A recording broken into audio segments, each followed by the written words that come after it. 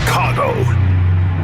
This is your morning routine. Put some respect on my name. Kap and J Hood. That's right, we bad. Watch the show on Twitch. Follow ESPN 1000 Chicago. Stream the show on the ESPN Chicago app and on FM 100.3 HD2 and on ESPN 1000 Chicago. Now. David Kaplan and Jonathan Hood. Good morning, everyone. Bring them out. Woo! Bring them out. Bring them out. Bring them out. Bring them out. Bring them out. Bring them out. Bring them out. Oh, God. Welcome in to the Kap J Hood Morning Show on ESPN 1000, and we're streaming on the ESPN Chicago app. With David Kaplan and Jonathan Hood with you. We've got Shay, we've got Jay Moore, we've got you for a 3-hour ride on this Thayer Thursday. With open phone lines for you at 312-332-ESPN, 332-3776 is our telephone number.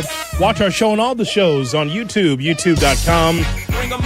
Look for ESPN Chicago on YouTube. Like, share, and subscribe when we do there. Also on Twitch, twitch.tv/ESPN 1000 Chicago. And finally, the Cubs did it. They are now 88-64, and yesterday in Pittsburgh, it happened. The Chicago Cubs, they're able to clinch a playoff berth. That's just amazing. Let's go back in time. It was amazing. Three River Stadium in Pittsburgh, and the Cubs do it. Listen to those crowds. Might as well join them. He's back.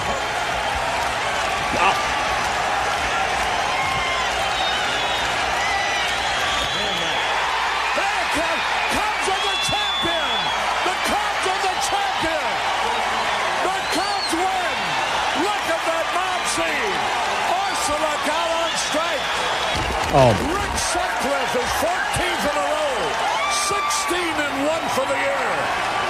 He faced only 28 men. He pitched a two-hitter. Let's just watch him.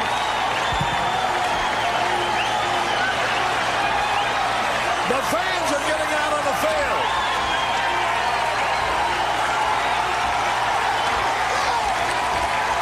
You'd think there were 50,000 here. And there it was, right there on Channel 9, as the Cubs beat the Pirates yesterday 8-4. How about that? What a moment, huh? Yeah, Sut coming back, Harry reincarnated to call the ball game. Yeah, that was 84, and that was yesterday. Same spot, Pittsburgh, Pennsylvania. All the ebbs and flows of this season, the ups and downs. But the Cubs, you knew were going to be good enough to be in the postseason. You just didn't know it was going to be this kind of route to get there. That's correct. It took a while, but my guy, Craig Counsell. Oh. I've been a little hard on him. Let's go, man. Let's go, man. Because to whom much is given, much is expected. And I expected more. I'm happy. I'm thrilled. They're in the postseason. Now let's clinch up the top spot in the wild card. And then let's see where the ride goes. As I correctly told Shay, the Cubs are a better team than the Detroit Tigers. They also have more wins than the Detroit Tigers. The Cubs have 88 wins. And we'll see where this ends. So hopefully somewhere in the 94 range, something like that. And then let's go. Let's go, man. Yeah, I understand that you're trying to stir the crap already this morning, 4 minutes into the show. But actually the measuring stick is not the Tigers. It would be the Milwaukee Brewers, in which the Cubs have fallen woefully short. 9 games out last year, and then not being the top spot in the National League Central this year. So actually the measuring stick would be the Brewers. But you're in the playoffs anyway. Congratulations. Or, the Phillies. But no. Nobody's bringing them up but you, Cap. You're just a sore winner. You just want to rub my face and boo-boo for no reason. I told you we were a better team than you, and you mocked me. And we took 2 out of 3, and we still haven't gotten a breakfast out of it. I offered to take you guys a week ago, and John said... Yeah, that still would have been 3.5 months late. Season's still going on, kid. I said I had to pay it off by the end of the season. That was the promise. So I'm offering. But here's the thing.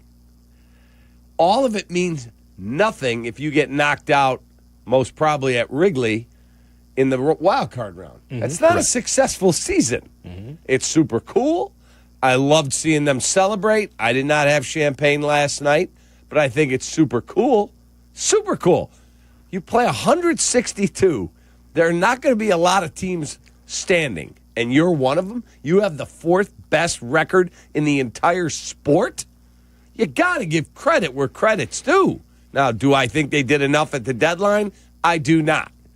Do I think they left some games on the table with getaway day lineups? I do.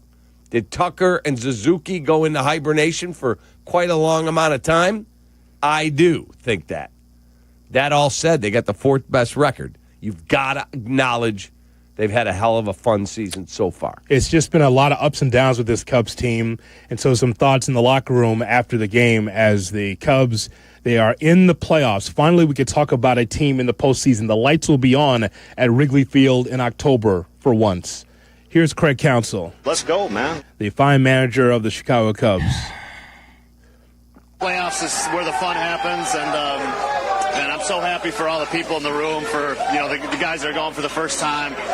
Our goal is not complete yet, and that's during the regular season we want to host games at Wrigley. We want to play our first playoff game at Wrigley. That's really important, and so we got a lot of work to do left for that, but we're gonna have some fun. Chad Hoyer. You know what? It's been a while. We didn't do this in 2020. We actually didn't do this in 2018 because we thought we were going to wait till the next day. So it's been a long time, and this never gets old. Every picture in my office is of celebrations like this because these are the moments you wait for with your staff, with the players. It's a great feeling. It's awesome. Nothing has changed over the past few months as far as my thoughts on Major League Baseball as a whole. The Cubs are in the dance. That's all you could ask for. There's a lot of teams that wish they were in the position of the Chicago Cubs, including mine, that I saw that was just sleepwalking at the rate yesterday as I sat there and watched a team that was just going through the motions offensively. Yeah, my team's 57-96. But as I told you a couple of months ago, and I still feel the same way, even though some will look at the Phillies or look at Milwaukee or look at Detroit or Toronto and say, hey, they might be the favorites. Cap, it's still wide open. Here we are on September 18th. It's as wide open as anything else. So with the Cubs being in the mix in the playoffs, they have as good a chance as a lot of teams that will be in the postseason this year because there is no favorite. No matter what your favorite app says, when you take a look at short series, taking a look at not a lot of great moves at the deadline for a number of these teams, some teams are what they are. And if they get hot, they'll win. But there's no distinguishing favorite to me. So this is why, if you're a Cubs fan, you should be excited because you never know what's going to happen. Well said, because if you look at every good team, if I told you the Detroit Tigers got to the World Series and in the 7 games that they played in an epic World Series, Tarek Skubal won 3 of them, would that shock you? That wouldn't shock me. Mm-mm. Not at all. If I told you the L.A. Dodgers with their $385 million payroll somehow piecemealed their pitching staff together, they got a couple guys healthy and a couple guys overperformed expectation, like Jed likes to say, would you be shocked? I wouldn't. If I told you that, I don't know, let's see where they're at today. The Texas Rangers, who have a lot of talent on their team, they've got some injuries. They are, 2 games out of – where are they now in the wild card? Yes, overall – they've slid back. Overall, they're 79-74. And in the wild card race, you see where they are right now. They are 4.5 games behind. 4.5. Mm-hmm. Okay. If Cleveland, they're 2.5. Like, if any of these teams – if Boston got hot, would you be shocked? No. All these teams have a lot of talent. They do. Houston's loaded with talent. Toronto – that's just the American League. Go to the National. The Phillies have a hell of a team. Mm-hmm. Their number 1 pitcher's out for the year. Zach Wheeler got hurt. Yep. Had surgery. Done. The Brewers have a hell of a team. I mean, there's a lot of good baseball teams there. If I told you that Juan Soto was a game wrecker in a short series, oh, God. That guy's making $765 million for a reason. Mm-hmm. Anybody can win. Yeah, it's just that wide open. And usually we always look to the skies into the clouds of those that are spending the most money. Correct. Because that usually increases your chances to win. Ask the average Met fan how they feel this morning. How they just been pissing it away all season long. Yeah. Where you take a look at a team like that, look at the Yankees, look at other teams that spend a lot of money and say, are you solidified as a strong playoff team to get to the World Series? Not the case. So what I would say is, Cap, is that most of our lives we have seen non-Cubs playoff teams. So when you get one, take solace in the fact and enjoy it. Even though, again, ups and downs, problems with the front office, the bottom line is that your team is in the playoffs. And by the way, that's few and far between around here if you take a look at the landscape of Chicago sports. So, it's one thing to be frustrated and look at a team like, but you know what? You're in there. You're in the postseason. Let me ask you a question. I don't have to think about this answer. Is this the first playoff team that we've had since you and I have been hosting mornings for over 5 years? Besides the Sky, no. I'm talking about, and this is not a shot at the Sky, the Big Four. The Bulls. They played the play-in. No, they played in the playoffs. My first year as a producer here, they played against the Bucks. Yep. And got gentlemen swept. In 5. That's right. Okay. They were the 1 seed the majority of that year till Lonzo went down. But that was it. Yeah, just so you know, ladies, the Red Stars in Cap's mind does not count either, even though they were in the postseason. I didn't say that. I'm not saying that. Nobody would go to your parade. Oh, my God. I was at the Sky Parade. I was hosting the Sky Parade. No, Jay Moore was at the Sky Parade. You were in studio pretending that you enjoyed it. Go ahead. I loved it. It was super cool. I was really into it. I hosted it. All right, that'll be fine. Now we turn to I did. I was the host for the Skies Parade. A veteran that has been able to lock in and help the young players on this team. How about another champagne celebration for Mr. Turner? Yeah, the no goggles thing, I've been doing for a while, but losing the shirt is kind of a Clayton Kershaw thing, honestly. But, yeah, it feels good to soak it all in and let it burn. So, just like this. There you go. Oh, yeah. Enjoy the day. It was wild in there. They let loose. They let loose, and they enjoyed it, and good for them. They deserve it. Let me tell you, champagne in your eyes is awful. Yes. It hurts. But you know what? It's a good pain if you're the Cubs, right? It is. And I've been asking since we've been together, I think you've heard me say this before about having an old head in the locker room. Mm-hmm. Oh, our roster, it's so precious, our roster. We got to have everyone that's 28 and younger. Have a guy that has some experience that can put his arm around some of the young players when they're going through a tough time. Yeah, it's a great point. Turner's that guy. Matt Shaw and PCA, they have talked about what Justin Turner does for them, even in-game. Come here a second. I want you to look at this video. See what he's doing to you? Here's how you combat that. Matt Shaw and PCA have talked ad nauseum about that guy's amazing. He teaches us things every day. See, and that's why there's a value there. That's the way baseball used to be. Right. Some guy that's been around for a long time, he's sitting in the corner, he pinch hits every now and then. All right, doubleheader. All right, get out there. You know, you may not be great defensively, but, you know, you've been a solid. He had 2 hits yesterday. You're a good egg. Just put anybody, like a Jay Johnstone, or just right. Just come on out there for that first game of doubleheader. Haslam with the Heat. Just come on out there, right? It's good to have guys like that in the locker room. Just Agreed. one guy. Because what the manager misses, a veteran player gets. Kind of like Case Keenum with the Bears. It's good for him to be there. He's not like ancient, but he's been able to help out C.J. Stroud, not trying to help Caleb. So it's good to have an old guy in there to try to help. Yeah, it's very important when you put your team together that you have this mix, this chemistry. And a friend of mine said to me, I heard you about Justin Turner, because I said what you're saying like a month ago. Sure. He said, just make him a coach. No, that's not how it works. It's different. When they are a fellow player, it's different how the message is received. Sure. It's just true. And it's not his title, but he's kind of like a player coach. Yeah. It's just like it's not what his business card says, but, yeah, he's there to help. Back in that locker room, which was wild yesterday, Michael Bush, kind of an unsung hero. Throughout all this whole season, Cap, we haven't talked a lot about Michael Bush, but here's a guy here that was proud to be part of this team. It's amazing, especially like come together with a group of guys the whole season. It's a long one, just to be able to accomplish what you want to accomplish, and then just to be. He's getting killed. But, yeah, just the first step. We celebrate these little goals, but it's fun for us. It's fun for the city of Chicago.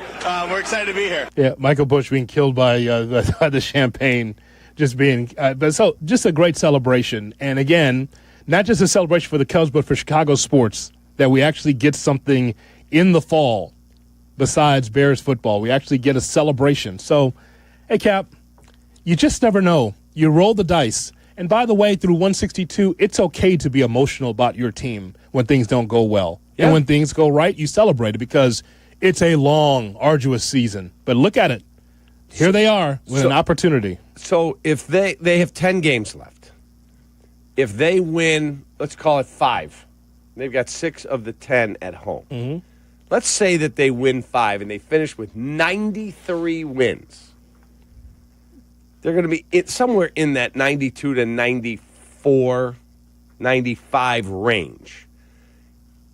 If they do that, if I had said to you guys when we started the season in Japan with the Dodgers, hey, guess what? Cubs are going to win 93, 94, 95 games, and they're not going to be close to winning the division. You'd have thought I was nuts. Tip your cap to the Brewers. They earned it, man. Yeah. They did. They've got a hell of a team. They've got 93 right now, 5 games up.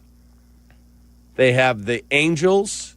They have the Padres still. I don't remember who their last series is with.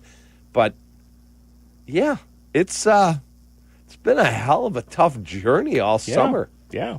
But I think what it comes down to, because there's no definitive favorite, is who's playing their best baseball at the end of this month going into October.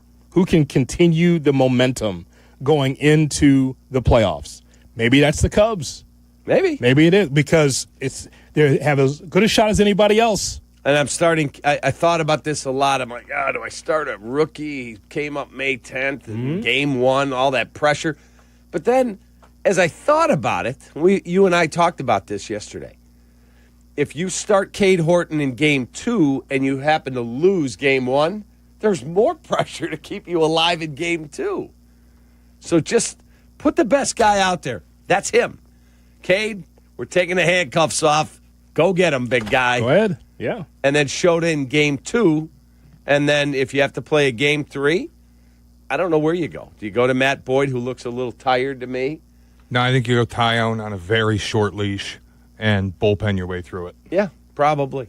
That's what it is.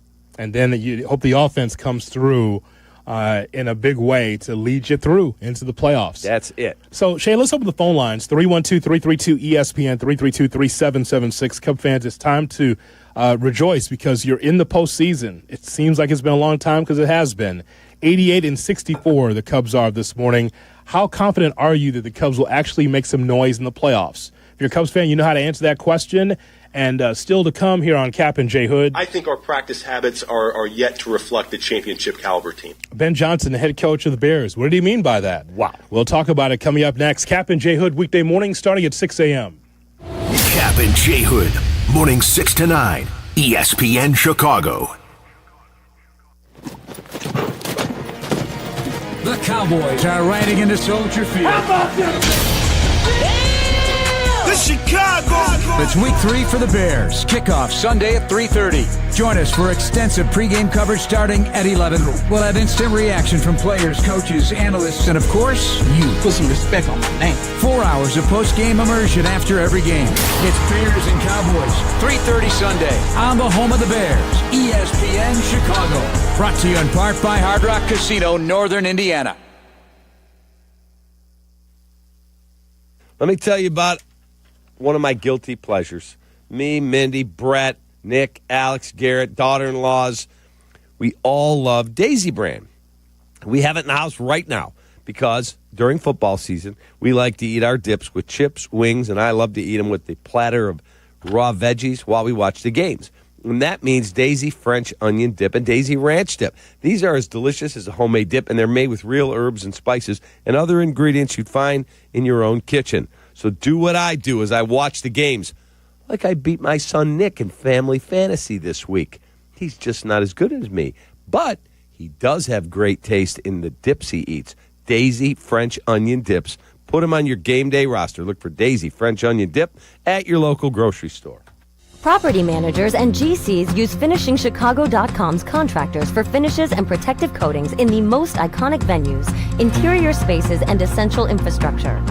Our painters apply industry-leading commercial and industrial finishes inside and out, so your biggest assets always put their best square footage forward. FinishingChicago.com has your free list of painting, wall covering, glass systems, drywall finishing, and signage contractors. For a great finish, start with FinishingChicago.com. This is the take care of my family goal. This is the enjoy the life I've built goal. This is the set up a foundation goal.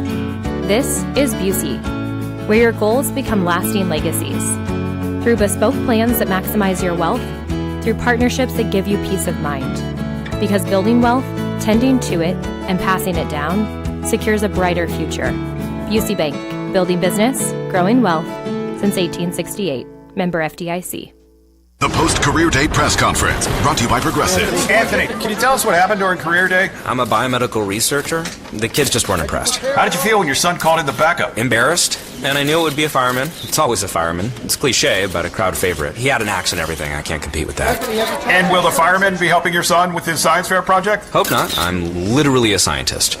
Like it or not, sometimes you need a backup. That's why there's Progressive to protect your home and auto. Progressive Casualty Insurance Company affiliates and other insurers. Not available in all states or situations. This is the story of the one. As a custodial supervisor at a high school, he knows that during cold and flu season, germs spread fast.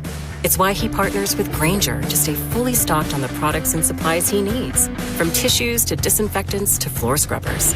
All so that he can help students, staff, and teachers stay healthy and focused.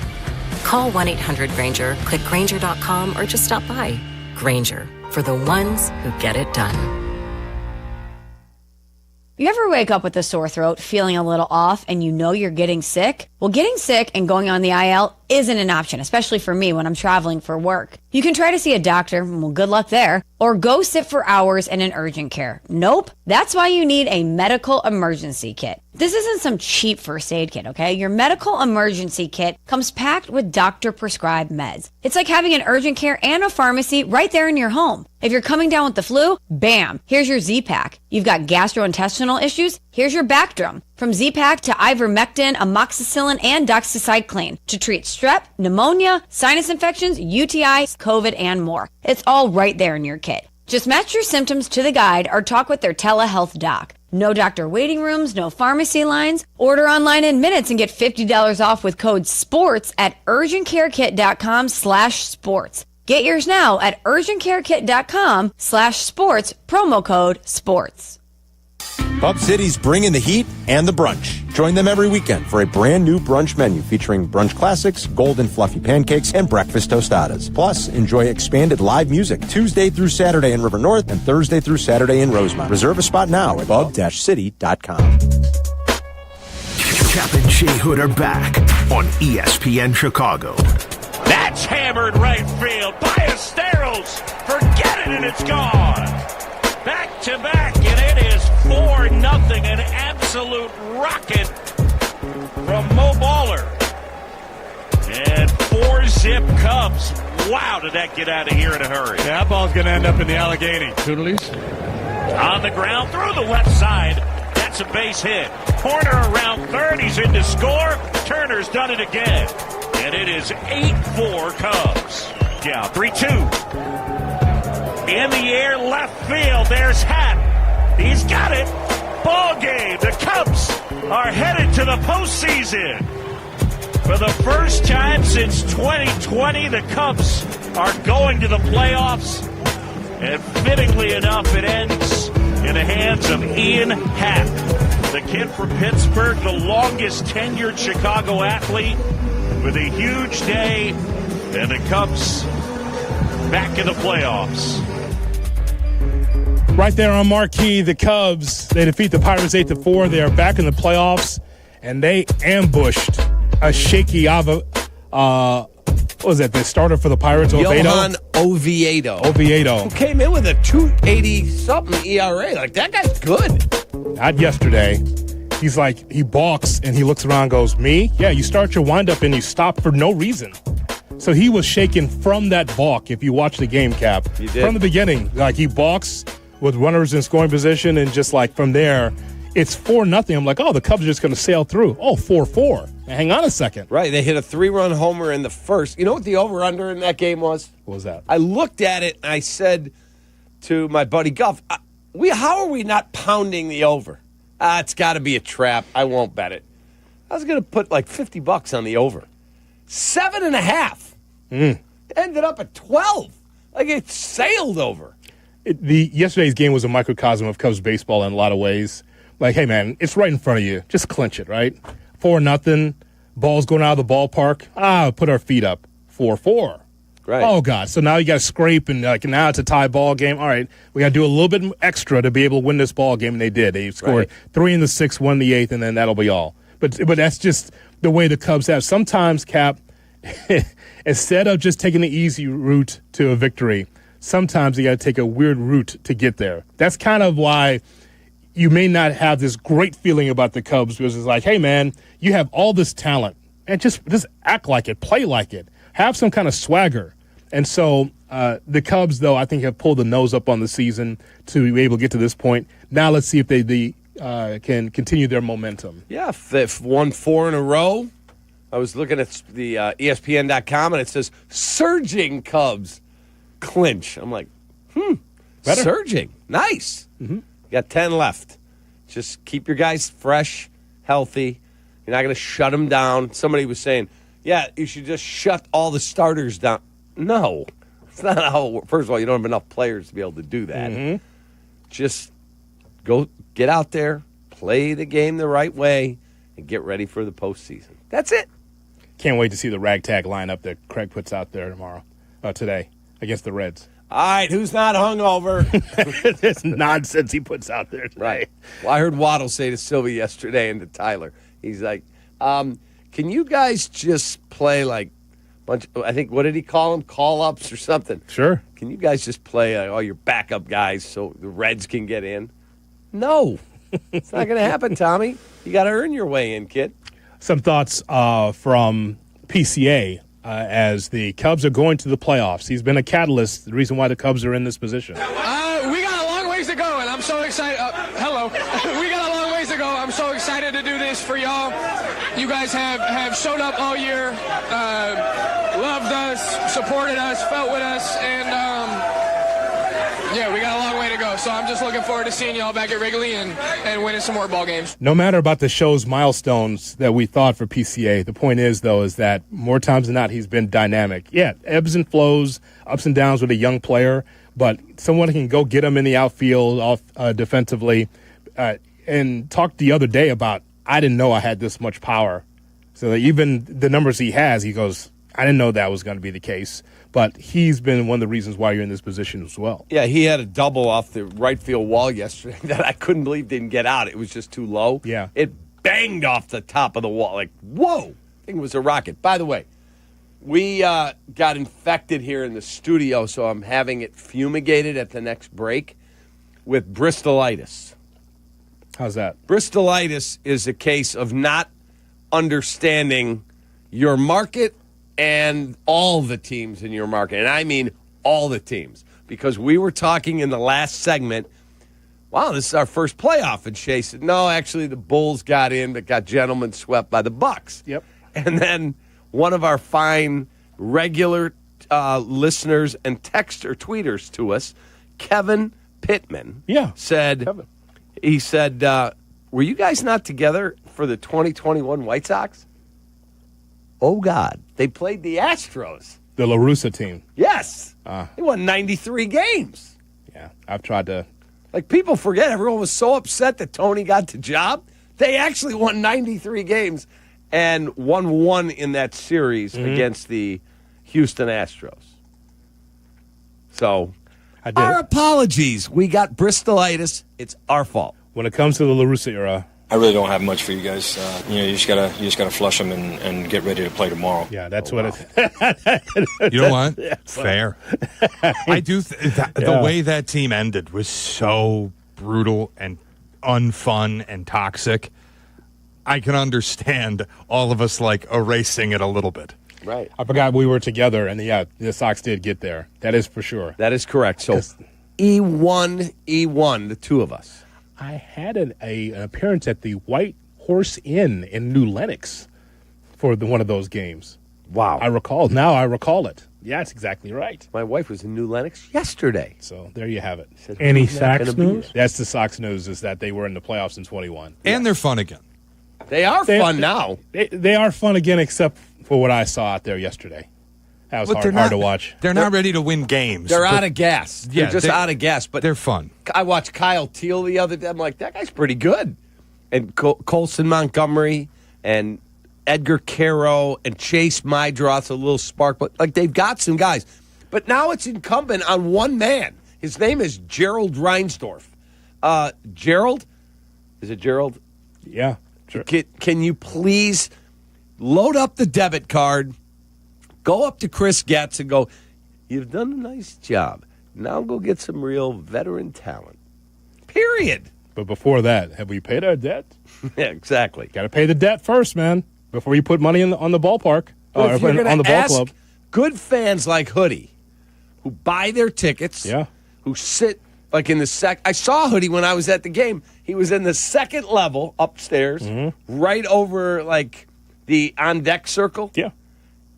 Hoodie doesn't go beg for tickets free. I do not. He buys his seat. He's up there with his cousin Maceo or Wiley usually, and they cheer on their White Sox. Well, guess what, Jerry? How about a little loyalty to the people that fill your ballpark or that come to your games or watch CHSN or listen here on ESPN 1000? Those people deserve a little bit of loyalty. I don't really want to hear anymore how loyal you are to all your employees. They have some great people there. My friend George McDaniel, Brooks Boyer, Christine O'Reilly. There's a bunch of them. They're awesome, great White Sox employees. I love that you treat them well because you should. But guess what? Somebody who's 60 years old, 55 years old, that has given you their life as a Sox fan, it's time to show them a little loyalty. Put that in your pipe and smoke it. Okay.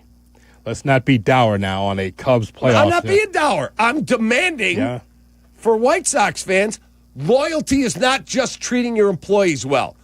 It's treating the people that actually pay the bills. All right, more of your phone calls coming up. 312-332-ESPN, 332-3776. How confident are you that the Cubs will actually make some noise in the playoffs? Also, we'll talk about Ben Johnson and the Bears had some big statements. How big are they? We'll talk about it coming up next. Kap and J Hood on Chicago's Home for Sports. This is your morning routine. Yeah. Kap and J Hood. Good morning. Morning. Good morning. Oh, and in case I don't see you, good afternoon, good evening, and good night. On ESPN Chicago. TGIF? Nope. Now it's TGIDPBF. Thank God it's Dr. Pepper Bears Friday. All season long on ESPN Chicago. Let's talk a little bit about Breakthrough Beverage. New friends and old favorites. It's time for this month's Whiskey University.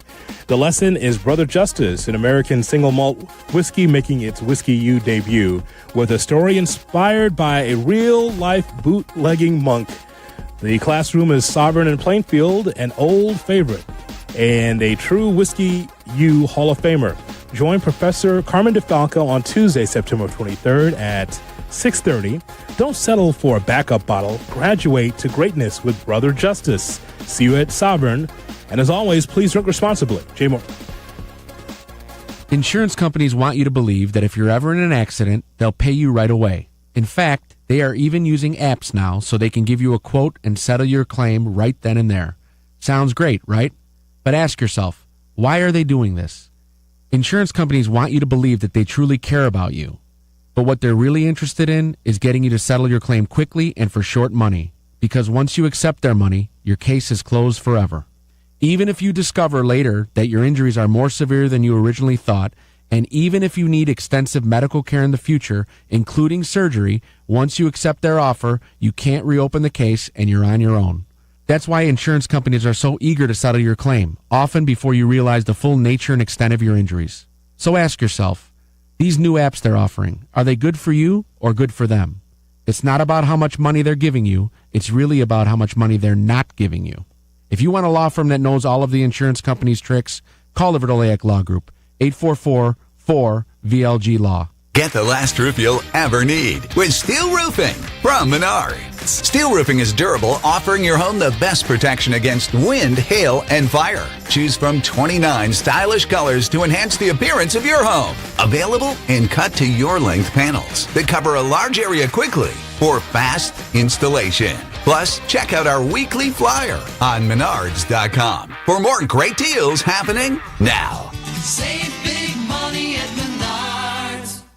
1/3 of Illinois State University students graduate with zero debt, and Redbirds go on to earn $15,000 more a year than the national average just a few years out of school. Get real return on your investment. Apply today to start creating your legacy at illinoisstate.edu/apply. Hey everybody, Joe here, founder of Fry the Coop. Did you know that we now use Vienna beef pickles in our awesome chicken sandwiches? Vienna beef makes the best pickles ever, and we couldn't be happier. Don't believe me? Stop by any Fry the Coop and prove me right. From kickoff to cash out, ESPN Bet has the tools you need to score more on game days. Bet smarter with stats at your fingertips. Get personalized parlays built just for you. And with your fantasy team synced right in the app, you can back your squad. Right now, new customers get $100 in bonus bets when you bet $10. Sign up with promo code USL to get started. Must be 21 plus. Gambling problem? Call 1-800-GAMBLER. Terms and conditions apply. See app for details. Offer not available in New York. Tire care shouldn't come with extra costs or surprise fees. It should be simple, straightforward, and stress-free. So at Midas, they're rolling out the limited lifetime tire guarantee, included with every tire purchase with paid installation. You'll pay nothing for flat repairs, nada for flat replacements, zilch for tire rotations every 5,000 miles, and zero for other preventative maintenance. So with this limited lifetime tire guarantee, you'll pay a whole lot of nothing compared to what the other guys charge for tire care. That's the limited lifetime tire guarantee, only at Midas. Hit the road in a brand new Chevy in less than 1 hour. At Advantage Chevrolet Hotchkiss, you can sign and drive away in 60 minutes or less. Seriously, or they'll cover your first car payment. Every new Chevy is backed by the Advantage Plus program. Advantage Chevrolet Hotchkiss. Together, let's drive. Hey, have you heard of Nutrafol and thought, do hair growth supplements work? Ask the 1.5 million people taking it. Nutrafol is the #1 dermatologist-recommended hair growth supplement brand, clinically tested using industry-leading hair measurement tools like hair counts and pull tests and published peer-reviewed studies. Check it out, Nutrafol.com. Get $10 off your first month plus free shipping. Nutrafol, Nutrafol.com. Jay Borg.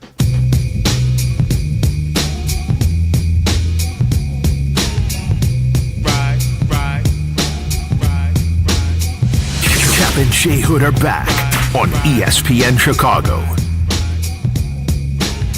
The Cubs are in the playoffs, and we're talking about it here on the Kap and J Hood Morning Show on ESPN 1000 and streaming on the ESPN Chicago app. How confident are you that the Cubs will actually make some noise in the playoffs? With you until 9 o'clock, then Carmen Jurko at 9, followed by Rich Eisen at 12, Bleck Abdalla uninterrupted at 2, Waddle and Sylvie at 3, right into Bears Weekly with Jeff and Tom, right here on the home of the Bears, ESPN 1000. Brian in Lake Geneva on ESPN 1000. Brian, good morning.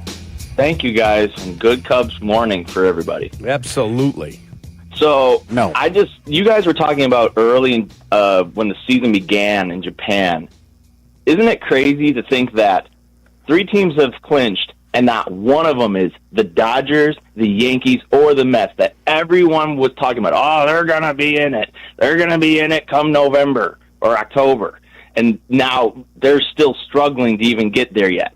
Dodgers, we'll see what happens with them, but I think they're not going to do anything, this postseason. They just keep stumbling in, it seems like. Kap? Yeah, but they've got a lot of talent, man. They do. But they just, you know as well as anyone with the postseason, you can't just turn it on. You got to start actually showing progress. At least the Cubs now, they're starting to turn it around, like you guys said. The Dodgers, I don't know about that. We'll see. Again, they have, whether it's Shohei Ohtani, Mookie Betts, Tyler Glasnow, Blake Snell, Clayton Kershaw.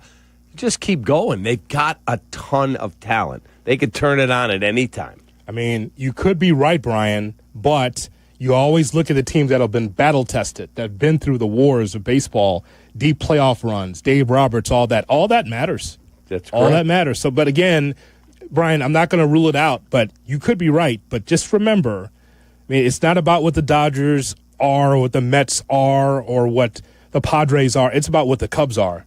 What are they going to do about it? That's the whole thing. You know, you're going to have to take on some formidable team because it's a playoff team that's earned their spot. So now what are the Cubs going to do about it? 312-332-ESPN is our telephone number. Downtown Dean on Kap and J Hood. Dean, good morning. Good morning, gentlemen. Yeah, it's funny, and Kap just named those players on the Dodgers. Mookie Betts and Kershaw aren't even, like, top 10 in their player performances this year, but Betts has been playing terribly. No, but that's fair, but would you be No, shocked I'm saying if that's Mookie your point. Betts... They could turn it up in the playoffs. I get your point, yeah. Exactly. So I'm curious to hear your reaction, Kap. You're going to lose that bet with Jesse. The MLB general managers took a poll. My brother was telling me this. I couldn't find it, or I would have sent it to you guys. And they said that there's zero chance the Cubs are going to re-sign Tucker. So I'm just telling you, I don't think they're going to really make any noise in the playoffs. I don't take them seriously. And, like, you cannot put Shaw out there at third and take this team seriously as a franchise. This is why they make me sick sometimes, man. I was just telling Shay, it gets me worked up. But, Hoodie, I also wanted to tell you it's going to be a gorgeous day out today. Mm-hmm. So stop by Chicago Cut and sit on the patio. Get yourself one of those lobster salads with the champagne vinaigrette, all right? Tell them Downtown Dean sent you. David! Gotcha! Take care! Wow. Thank you very much. I saw him the other day. I got dinner from his place over at Carson's, and he's such a good dude. I did not see the commercial for Chicago Cut coming from Downtown Dean. Wow. So this came out of House Hall yesterday. I think our practice habits are yet to reflect the championship caliber team. So he lobs that into the press conference, Ben Johnson, head coach of the Bears, and then it just got quiet. That was shocking. Well, it just got quiet because you're used to him being a little bit more, verbose in his answers, and he stopped short. That's the whole answer to a question. He lobbed a match on a bunch of dry leaves and then stood back and went, okay. How are you going to react to that one? It's smart because he wants that to stand on its own as a quote. He didn't say that and then comma or like semicolon to another point. He just stopped right there, and all you heard was, you could hear in the background like, oh God, what is that? Like, so here's what I think, Kap.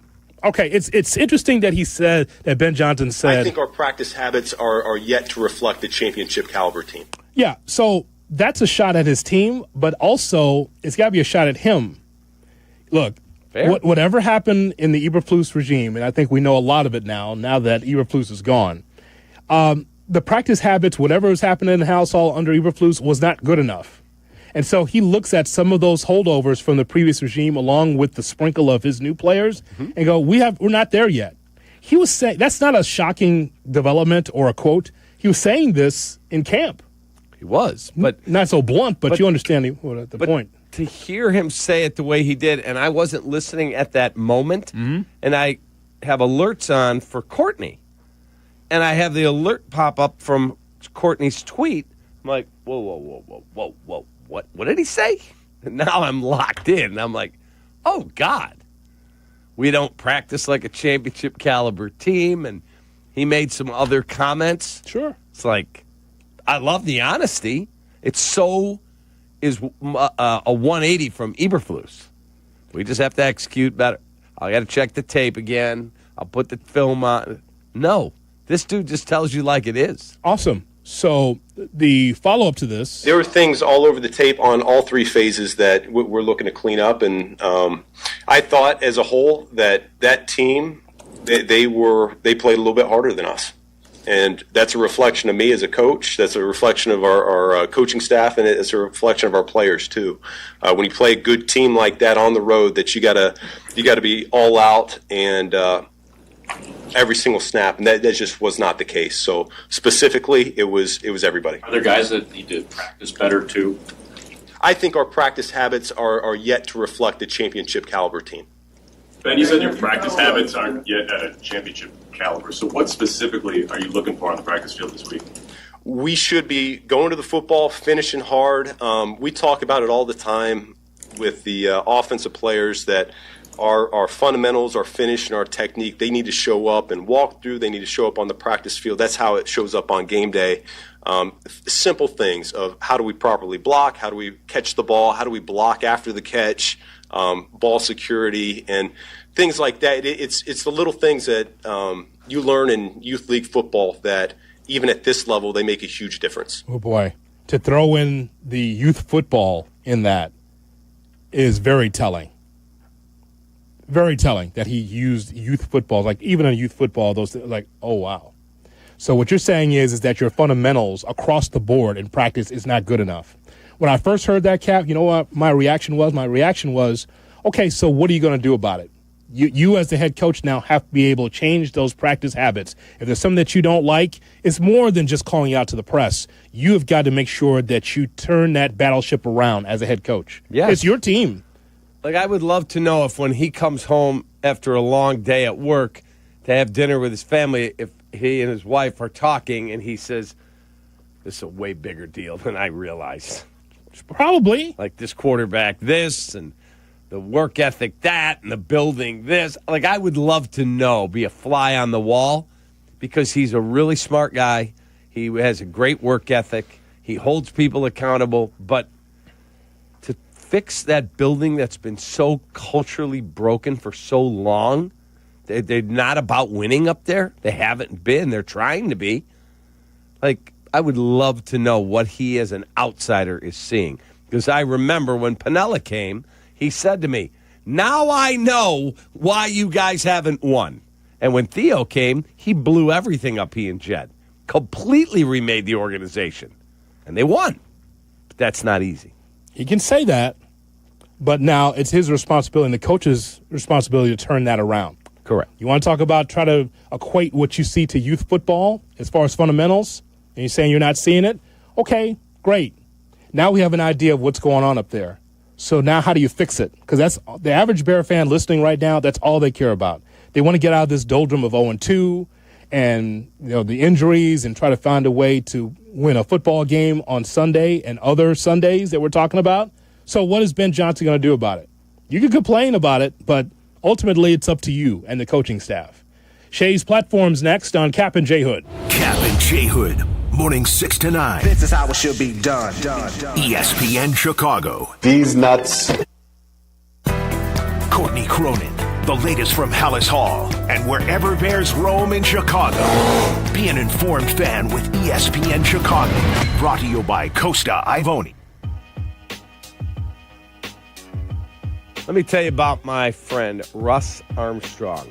Do you need windows? Because we did. And Russ Armstrong, the Chicago window guy, is phenomenal. Do not get fooled by all the different ads you hear. Buy one, get one free. They're gimmicks, sketchy half-off deals. Russ just keeps it real. He offers the most energy-efficient windows and doors at the lowest price, guaranteed. That's right. I said guaranteed. Lowest price, most energy-efficient windows. You're going to see savings in your energy bill. We are. No subcontractors, no marathon sales pitches, just top-quality products, expert installation, and you deal directly with Russ himself. The Chicago window guys are the guys I trust, and you should too. Use who we use. The Chicago window guys. 847-881-3060. 847-881-3060. If you're turning 65 or new to Medicare, Humana might just have the health plan you're looking for. Our Medicare Advantage plans offer coverage and care you can count on. You could get a plan with a $0 premium or an all-in-one plan that may include medical and prescription coverage, as well as routine dental, vision, and hearing. Learn more at GetHumana.com. Humana, a more human way to healthcare. Humana is a Medicare Advantage HMO and PPO organization with a Medicare contract. Enrollment in any Humana plan depends on contract renewal. With 3 locations to serve Chicagoland, Advantage Chevrolet gives you so much more. Visit and see the amazing inventory and savings at Advantage Chevrolet Bolingbrook. And Advantage Chevrolet values your time. They'll have you in your new Chevy in less than 60 minutes, or they'll make your first car payment. That's right. Drive off in your new Chevy in less than 60 minutes, or they will make your first car payment. Visit AdvantageChevrolet.com. Together, let's drive. Must mention offer upon arrival before negotiation. Restrictions apply. Ask dealer for details. Your small manufacturing company doesn't run itself. Yeah, wouldn't that be nice? But in Chicagoland, you do have someone by your side. Where? Meet the Technology and Manufacturing Association. Hello! Where'd you come from? The TMA supports small to mid-sized manufacturing companies with resources, training, and 1,000 other things. We're just being indispensable. For their 100th anniversary, the TMA is shouting out their members, like Gold Partner Michael Herron from Herron Construction Company. To learn how they can help you, visit tmaillinois.org.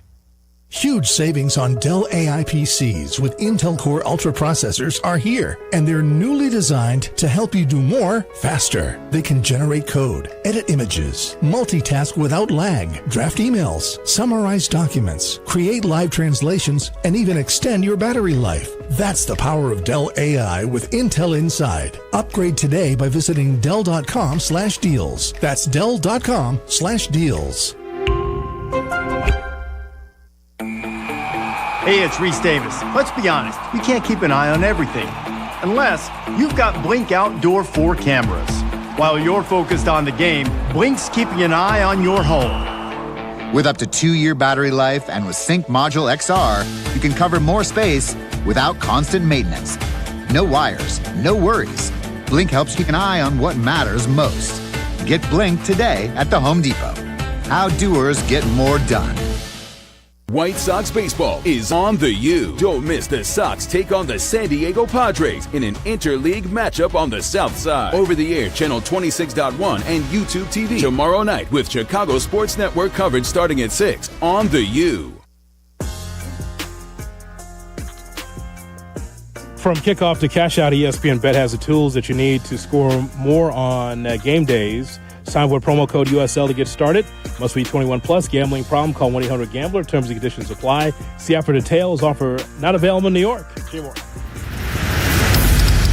Follow Chicago's Home for Sports on Twitter at ESPN 1000. Kap and J Hood are back on ESPN Chicago. Chicago's Home for Sports.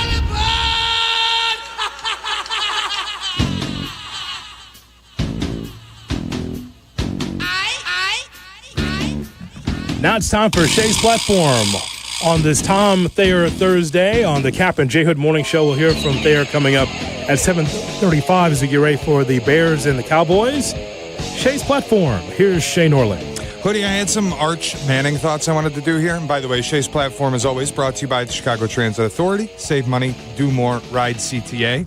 I'm actually going to push those to shot or no shot because I have made a promise to you, to Kap, to Jay Moore, to our audience, that I would bring the snorling line for Dallas and Chicago to this program. All right. So I'm going to explain how I got to this number. I'm not just going to give it out to people and say like I dropped it out of the sky. There's a process here. All right. And it involves looking at the market. This is geeky, but it'll let you know where I stand on the game. So if you go to the look-ahead betting markets for next week, Green Bay plays the Cowboys. Green Bay currently on the look-ahead number is a 4.5-point favorite at Dallas. That means I would make them about a 5-point favorite on a neutral field. Green Bay was a 2.5-point favorite against Detroit. They shellacked Detroit. Yes. I imagine if that gets played again, they're probably a 3.5-point favorite in the game. Make them about a 2-point favorite on a neutral field. Detroit, as we know, 6.5-point favorite against Chicago. So you make all these numbers work together. I use the Green Bay Dallas number to get Detroit about a 5-point favorite against Dallas. Okay. Detroit, I would make about a 7-point favorite against the Bears today. Using that, the difference in the teams is 2 points. I'd make Dallas lay 1.5 on the road against the Bears. There's my snorling line and how I got to it. 1.5. Dallas would be a 1.5-point favorite for me. How's that jive with you? Hello? I was not good in math in school. I was an English major. I was good at speaking. That's why I do what I do. I have no idea what he just said. But I got this. I'm just being honest. It's market analysis. I got to the it's geeky number that you got to. That's fine. I think it's a pick'em game. I do. Well, what he did is he. Well, I don't want to go back to this chapter and verse, but he looked at the previous games for the Cowboys. Mm-hmm. Okay, and then looked at that. Do the Lions in that mix because the Lions, they played the Green Bay Packers, and so he's able to come up with that formula. He put all that together to give the Cowboys a slight edge over the Bears at Soldier Field. Yeah, that's fine. I have it as a pick'em. The Kaplan line says it's a pick'em. And listen, 1.5 is basically a pick'em in the NFL because unless you're going to tie, you're almost never going to win by one. It rarely happens. Both teams suck defensively. The most common number you will win by in the NFL is 3. So 1 is basically a coin flip, and I could go either way on this. But I made a promise to Hoodie that I would get him a snorling line. Yes. And I didn't want to just drop it out of the clouds. I wanted to at least try to explain how I got there. And it very simply involves looking at what the other numbers were for these teams. The NFL's great because you get common opponents. It's not like college where you're just playing one of 150 teams, whatever it is now. You actually all play each other. So you can get data points that'll tell you what a team should look like in the market. If you're trying to do other stuff, I think there's so much information out there and it's all available to you and it's all available to the book. Trying to figure out what's useful and isn't, you're just going to hurt yourself. So just look at the market and keep it simple, stupid. I think you can get pretty good numbers. I do. I actually agree with you because both defenses are terrible. So Shea and ESPN Bet agree that the Cowboys coming to Soldier Field are a 1.5 point favorite. That the Cowboys are 1.5 point favorite against the Bears. That's the only book I think posting the Cowboys as a favorite right now, too. Everywhere else still has the Bears laying a point or a 1.5. Well, hold on. Let me look at what my book that I usually use has. My bottom line of all of this, with this being Bears-Cowboys week, is that you can't have Eberflus come in here with the Eberflus revenge game and then beat the Bears. You can't have that. That would suck. Well, I mean, that's on the table, by the way. That very well could happen. I just don't want to see that happen. Eberflus, who was bumbling as a head coach, could not make decisions as a head coach. Could you imagine he comes in here with this below-average defense and was able to pick apart Caleb Williams, showing that film of Caleb, all his tendencies, and then the Cowboys win? Could you imagine that? Yeah. Because that now, the story, I'm going to call it out now before anyone else does. You know what happens, guys? Eberflus sinks the Bears season at 0-3. The former coach. I mean, that's the headline. Yep. And Hoodie, I got bad news. The Cowboys have become a favorite virtually everywhere. Fanatics has it. Cowboys -0.5. Yeah, FanDuel's the only book left that has the Bears as a favorite. Everyone else has moved the Cowboys to favorites. That's fine.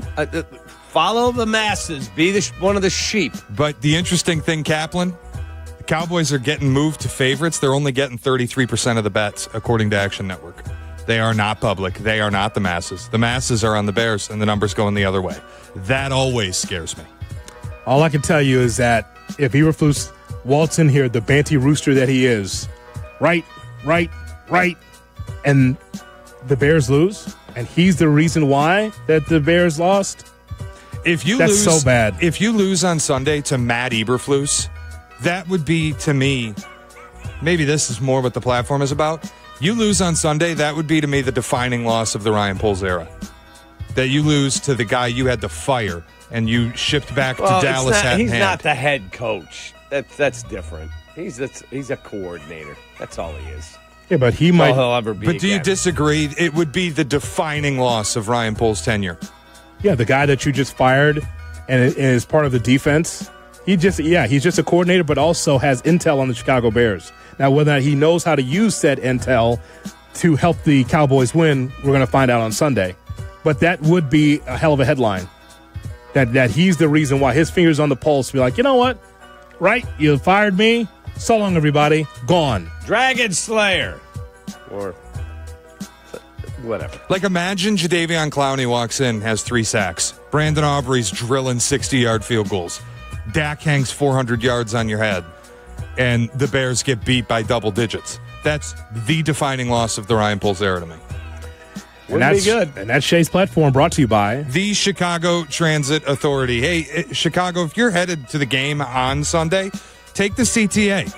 We'll get you to the game and back for just $5. It's less money spent on travel, more money for food and merch, no searching for parking, no random surge pricing, no traffic. We will do the driving for you. CTA has train stations and bus stops within steps of all major stadiums and venues in the city. Plus, we've got tap to pay available on all CTA trains and buses. There's no need to purchase a ticket ahead of time. Just tap your credit card or your smartphone and ride. Plan your next trip at transitchicago.com/plan-a-trip. Save money. Do more. Ride CTA. We'll hear more from Ben Johnson, head coach for the Bears, and also Caleb Williams weighed in on the Chicago Bears that get ready to take on the Cowboys. Of course, we have full coverage all day Sunday right here on the home of the Bears, ESPN 1000. We'll pause for 2 minutes for station identification. Live from State Street in the heart of Chicago, this is the home of the Chicago Bears, ESPN Chicago. And this is Kap J Hood, WMVP, WTBC, HD2, Chicago, a good Carmen Brands radio station. Kap J Hood here with Howard Ankin. Howard, I know someone who was injured on the shop floor. Please have him call me. My guy. Howard, I have a buddy who was T-boned by a utility truck. Please have him call me. My guy. Your guy? Correct. Not this again. Howard Ankin is my guy. Hold on. Cap, your friend, Hoodie, your buddy. I'm their guy. And I'm also your guy and your guy. Call 312-6million for injury law made personal. Howard Ankin, our guy, on the Kap J Hood Show, weekday mornings on ESPN Chicago. My guy. Yeah. Four Seasons Heating, Air Conditioning, Plumbing, Electric wants you to avoid breakdowns this winter. Did you know your dirty furnace costs more to operate? It increases your utility bill and leads to more breakdowns? Now's the time. Schedule your Four Seasons tune-up today for only $89.95. The furnace tune-up includes a 30-point inspection, complete cleaning, and is backed by the industry-leading 1-year, no breakdown guarantee. Peace of mind, lower utility bills, just a Four Seasons tune-up away. For all the right reasons, call 866-4 Seasons. From kickoff to cash out, ESPN Bet has the tools you need to score more on game days. Bet smarter with stats at your fingertips. Get personalized parlays built just for you. And with your fantasy team synced right in the app, you can back your squad. Right now, new customers get $100 in bonus bets when you bet $10. Sign up with promo code USL to get started. Must be 21 plus. Gambling problem? Call 1-800-GAMBLER. Terms and conditions apply. See app for details. Offer not available in New York. The John Deere Gator XUV lets you cut, pack, drive, scout, weld, stack, feed, pull, load, tow, spray, and haul, all in a single day. Because with the highest cargo box volume in its class, customizable features, and a towing capacity of up to 4,000 pounds, it gets the job done. You just have to get in the seat. Learn more at your John Deere dealer or visit johndeere.com/Gator XUV.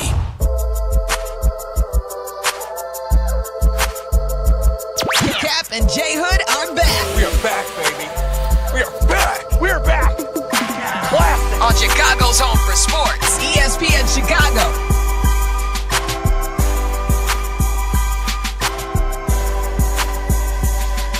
It's a Tom Thayer Thursday on the Kap J Hood Morning Show on ESPN 1000 and streaming on the ESPN Chicago app. Here's hoping that you're going to have a great day.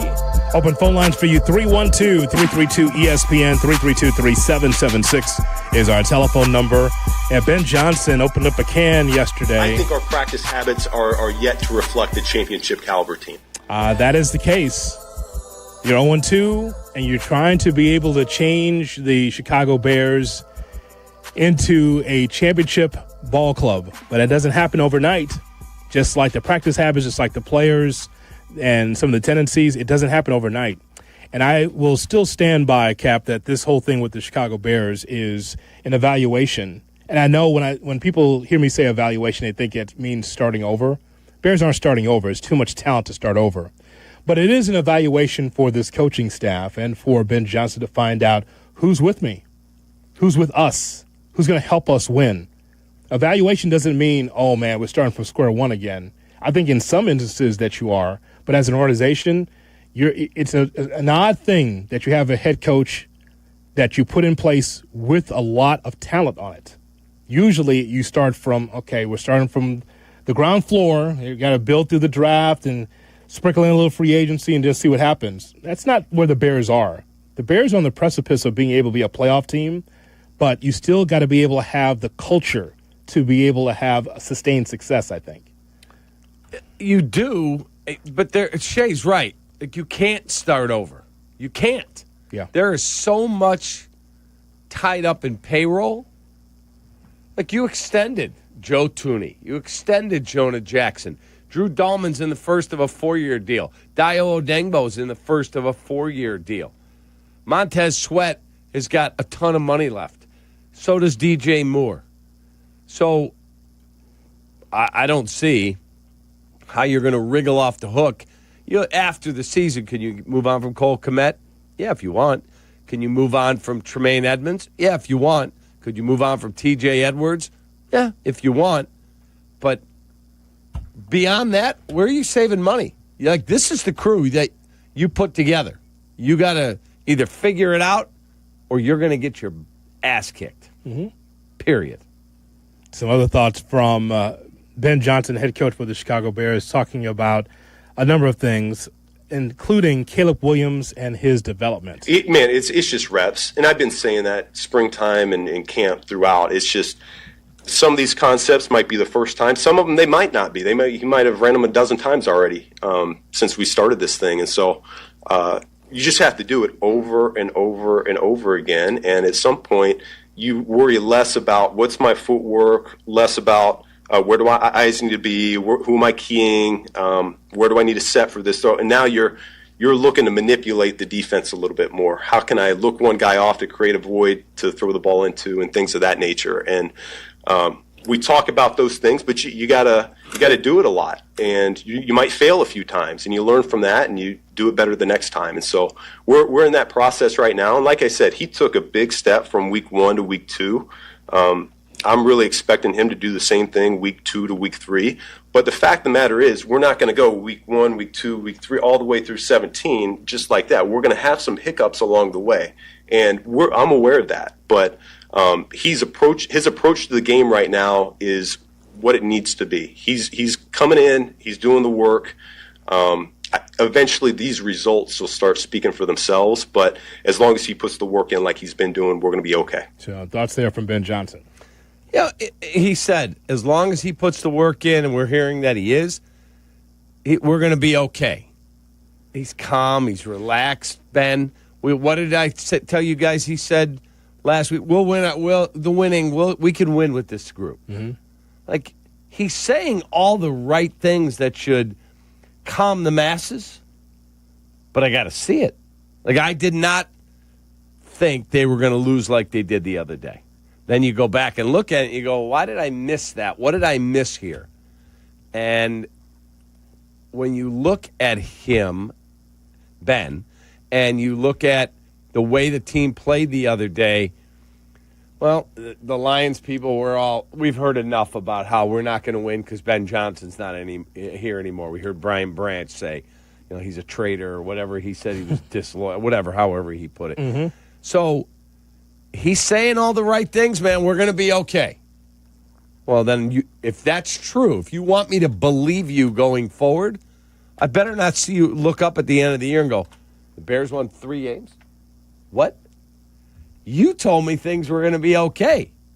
The one thing about Ditka, you can say what you want about Ditka. I loved him, and not everybody did.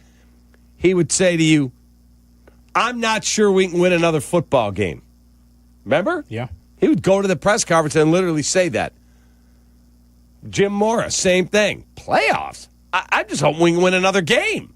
This guy's telling us in the face of a 52-21 pounding at the hands of the Lions, he just keeps putting the work in. We're going to be okay. Okay? I'll trust you at your word. And, from Ben Johnson's standpoint, he's trying to be able to change the culture. And I'm sure he's talked to tight ends coach Jim Dre, has talked to Richard Hightower on special teams, and talked to Kenny Norton, defensive quality control coach, because they were holdovers from the previous regime. I'm sure he's talked to them, not only for this game with Eberflus with the Cowboys, but have talked to those guys extensively, like, what was it like around here? Because you were coaching, you were part of this regime the last 3 years. What What was it like? So at least he has some kind of idea talking to those guys, those holdovers, of exactly what am I getting myself into. Right. So, look, when he says their practice habits, I don't think he means that their guys are late or lazy. They just don't understand the level that the Buffalo Bills are at, the Detroit Lions are at, the Green Bay Packers are at. Like, do you guys realize the level some of these guys go to, the level of commitment? I got to see that here. It shows up on tape, too. You go rewatch Lions-Bears. I did. Like, the Lions are at a totally different tier of physicality. They are running through you on every play, whether they are getting the football or not. Did you see the play when Colston Loveland went to block Aiden Hutchinson, and Aiden Hutchinson hurdled him? Did you see that? Yeah. Or how about Braxton Jones trying to block, I think it was Marcus Davenport, and getting thrown onto his back? It doesn't look real. No, he got run over, one where he got pushed right back into Caleb. And I'm like, dude, you're 300-plus pounds. How are you just getting bull rushed like that? Like, you got no base. But the Colston Loveland one, look, he's a tight end. He's a rookie. He goes to get down to, he's in good position. I watched Aiden Hutchinson literally hurdle him. Go right over him. Like, what? Yeah. Yeah. These are the best of the best, Cap. The best of the, you want to step up in class? Yeah. Good luck. That's what it looks like. Guess what? When you don't have Jalen Johnson this weekend, oh, that guy running free, that's C.D. Lamb. He's one of the best in the sport. Oh, the other guy, he may have his share of issues. That's George Pickens. He can make plays. Oh, that tight end, Jake Ferguson, you'd like to be that good. And Dak Prescott's thrown for 5,000 yards. They just look like a team that isn't especially interested in when you take the field. You should want to hit people. It's football. Talking about the Bears? Yeah. They left that in the practice against the Dolphins in Lake Forest. That's what it feels like. And maybe that practice wasn't as physical as we thought it was, and the Dolphins are just a bunch of kitty cats. Maybe. I think that tells a great story, doesn't it? It tells a great story. And again, this is what you have to impress upon the team. If this is what you want, Ben, if you don't have it on the team, you got to find it in the draft. You got to cultivate it. Or you got to find it in free agency. But if this is what you want, if this is how you imagine your football team being, great in practice and that way that you're sharp for the game, then go ahead. Ask David Kaplan what it's like when you have just a lolly-da, just average cavalier practice and you get your ass kicked in the game. Yeah. When you know that you've blown that whistle and you've said everything you had to say, but yet the practice just isn't sharp. There's times where the practice might be sharp, but the coach is, and I've heard this many times, hey, Hoodie, I'm an a-hole today. Watch this. And a coach just gets after a team, unnecessarily, but just to keep them sharp. Even though they might be doing all the right things, all of a sudden you're just going after the players to make sure that, hey, game day's tomorrow. We had a really good young team. You did that. Yeah. You were an a-hole for no reason. Yeah. And we had a game. We were playing Bradley. They were really, really good. Yeah. Percy Hawkins and Jimmy Les. And they had this kid at center named Massive Mike Williams from De La Salle. Mm-hmm. He was humongous. Transferred there from Cincinnati, I think. Well, we had a kid at center named Eric Harrington from De La Salle. We're going into the game down at Bradley in the tournament. Oh, Coach, we're ready, man. Okay. That guy, Massive Mike Williams, Eric, that guy's going to be a load. I got him. I went to school with him. I got him. Do you know this is a true story? We walked out for warm-ups. Massive Mike Williams bumps into Eric Harrington like at center court. Mm-hmm. They went to school together. Yep. And he looked at him and he said, hey, Eric, I'm going to effing kill you. And he walked away. Eric's first shot went over the backboard. We got pounded by 25. Crushed. Yeah. Those guys ran over us. Our guys were like, whoa, what happened? That's what men look like playing in Division I. Your children. You got to be ready. That's the whole point. They don't understand. In practice, you got to be ready. 312-332-ESPN is our phone number. Lewis and Lyle on Kap and J Hood. Lewis, good morning. Hey, good morning, Hoodie, Cap, J Moore, Shay. So that thing with Ben Johnson saying that guys aren't practicing hard enough, That's perfect, and I don't understand why guys like Mark Potash or Potash. I've never heard someone pronounce his name. Potash. Thank you. He's basically he was comparing him to Matt Patricia. That is the most asinine thing I've ever seen. And I was scrolling through Twitter. That's where I saw it this morning. That blows my mind. After the whole thing with Eberflus, where guys were soft, where during that Patriots game, I think, Cap, during your rant, you said they were uninspired, disinterested. That was because they weren't practicing hard. And you know what? When you're not practicing hard and you're not playing hard through the whistle, that's when people get hurt. That's something that you said.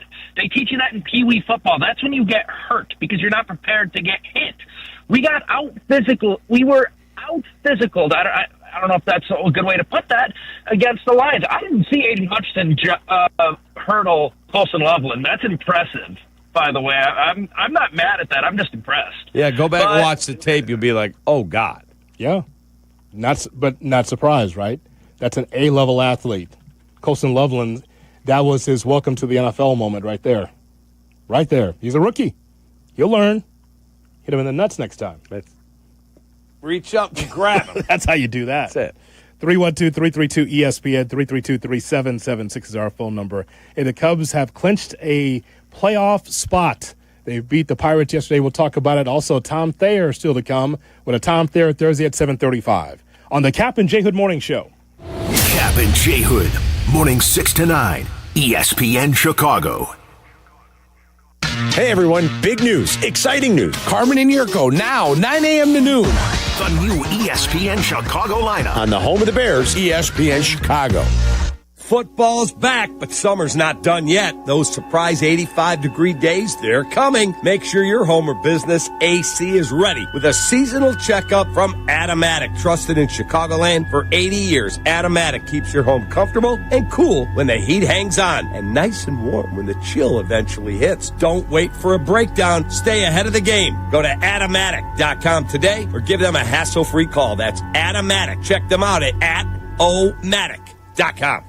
Hey friends, I'm Tom Waddle and I drive a Hawk. Find your next car at hawkauto.com. Choose from 12 Hawk Auto locations at Forest Park, St. Charles, Plainfield, Joliet, Carroll Stream, and now LaSalle, Peru. Shop thousands of vehicles from 13 big brands. Save with 0% financing or make no payments for 90 days. Plus save even more with our complimentary maintenance plan. Find your next car at hawkauto.com and drive what I drive. Drive a Hawk. HawkAuto.com. Financing and plan on select models with approved credit. This is an ad by BetterHelp. Guys, we turn to some funny places for support, but not everyone is a therapist. Not everyone is the one. Find your right match with BetterHelp. Hey guys, it's Sylvie. As the largest online therapy provider in the world, BetterHelp can provide access to mental health professionals with a diverse variety of expertise. Find the one with BetterHelp. Our listeners get 10% off their first month at BetterHelp.com/timeout. That's BetterHelp, HELP.com/timeout. Wesley Financial Group is not a law firm. Hi, I'm Chuck McDowell, the timeshare cancellation guy. In 2011, I founded Wesley Financial Group with one goal in mind, to help honest folks out of their timeshares permanently. Today, I run Wesley with my two sons, a real family business, treating every client and every employee like we'd want our own family treated. That philosophy has helped us grow into the largest, most trusted timeshare cancellation company in the United States. Fortune magazine even recognized us as one of the best places to work. Why? Because we genuinely care. In fact, some of our former clients were so moved by their experience working with us, they joined our team so they could help others to timeshare freedom. If you're stuck in a timeshare, give us a call. Let our family help your family. Call Wesley now for your free timeshare exit kit. 800-384-3434. 800-384-3434. 800-384-3434. I'm Brent, and I've been on Nutrafol for almost 5 years now. I like Nutrafol because it was a hair growth supplement that was completely drug-free. After 3 months, my hair got stronger and thicker, which gave a huge boost to my social life. I mean, it was life-changing, to be honest. Get growing at Nutrafol.com/men. That's Nutrafol.com/men. These statements and products have not been evaluated by the FDA. These products are not intended to diagnose, treat, cure, or prevent any disease or condition. Real customers were compensated to share their stories. Whoa! Jason Kelsey just found out that NFL Sunday Ticket now lets you subscribe month to month. Yeah! He just realized you can join and cancel anytime. Now that's what I'm talking about. Now he just found $1 in the sofa. Yeah! And he just saw a great parking spot open up. Look, just because Jason's easily excited doesn't make NFL Sunday Ticket month to month any less great. Right, Jason? Yeah. Get NFL Sunday Ticket month to month and cancel anytime. Sign up at NFLSundayTicket.com. Renews every month during the 2025 regular season. Cancel anytime. Terms and embargoes apply. No refunds. Commercial use excluded. Prost, Chicago. Don't miss the Oktoberfest Golf Classic at Seven Bridges Golf Club, Sunday, October 16th.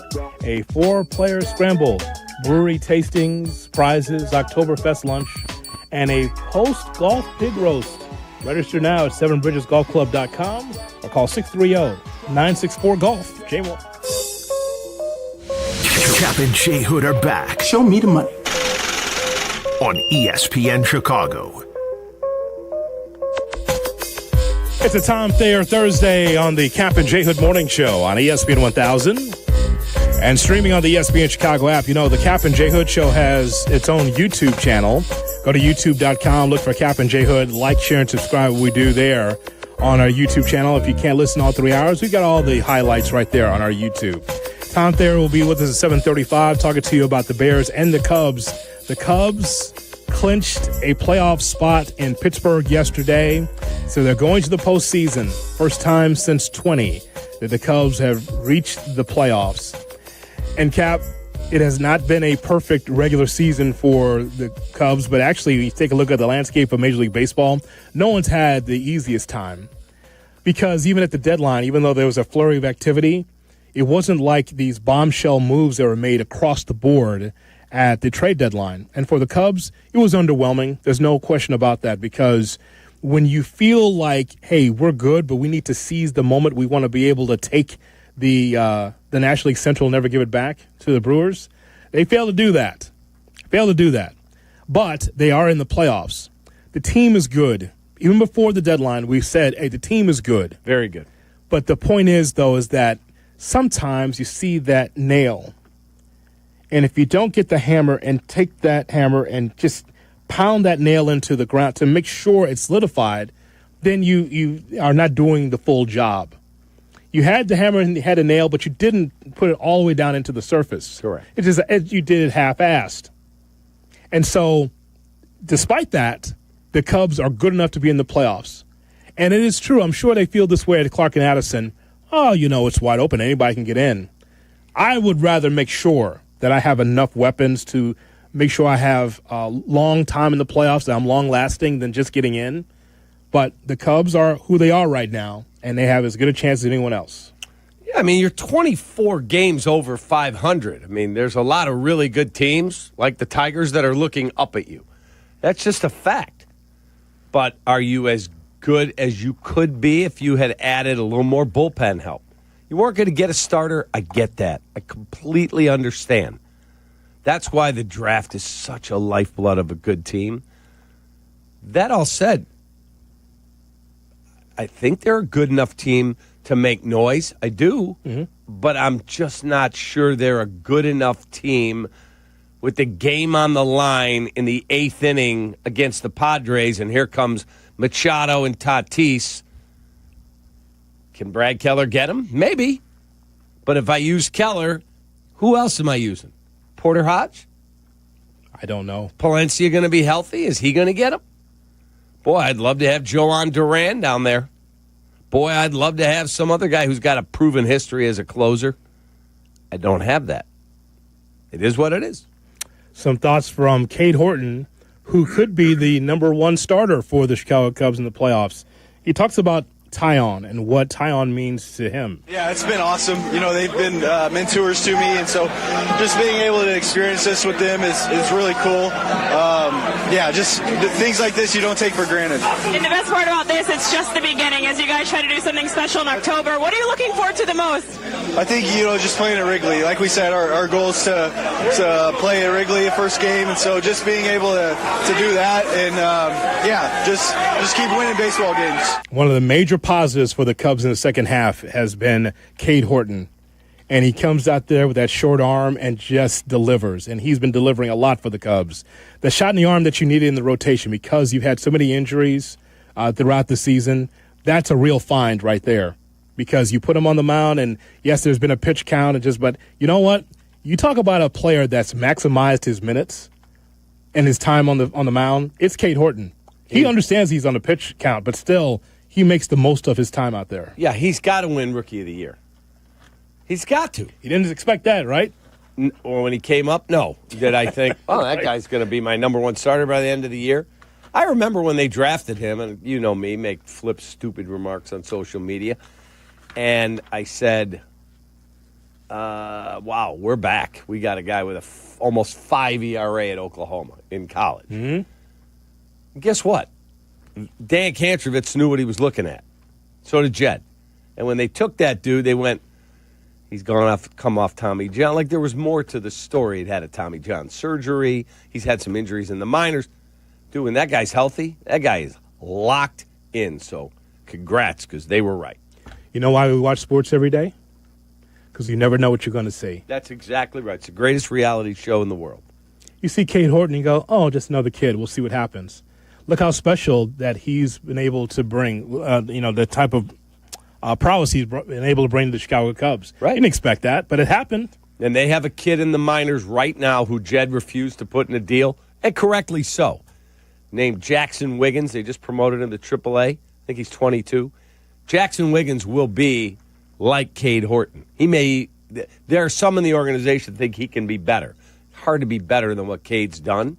But they think those two could be the front end bookends of a rotation. I hope so. I hope they're right. We should also discuss that while the celebration is going on, Cubs clinched without Kyle Tucker because he's on the IL. Mm-hmm. It never looks good when the fine manager of the Chicago Cubs, Craig Counsell, talks about Tucker. I've seen him several times talk about him, and it's never positive or right around the corner or we're optimistic. It's always, well, we'll just keep evaluating. It doesn't look good. And I know he'll be back, but Craig never looks very optimistic about Tucker every time I see the press conference.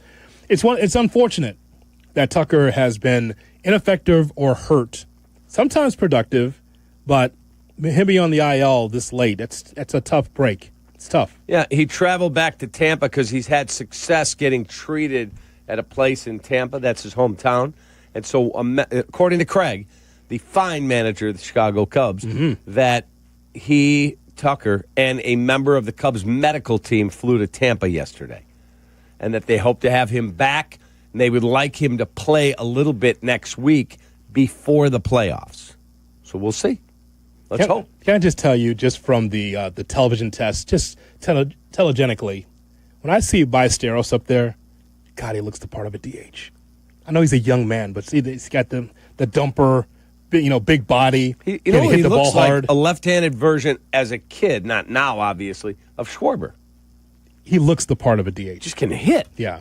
I mean, imagine what that looks like for 162. Or even half the season, instead of bringing him up and down from the minor leagues. Right. He just, again, it's a kid. He doesn't know, Cap. He just like, you know what? Baseball, bat, I'm going to hit it. Like, what if I said to you that they got rid of Suzuki? I mean, he hasn't been great the last half. He has not. And they had Ballesteros in there next year as their DH. And they got rid of Tucker because he got a huge deal somewhere and the Cubs don't get him. And they put Owen Casey out there. Yep. And then they took that money and they went out and got, let's call him Framber Valdez, the number one pitcher in the market. And then you had Wiggins, Horton, Framber Valdez. I think they have 1 year left with Tyone, and they have Shota for another year. Like, all of a sudden you're like, well, they're built with pitching and defense. Sure. Do they have enough offense? Well, that would remain to be seen. Casey also on the IL, isn't he? Yeah, concussion. Yeah. He banged his head on the wall. Yeah. In the outfield. So when you finish out that roster, that playoff roster, Ballesteros is on it? Casey's on it? Okay. Which one? Casey's not on it. No chance. Okay, so Ballesteros is on it, right? I would think he would be, but here's the question, Johnny. Yep. Yes, Justin Turner will be on it. Sure. But if you're gonna have, like, who's your bench bat? Is Carlos Santana on it? I'd rather have Ballesteros. It's not like Carlos Santana's come up here and lit the world on fire. He has not, no. Just a veteran body in there. Right. Yeah. And you can have him in your organization and say, hey, second round, if we make it, we might change. But I would probably use Ballesteros. That dude can rake. I just think that he has the makeup of someone that could be able to give you 30 home runs, 25 to 30 home runs. I just watched him run around the bases yesterday with that home run. I'm just like, that's a dude, man. That's a dude. That's this used to be a negative connotation calling someone a 4A ball player. He's a 4A ball player, not good enough for the big leagues, not good enough for the minors. Mm-hmm. Jeff Abbott of the Sox was that. Yes. It's like 4A ball players. It's Correct. like, okay, what is he good for? Minors or majors? Mm-hmm. He's neither, right? But what Ballesteros, I think that he is a Major League Baseball player just playing in the minor leagues. He should stay here. Yes, I would have him on my playoff roster. I would. I think he's and Jed and Craig have talked about the conundrum of what kid do you put on the team because you have so many veterans. That was a tough time for them to say that, especially while they were slumping. That was a weird quote of saying, well, we don't know if there's any room for the kids because we have all these veteran players. Like, those veteran players sucked.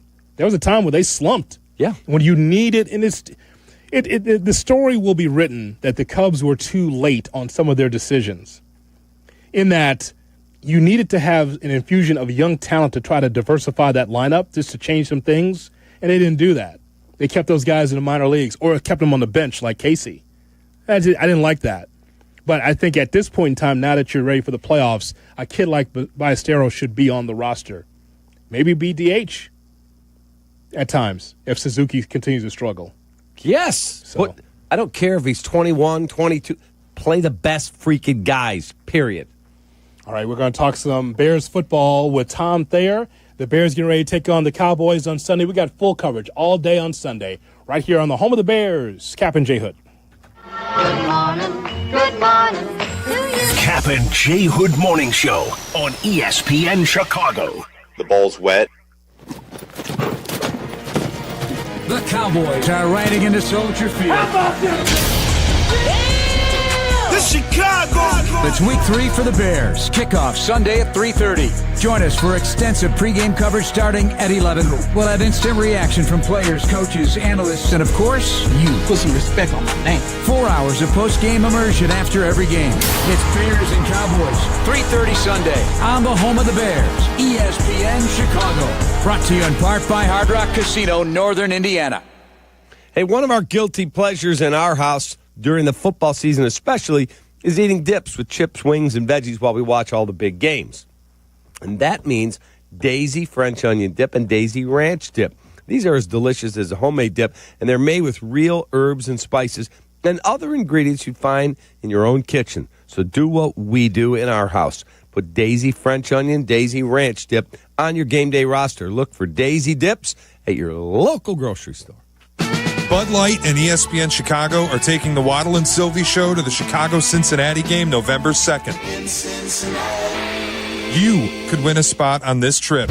Hey, this is Shane Orling, and listen up. I've got three upcoming chances to tell you about. Joliet, we're going to be by you on Friday night from 7 to 9. Join me at Semino's at the Park. Lake Zurich, we're coming to the American Legion Lake Zurich Saturday afternoon, 3:30 to 5:30. And our Hoffman Estates fans, let's watch Monday Night Football together from 7 to 9 at Poplar Creek Bowl. The best football tosser at each spot wins a Bud Light prize pack and is a finalist for the trip to Waddle's hometown. Friday, Joliet. Saturday, Lake Zurich.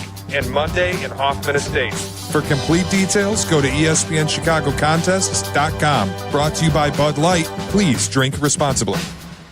Hey guys, it's Sylvie. You know those old drafty windows that let all the cold in and just don't look right? It's time to upgrade, and Window Nation can get it all replaced in a day or less. Right now, they've got an amazing deal. Buy 2 windows, get 2 free, 0 down, 0 payments, and 0 interest for 2 years on top of that. I trust Window Nation because I've got their windows throughout my own home. I've seen the quality and the difference they can make. Call 866-90NATION or visit windownation.com for your free estimate. White Sox baseball is on the U. Don't miss the Sox take on the San Diego Padres in an interleague matchup on the South Side. Over the air, channel 26.1 and YouTube TV. tomorrow night with Chicago Sports Network coverage starting at 6 on The U. $2.6 million. The Verdoliak Law Group wins again for their clients. That's right. The Verdoliak Law Group recovered $2.6 million for a client who was injured in a bus accident. If you're injured, make sure to call the Verdoliak Law Group. New Beyond Raw Lit V2 pre-workout. GNC's #1 pre-workout. Now with harder hitting energy, an intense mind-body connection, and enhanced endurance support. This isn't just pre-workout, it's precision engineering for your body. Turbocharge your workout with new Beyond Raw Lit V2. Available now at GNC and GNC.com. A SoFi personal loan is here to help you achieve something once thought impossible, overcoming high-interest credit card debt. Walk the tightrope of your finances with one low, fixed-rate monthly payment, no fees required, and as soon as the same-day funding. That's right. Pull off your own debt-defying stunt with a SoFi personal loan. Visit SoFi.com/trick to learn more. Loans originated by SoFi Bank, N.A., member FDIC. Terms and conditions apply. NMLS 696891.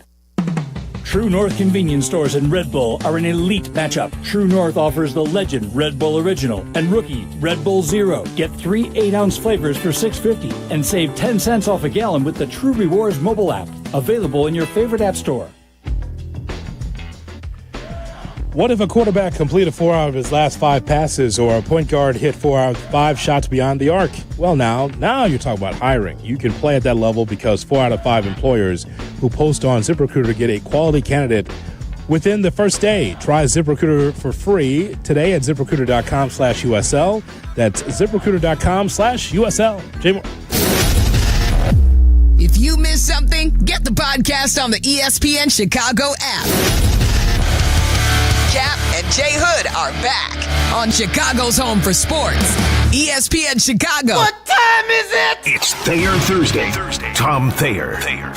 1985 Super Bowl champion and football analyst for the Chicago Bears. Compete to win the division, get into the playoffs. Former offensive lineman. Do they need to get better? Do they need to give up less sacks? Yes, of course. Tom Thayer. It's Thayer Thursday on Kap and J Hood, ESPN Chicago. Good morning, Chicago. Welcome into the Kap and J Hood Morning Show on ESPN 1000, and we are streaming on the ESPN Chicago app.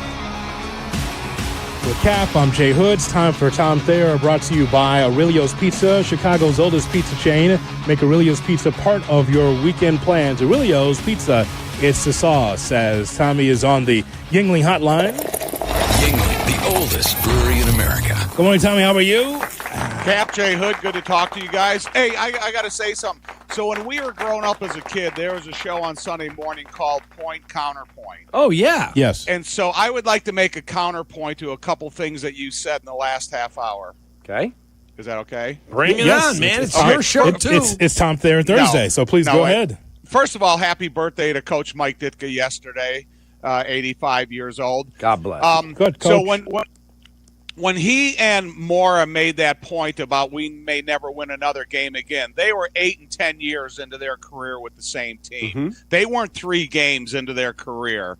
So for what Ben Johnson is saying at the podium, I think it's more threatening to the guys, saying if you don't work harder, if you don't play up to your expectations, if you don't do what we're mandatorily asking you to do, there's a good chance that you're not going to survive in your spot. And that's more threatening to a player than anything else. So I do think that's the case.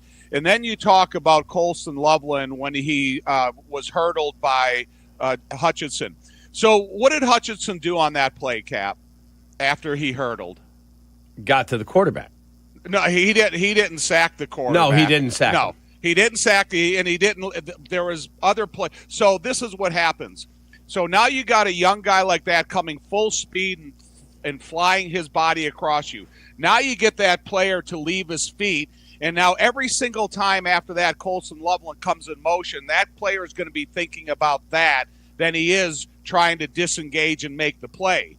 And then all of a sudden Ben Johnson puts him in motion, and then he arm overs Chad Hutchinson and goes out in the flat for a completion. It's not a finished product just because Hutchinson was able to hurdle him. I like the effort and the speed in which Colson Loveland was going to attack his lower legs. No question, but he had to look back and go, whoa, I've never seen that. Yeah, well, fine. But listen, I don't care because there's plays when we were playing the Giants, and Matt Suhey had a one-on-one cut block against Lawrence Taylor. Lawrence Taylor was out of his mind because Matt was cutting him so much. Every time Matt came his direction, Lawrence was looking to push Matt on the ground, and he was not concerned about making the tackle. So, yeah, he may have hurdled him, and that's what you look at. But the thing is, I'm looking at a way to set that hurdle up for a nice gain, a completion, making sure that he has awareness of protecting his lower legs than he does trying to lower his shoulder and take on that block. And Buddy Ryan used to preach to these guys all the time, telling Richard Dent, until you're willing to take those blocks on, I'm not going to play you. And so all I'm saying is let's not get out, and call this a conclusive, end of the season because the worst thing happened and they gave up so many points, they got beaten, all that. There's other things that are either telling the players, look, you better practice better, you better play better, else you're going to get removed, or play full speed like that, and it's going to influence me into a completion or a good play. That's a Thayer Thursday. That's what you learn from a football man like that. Next on Point Counterpoint, NATO. Our United States relations. Thayer, your thoughts. NATO. The Bears get ready to take on the Cowboys. We got full coverage all day right here on ESPN 1000. And so, Tommy, we've been talking so much about the defense, and it just reared its ugly head in Detroit. That just won't do. I just want to know your thoughts on how the Bears can get better defensively against the Cowboys coming up Sunday. I need to speed up the pressure, the immediacy of pressure and concern by the quarterback, and that's got to come from the defensive line or some creative blitzing and stuff. Ever since you're trying to formulate a plan of no Jalen Johnson, no Kyler Gordon, it really takes a little bit of your creativity away from how you can blitz, where you can blitz from, how you can disguise your blitzes, and that hasn't been the case. You kind of have to stand there in a formation that this is what we're going to play because we're without some of our best defensive weapons. To me, is they got to find somebody or a group or a plan up front where who are my four best rushers at the most destructive moments needed? Who is the guy that can win a one-on-one if I put a majority of my players on one side and I give you that one-on-one opportunity? That's the thing about it. That guy hasn't showed up. And I was, the other day on Carmen Jurko, I was talking, who's the influencer of this defense? And through all of our courses watching the NFL over time, all the great defenses had that influencer. And right now, I'm searching for that guy. If Grady Jarrett was healthy, Grady Jarrett could help this defensive line a lot by taking multiple blockers out of the pass protection and setting other guys free. But, I need to see a guy that is going to come in here and week in and week out, he's going to be a bona fide influencer in the development of the defensive plan that's going to help these guys not only against Dallas, but, into Vegas next week and so on. So let's talk about this Dallas game because I did a show the other night with Tommy, Waddle, and Olin Kreutz. Tommy's pick, he has the Bears actually winning the football game. He said, I know everyone's thinking and coming off the Lions game, but he said this has to be, in his opinion, a game where Caleb and the offense in the locker room say to the defensive guy, we got you this week. You guys are banged up. We'll carry the mail this week. He said because when he was playing, he said we would literally go on the field and Richard Dent would go, just don't turn it over. Oh, poor Waddle. Yeah, I might be in an agreement with him because, the Bears have had 121 snaps of offense, and I think they were a little bit more familiar with the line of scrimmage last week than they were opening week for some reason. But now they're back at home. I think Caleb is getting better with the cadence. I think there's a better understanding, and I think Ben, he may give the tight end more of an opportunity to be an influencer in this game. you can get completions to those guys no matter what down it is, first, second, and third down. And if it's on first down, give me a 4-year completion with a couple yards after the catch and create yourself a makeable and an attackable second down scenario. Ben Johnson knows Matt Eberflus a lot better than Matt Eberflus knows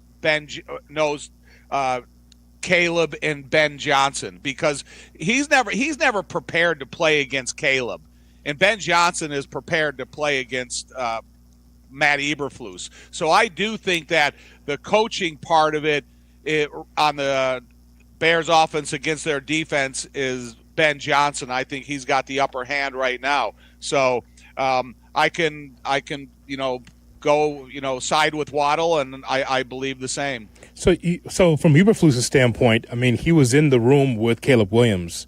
There's some tendencies there that he could talk to Schottenheimer about, right?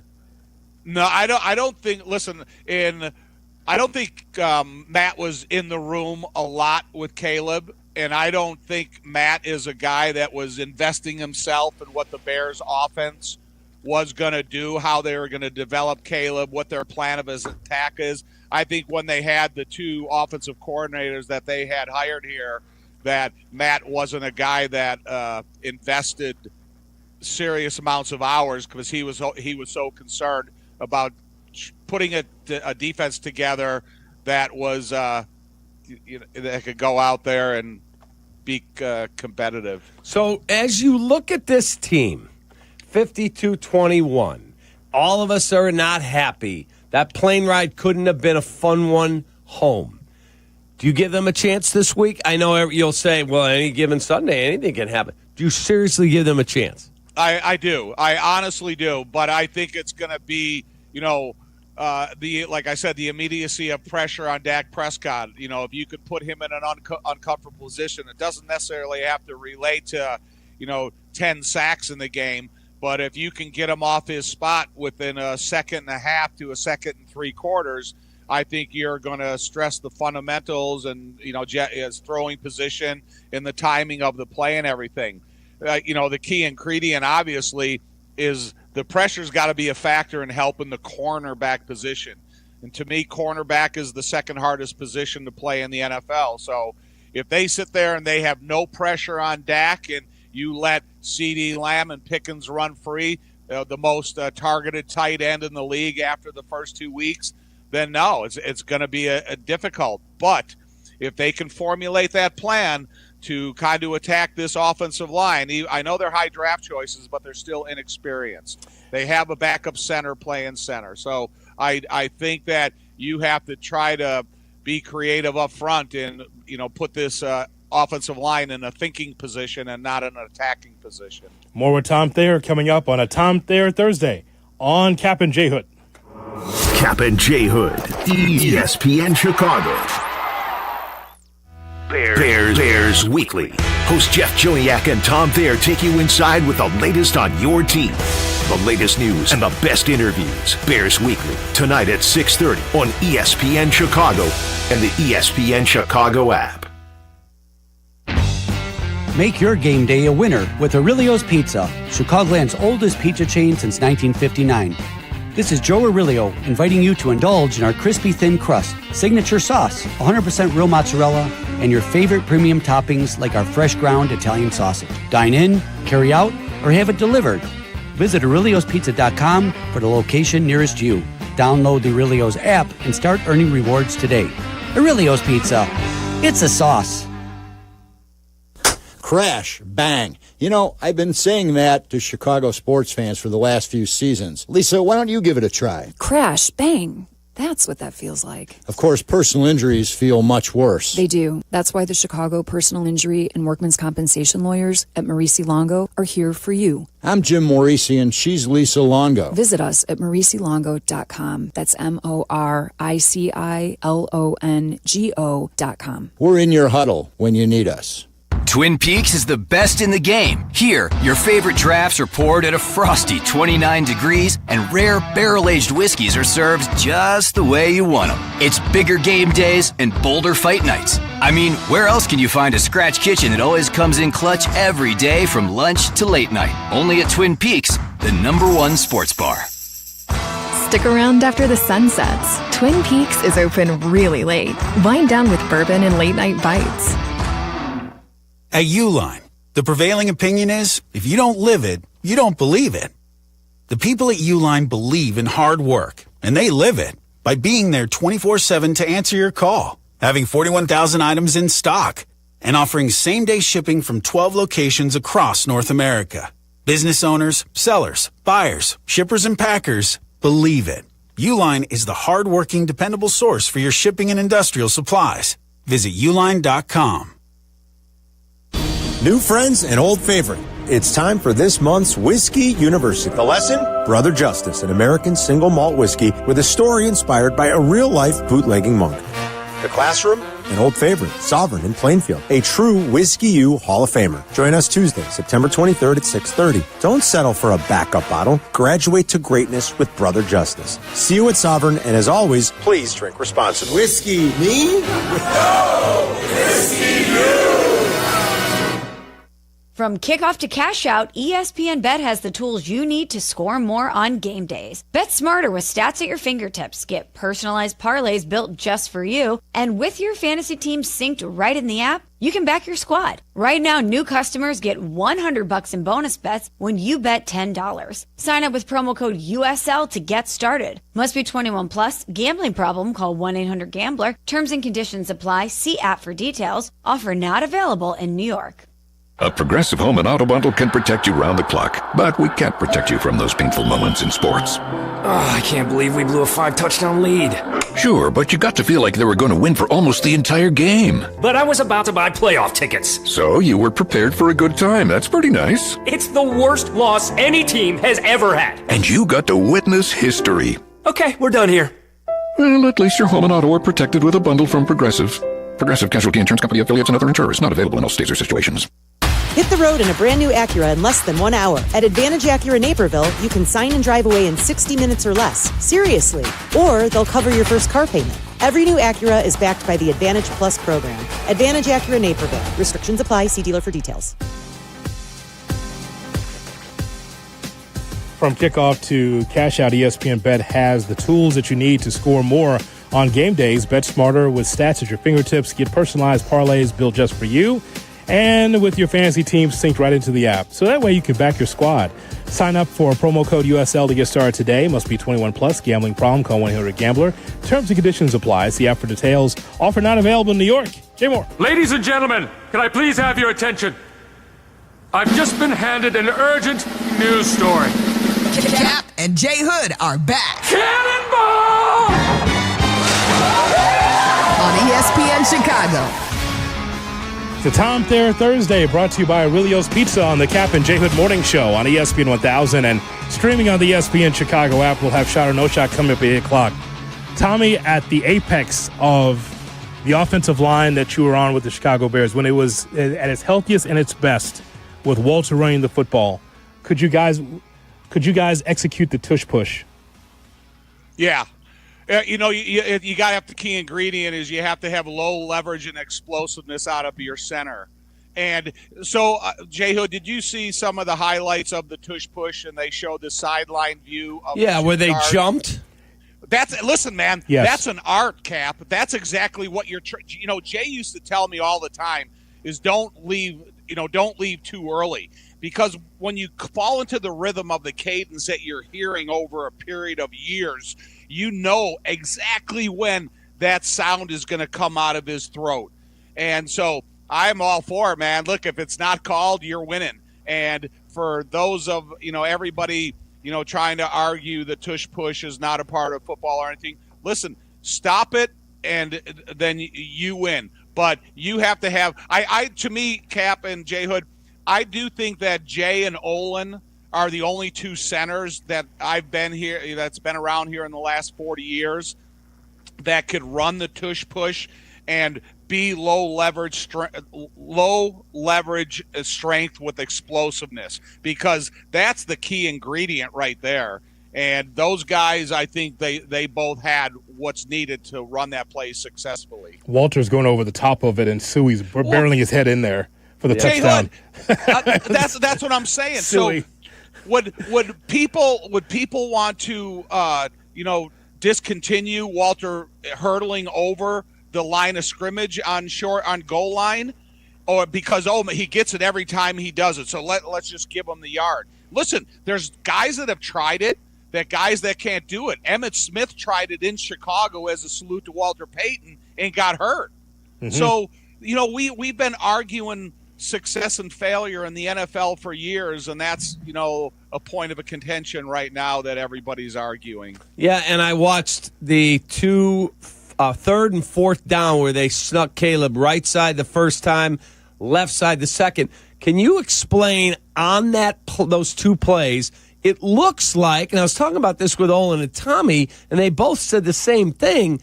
It looks like the offensive line is not all up on the line. Like the right side looked like it was curved back a little bit. Did you see that on the tape?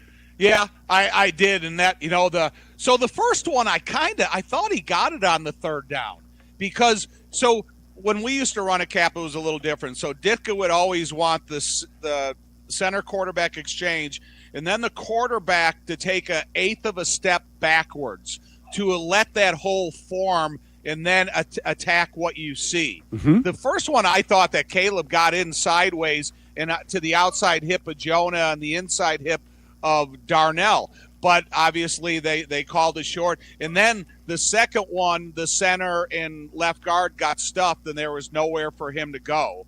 But I'm with you too. You got a crowd where the tip of your helmet is almost at the beginning of what they call the neutral zone. And the difficult thing of running a quarterback sneak, you can't hear the count. So you're not initiating the explosiveness of the play. Mm-hmm. It's kind of a tie. And if it's a tie and then those guys, there's two guys on the inside, they're 330 pounds apiece. And they're playing such extreme low leverage that it's almost impossible to get a yard movement backwards where, you can have success at that play. Yeah, I was watching it. I did think he got it on third down. I did not think he got it on fourth down. He lost yards on fourth down. Yeah. And watching it, I'm like, why? I said, why is the right side of the line not all the way up? He goes, it's a great question. Ask that to Dan Rauscher. Yes, that's the answer I expect out of Olin. Tom, a log on the fire, your fondest memories taking on the Cowboys. The fondest memories was the respect that Ditka had for Tom Landry, because in the 85 season, we were going down there to play him in the preseason. And the first thing he said is, I want everybody's toes on the line. I want their helmet underneath their arm, and I want you standing at perfect attention during the national anthem. And all he wanted to do is represent the class that he felt Tom Landry was by a reflection of his own team. But then the third play of the game, Randy White ripped off Van Horn's helmet and started beating Mark Bortz with it. Oh, God. And it ended up both benches cleared, and it ended an all-out brawl. Randy White, thank God, got thrown out of the game. And so we went on to play him, and it just riled Ditka up. And then, we went there a few months later and beat him 44-0 in the regular season. Yep. And one quarterback after another was being walked off the field to the point where they had to, what they wouldn't even allow nowadays, they had to put an injured quarterback back in the game, and he got injured again. So, oh my God. It was just an afternoon. And Ditka actually felt bad because of the beating that the Bears put on Dallas Cowboys in front of their home crowd and Tom Landry. And I know it wasn't an easy victory, but it was super fulfilling for all of us who grew up watching Tom Landry, the Dallas Cowboys, and how they were, considered the marquee franchise of the NFL during those years. And that you clinched the NFC Central back then on that game, 44-0. And you mentioned Randy White. Waddle tells a story. He's in Vegas to do a Super Bowl show in Vegas leading into it, and he runs into Hamp and Randy White sitting at the bar. He leaves to go film his show. Hamp and Randy White are having cocktails. He said, I come back like 8 hours later, And those two dudes are still sitting on the same bar stools, still going. And Waddle comes up and goes, "Hey, guys." And Hamp turned to him and goes, "Oh, hey, little fella, you want an autograph?" Oh, my God. You know, there was one time that we were at a Pro Bowl in Hawaii, and Randy White and the whole crew were all sitting around the bar at the Hilton Wine Village, and they had a big tray of Mai Tais. And so after a few Mai Tais each, Randy White and Jay Hilgenberg were kind of talking trash to each other. And Randy White was a trained martial artist, and Jay is a really good wrestler. Mm-hmm. So they're going to go out in the lawn, and they're going to get it on a little bit in a fun way. But Randy White decides to a karate kick right into Jay's thigh. Oh, and God. It drops him, gives him a thigh brew, and then Jay twists his ankle as he's falling down. So, you know, you get caught up in the moments, and that was supposed to be a moment of fun, but Jay limped for like the next 2 or 3 months because of it. Oh, God. Tom, have a great call on Sunday with Jeff Joniak. Get it done, man. Bring a win home. Go Bears. Go Bears. See you guys. Fair enough. It is Tom Thayer on a Thayer Thursday, brought to you by Aurelio's Pizza, Chicago's oldest pizza chain. I love that. Make dude. Aurelio's Pizza part of your weekend plans. Aurelio's, it's the sauce. I love that dude. Yuengling, the oldest brewery in America. We got shot or no shot and around the NFL coming up next, but first we pause 10 seconds for stations to identify themselves along the Kap J Hood, ESPN Chicago Radio Network. Live from State Street in the heart of Chicago, this is the home for every Bears game. ESPN Chicago. And this is Kap J Hood, WMVP, WTBC, HD2, Chicago. A good Karma Brands radio station. Life isn't always a highlight reel. One moment everything's going your way, the next an accident changes everything. Medical bills start piling up, paychecks stop coming in, and the insurance companies try to give you the runaround. This is where Postman Law comes in. With over $3 billion recovered for personal injury victims, they deliver speed, ease, and results when you need the most. Car accident, workplace injury, slip and fall. No matter how you got hurt, Postman Law fights for you, so you can focus on getting better while they handle the rest. No upfront fees, no hassle, just real results. Getting the compensation you deserve shouldn't be a battle. That's why Postman Law makes the process simple, guiding you every step of the way and standing up to the insurance companies so you don't have to. Don't let an injury keep you on the bench. Call 844-POSTMAN now. That's 844-POSTMAN. Postman delivers. Let them deliver for you. Hey guys, it's Sylvie. Summer might be over and the kids are back to school. Doesn't mean the fun has to stop for the family. FenceWorks, a.k.a. the guy on 41, keeps your backyard and driving buzzing all year long. Stop by their Northbrook showroom for the latest in basketball hoops, trampolines, play sets, and fences. I bought my basketball hoop for the family from FenceWorks, and my kids love it. And the customer service, superb from purchase to install. I only recommend the best for my family and yours, and that's FenceWorks, a.k.a. the guy on 41. Visit theguyon41.com today. A round of golf should be more than just a game. It should be an experience. At Seven Bridges Golf Club, you'll find 100-year-old oaks, rolling fairways, and of course, at least 7 bridges. A championship course with a private field, just a half hour from Chicago. And when the final putt drops, the experience isn't over. Head to the Dock Bar and Grill for great dining, cold drinks, and sunset views that rival any 19th hole. Visit sevenbridgesgolfclub.com to book your tee time today.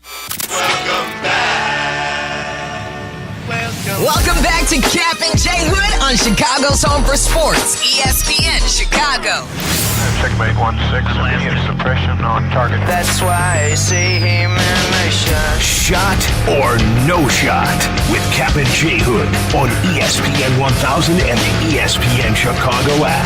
That's why I say hey man, nice shot. Good morning and welcome into the Kap J Hood Morning Show on ESPN 1000 and streaming on the ESPN Chicago app with David Kaplan, Jonathan Hood with you.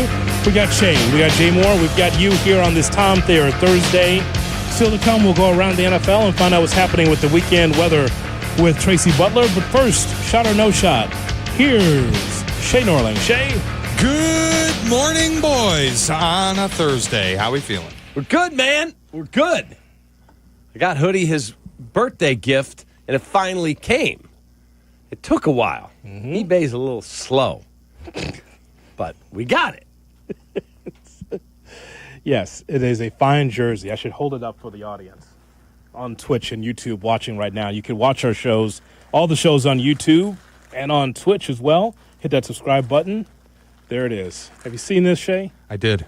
Pretty. You showed it nice. to me when it came in. Brock Bowers, Georgia Bulldogs, Sikkim jersey. Pretty nice. Pretty cool, yes, huh? Thank you. You got it. Thank you very much. Go Dogs. DAWGS. Fantastic. Shot or no shot, that's the best gift you've ever gotten from Kaplan.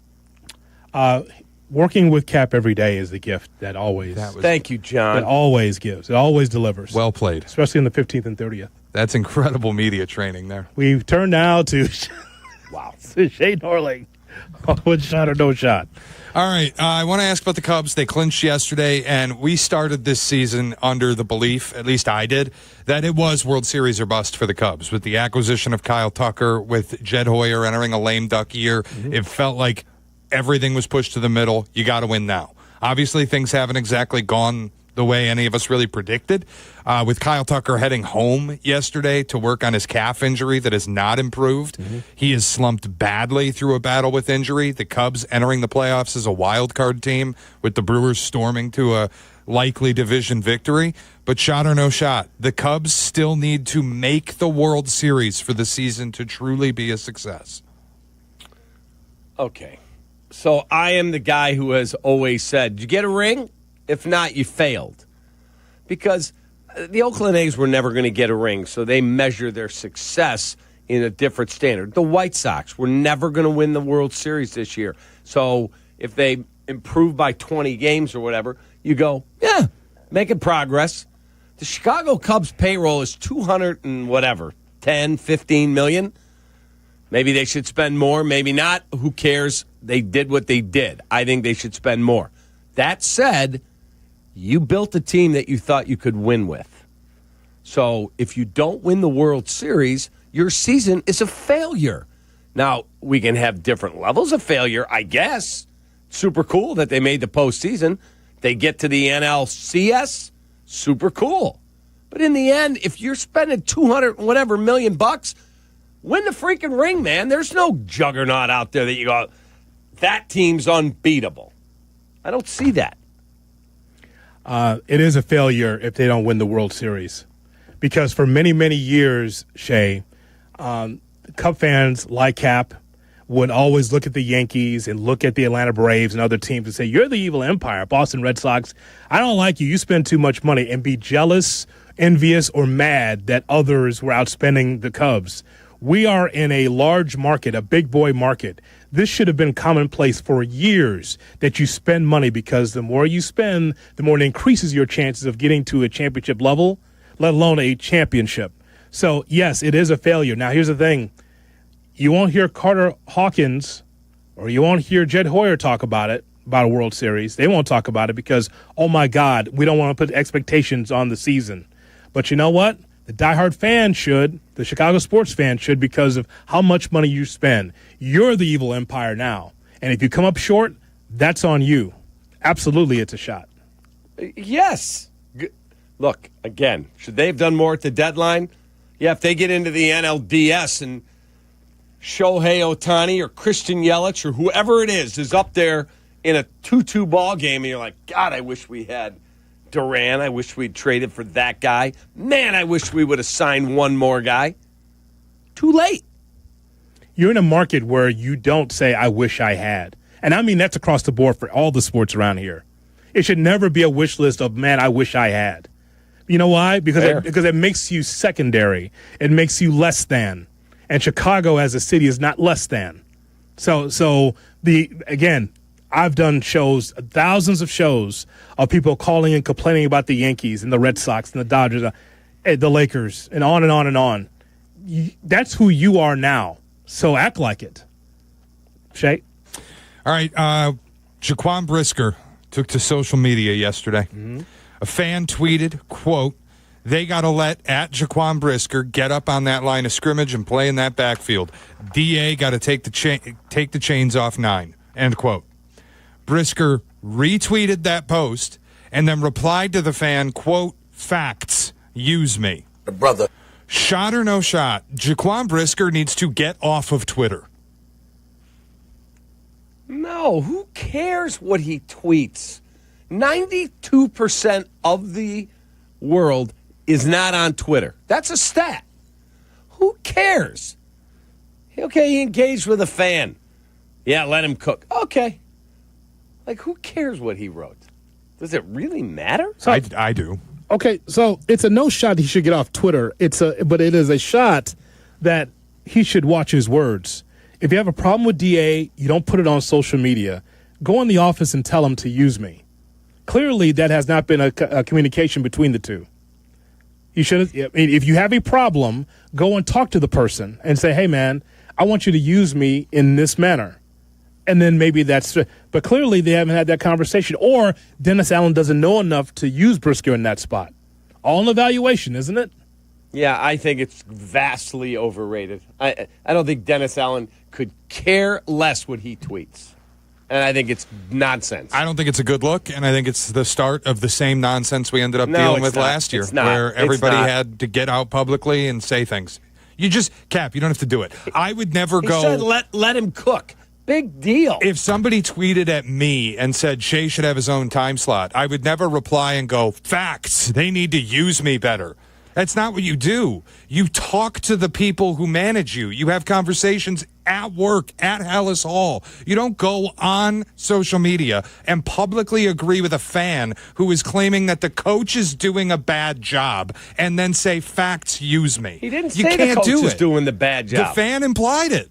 He simply said, Chicago Bears, you need to let Jaquan Brisker cook. Big deal. Who cares? Most of the world does not live on Twitter like we do.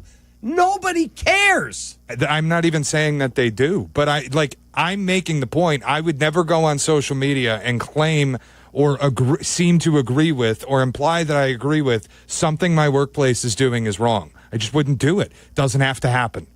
This is an unforced error in my mind by Jaquan Brisker. You don't need to be on Twitter agreeing with fans that the coach isn't using you correctly. That can happen behind a closed door at Hallis Hall. Yeah. Okay, we'll agree to disagree. I think it's much ado about nothing. I mean, Hoodie, am I being unfair? No, because I'm sure that PR is talking about this in Hallis Hall.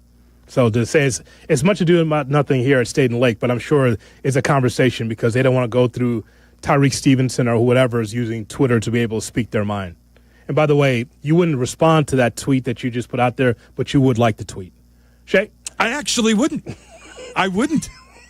That's a great one, Hoodie, because you absolutely wouldn't. There'd be nothing wrong with you liking that tweet. Nothing wrong at all. Does not mean Danny's going to walk in here and go, hey, Shay, I saw that tweet you liked. You're fired. Or, hey, Shay, I saw that tweet. Guess what? We're going to move you in. You're getting your own show. It's Twitter, man. Nobody really cares. Making way too much out of it. Okay. How about the Stevenson apology? Maybe I'm being unfair. I just don't think it's necessary. In the Eberflus regime. How about that? Not a big deal? And of course it was a big deal because he should have been able to speak to the team. But that's a coaching issue. The coach should have said, great, you tweeted it. Guess what? You're going to stand up in front of your team. The tweet he sent was fine. Yeah. It'll never happen again. I shouldn't have done it. It was terrible. I apologize. Okay, fine. It's just Twitter is not. It's where idiots go to play, us included. It happens. Nobody cares. Such a non-story. Yeah, I would imagine. Again, here it's a non-story, but I'm sure not a firestorm, but it's a conversation amongst PR. I'm not saying it's even a firestorm. They don't have a conversation with the player. I guarantee you they don't. I can't. I'm not there, so I can't say that. In my mind, that sounds like an opinion. That's like mine. That's my opinion. Right. I do not believe that somebody on PR went up to him. No chance. In my mind, there is no benefit to doing it. Yeah. These are 23, 24-year-old kids. Guess what? That's what they did. So what? Now, if he came out and said, yeah, our D coordinator's overrated, well, that's a different story. Hey, just to let him cook. Okay. He liked it. Good. You want to cook? Cook. Yes. Go ahead. All right. I'll get to the Arch Manning thing I wanted to talk about. Danny Cannell offered up a take for why Arch Manning has been so bad to start the year. And if you haven't paid attention to it, he has gone from Heisman favorite and presumptive number one pick in the draft to essentially completely undraftable. He ranks at or near the bottom among all SEC quarterbacks in virtually every passing metric. He is the second least accurate. He has among the fewest yards. He's been awful. And there are rumors that he's hurt, but Danny Cannell offered this. There's almost like a Markelle Fultz, Ben Simmons something going on, where those guys were all everything. They were supposed to be incredible, and then something happened, and it's mostly mental, where I was wondering how Arch Manning would handle the hysteria that was around him, and he downplayed everything. But to me, this is very much a quarterback which his confidence is completely shot. And I feel like it's impacting his mechanics, which is the similarity I would compare to both of those guys, because at one time their mechanics looked good. At one time they could make the shots. We've seen Arch make all the throws, and even there were times in that game when he had a couple of nice throws, but there are way too many stretches where it is as Sark was trying to get his confidence up by calling easy routes, quick hitches, crossing routes, and he was missing them. There is something, this is a greater problem that Sark has 1 week to figure out, and I don't know if you can solve it in 1 week. He has got to get Arch to play more free, to get him to go out there and play with confidence, but the only way to do that is to play your way out of it, and he's got to do that, or else when they get to the meat of their SEC schedule, this is going to be a major problem for Texas. Added penalty, you play at Texas, and those fans in Austin are not going to put up with it. The Boo Birds are going to come out very soon. So I ask simply, shot or no shot, Arch Manning's going to have to transfer out of Texas. That's a no shot. He's not going to transfer out of Texas. And by the way, I mean, great soliloquy by Danny Cannell. Texas plays Sam Houston coming up on Saturday. I think he'll be fine. Get right game. Yeah, and at Florida. I wouldn't be so sure, Hoodie, because he was horrible against UTSA. I saw it. It was pedestrian, less than pedestrian numbers. When you look bad against UTEP and UTSA, I don't get to say you're going to handle Sam Houston. I just don't. I think he'll be fine there. Florida could be a coin flip, and that is going to be in the swamp for Texas on that game in 2 weeks. It's a no shot, but I think the greater point. It's a no shot. But the greater point of this is, Cap, we cover college athletes a lot different these days than we did even 5 years ago because of NIL. Paid. Yeah. It's interesting because I can speak for myself. When we talk about college athletics, especially basketball, it's the coach and the AD, mostly the coach. That system doesn't work.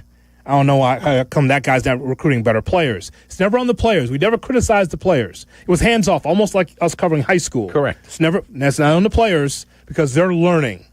But when you get paid handsomely as much as an NFL player, if you've noticed through the ether and sports radio and sports television, the quarterbacks are being analyzed like we're talking about Jared Goff or Caleb Williams. This is what's happened now because of NIL. Yeah, because Bryce Underwood signed for $10 million and Arch Manning's getting $10 million. Yeah, you better produce. There was a time where it's like, oh, that coach he's got to do more with Arch, man. He's got to make sure that they run the football more, and they got to be able to accentuate the positives, hide the negatives. It's none of that anymore. Now you are talking about the athlete, the college athlete, like you do the pro athlete because of the money. Fair. The money is commensurate or then some, Fair. Which is amazing, right? Yeah. So I don't think he's broken through 3 games, but here we are, Cap. It's Arch Manning. Because everyone thought it would be a march to the Heisman. His last name's Manning. So they expect Peyton and Eli, even though that's unfair. They expect that. Yeah, guys who played 4 years in college. So, he said Markelle Fultz or Ben Simmons, he said, right? God almighty. That's a tough one there. It feels unfair off the rip, but you really think about Fultz was incredible at Washington, and then his shot completely broke with the Sixers. Yeah. Ben Simmons was incredible with the Sixers until the playoff pressure and passing up that dunk. He can't play basketball anymore. And like Arch, there's something there where it's not right. That's something, man. All right, we'll keep our eyes on it. But I'm looking at this schedule. There's some pitfalls there for Texas. I see it right now, unless things turn around offensively. Not going to be easy. All right, we will go around the NFL. Don't forget, we'll hear from Tracy Butler coming up in our next half hour as well. Kap J Hood, weekday mornings, starting at 6. Kap and J Hood. Morning 6 to 9. ESPN Chicago. For Chicago sports fans, a big slate of college football games starts with Chicago's College Tailgate. Host Shane Norling and Tyler Rocky have the campus news you need to hype up the day. Join us Saturday morning at 8 for Chicago's College Tailgate on ESPN Chicago. Presented by Yuengling Beer. Ready to finish what you started? At North Park University in Chicago, transferring is seamless. Bring your credits and complete your intended major, or choose from 6 accelerated, fully online programs designed with working professionals in mind. The warm Christian community welcomes those from all faith backgrounds, and students graduate ready to lead in schools, communities, and beyond. You'll be supported every step of the way to thrive in your chosen career. Apply today at northpark.edu. North Park University, where faith, purpose, and career come together. Hey, fellas, it's your pal Jurko, the good kid. Sometimes we all need a little extra confidence when it's your time to perform. And guess what? That's where Blue Chew comes in. Blue Chew provides access to chewable tablets that can help you feel and perform at your best. Stronger, harder, longer lasting. Like somebody gave your downstairs a pep talk and a gym membership. And here's what I love. It's simple. No awkward doctor visits, no pharmacy lines. Everything is online. Their licensed medical providers work with you to find the right option. And it all ships in a discreet package right to your door. Think about it. Whether it's a big date night, an anniversary, or just a normal Tuesday, showing up ready makes all the difference. Confidence counts.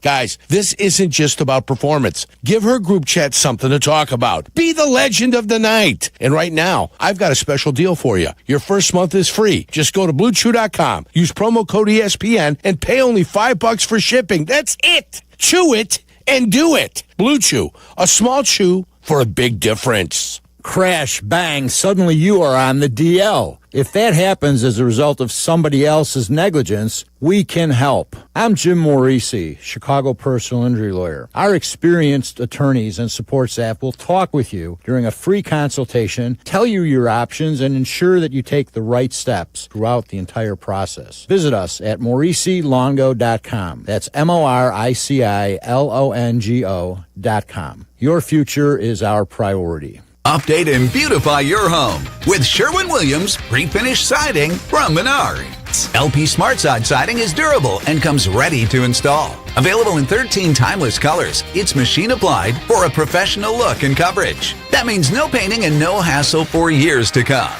Save big money at all Sherwin-Williams pre-finished siding now at Menards. Plus, view our weekly flyer for all the great deals happening now. Save big money at Menards. Every great team has its core players, but when the season gets tough, adding the right free agent can make all the difference. The same goes for business. At Robert Half, we found that 67% of companies surveyed plan to increase their use of contract talent to handle workload peaks and backlogged projects. With Robert Half's specialized recruiters experience, combined with our award-winning AI, you can quickly find the skilled candidates you want. At Robert Half, we know talent. Discover how we can help at roberthalf.com/talent. With Robinhood, not only can you trade individual stocks and ETFs, you can also seamlessly buy and sell crypto at low costs. Trade all in one place. Get started now on Robinhood. Trading crypto involves significant risk. Crypto trading is offered through an account with Robinhood Crypto LLC. Robinhood Crypto is licensed to engage in virtual currency business activity by the New York State Department of Financial Services. Crypto held through Robinhood Crypto is not FDIC insured or SIPC protected. Investing involves risk, including loss of principal. Securities trading is offered through an account with Robinhood Financial LLC, member SIPC, a registered broker-dealer. Guests appearing live on ESPN Chicago. Call in on the Yuengling hotline. Yuengling is in Chicago. After 196 years, you can now enjoy Yuengling Traditional Lager, Light Lager, Golden Pilsner, Black and Tan, and Flight. If you missed something, get the podcast on the ESPN Chicago app. Kap and J Hood are back on Chicago's home for sports. ESPN Chicago. Nick Foles sucks. He sucks. I'm just a fan. I'm not a football evaluator. I love the Green Bay Packers. The guy is drunk, but there he goes. This is not Detroit, man. This is the Super Bowl. I want winners. He starts to come and then he pulls out. This is a really thickly built guy. I mean, what's the answer you're looking for on these things here? It's It's now time to go around the NFL right here on the Kap and J Hood Morning Show on ESPN 1000 and streaming on the ESPN Chicago app. If you need more Bears, Pat the Designer's got you covered. Pat Designer and Company on the ESPN Chicago app, on the ESPN Chicago's YouTube as well. Just click Chicago Bears Podcast and boom, you're right in there. Time to go around the NFL with Shay Norling. Shay? All right, Hoodie, it's a Thursday, so we will take a look at some of the biggest storylines facing teams in the NFL. And with a somewhat weaker slate in my mind this weekend, you got to dig. But they're always there. It's the best reality TV show there is. We'll start with Thursday Night Football tonight with the big question, what level of effort are you going to get out of the Miami Dolphins against Buffalo? Dolphins are 12.5-point underdogs. They seem to have a little quit in them. Their coach knows he's getting whacked. How much are they really going to care going on the road to Buffalo? And if they go out there and they look bad and they get boat raced and they can't cover a damn near 2-touchdown spread, can we just write them into the number one pick? I think they're going to be pretty close. I mean, that, we talk about the issues like the Browns and the Bears as far as trying to get to the playoffs and being a good franchise. We never talk about how inept Miami has been over the last quarter century. Horrible. Seriously. Horrible. We Absolutely see the beautiful aqua and the orange and like, oh, it's Miami, it's beautiful. But like their football as a franchise, they've been really bad for a long time. They really have been. Okay, but here's the question. Let's assume they get the number one pick. They're locked in on Tua for pretty good money. Do they trade the pick to try and rebuild the team? Is there somebody like, oh my God, I have to have that guy? Tua It's not Tagovailoa. It's not Arch Manning. No, it doesn't look like it's Cade Klubnik. It doesn't particularly look like it's Garrett Nussmeier. It could be John Mateer, the quarterback at Oklahoma. Solid. But I like that kid a lot. I have to imagine they will move on from Tua by hook or by crook. The money that they owe him is so immense. I haven't looked at if they have an out, but he's been rough to start the year. I feel like they're going to trade Tyreek Hill, probably to the Chiefs. That would help. I just have a feeling they're going to cut their losses on this whole Tua thing. Bless you. All right, what's next? Thank you. Sunday afternoon, a great matchup in Philadelphia. Will the real Super Bowl contender please stand up? The Rams travel to Philly in an NFC divisional round rematch, with the Rams getting 3.5 points on the road. I actually think they're live to win this game, and I also think the winner of this game will firmly cement themselves alongside Green Bay as the top contender in the NFC. That's a really, really good game right there, especially coming from someone who thinks the Rams are going to win the Super Bowl this year. It's a great test. In college we'd say, body clock game, will the kids be ready? It's Los Angeles. It's the Rams. They'll find a way to keep this game close against Philly. I think the Rams can win the football game. Yeah. I really do. Me too. Yeah, I'll probably go LA plus 3.5 in our early look on the Hood line. There you probably go. Take a look at that. But I believe so strongly in the Rams. And this is not a shot at the Eagles because they are a strong team too. But I'm also in the position of saying, show me again. You look good, but how much can it stand for 17 weeks? Are you going to be strong on both offense and defensive lines? Will you be as sharp as you were last year? Let's see. And if we're real about it, like I know Jalen Carter spit on Dak and he missed the game, but before that rain delay or lightning delay, they were getting carved up on the ground by Dallas's offense. Yeah. I have a feeling a lot of teams are going to get carved up by Dallas's offense this year. So what do we take away from their performance at Arrowhead? Is it their defense is back, it clicked, it just needed Jalen Carter, or could it be that the Chiefs' offense isn't very good? What do you look like against the Rams? Now you got to show me. That's a fun game at noon. The Rams are a wagon now. Cap, I'm suggesting possibly monitor 1 for that one. Not red zone, that one. Philly Rams, monitor 1 for you. That is probably a monitor 1 call. 1. Yeah. Yeah. That's a good one. That's a good one for but a noon. Monitor 1 will probably be Steelers. Gotta watch my guy. You know, if you're going to put that gross nonsense on monitor 1, Steelers at Patriots, Aaron, horrible. That is a putrid game. Got to have his boyfriend on monitor 1. I understand. We'll get a close look. Minnesota, Cincinnati. Ew. 2 backup quarterbacks. But that is the next game on my sheet because we'll find out how much magic does Kevin O'Connell have left in the tank. He's played quarterback carousel from Kirk Cousins to Josh Dobbs, the what they call him, the Pastronaut, to Sam Darnold to J.J. McCarthy. Now it's Carson Wentz. And you're hosting a soft Jake defense. Browning. Yeah, you're hosting Jake Browning and a soft defense. Can O'Connell scheme Carson Wentz into a winner? And would this be his most impressive work yet? Carson Wentz, look, he has his share of issues. Harry's a little rough in the teammate end of things. Mm-hmm. He was going to be an MVP at one point until he injured his knee like in week 15, 14. It's a bad game to watch. I think the Sam Darnold work he did was the best work he's ever done. You like car crashes on 294? No. I drive on that road. Yeah, well, just saying. Like, that's what this is going to be with Minnesota and Cincinnati. This may be bowling shoe ugly to see these two quarterbacks go at it. I can't watch the Jet against the Tampa Bay Bucks in Florida. No, thank you. Why not? Would you see Baker just ascend? What's wrong with that? Any chance to watch Baker Mayfield right now, I'm going to take. Sure. He's going to get MVP votes if they keep going in this direction. Other games to look at, Shay? Yeah, I got one more here that's a big deal for me because it kind of had big storylines this week. Do the Jaguars want to be serious or not? They got a bounce back this weekend after a bad loss where I thought Trevor Lawrence played poorly. He should have been intercepted 3 times. The defense was worse. You get walked down in the final 4 minutes by Jake Browning and blow the game. Not to mention the weird 4th down decision-making that a lot of people have harped on, and the awkward interaction where Liam Cohen is yelling at Trevor Lawrence, put it in his chest, and Lawrence hand waves him off like he's not interested in listening to him. Then the post-game speech where they showed all the players just not interested in whatever Liam Cohen was trying to sell them. If they want to keep any semblance of good vibes and any chance of winning that division alive, they got to hold serve at home against Houston on Sunday.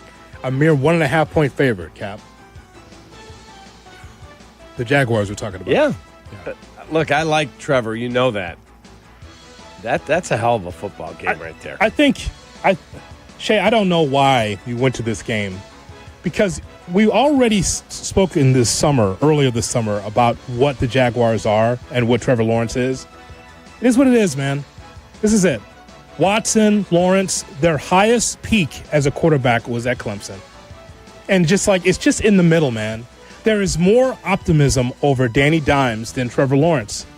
It's just what it is, man. He might look the part with a long mane and he looks the part as a quarterback, but he's just not the guy.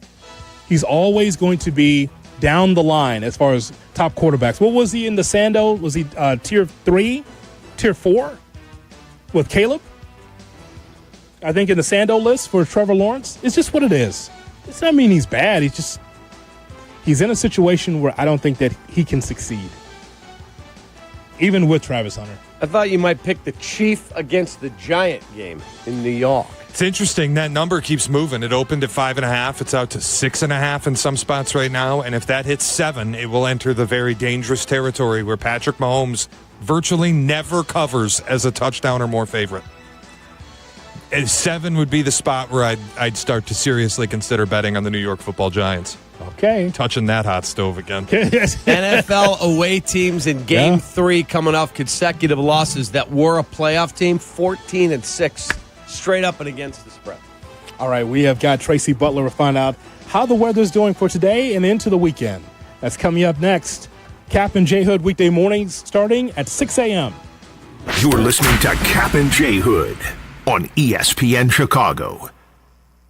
Hey everyone, big news, exciting news. Carmen and Jurko now, 9 a.m. to noon. The new ESPN Chicago lineup. On the home of the Bears, ESPN Chicago. Let me tell you about my friends at sinusandsnoringmd.com. Folks, I was a snorer, and my wife Mindy came to me and said, you know our friend John? His daughter works at Sinus and Snoring MD, and I was complaining about you snoring. You need to go there and see if they can help you. So I said, all right, I'll do it. I called, I went, I met with them. They checked me out, and they said, here's what we can do to help you. Guess what? I don't snore. I sleep like a baby. I even have an Oura Ring that tracks my sleep that every night's telling me what quality sleep I'm getting. Trust me, Sinus and Snoring MD is the greatest. Sinus and Snoring MD.com. Bud Light and ESPN Chicago are taking the Waddle and Sylvie show to the Chicago-Cincinnati game November 2nd.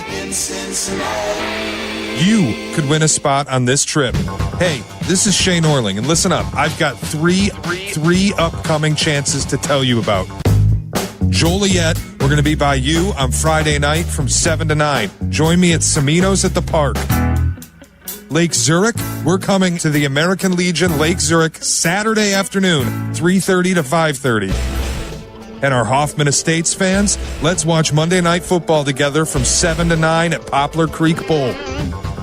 The best football tosser at each spot wins a Bud Light prize pack and is a finalist for the trip to Waddle's hometown.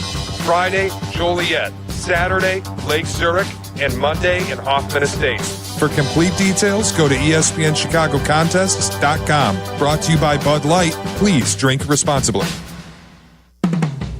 True North convenience stores and Red Bull are an elite matchup. True North offers Legends Red Bull Original and sugar-free. First-round picks like watermelon, wild berries, and rookie Red Bull Zero. Right now, grab 3 of your favorite 8-ounce flavors for $6.50 and save 10 cents off a gallon with the True Rewards mobile app. Available in your favorite app store. Score this deal before the clock runs out. True North convenience stores. Fast, friendly, clean. Twin Peaks is the best in the game. Here, it's bigger game days and bolder fight nights. I mean, where else can you find a scratch kitchen that always comes in clutch every day from lunch to late night? Only at Twin Peaks, the #1 sports bar. Roofers and Waterproofers Local 11 delivers expert roofing and waterproofing across Chicago. Their trained professionals lead in solar, green, and garden systems. For trusted contractors and top quality service, visit ChicagoRoofingContractors.org. That's ChicagoRoofingContractors.org. Coach Saban here, and let me tell you, every second matters. Preparation is everything, and that's why I trust Kidde Smoke Alarms. And as North America's #1 home fire safety brand, they're built to respond over 25% faster to smoke detection. Kidde helps protect what matters the most. Find it at the Home Depot. How doers get more done. #1 claim based on total household installations as of December 2023. 29% faster average smoke detection based on internal testing of smoldering wood fires for Kidde 9th edition versus leading competitor 8th edition product. As a scientist, I can tell you that Sundays are only 24 hours long. But with NFL Sunday Ticket and YouTube TV, you get every game every Sunday all in one place. That's upwards of 30 hours of NFL in one day. How can there be 30 hours in 24 hours, you ask? I have a theory. Magic.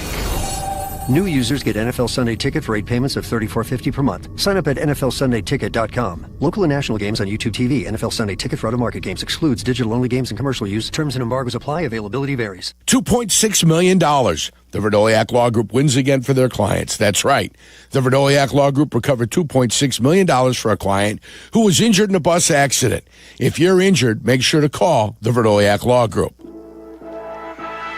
New Beyond Raw Lit V2 pre-workout, GNC's #1 pre-workout now with harder hitting energy, an intense mind-body connection, and enhanced endurance support. Turbocharge your workout with new Beyond Raw Lit V2. Available now at GNC and in GNC.com. All right, Jim Moore. You're listening to Kap J Hood. Follow the show on Instagram at The Catman and at IGJ Hood. This is ESPN Chicago, Chicago's home for sports. To the newsroom. ABC 7 Eyewitness News. Tracy Butler joins us on the Kap J Hood Morning Show to tell us about the beautiful weather we've been having. Good morning, Tracy. How are you? I'm dandy. I'm absolutely... I love your attire today. Not that I don't love yours, Cap. I do, but I love this. Real men can wear pink. Absolutely. It was wash day. I found something that smelled halfway decent, so I said I'll just throw it on. You look like a ray of sunshine, as you always do. You're just saying that because the weather's been so great lately. I mean, that's probably true, but... Yeah, I know it's true. The weather has been spectacular. It has, except a lot of bees. We were talking about that. It is bees. Yellow jacket season, yes. I should say, not bees. We welcome the bees. We welcome the bumblebees. I bought a tennis racket that's electrified, and you turn it on, and you hear them sizzle. You get joy out of that. Not that they're sizzling, but that I'm not getting stung, yes. Well, don't kill the bumblebees. Don't kill those. You want to kill... No, they're good for the ecosystem. Yes, the yellow jackets are the problem. Yeah. The black and gold ones. Yes. As a Georgia Bulldogs fan, I hate the Yellow Jackets too. So I'm happy to extinguish all the Yellow Jackets, even though they're playing good this year. Let me tell you, they are a good football team. Oh goodness! But we'd like to ask you about your Steelers. So what are you thinking now with the Aaron Rodgers experiment? A couple of weeks in, how does it make you feel? Okay, I'm worried. I'm actually worried about him. I'm worried about him getting hurt because I don't think we have anybody to protect him. And I don't know what the defense is doing. Mr. Tomlin says, it's the schematics. We got to go back to the schematic. What does that mean? I don't know what that means. It means they have to get back to basics and play good, solid, fundamental football within the confines of the system he is imparting on them. Well, that's great word salad, but it's not getting the job done. Thank you very much. It's not, but I've guaranteed you a victory this weekend. You will beat the Patriots. The Patriots are not a good team. Shay, what do you have on that game? What do you, as a Patriots fan, where do you lean, the early lean? I'll tell you in the picks tomorrow. I actually already have a pretty firm feeling on it, and I'll tell you what it is tomorrow. We got Tracy today. Why don't you talk about it? The show's today. I need to know. I didn't ask you for it, but I just said your early lean, your observation. What, is that wrong for me to ask your early observation? No, it's not. It would make Tracy happy, my early lean. Okay. Okay. I don't need any nitro for my heart. I'm guaranteeing it for you. Okay. All right, now I'm flipping. I'm going the other way. Oh, no! If he's putting a guarantee on it, I'm going the other way. You've learned very well, Notre my friend. Dame, kid. You're learned very well. That's exactly right. Gosh, Run away from the mush. Come on. We got to get 2-1. But I just don't understand where our defense has been. This historic, well-paid defense, where are they? It's not any good. I know. It's not any good. But why? You have to ask Coach Tomlin that. I don't know. It all sucks. I don't know. It's the schematics. Aaron's telling you to tune in and find out. Tracy, the Patriots are 0-10 straight up and 2-7-1 against the spread. Their last 10 when coming off a win by an average of 10 or more points. Additionally, 1-9 against the spread in the first game of consecutive home games. Aaron Rodgers, conversely, against teams with similar records in these stats, he's 9-2 straight up and against the spread. I love this guy. He's all anti-analytics in baseball, but then he pulls these football stats, and it's like at a waning crescent moon played on a Sunday afternoon, the Patriots are 2-10 against the spread since 1984. Right. When you eat a taco, the Steelers are 11-1 against the spread and straight up. You don't understand that we work with Sybil Kaplan every day, right? You don't understand that, Shay. I don't know how you don't get that. Like every day. I mean, you just never know. Like, analytics, we don't need analytics. However, I have these stats. In weeks where Drake May visited a Taco Bell, he is 0-7 against the spread. I'm just trying to assuage the fears that Tracy is dealing with as she tries to nod off every evening around 6 o'clock. Do you use analytics for your weather? I do. Mm-hmm. I absolutely do. Mm-hmm. Analytics. It's called Rip and Read, Hoodie. Oh, my God. Oh, my God. He's saying that you read the same script from 4 a.m. to noon. Can somebody get me a baseball bat? Yeah, there's a couple in Zetterman's office. Okay, seriously. He just said you do the same thing. That's what he just said. That's what I heard. Yep. Let's go to the weather. Here's Tracy Butler. Let me see the ABC 7 app. He doesn't know what Trixie is capable of. Oh, my God. Clearly. That's so insulting. That's so insulting. I don't think he understands. It's a compliment. No. Gosh! That's insulting. She's been on the air here for 40 years? To Tracy, 31. Now listen, that's insulting to Tracy. But those anchors, though, they do read the same thing. I mean, 100%. I mean, no, as anchors, I mean, it's the same thing. Excuse me, Terrell, here's your script for the 7:30. I mean, I'm working on the 8. I mean, the 6 sounds like Tanya? the 11. I mean, if I just tore it off the old wire system, I wouldn't be getting here at 2:33 in the morning to build all my graphics and do homework. I'd sail in at 4:30, champ. So, there. Champ. Oh, God. Here she comes. Tallest tower, 480 feet, marks the end of the transmitter site that was previously used for WCFL, WLUPAM, and ESPN 100. Read it twice. It wasn't his fault. Rip and Reader read it twice. It wasn't his I'm Ron Burgundy. No, it wasn't his fault. I'm going to defend him. Go after yourself, San Diego. Light sports. Well- ESPN 100. Here's Christopher Cross and sailing. Sailing takes me away. We're just going to let you go. We're just going to let you go. I don't think your listeners want me to go. Tracy, honest to God, too, that is like Cap's favorite song. It is. So while we hear Christopher Cross, tell us about the weather for you today. could go sailing today, but the wind is not going to help you out. They're going to be very light. So you just be kind of sitting there bobbing around in Lake Michigan, not going very far. There you go. Same thing with the weekend? The weekend gets a little salty, shall I say. What about Monday? Let her get to the weekend first, if you Let don't me mind. talk first about Sunday, because I think our best chances for rain over the weekend are going to come after 3:25 on Sunday. Uh-oh. The over might not be a smart play. So Sloppy track then, right? Yeah. Doesn't look Rain? like heavy rain at this point. Looks like a gently showering. So yeah, we may be dealing with some raindrops at Soldier Field on Sunday. So bring the poncho. Bring the poncho. I see. Yes. Golf outing on Monday. What do you think? What time and where? Northern suburbs for charity. Okay. Pause for Patrick. Oh. Very great dog charity. My my friend Darren runs. gosh. And so we'll be up in the Lake Bluff area. Okay. And you said morning? No, we tee off at 12:30. Ooh. Take your rain pants. We might have some showers on Monday, but it's going to be warm. High around 80. Fall officially arrives 1:19 Monday afternoon. So you'll be sticky and warm.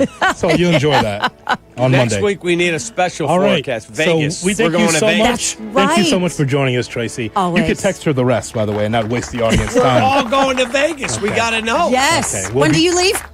Next Thursday. Okay. All right. Forecast next week. Yes. Thank you very much, Tracy, for your time. Bye. Tracy Butler, ABC 7 Eyewitness Sailing News. away. All right, so right here on Kap and J Hood. Coming up, the Kap and J Hood cut of the day. And Kyler Murray, what are you doing on Kap and J Hood? Kap and J Hood, ESPN Chicago.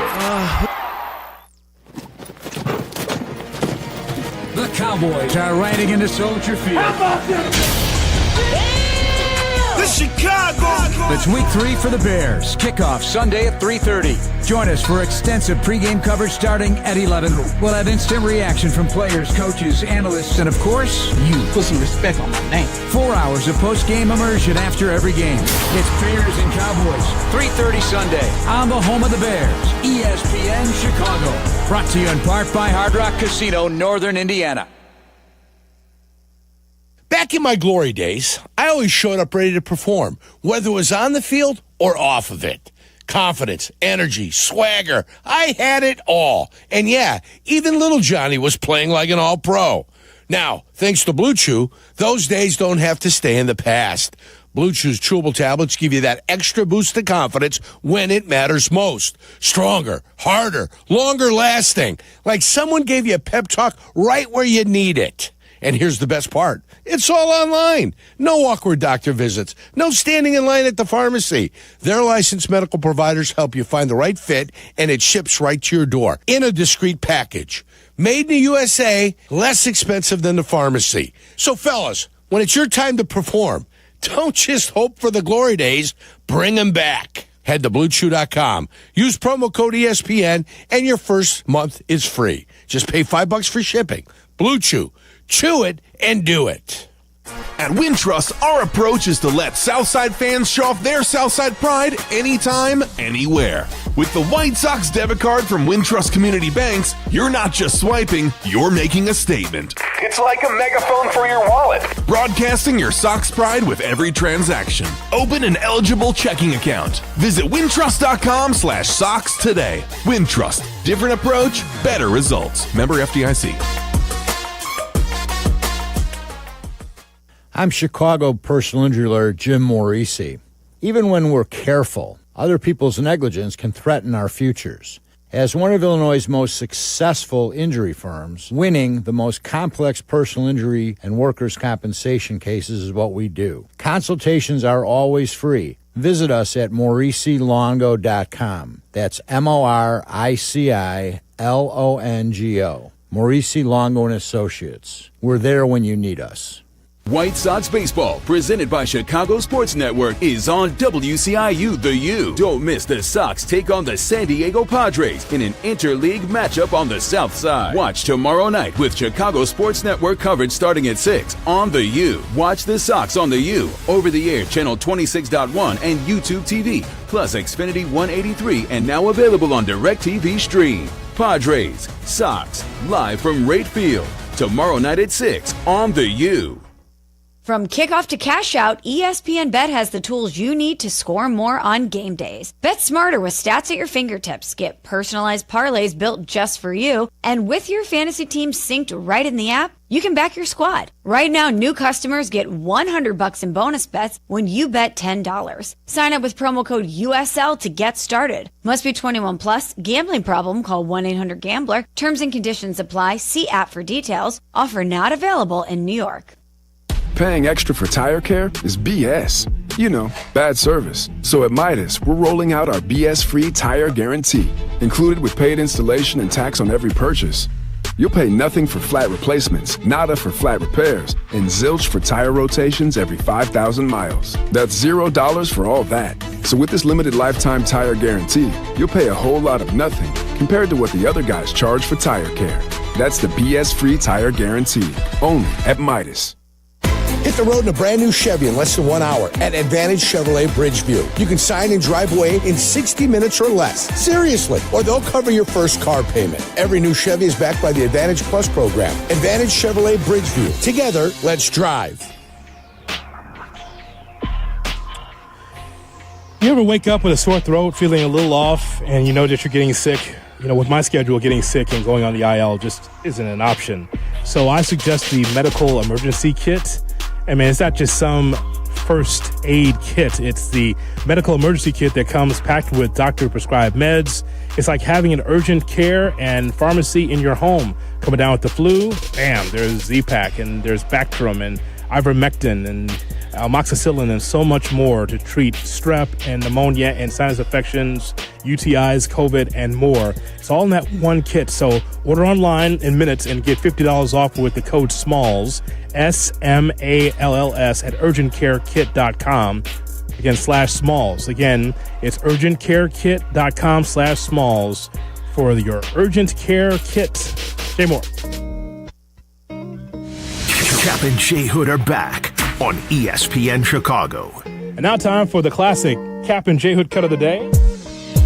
Brought to you by Chicago Cut Steakhouse. That'd be David Flom. That'd be Matt Moore and the great Chicago Cut Steakhouse. Gorgeous day. Sit on the patio. Jay Moore. Yo. Yes, it's boring, but it's a sport. Oh! Whatever. It's not boring. Okay, then you're boring. All right, cut. I just love the idea of Schottenheimer going to Eberflus. All right, you coach this team. What can we expect from Caleb? Let's go, man. Woo, Dragon Slayer. That would be me. Right? All right, Coach. Thanks for your time. We're effed. Get out. Because he won't have any plan. No clue. Did you not coach this team last year? And that's all, folks. The classic Kap and J Hood cut of the day. Not very well. It's brought to you by David Flom and Matt Moore and Chicago Cut Steakhouse on LaSalle, the north side of the Chicago River. Simply the best. Magnificent today. Sit on their patio.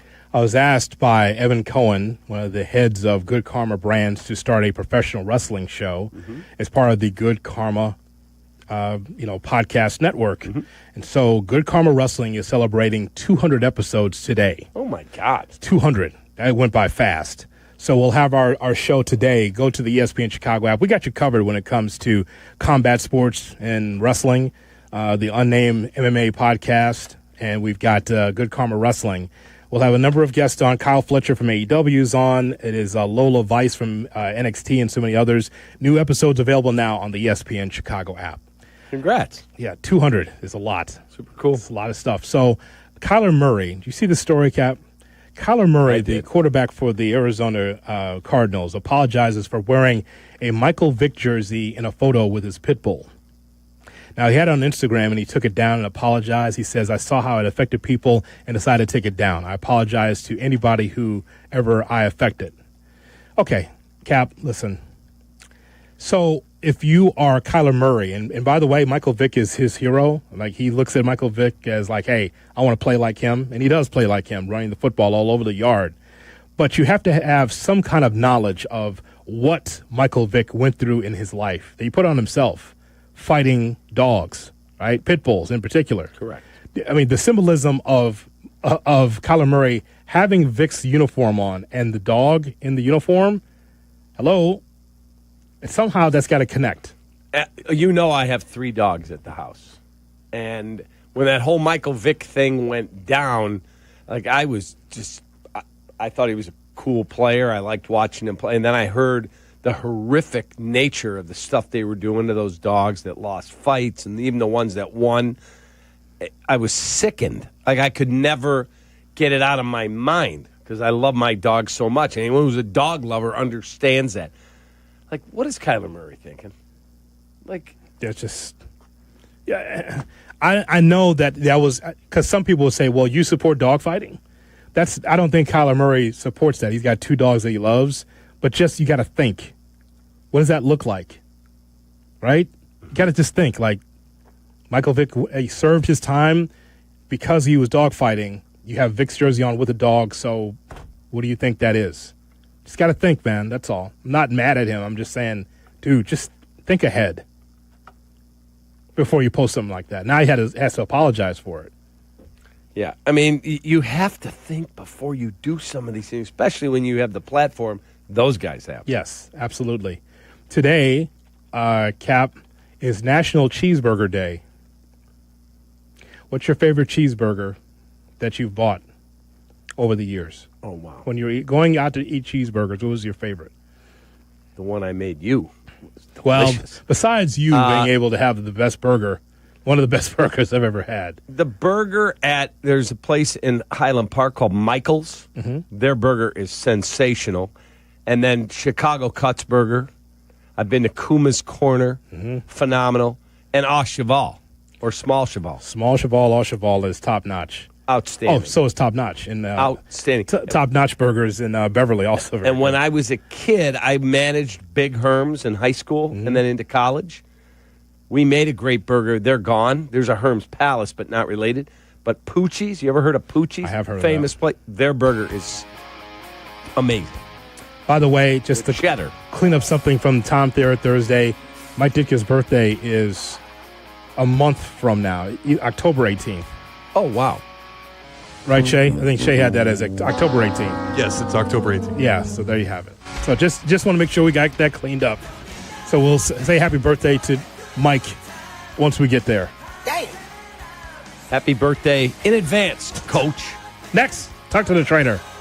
We thank you so much for listening and calling in and being part of the program here on Kap and J Hood. Our thanks to Shay and Jay Moore on the other side of the glass. Now, you know what tomorrow is? That would be a Football Friday. Football Friday is coming tomorrow. Carmen and Jurko are coming up next. Thanks so much for listening and calling in and being part of the program. We'll talk to you tomorrow. So long, everybody. Take that. From Chicago. I've got the best. Oh, play it. No.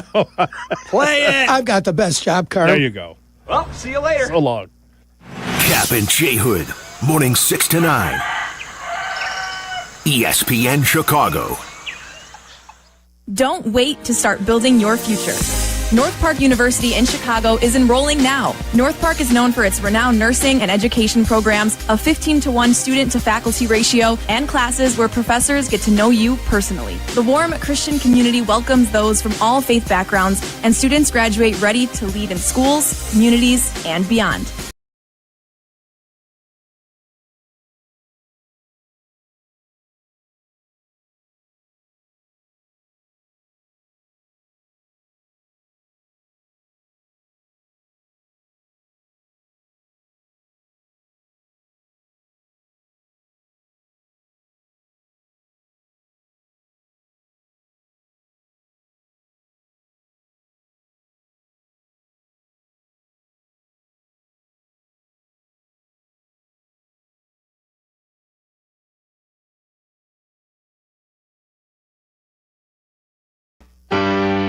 Hey guys, it's Mitch Lyons with Mitch Lyons Wealth. You hear Yurko, the good kid, talk about me all the time. And yes, I did play in the NFL. But to be honest, these days, I'm more into spreadsheets than playbooks, and I'm solely focused on making sure my clients win retirement.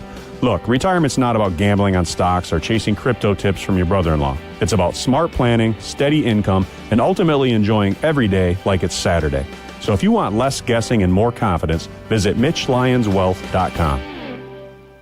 Hey, Chicago, it's Sylvie for my friends at Window Nation. Now is the best time of year to replace your old, drafty, cheaper builder-grade windows. And WindowNation.com can get the job done in 1 day or less. Right now, when you buy 2 windows, you'll get 2 free. Plus, you won't make any payments for 2 years. No interest, no monthly payments, no down payment. Don't miss out on Window Nation's most popular offer. Get top-quality replacement windows at an affordable price. 866-90Nation or WindowNation.com.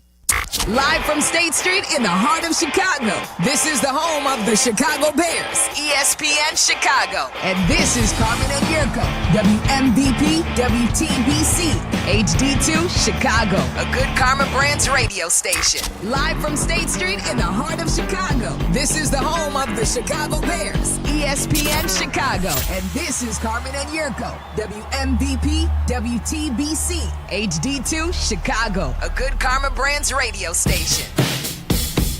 Week 3 in the NFL starts tonight. Bears and Cowboys on Sunday.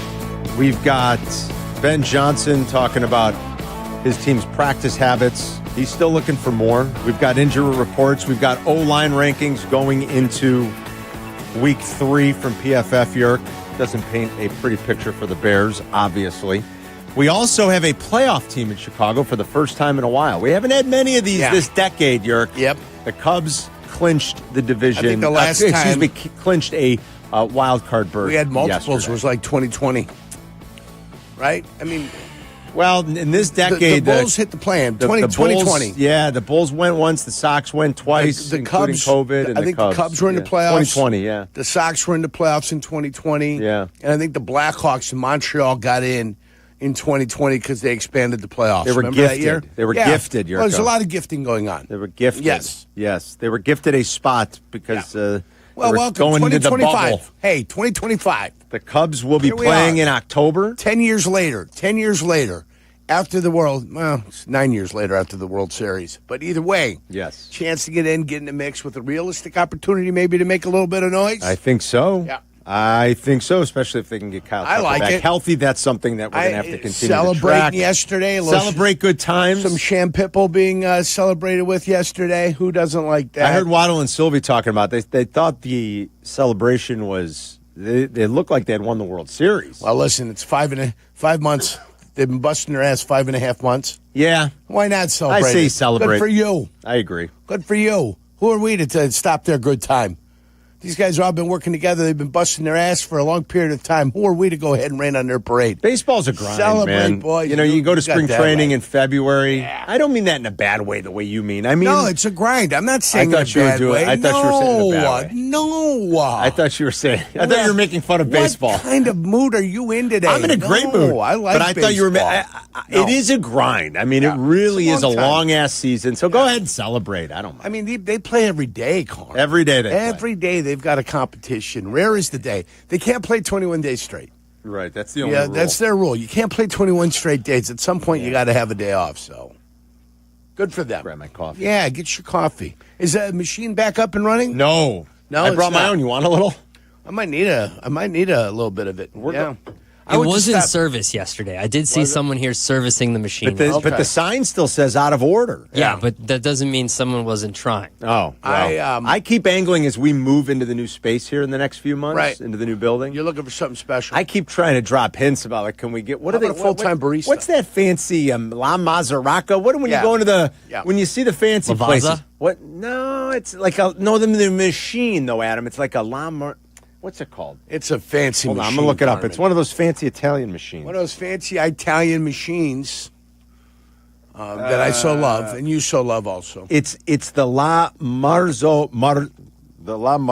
Oh. I think what we need is a barista. I think we do, too. I keep angling for one of those. What do you think, guys? Full-time barista? I don't see why we can't as The an extra shift around Marzocco here. Classic, you guys. It's only $16,000. I think. What do you guys think? I think we have enough part-time producers that we could just train. Part of the training could be White Sox games, digital, barista. But the problem. But you need the equipment though.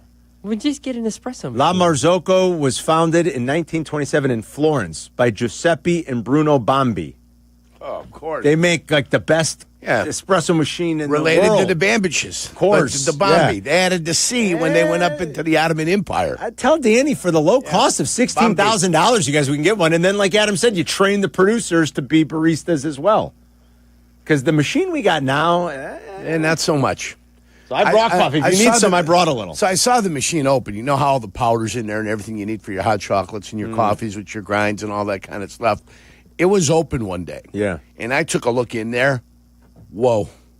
It's chaos. It's chaos. It was chaos in there. Wires and circuits. And and a little bit of spillage, so you and the minute you get that stuff spillage with a little bit of sugar, and the next thing you know, you're creating paste. Spillage. You are creating That paste. sounds disgusting. Yeah, oh yeah. Oh, my God.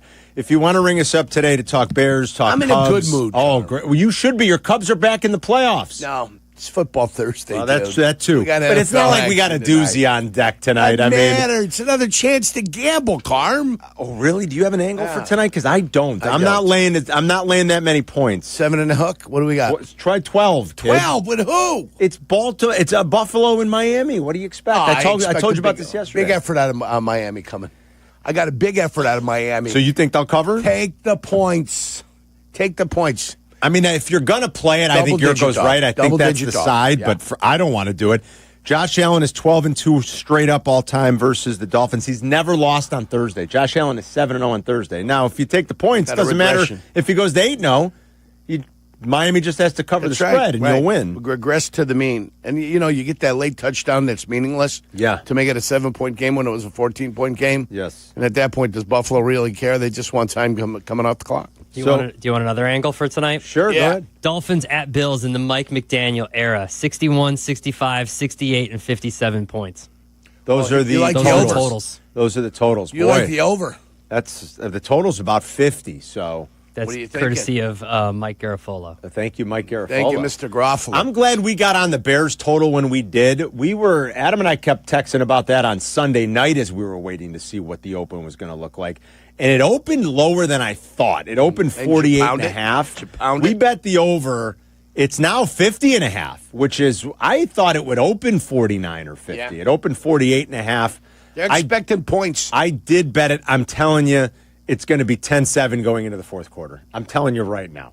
So I did make a little bit of a wager on that when it opened over 48.5. And like I said, you're out like 2 full points higher. That's below a key number. Yeah. Well, 48.5. 48 usually. Well, it's 49. Yeah. It's the 7 touchdowns. That's 7 touchdowns. That's true, yeah. There's a lot of keys when you get into the 40s. Oh, when you get up there. There are a lot. There really are. When you start doing the 7s and the 3s, there are a lot of key numbers in there. It's deceptive.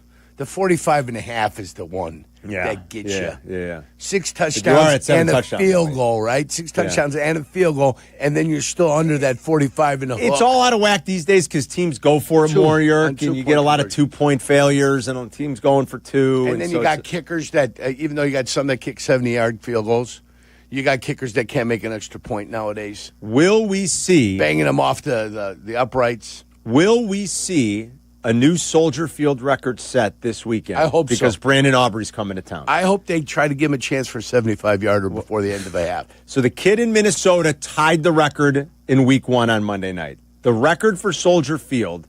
58 yards. Is 59. 59. 59 yards is the record at Soldier Field. Will we see Brandon Aubrey break that this weekend? Something to keep an eye on. Is there a wager? For all you fans of special teams. Is there a wager available? I don't know if you can bet something like that. I don't really know the answer to that. I don't. Okay. Well, that'd be nice. Will he break the record? But this kid, I mean, you saw it. They gave the ball. They were at midfield. Yeah. And they just handed it off to Javonte Williams for like 4 yards, and they were like, no, we're good. Yeah. They were literally on the star. We'll make it. And instead of taking a shot, they're like, no, he's just going to go 4 yards, and the kicker's good. And he drilled it. I remember with Cairo Santos, we'd be at the 40, and it'd be like, no. Yeah, you get to the 36. Nah, I don't think he can make a 53-yarder. No. That's the way it works sometimes. Will a new record happen this week? I hope I got so. a lot to talk to you about today with Bears and Cowboys. You know, I like kickers. I don't love kickers, but I do like kickers. I know, you're friendly with some of your old teammates that were kickers. Absolutely. We bust their balls a lot, but they deserve it because they don't work and they get paid a lot of money. I love the way you always frame that. As someone who played and grinded through the league, you can make those jokes. I am more in line with Larry David's philosophy that maybe we should just get rid of them. Just go for it. Football would be better. Just go. We don't need kickers. Well, I always like kickers had to be position players.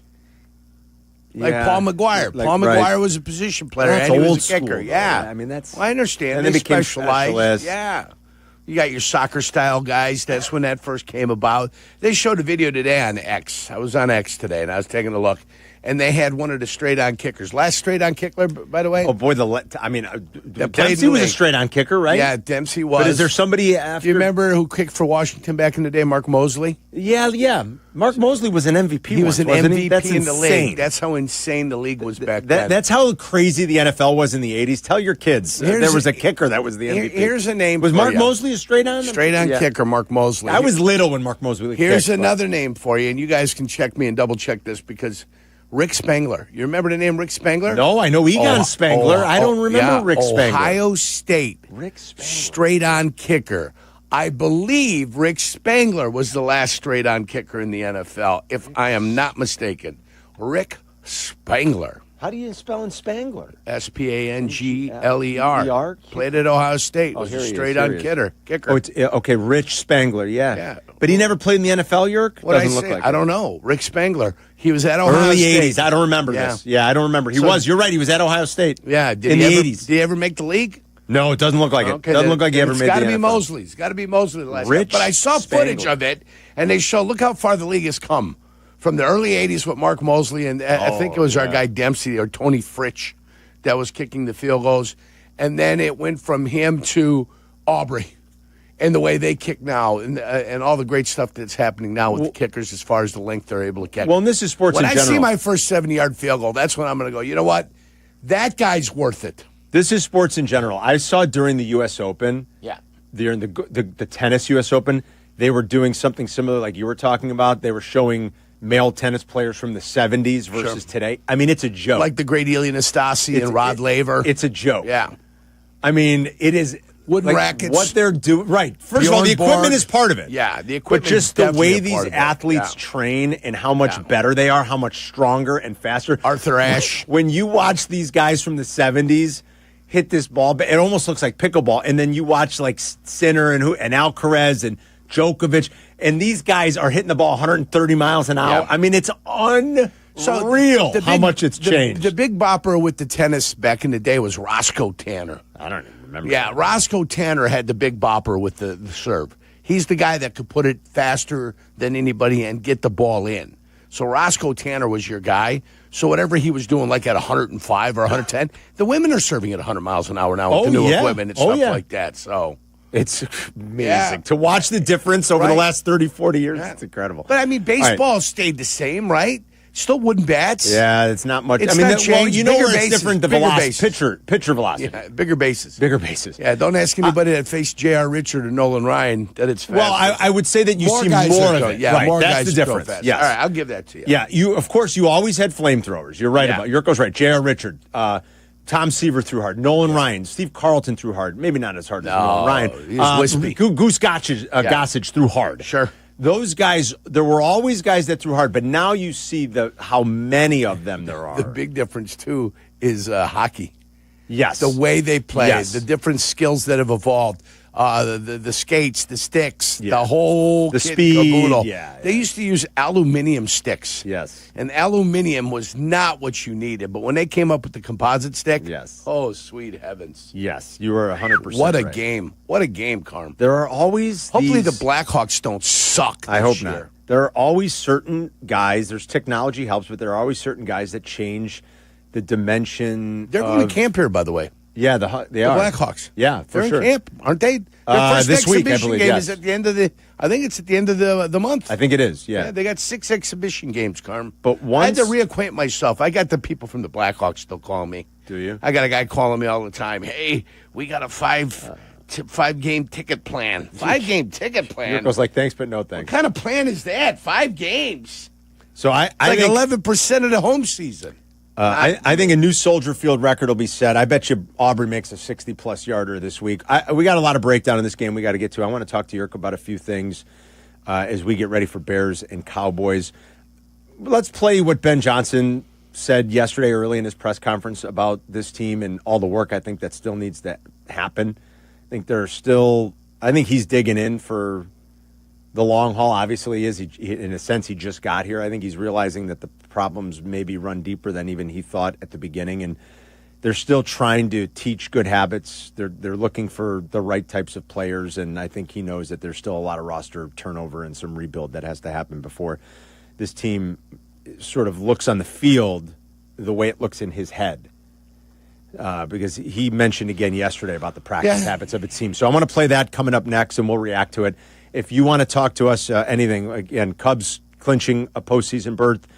If you think they've got some real legs and some juice going into October and what you expect that to look like, thoughts, concerns about the Cubs and their postseason run. It's just nice to have a playoff team back in Chicago. That's for damn sure, even though a lot of us aren't Cubs fans. At least there's some playoff action happening. Thoughts on Bears, Cowboys. We're here to take your calls today.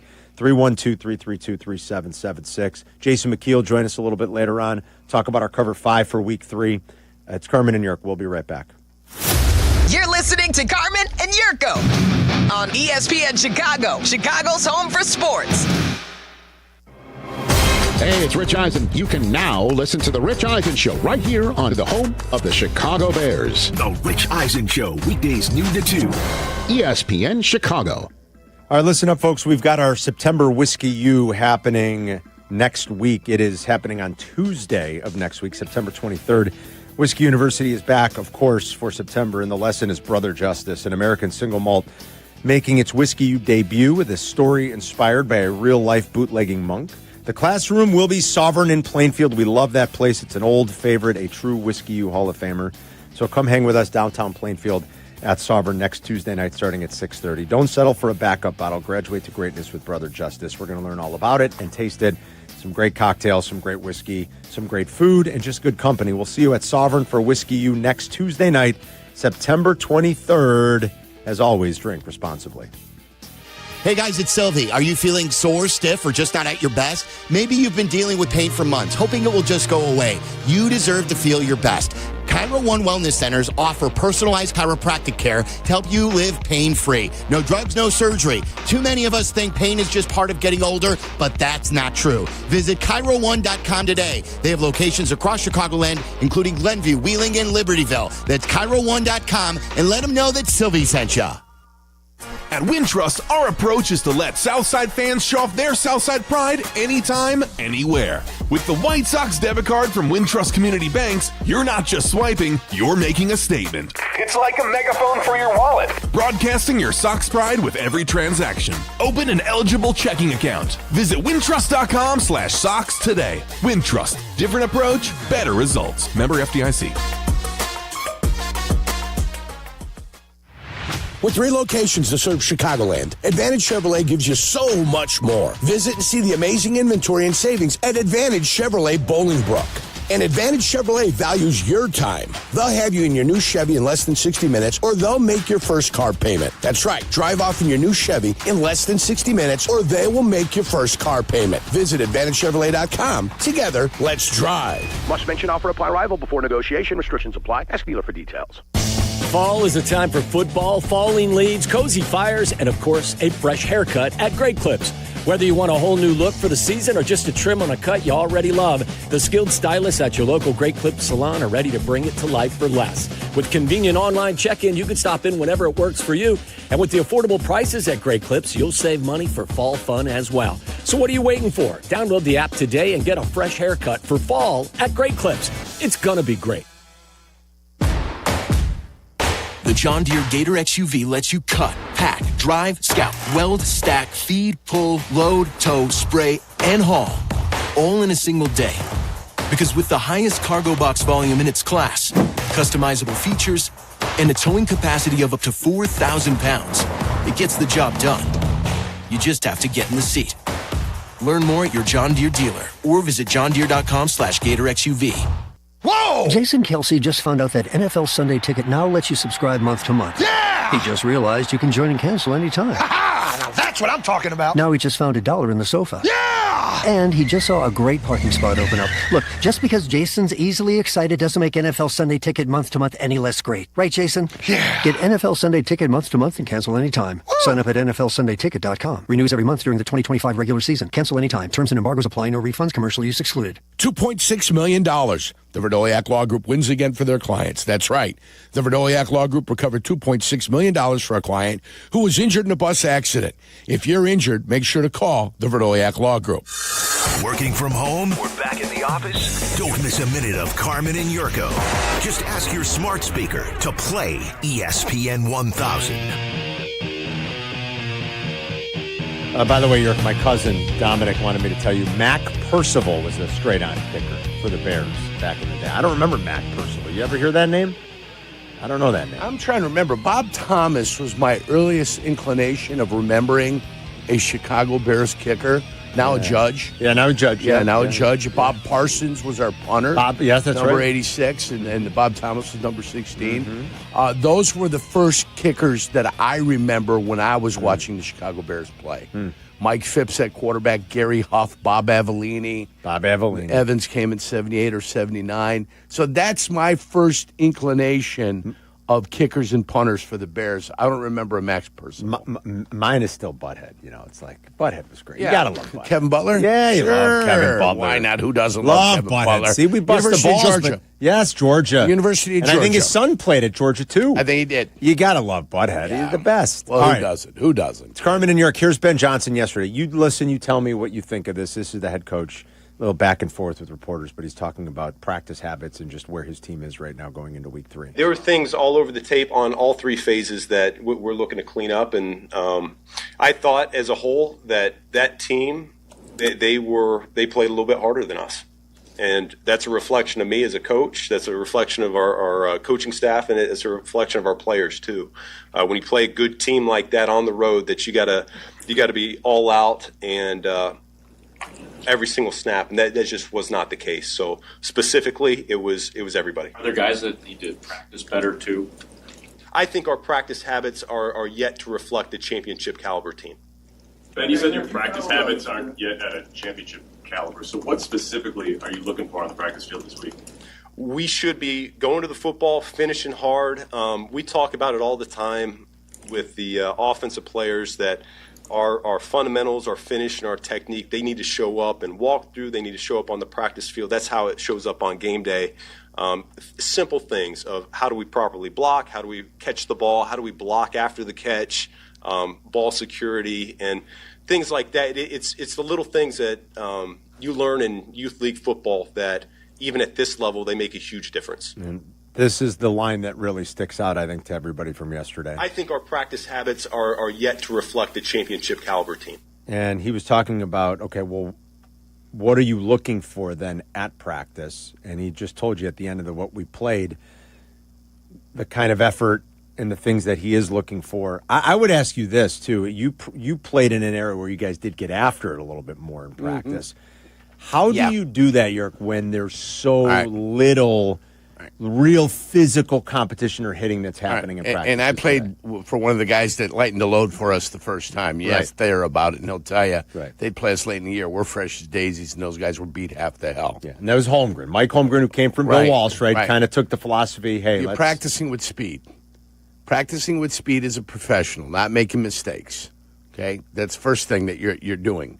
You can make a mistake, but you recover and you don't make the same mistake over and over again. Do you know what I'm saying? And remember I talked about finishing? Yes. That's kind of what he was just talking about there. That's what he's talking about. Finishing. It's the discipline to do the things that you're supposed to do when nobody's watching.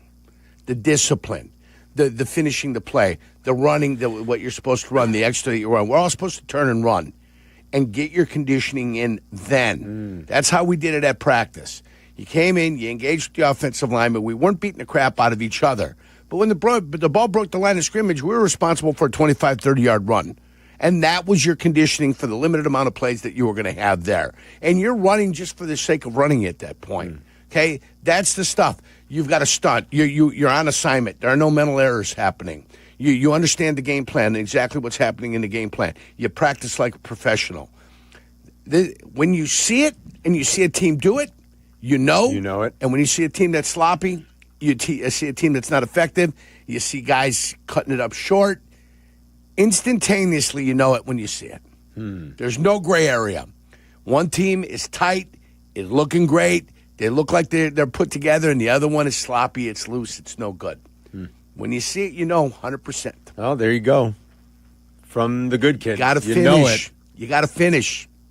And they don't have that yet. When I saw that Eberflus practice that one day, I don't recognize what this is. You did talked to say McKee. that. McKee said it's kind of. You talked to Thayer. Thayer gave you the same feedback. Yes. I like New World stuff too. Yeah. I like cutting edge philosophy. What we had was a cutting edge philosophy back in there, not to beat the crap out of each other during the season, so you could stay fresh. But there was an inherent responsibility on what you had to do to take its place, and everybody had to buy into it. And if you bought into it and everybody was on board and everybody put pressure on everybody else to make sure that they were dotting the I's and crossing the T's, then you're in good shape. But if it's not, you're not there, and they don't keep you accountable, sometimes the coach has got to smack you upside the head. And I say that just not in a, figurative sense, but a literal sense? Yes. Literal and figurative? Yeah, nobody's hitting me. But no, so that's more in the figurative sense. You got to keep. Yes. Is that what it is? Yes. Yeah. Okay. That wouldn't be in the literal sense. Okay. That'd be in the figurative sense. Okay. Yes. I always get those confused. Yeah. But you need a little ass kicking, and you mean that in a figurative way. Every blue moon, yes. You got to get your ass kicked in. A good chewing out every once in a while, just to remind you that you're the player and they're the coach. Yeah, is not a bad thing either. And my God, if this team at some point doesn't start responding, I mean, the coach keeps putting it out there. That's like Danny Zetterman every once in a while calls me into the office and straightens me out, like he did last week. Straighten me out. It's the way it's got to be sometimes. He did have to straighten you out last week. I got straightened out. This is like Mo Green straightening out Fredo. You straighten out my brother? Hey, customers couldn't get drinks. Cocktail waitresses, 2 at a time. Who's going to pull them a Fredo when we're in Vegas next week? Anybody pulling a Fredo? Come on. My money's on Abdalla. Anybody pulling a Fredo? Who's single without wife or girlfriend? Black. Tyler. Not me. Tyler? Not you. If I hope I'm not speaking out of term, and I don't want to get him in any trouble, but I believe Tyler is single. Okay, so I'm 99% sure Tyler is single. Is he the only one? Is Bevins? Yes. I think Charlie's got a girlfriend. No, Charlie's got a girlfriend. Yeah, Charlie's got a girlfriend. So is Tyler going to pull himself a Fredo? He's the only 2 one at a time? eligible to pull himself a Fredo. That's what pulling a Fredo means? Okay. Yeah, I mean, I think the silence on this side of the glass was that we had no idea what the hell you guys are talking about. You guys were talking about, So wait a minute. I thought it was a death thing. It's from The Godfather. No, I'm aware. I thought it was a death scene. So you guys know Swingers? You've seen Swingers, right? Yeah, of course. And he says, I'm going to find me a couple of cocktail waitresses and pull me a Fredo. You guys don't know what that means? Of all the references in Swingers, that's not the one I go with. Yeah. So in The Godfather, when he goes out, his brother's been sent to Vegas. Yeah. He goes out to then have a meeting with Mo Green. He's going to buy out. He wants to buy out Mo Green. He says to Mo at one point, because there starts to get a little friction, and he talks about... He says that the Corleones don't have that kind of power anymore.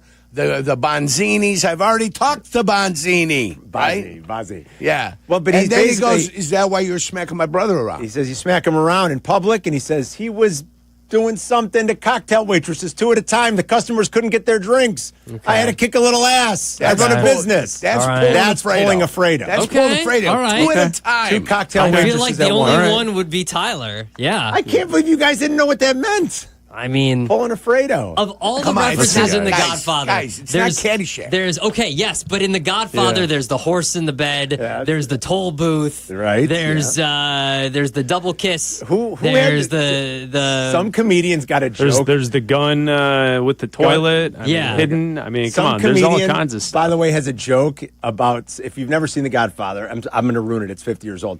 When they kill Sonny at the toll plaza, some comedians got a joke. Just think if they had iPass. Yeah. That's right. Because Sonny stops to pay the toll, yeah, and that's where they hit Sonny and they gun him down. Just think if Carm got mad at me one time. I said he wouldn't use the Indiana toll road. Carm got mad at me one time because I said that. Remember that? I don't think I made a reference how you never wanted to go through a toll booth, and you were like, "Oh, that's wrong. You can't do that." Oh yeah, I think, yeah. That's Now funny. I do remember that. Yes. So odds on if anybody's pulling a Fredo next week in Vegas. I like how it's Tyler seems to be the only one. I'm going to encourage young. He's Tyler. the only option. Yeah, I think he is. I don't think anyone else is. I think everybody else is spoken for. I'm going to encourage Tyler. He's got to be listening to this. And there's no way he gets that reference. He doesn't. At least Chris and Adam know Fredo's from The Godfather. Yeah. He has no idea who Fredo is. Yeah. He's never seen The Godfather. Right. He's never seen Swingers. There's no way he knows. The only thing I'm going to do that might piss off my wife is get a good night's sleep. Yeah, that's probably the only she's going to want to party. Yeah, Tyler's anti-film. Yeah, well, he is. It's ridiculous.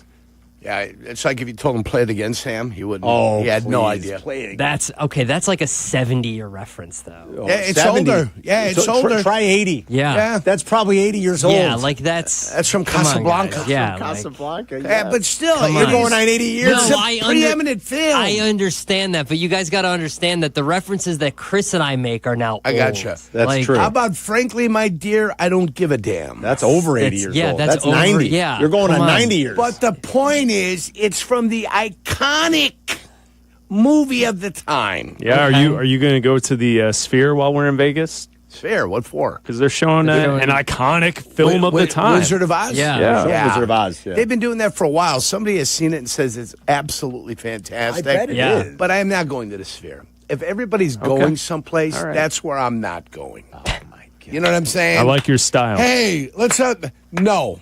How about it not? How about I just find some smoky blackjack table and sit there and get lung cancer? I plan on doing that. Yerk's going to be by himself at TI.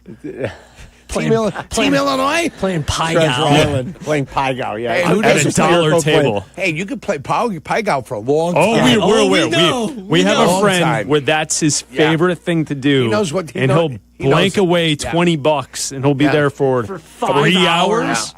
And you can get hammered. Yes. I didn't even know how to play for Pai free. Gow. Yeah, I don't know. From what I've observed, Carmen, is it's like group poker. So like you and Yurko, if you're at the table with me and Abdalla, we're all working together against the dealer To play the house, yeah? Isn't that roughly what it is? Coins, and if it involves coins, I don't it's care. like you're helping your buddy, Right. and Now, like this is it's- how it goes. You get 7 cards in your hand. Your 5-card hand has to be better than your 2-card hand. To win, you have to win both. To lose, you have to lose both. Right? So if you get 2 pair, say you get... How could a 5-card hand not be better than a 2-card? Well, you'd be surprised. But you've got to go about the business. So you're of saying making like if your decisions as 2-card you go. hand is a pair of aces, you might not have something that beats a pair of aces in your 5. 5-card hand would be 2 aces, and then you'd get it. But like the best kind of hand I like to get is 2 pair, like 10s and aces. Right. You put the 10s up top, you put the aces on the bottom. Usually, you can get yourself a victory coming out of there. There's also a joker card in there. Yes, right. Oh, my God. And figuring all there's a this out joker. is why you sit at the table for like 5 hours. And because everyone's playing against the dealer, you all help each other. Yes. Right. And so Yes. no one's like playing against each other. We've And watched our buddy play. It's so and it's- stupid. Yeah, I'm not We've playing walked Pai Gow. away I love for it. hours and come back and be like, "You're still." He's like, You can play- "Wasted." you can He's play for wasted. 12 hours. Yes, yeah, and that's what he does. Is that He right? sits there at TI playing, And you're playing Pai 100 Gow a hand. poker by himself. And your rating goes through the roof, Carmen. Really? Yeah, oh, you my change God, cards. yeah. You Yeah. kidding me? Yeah, if you're playing 100 a hand. Yeah, I mean, that's That's I where love your Pai goal will Gow. be. No, I'm not a Pai Gow guy, no. And you know what I like is now at the casinos, the Ultimate Texas Hold'em. You like that? Yeah. It's kind of gimmicky, too, though, isn't Oh, it? it's very gimmicky, but I did blackjack's too quick. I love blackjack. I like to take a little time to lose my money. Vegas next week. It's like the one-armed bandits. I put 100 in over at Glen Woody yesterday, right? 100. I put it in. Boom. In the machine? Yeah, $4 to spend. Boom. Oh, I can't know. She played the Dean Martin game. Anybody played the Dean Martin game? No. On the slot machines? Great game. Big money. I win $52 first hand. Come on, we got a little bit more here, a little bit more. I can't know. It's so funny. And then I got Crawford's playing the 3 little piggies, and he's got all the piggies. They're all fat. The yellow, the blue, and the red one. And they're not popping for him. I said, go rub the piggy. He went and rubbed the red piggy, and the piggy popped, and he was a winner. You're talking about The 3 little piggies. Oh, my God. And then at the end, so now Crawford just put about 280 in the machine, right? 280? And he's disgusted with himself. Well, of course, he can't leave without wasting every dollar he's got in his pocket. So he hits the one at the end. 1-800-GAMBLER.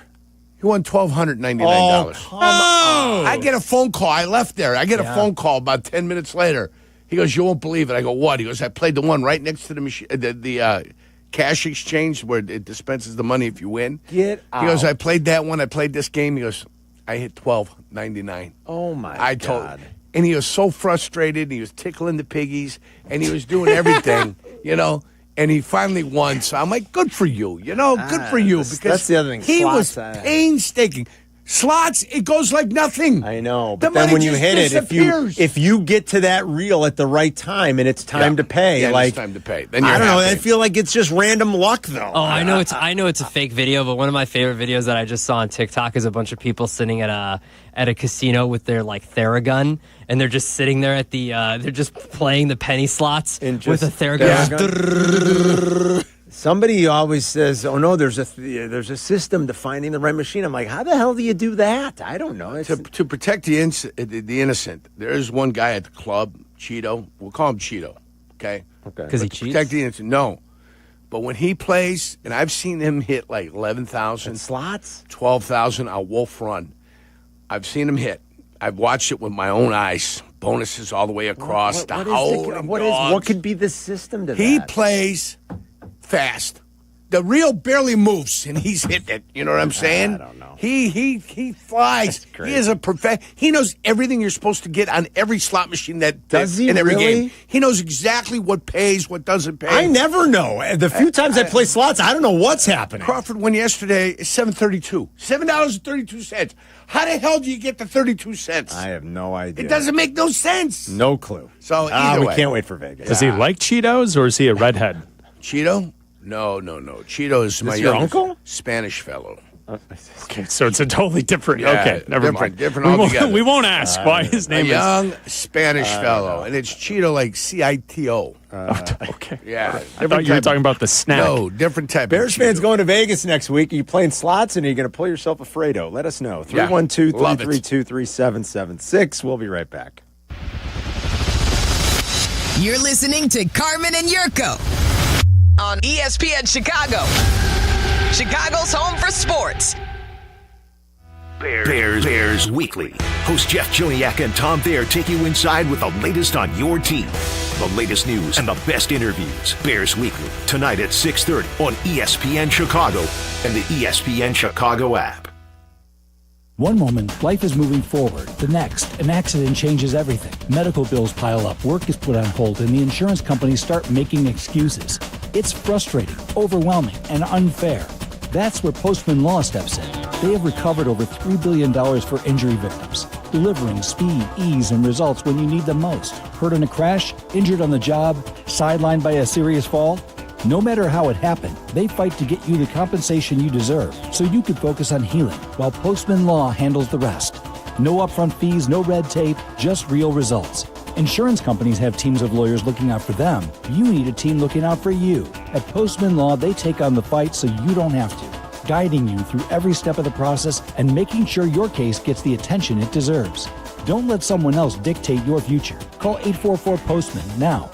That's 844-POSTMAN. Postman delivers. Let them deliver for you. Fall is officially upon us, and don't let drafty windows ruin your cozy season or raise your energy bills. WindowWorks has been Chicago's trusted expert for over 30 years, delivering custom windows and doors that match your home, your style, and your budget. Their certified pros ensure flawless installations and lasting comfort. Right now, buy one window, get one free. Upgrade before winter hits. This offer won't last long. Dial pound 250 and say Waddle to schedule your free consultation and lock in your savings. White Sox Baseball, presented by Chicago Sports Network, is on WCIU The U. Don't miss the Sox take on the San Diego Padres in an interleague matchup on the South Side. Watch tomorrow night with Chicago Sports Network coverage starting at 6 on The U. Watch the Sox on The U, over-the-air channel 26.1 and YouTube TV, plus Xfinity 183, and now available on DirecTV Stream. Padres, Sox, live from Rate Field, tomorrow night at 6 on The U. Twin Peaks is the best in the game. Here, it's bigger game days and bolder fight nights. I mean, where else can you find a scratch kitchen that always comes in clutch every day from lunch to late night? Only at Twin Peaks, the #1 sports bar. Illinois State University offers more than 150 majors, from accounting to zoology, and we're adding new areas of study all the time, like engineering, sports communication, and data science. Check out all our offerings at illinoisstate.edu/majors and apply today. Hey, listen to this. All it needed was a new starter. Got a great deal on eBay. Did it myself. Yeah, that's cool. But how about the soft purr of an upgraded exhaust when it fits just right? For me, it's the little things, like these new windshield wipers from eBay I installed. From small fixes to big upgrades, eBay has all the parts you need at prices you'll love, guaranteed to fit every time. eBay, things people love. Eligible items only. Exclusions apply. We are back, and we are looking at a pretty lopsided matchup, Jim. That's right, Ron. I mean, in one corner, we've got a 175-pound guy, and in the other, a 6,000-ton heavyweight train. Jim, this guy has no idea what he's getting himself into. It's no contest. Every day, people tempt fate and die trespassing on railroad tracks. See tracks? Think train. White Buffalo Barbershop in Hinsdale is back with a brand new look. Join me for the grand reopening tonight. Starting around 5, there's going to be drinks and food and live music and cigar rolling. Yes, indeed. Stop in for a haircut. White Buffalo Barbershop, Hinsdale and LaGrange locations. That's where I go. Be at the Hinsdale one, the new grand opening of the brand new store tonight. It is at 8 Grant Square in Hinsdale. See you there. Zoning out on that Zoom meeting? Zoom. Find out what Carmen and Jurko were talking about. Tell your smart speaker to play ESPN 1000. Well, the injury report for the Bears, as expected, is not great. TJ Edwards did not practice yesterday with a hammy. That's a hammy that you could tell is going to cost him some more time, unfortunately. Kyler Gordon, also with a hammy, did not practice. Grady Jarrett did not practice with a knee that's been bothering him. If Shamar Turner can't get up in some run, I still don't get that. I don't know. Jalen Johnson, of course, is not going to play because of the groin. And then Jalen Jones did not practice because he has a hamstring. A lot of soft tissue going on here, York. For the Cowboys, Deron Bland still a no at practice. He missed week 2. I think he's going to miss week 3. I think the Cowboys I think Stephen Jones publicly already hinted at that. He probably needs another week with a foot injury.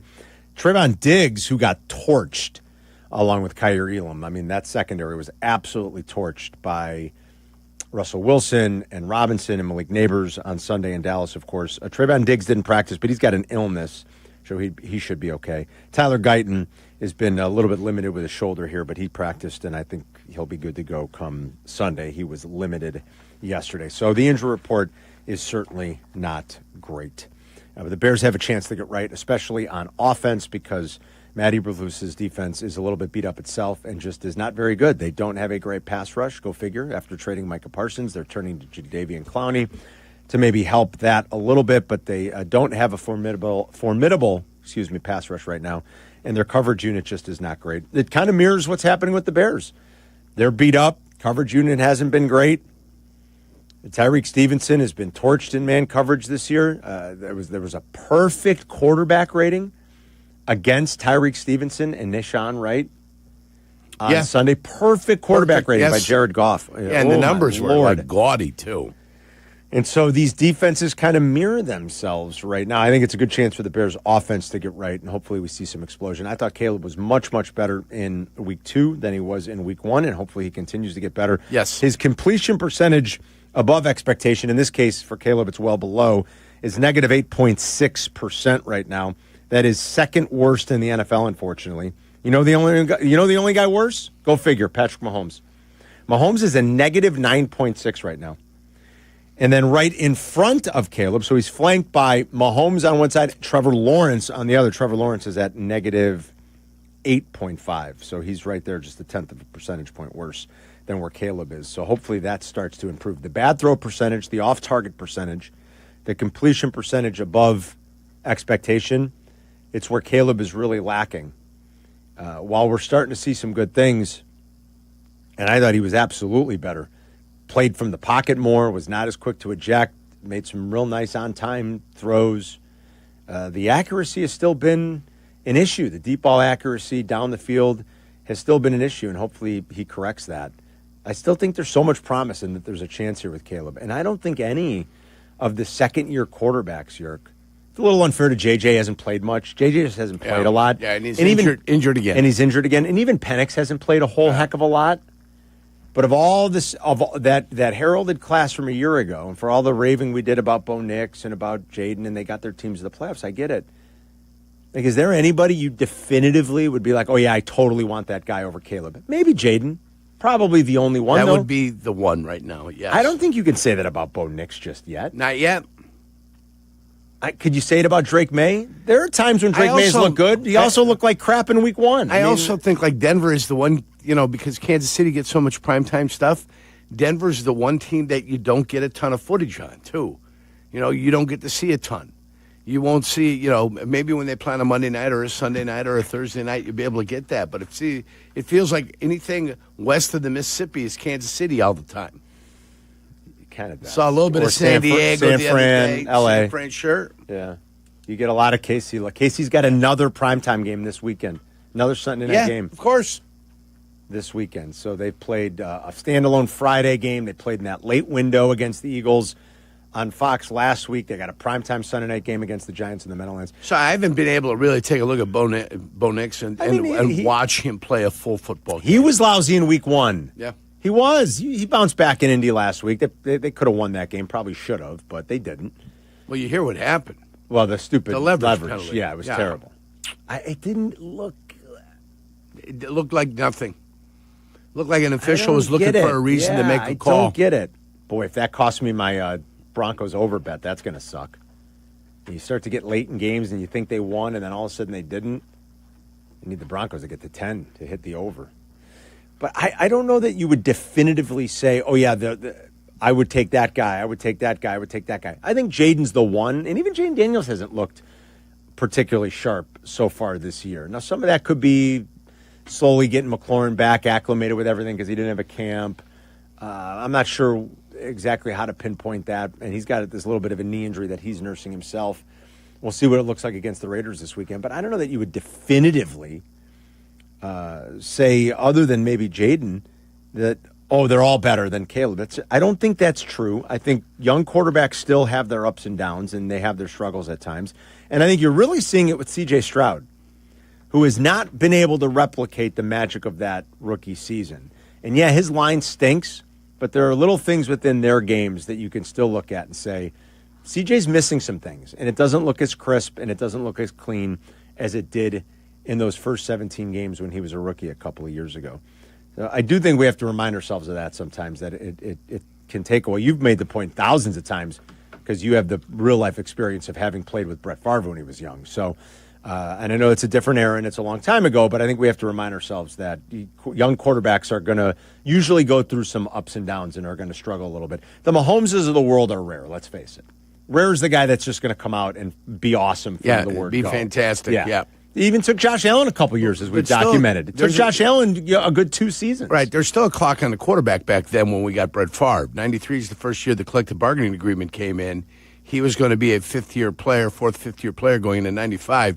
The decision to whether to pay Brett Favre or not was a very real decision that was being made, so the analysis for how he was playing quarterback was real. Mm-hmm. So, nobody was getting away from anything back then.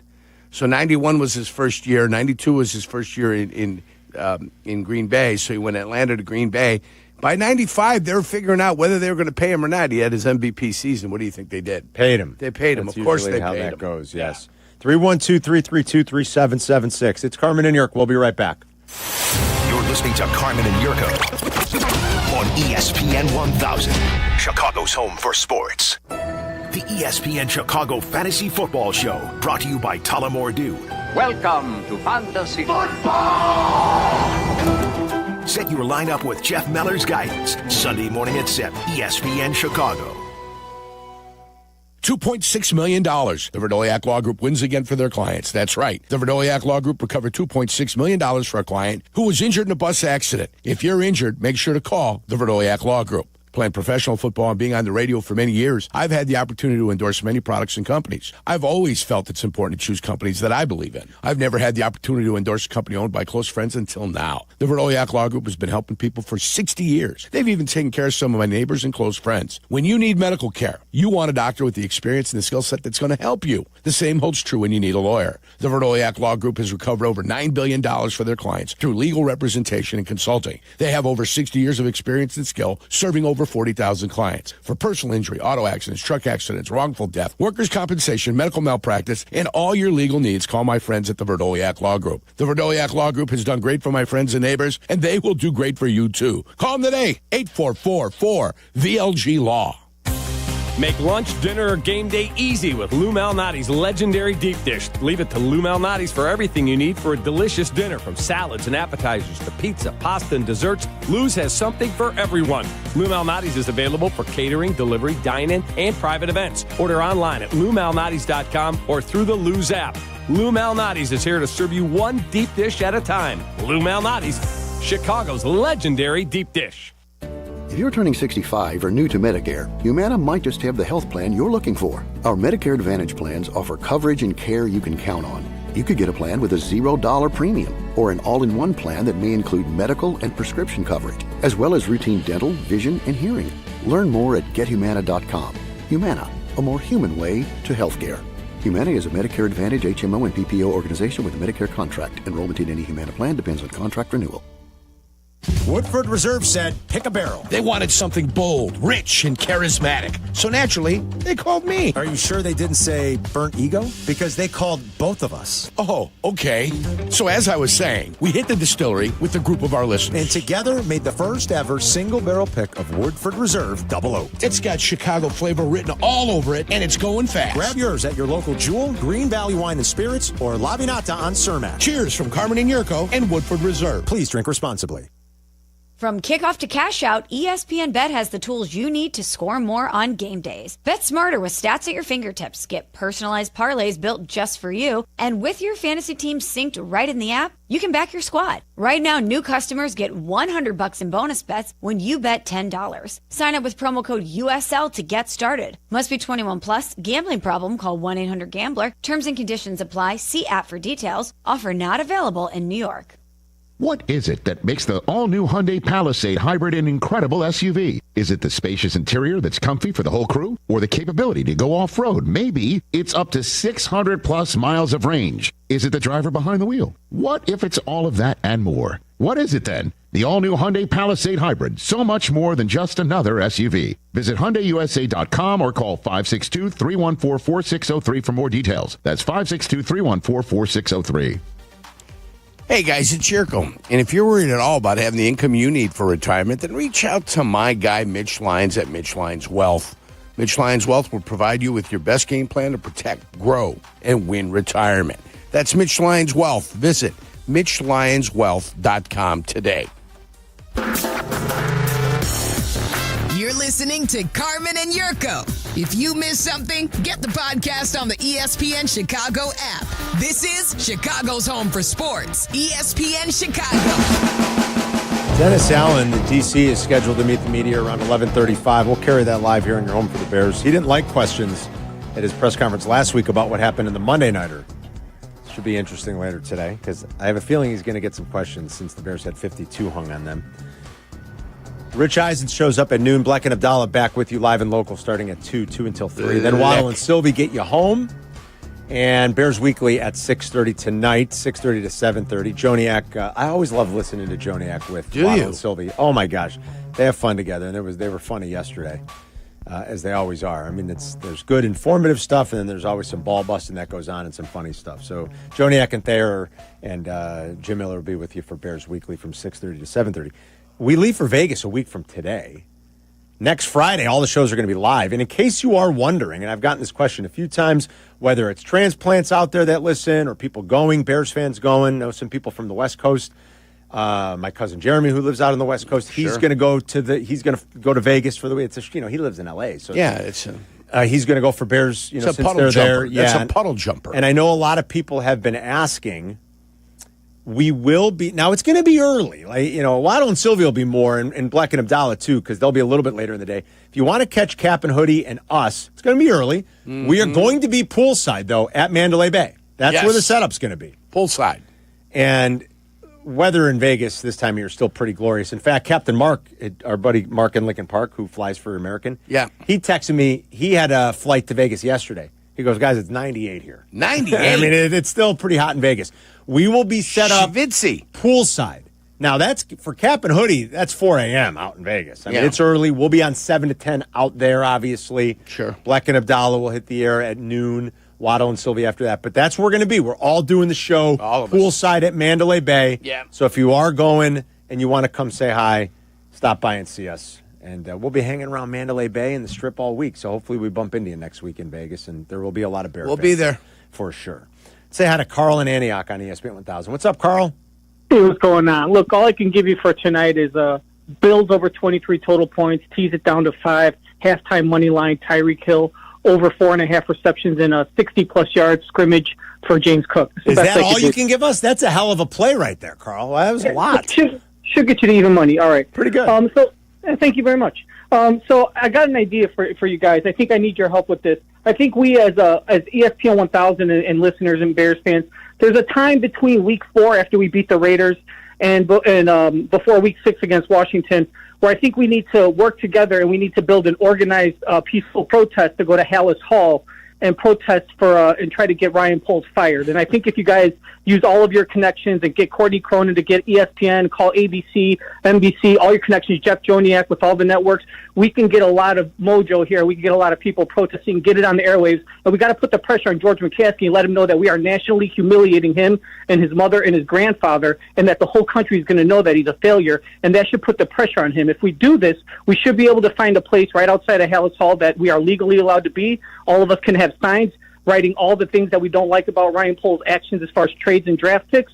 And if we all combine, we should be able to get this really viral, and that should hopefully put a lot of pressure on them to make the right decision, because we'll have 2 weeks.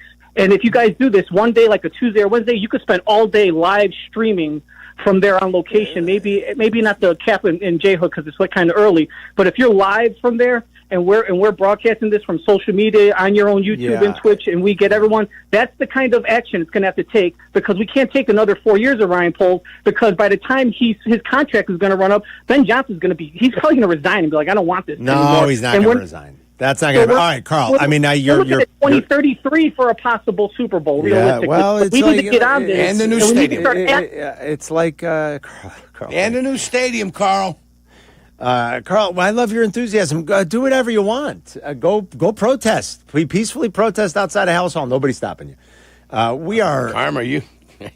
Are you going to petition all your friends and talk to them for this to happen? I will not. As much as I love sports and I love the Bears, I've got better things to do than petition outside of Soldier Field or Hallis Hall about whether Ryan Poles should stay or go. I'll use these airwaves to voice my opinion. I'll do that. I've done that for years. That's what we'll do. I think our opinions, we state them pretty clearly, or at least we try to. I don't know why they extended Ryan Poles. I said that in the summer. I also said it doesn't really matter if your owner's willing to buy his way or her way out of mistakes. It's not as easy with players because there are ramifications. There's cap ramifications. There's dead money. They cut DJ Moore at the end of the year. Guess what? There are cap ramifications for next year. Big ones. Those are more significant. Ryan Poles doesn't count diddly against the cap. Right. So it doesn't really matter what you pay coaches and executives if you're willing to buy your way out of it. I don't know why he had to get extended. Yeah. Considering his track record. So I've made my opinion pretty clear. We are partners with the Chicago Bears. I don't think they'd take too kindly of us leading a protest outside of their doors. They'll let us say whatever we want on these airwaves. Yeah, on the airwaves. We don't get any pushback whatsoever. But if you want to go protest, go protest. Yeah. If you want to stop going to Soldier Field, and that's your form of protest, stop going to Soldier Field. And protest that way. But none of the...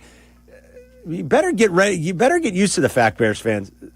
Ryan Poles ain't going anywhere for the foreseeable future. Unfortunately, he's not going anywhere. Whether that's fortunate or unfortunate, that's the reality. Yep. And you hope that while Ben Johnson puts more of his how would you put it here, Yerk? Because I don't want to say like as more time goes by here and Ben Johnson starts to use his power and influence with the position he has and starts to shape this team in the way he sees best fit. You hope that eventually starts to bring everybody up. You hope that it brings everybody up. What's the saying? The rising tide raises all ships, right? That's what it says. That yes. as he rises the tide, it brings everybody up. Mm-hmm. The rising tide raises all ships. 312-332-ESPN. What does the falling tide do? I don't know. Does it sink the ships, York? I'm not all sure. back down to the ground again. It's Carmen and York. We're back in 2 minutes. You're listening to Carmen and Jurko on ESPN Chicago, Chicago's home for sports. Twin Peaks is the best in the game. Here, your favorite drafts are poured at a frosty 29 degrees, and rare barrel-aged whiskeys are served just the way you want them. It's bigger game days and bolder fight nights. I mean, where else can you find a scratch kitchen that always comes in clutch every day from lunch to late night? Only at Twin Peaks, the #1 sports bar. Twin Peaks Scratch Kitchen scores every time. Dig into hand-smashed burgers, chef-inspired flatbreads, and more at your local lodge. Hey guys, it's Sylvie. Are you feeling sore, stiff, or just not at your best? Maybe you've been dealing with pain for months, hoping it will just go away. You deserve to feel your best. Cairo One Wellness Centers offer personalized chiropractic care to help you live pain-free. No drugs, no surgery. Too many of us think pain is just part of getting older, but that's not true. Visit Cairo1.com today. They have locations across Chicagoland, including Schaumburg East, West Addison, and Des Plaines. That's Cairo1.com, and let them know that Sylvie sent ya. You're still glowing, flirting, grooving. You've still got it. But your immune system weakens as you age, making it harder to fight flu, pneumococcal pneumonia, RSV, and COVID-19. Vaccines are a key part of any health routine and help strengthen your immune response. Ask your doctor or pharmacist which vaccines you need. Schedule in minutes at vaxassist.com. Sponsored by Pfizer.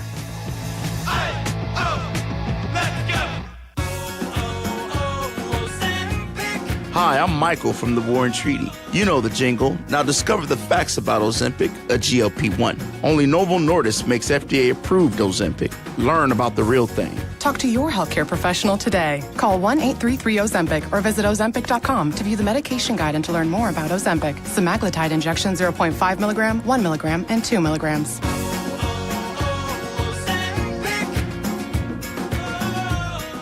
Live from State Street in the heart of Chicago, this is the home for every Bears game. ESPN Chicago. And this is Carmen and Jurko. WMVP, WTBC, HD2, Chicago. A good Karma Brands radio station. Hope everyone's having a great Thursday. It's Carmen and Jurk. Week 3 kicks off in Buffalo tonight. Bills and Dolphins, Bears and Cowboys on Fox in the late window on Sunday. And, of course, we have you covered with wall-to-wall coverage as we do every day here on your home for Bears football, ESPN 1000 and the ESPN Chicago app. Bleck Abdalla will kick things off late morning with the later start. 11:30 will be your pre with the boys, and then all the day's fun. Peggy and Jurko in the postgame afterwards. 11 o'clock for your pre. I'm sorry, I thought it was 11:30. 11 o'clock. 11 to 1 then, or what happened? What happened over there? 11 o'clock. It now says 11 to 1. Okay, because I thought it was 11. I was like, Chris, I think, told me 11:30 to 1. Yeah. It did say 11:30 to 1:30, but now it is. It moved. Okay, it moved. It is changed. All right. It moved. There's a shake at the stick there, Jurk. Let's go live. I was like, I was pretty sure Chris told me earlier in the week it was 11:30. Yeah. All right. Was now. It is now moved. Yeah. It's moved just a little. All right, 11 to 1. They'll be here for you, and then the network pre, and then the game, then Jurko and Peggy, which is always fabulous. Yeah. And then post. I think we'll be talking about a win. Thayer thinks they're going to win. We think they're going to win. Now they just have to win. Thank you, Jurko. Now you got to go out and win. Now you got to do it. You want some O-line rankings going into week 3 from PFF? I'd love some O-line rankings. I didn't understand all the infatuation for the Bears O-line and all the hype going into the season. And I said that a lot. When we saw where ESPN had them projected in PFF, I kept saying, I don't really get it. I'm not sure why they're so bullish and what they think is going to magically happen here. Yes, a guy like Joe Thuney is a tremendous addition. And Darnell Wright's a good player. When Darnell Wright is your best player at his level at your O-line, on your O-line, it's kind of like when Jurko was in Cleveland and he's like, I'm the third best player on this defense. We're not going to be very good. There's going to be a problem.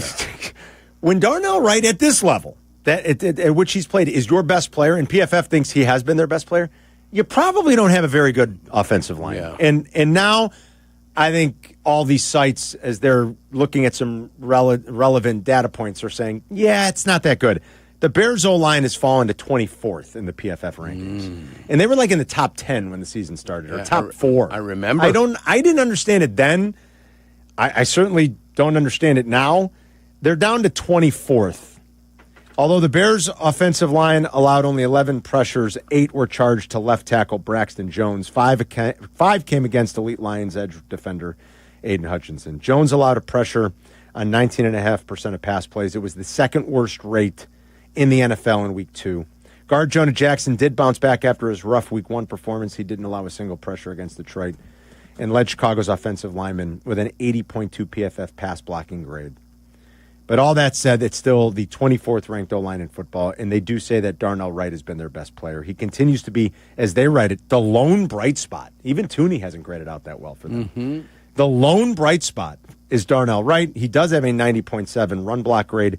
That led, he did in Week 2, that led all right tackles in Week 2. So his performance has been steady and okay, but it's not a great offensive line.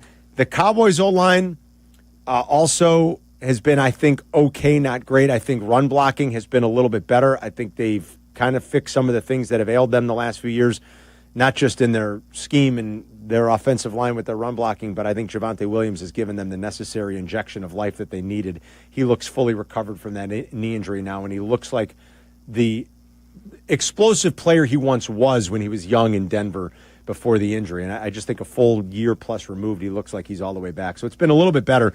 They still have Dallas down 4 spots, though, after the performance last week against the Giants, and they have them ranked only a couple of spots ahead of the Bears at 22.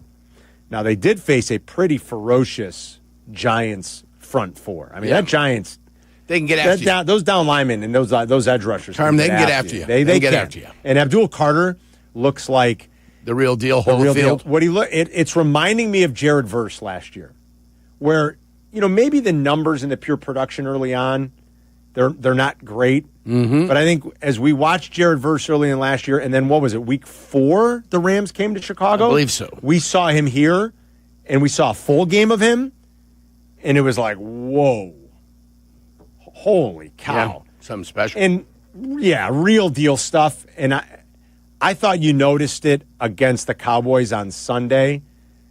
I don't know what you guys think. I know Abdalla's loved him too, Abdul Carter, but I think it's real deal stuff. I think it's like, this is going to be, and again, like ours, does he have 3 sacks? No, but I think when you watch it, and I think you're going to see as the season goes along and as he gets better, it's going to be a little like Jared Verse last year, where we're going to go, Abdul Carter's the real deal. That's no nonsense kind of stuff, and he. A little fluky, maybe not that he fell a lot. What was the third pick? Right? Yeah, third or fourth pick, whatever New it York was. Giants. Yeah, it's not like he fell a lot, but the foot injury, and then Jacksonville doing what it did for Travis Hunter. I mean, we're going to look and go, that guy, a pretty big stud. That guy's a stud. So they got a good pass rush, and I think New York put that on display last week, and that's why Dallas maybe fell a few spots. But I'm not worried why they did or why they didn't. I think the Bears' offensive line, when it gets all settled. By the end of the year, I think they settle in about 16. Mid-pack? Mid-pack. Average offensive line.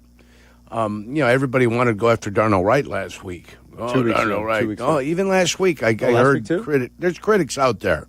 They're just people that want to be critical, And if Darnell Wright's the best thing besides Kyler Gordon and Brisker that Poles has done, to attack Poles, they want to attack Darnell Wright. The statute quoted with Braxton Jones giving up how many ever pressures. I mean, it tell you one's good and one's not so good. Yeah. That's kind of what it tells you. That's all. I think the eye test tells you that too. That's all. And then I didn't see as much bad out of Dahlman this week as it was the first week. Right. So maybe they're finally getting it together. Start to come together. They're all playing. It took 2 games for these guys to get together. Okay, let's play a little bit better as we move forward. Good news for the Bears is You hate to see injuries around the league, but sometimes it benefits your team. Cooper Beebe, their center in Dallas, is going to be out for a little while here, so they will have a backup playing center coming into this game. Maybe Grady or Soldier Field. The big fella, 97, maybe Billingsley. Or Dexter. Or Williams. Or Shamar Turner gets up. Or Williams. Or Williams. Or whoever. Yes. Somebody in the middle. Yes, Jurko. For the love of God, push the pocket back into the lap of the quarterback. Somebody. Mark is in South Bend talking Bears with Carmen and Jurko. What's up, Mark? Hey, Carmen. Hey, good kid. How you doing today? We're great. The caller called in about 10 minutes for the break. I'm still laughing about because most of us know Ryan Poles and the coach are going to be locked in for 4 to 5 years, Ben Johnson. And, nothing's much going to change that. And Caitlin Williams probably is going to be playing another 3 years. And if improvement is not made, they will pick up the tag and they'll go to something else. But if by that time both Johnson and Poles would have 2 years left on their contracts, and they would get to draft the next quarterback then also. That could be the cycle that we're in here, Mark. Yeah, I think Johnson's going to certainly get a long, long leash and a wide berth, and rightfully so. Again, he's got a lot of work to do to shape this team in his vision, and I think he keep hearing these little... I mean, he's not even making them so subtle. He just comes out and says it. We need to be better X, Y, and Z. And he keeps talking about these practice habits and what they're looking for when guys are away from the ball, what they're doing. Waddle made the point yesterday on Waddle and Sylvie. He went back and he looked at a few things from the All-22. He wanted to see some of the Detroit stuff on offense. And it's every play. Waddle was saying it really is kind of what Ben is trying to get through to the players here. Amon-Ra St. Brown, when he doesn't have the ball, is a badass on every play. Every play. He even said Jamison Williams, too, which you might not expect as much because he can be a little of a knucklehead sometimes. They've taught it. They don't have Tim Patrick anymore. Tim Patrick is gone. They traded Tim Patrick before the season started. I was rewatching a bunch of getting ready for the opener. I was rewatching a bunch of the last couple of years when it was Flores versus Johnson, Yerk. You see it in those receivers. You saw Tim Patrick working his ass off, blocking. You saw it constantly. They don't just say it. They're living it in Detroit, and it's why they're good. And they're doing it. And he's trying to get this group to be there. Every one of them. And the guys that aren't going to fall in line at some point will be gone. Yep. That's the way it works. And it is as simple as that. Yeah. It's not a complicated process. And I don't think he just is saying this to say it, to hear himself speak. I think he means it, and he's real about it. And if you're a good player, and you're not going to buy in, they'll find a place for you. Hopefully you get something back, but they'll find a place for you. Yeah. If you're a good player, you don't want to buy in? Yeah. Okay. Brian's in LaGrange. What's going on, Brian? Hey, I wanted to say something about Ben Johnson's comment about practicing hard and wanting to play, and everyone assumed we were talking about DJ Moore, but the only person in preseason got a new contract that I heard only good things about practicing hard was Tyson Bagent, and I don't want Caleb to be benched, but how many more weeks until we really start considering Tyson is the guy who would go out there and do the tush push and get that first down? I don't think I don't know why it would be any different with Tyson Bagent than it will with Caleb Williams in terms of the tush push. Why would that be any different? It seems like he wants it more. Just looking at Caleb, it didn't seem like he wanted it. They're not even really looking. That's not true, Brian. Come on, you know that. They're not even really tush pushing either. They're all half-assing it. That's not a Bears thing. That's not that's you don't really. What, you think Caleb didn't want the yard? Is that what you're suggesting? I don't think that was his first thing on his mind. I think he was just out there going through the motion. I don't think that's true. I'm sorry, Brian. I disagree with you on that. I don't know what makes you think that. And I don't think the tush push would look any different with Tyson Bagent or anybody else. You're either going to line up to do it or you're not. And if you're not going to do it the way the Eagles do it, if you're not practicing it that way, if you don't think you can replicate it, scrap it and do what Jurko was telling you to do yesterday. Run some old school power stuff. Run some, put an extra lineman, go strong, go heavy, do a G play, do a little design rollout, do a fake and a little rollout. There are a million things you could do. Teams have been picking up short yardage in this league for 40, 50 years. 40 years. The Eagles found one thing that they're great at, and everybody now tries this half-ass experiment. I don't think that's because Caleb didn't want the yard. I think Caleb Williams wanted the yard. Come on. I also don't think Look, he seems to be pretty honest when he speaks. He seems to tell you what he's feeling, what he's thinking, how it should be. Is he lying when he says Caleb works hard? Because he said it. Caleb is watching film, he's studying, he's working hard. Is he lying? Is he telling the truth about everybody else, but he's coddling his quarterback? It might not be a working hard thing. At some point, if they don't like what they see from Caleb, it's just because they don't feel Caleb can play. I don't know when they'll get to that point. I think they're going to do everything they can to make sure that they get the best out of him. They're not chomping at the bit to start Tyson Bagent. They're not. They simply are not. That's not what's happening up there. Do they like having Tyson Bagent as their backup? Sure. They're not chomping at the bit to start him. Nobody is going to replace Caleb Williams unless he gets hurt. Yes. That's it. Caleb Williams is your quarterback moving forward. You got to make this work, and they got to try to continue to develop him and get the most out of him. That's right. Will they replace him somewhere down the line? Yeah, we always tell you when that is, when it's decision time. Yep. But there's obviously a heavy investment in him. I think they still believe in him. You see the talent in him. You see good moments from him. He's not a finished product. None of these second-year guys are finished products so far. None of them.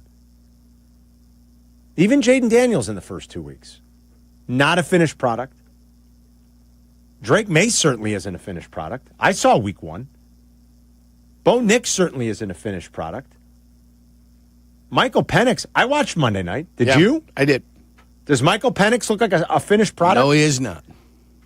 The quarterback play that was on display Monday night in Minnesota was comical. It was flat out comical. That anyone would be like, oh, yeah, I told you those guys were better than Caleb Williams. Yeah. It was comical. Substandard. On Monday night. That's what that quarterback play was on Monday Night Football. Was that Monday night or Sunday night, you guys? That was Sunday Night Football. Excuse me. Forgive me. It was a comedy show. If you think that was competent quarterback play, it was a comedy show on Sunday night. So none of them are finished products. 312-332-3776. We'll be right back. You're listening to Carmen and Jurko on Chicago's Home for Sports, ESPN Chicago. The Cowboys are riding into Soldier Field. How about this? The Chicago. It's week 3 for the Bears. Kickoff Sunday at 3:30. Join us for extensive pregame coverage starting at 11. We'll have instant reaction from players, coaches, analysts, and of course, you. Put some respect on my name. 4 hours of post-game immersion after every game. It's Bears and Cowboys. 3:30 Sunday on the home of the Bears. ESPN Chicago. Brought to you in part by Hard Rock Casino, Northern Indiana. Fellas, the details matter. I mean, Ben Johnson keeps telling you, Jurko tells you, this is how you got to practice. Details matter. That's why I go to White Buffalo Barbershop. You don't want to walk out and be like, oh, my God, it was a disaster of an experience. My haircut stinks. No. You want to trust when you sit down in that chair, you're going to get exactly what you want. That's what you get at White Buffalo every time, no matter what you're looking for. The sharp cut, the clean shave, the beard trim. They got you covered. Kids cuts as well. Book through the Zazu Salons app. That's Z-A-Z-U. They are part of the Zazu Salons family. You know they're great, right? The Segreto family. That's a Chicagoland styling institution for decades now.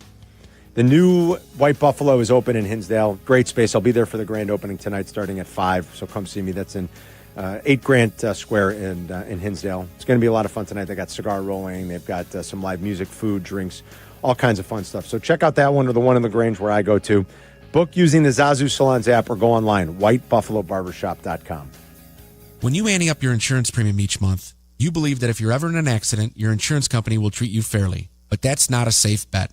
In truth, casinos play by much fairer rules than your insurance company. And here's how. Imagine playing blackjack and making a $100 bet. When you win, the casino will immediately pay you $100. But now imagine winning, and instead of immediately giving you $100, the casino only offers you $50 and makes you wait years to collect it. If the terms were that unfair, no one would ever step foot in a casino.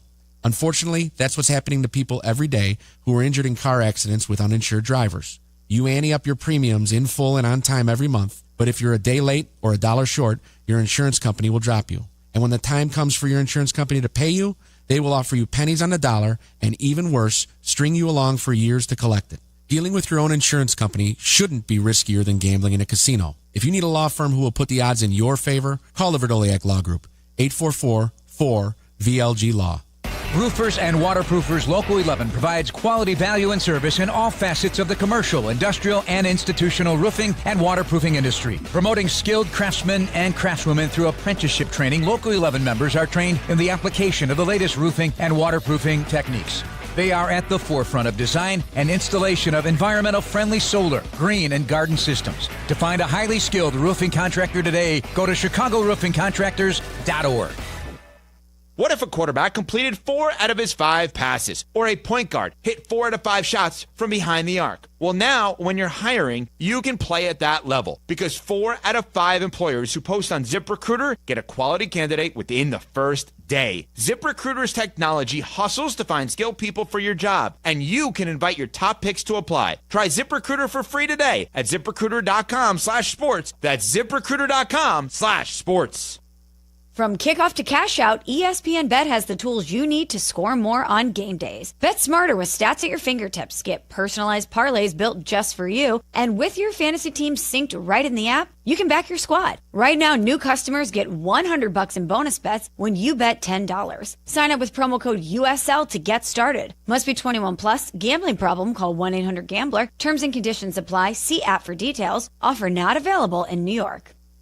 Hit the road in a brand new Chevy in less than 1 hour at Advantage Chevrolet Bolingbrook. You can sign and drive away in 60 minutes or less. Seriously. Or they'll cover your first car payment. Every new Chevy is backed by the Advantage Plus program. Advantage Chevrolet Bolingbrook. Together, let's drive. Follow Chicago's Home for Sports on Instagram at ESPN_Chicago. Carmen and Jurko are back. This is ESPN Chicago, Chicago's Home for Sports. Bill Barnwell is answering the question you asked yesterday, Jurk. Did you know that? No, I did not know that. He said, which 0-2 team makes the playoffs? We both thought it would be the Chiefs. Yep. If anybody, he agrees. He thinks it's most likely to happen for 2 teams, the Chiefs and the Texans. And I think everybody would agree with that. Look, the Texans are on the... You are what you are, right? They're 0-2. They're a couple of plays away from winning 2 games against 2 of the better teams in the NFC. 2 playoff teams from a year ago. They lost to the Rams. They lost to the Bucs. Right. On Monday night. So they're close. CJ's got to get better. Their O-line is still a disaster. I mean, it really is. They tried to fix it. It's still a disaster. But their defense is awesome.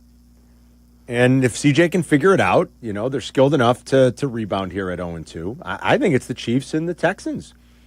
He's got the Bears 3rd on that list, which maybe surprised me a little, but I think it's one of those 2. What you can have happen is fall to 0-3. And if you're the Chiefs going into the Sunday night matchup, they know it. I think the Texans know it. I think most teams know it.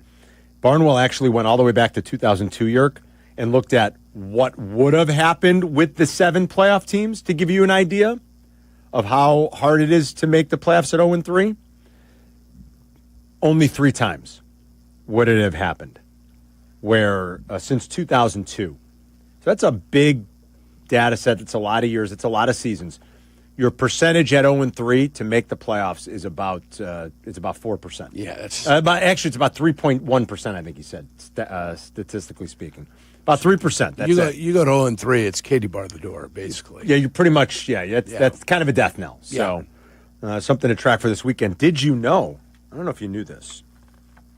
This would be a weird thing to know. You can pull yourself out of the quicksand now. Yeah, right. You won't be able to after next week. Did you know that the Chiefs are winless in their history against the Giants in Jersey, in the Meadowlands? Did you know that? I did not. Yeah, never won. I did not know that. Yeah. Now, they've never had Mahomes there. The last time they were there was 2017. They had Alex Smith. They were a playoff team that year. They were a 10-point favorite, and they still lost outright to the Giants. Eli Manning was the starter for a bad Giant team that year. That might have been like one of those. I'm trying to remember who the coach was. It was the guy who was all the rage for a little while and then was gone. Was it Joe Judge? I think that might have been a Joe Judge year. But 0-7 all time for the Chiefs. They have to buck that trend this weekend. Let's say hi to Eddie on the north side on ESPN 1000 with Carmen Jurko. What's up, Eddie? Hey, guys. How's it going? So I determine you cannot, from now on, determine what these players do in college and what they're going to do in the NFL because it's 2 completely different games of who you're playing with and what you're going to be playing with. So there's got to be some kind of evaluation of a camp or something better than they have to determine if these guys are good quarterbacks or not. Look at Montana. What do you have? 24 touchdowns, 24 interceptions in college. Comes in, wins 4 Super Bowls.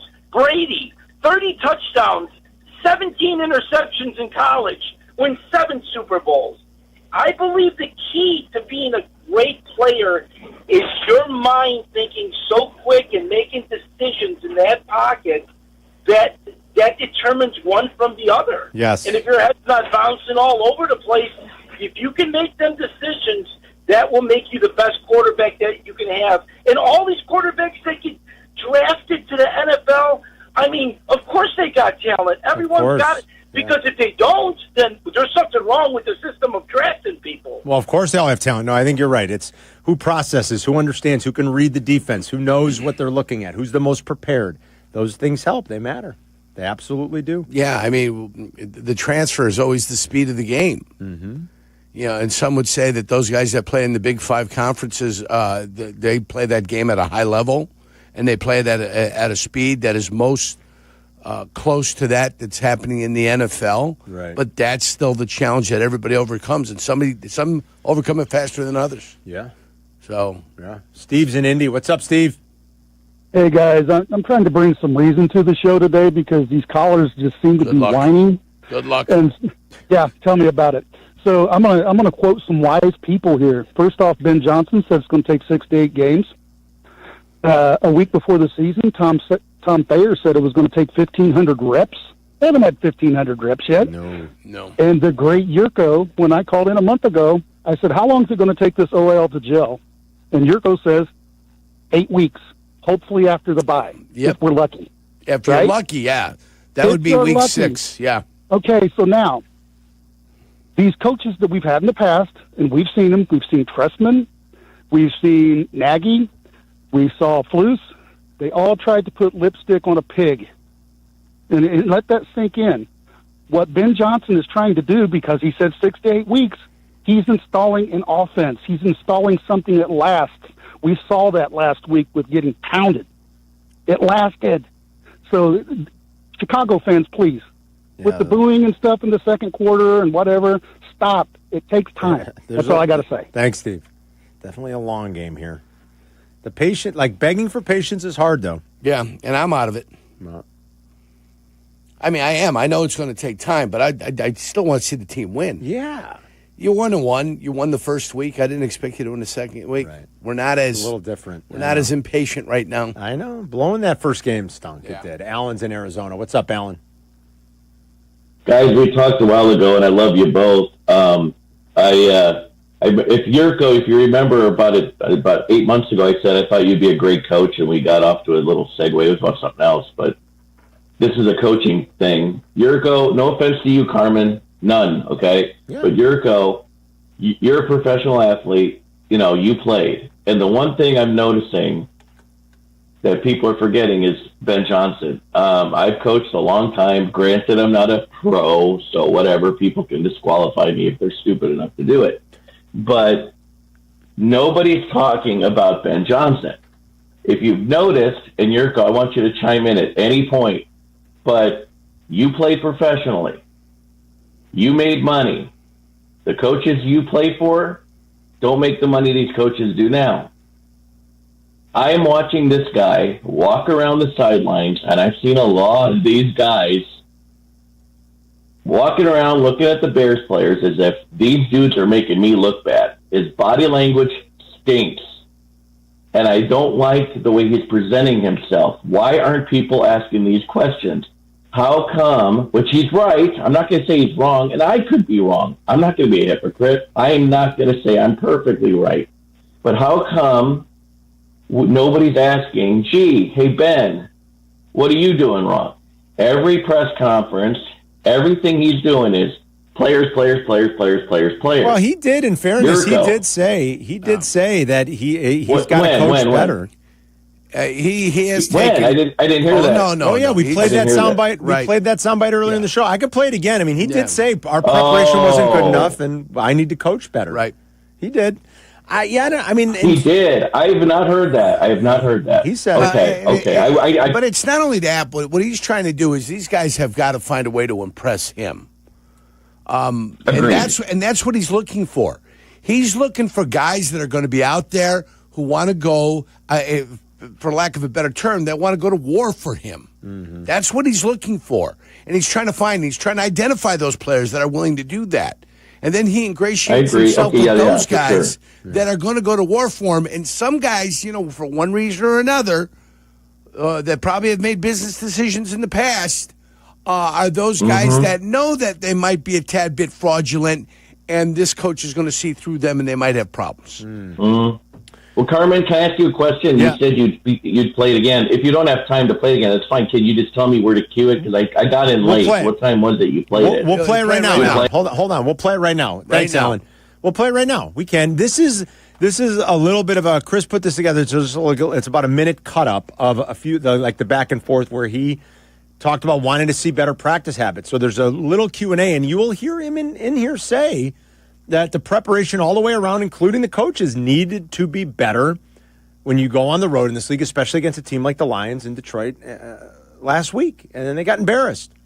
And so he is taking some accountability, I think. And so here, this is it, Alan. And if anybody missed it, these are kind of like the money bites from yesterday. Take a listen. There were things all over the tape on all three phases that we're looking to clean up. And I thought as a whole that team, they played a little bit harder than us. And that's a reflection of me as a coach. That's a reflection of our coaching staff, and it's a reflection of our players too. When you play a good team like that on the road, that you gotta be all out and every single snap, and that just was not the case. So specifically, it was everybody. Are there guys that need to practice better too? I think our practice habits are yet to reflect a championship caliber team. Ben, you said your practice habits aren't yet at a championship caliber. So what specifically are you looking for on the practice field this week? We should be going to the football, finishing hard. We talk about it all the time with the offensive players that our fundamentals, our finish, and our technique, they need to show up and walk through. They need to show up on the practice field. That's how it shows up on game day. Simple things of how do we properly block, how do we catch the ball, how do we block after the catch, ball security, and things like that. It's the little things that you learn in youth league football that even at this level, they make a huge difference. So there you have it. The little things matter. Our practice habits, as he said, do not reflect a championship caliber team yet. And he tried to explain what that looks like. And I asked Jurko, all right, since these guys can't really hit anymore, and you don't want to beat the crap out of each other in practice, obviously, it's a violent sport. You save that for games that matter on Sunday. What does that look like? And Jurko told you exactly what it looks like. Oh, there's a way to do that. And there's a look and feel that good teams have when you watch them practice and the way their habits are, the way their guys attack it. You're not beating the crap out of each other, but there's a way that's supposed to look. Yeah. No, there's a way. And I said finishing. He said the word finishing too. Yeah. It is. There's a way that it looks. It's a way that it looks. It's crisp. It's clean. It's mistake-free. There's no mental errors out there. There's guys not making mistakes. There's communications between people. Offensive line communicating with offensive line. QBs being able to communicate with their receivers. Sometimes it's verbally. Other times it's by hand signal.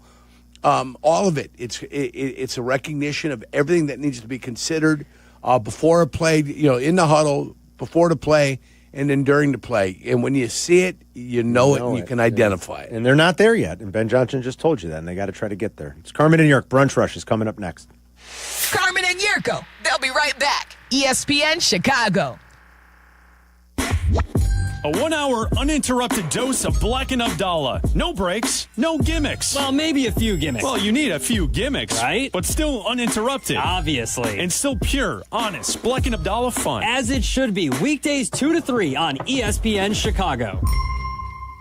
Hey, fellas, it's your pal Jurko, the good kid. Sometimes we all need a little extra confidence when it's your time to perform. And guess what? That's where Blue Chew comes in. Blue Chew provides access to chewable tablets that can help you feel and perform at your best. Stronger, harder, longer lasting. Like somebody gave your downstairs a pep talk and a gym membership. And here's what I love. It's simple. No awkward doctor visits, no pharmacy lines. Everything is online. Their licensed medical providers work with you to find the right option. And it all ships in a discreet package right to your door. Think about it. Whether it's a big date night, an anniversary, or just a normal Tuesday, showing up ready makes all the difference. Confidence counts. Guys, this isn't just about performance. Give her group chat something to talk about. Be the legend of the night. And right now, I've got a special deal for you. Your first month is free. Just go to BlueChew.com, use promo code ESPN, and pay only $5 for shipping. That's it. Chew it and do it. Blue Chew, a small chew for a big difference. Hi, this is Dave Musial, owner of Four Seasons Heating, Air Conditioning, Plumbing, and Electric. With our biggest sale ever, furnaces from $39 a month, furnace and air conditioning combos from $59 a month, plus 72 months interest-free financing and up to a $4,000 system rebate. Four Seasons guaranteed to beat any competitor's price by up to $1,000 guaranteed. So call today for your free in-home estimate and same-day installation. For all the right reasons, call 866-4 Seasons. Summer is here, and so is the seasonal traffic. If you've been injured in an auto accident, call Postman Law at 844-POSTMAN to get the justice and compensation you deserve. With over $3 billion recovered, we fight and win for you. Chicago, don't let an accident ruin your summer. If you've been injured, call Postman Law now at 844-POSTMAN to schedule a free consultation. Hit the road in a brand new Acura in less than 1 hour. At Advantage Acura Naperville, you can sign and drive away in 60 minutes or less. Seriously. Or they'll cover your first car payment. Every new Acura is backed by the Advantage Plus program. Advantage Acura Naperville. Restrictions apply. See dealer for details. Hey Chicago, it's Joe Aurelio, and if you haven't heard, we've created our new Poperoni Pizza to honor the Pope's most recent visit to Aurelio's Pizza in Homewood. It's now available at all 35 locations. Visit Aurelio'sPizza.com for the location nearest you. Aurelio's Pizza, it's a sauce. From kickoff to cash out, ESPN Bet has the tools you need to score more on game days. Bet smarter with stats at your fingertips. Get personalized parlays built just for you. And with your fantasy team synced right in the app, you can back your squad. Right now, new customers get $100 in bonus bets when you bet $10. Sign up with promo code USL to get started. Must be 21 plus. Gambling problem? Call 1-800-GAMBLER. Terms and conditions apply. See app for details. Offer not available in New York. This is the story of the one. As a maintenance supervisor at a manufacturing facility, he knows keeping the line up and running is a top priority. That's why he chooses Grainger. Because when a drive belt gets damaged, Grainger makes it easy to find the exact specs for the replacement product he needs. And next day delivery helps ensure he'll have everything in place and running like clockwork. Call 1-800-GRAINGER, click Grainger.com, or just stop by. Grainger, for the ones who get it done. White Sox baseball is on the U. Don't miss the Sox take on the San Diego Padres in an interleague matchup on the South Side. Over the air, channel 26.1 and YouTube TV tomorrow night with Chicago Sports Network coverage starting at 6 on the U. Follow Chicago's Home for Sports on Twitch at ESPN 1000 Chicago. Carmen and Jurko are back. This is Chicago's Home for Sports. ESPN Chicago. 3-2. In the air, left field. There's Happ. He's got it. Ball game. The Cubs are headed to the postseason. For the first time since 2020, the Cubs are going to the playoffs. And fittingly enough, it ends in the hands of Ian Happ, the kid from Pittsburgh, the longest tenured Chicago athlete, with a huge day. And the Cubs back in the playoffs. Boog Shambi on Marquee. The Cubs are back in the playoffs. I don't think I realized that. Ian Happ's the longest tenured Chicago athlete? That's quite possible, yeah. 2018. I mean, Zach Levine's gone. He had his 23rd home run yesterday. Taves and Kane are gone. Mm-hmm. He did hit his 23rd home run yesterday, Yerk. Yeah, wow, how about that? Ian Happ. All right. Definitely the longest tenured Cub and the longest tenured Chicago athlete. The Cubs are back in the postseason. You'll be able to catch the Cub games in October and many, many other playoff baseball games right here on your home for playoff baseball, Yurko. ESPN Chicago. In one day, that's going to include my White Sox. Someday. Someday you'll go all the way. Didn't Eddie Vedder used to sing that, Adam? Yeah, Someday. Brunch Rush time. Then we'll get back out to more of your phone calls. All right, gentlemen. Go ahead, Adam. It is official. The Cubs have clinched. Sorry. They've clenched and they've clinched. It's clenched, yeah. Both. They're very nervous. I think Cubs fans can unclench. You've clinched. They're very nervous. The Cubs are 14-1 to win the World Series. Don't know if you want to make that bet right now. I don't think it's terrible. Ahead of them, I like it. The Padres are 13-1, the Tigers 10-1, and then you get into like the Mariners, Yankees are 9-1, Blue Jays and Brewers are 7.5-1. The Dodgers and the Phillies are around 5-1. No good value there. Yeah, no good value there. The question that was debated heavily on Waddle and Sylvie yesterday is who gets the ball game 1, Horton or Shota? Not Boyd. Shota's got such good career numbers in Wrigley. They've won so many games. You look at their record the last 2 years with Shota starting in Wrigley. Do you just give it to the kid here? Do you just say it's Horton? I mean, most likely you'll have a prevailing wind coming in. Usually you'd have a little bit of a wind, blowing in. The kid's got an ERA sub-1 in like his hard last 12 or 12 starts. It's hard to argue with. It kind of feels and like... whatever you're doing at the beginning of the year doesn't mean that you're doing the same thing at the end of the year. So... this has been research that talk about the fallacy of the hot hand. But it kind of feels like... What if you get the fallacy of the false summer and the wind's actually blowing out that day? That could and happen, it's 90 too. degrees. That could happen. Then you want the guy that's going to keep the ball down the most. That's for damn sure. Who's going to get the ball hit on the ground most? Whose fly ball rate is lower? Yes, who's got the lowest fly ball rate and the highest ground ball rate? I feel like you go with Cade Horton. I go with Horton. Right? What days are we thinking? It'd be Tuesday the 30th, yes, right? Tuesday the 30th. Yeah. All right, so right now, the advanced forecast for the 30th, 73 degrees, partly cloudy with northwest winds 12 miles per hour. Northwest? Out of the northwest? Yeah, out of the northwest. That means it's blowing in. Out of northwest. The winds are blowing from the northwest. They are projecting all of that week to have northwest winds. There you go. Foul pole to foul pole. Foul pole to foul pole. Foul pole to foul pole. On that angle. Foul pole to foul pole. Shota? So Shota, right? Oh, no. I think you go. And that is the high 73. Imagine what it is at nighttime if they play. Yeah. Yeah, the lows for those days are like 58, 56, 54. Right. So it seems like summer's last stand is with us right now. And then next week it's going to dip to the 70s, and then it'll... This has definitely still felt like summer. Even the nights, the early mornings have been beautiful. I walked out this morning, 6:15 this morning with short sleeves. To take the garbage out this morning to recycling. Yeah? Yeah. I always do that the night before. You do it in the morning? Yeah. I got some raccoons in the neighborhood, a little bit destructive. Raccoons, they can be. I wait till the morning. Do you? Yeah. That may be smart. Yeah. So I debated all we want. We'll have fun debating that maybe next week and early the week after. Once they decide. You okay? I'm trying to. I don't want to vacillate on it. I mean, But you're vacillating. I'll go Cade Horton. All right, what the hell? I'm going Horton. Go Cade Horton. You got to go Cade Horton. Go Cade Horton. He's been their best pitcher in the second half. He really's been brilliant. I mean, I think you're right. Hot hand is a guy that's like pitched well for 2 weeks. This guy's pitched well for 2.5 months.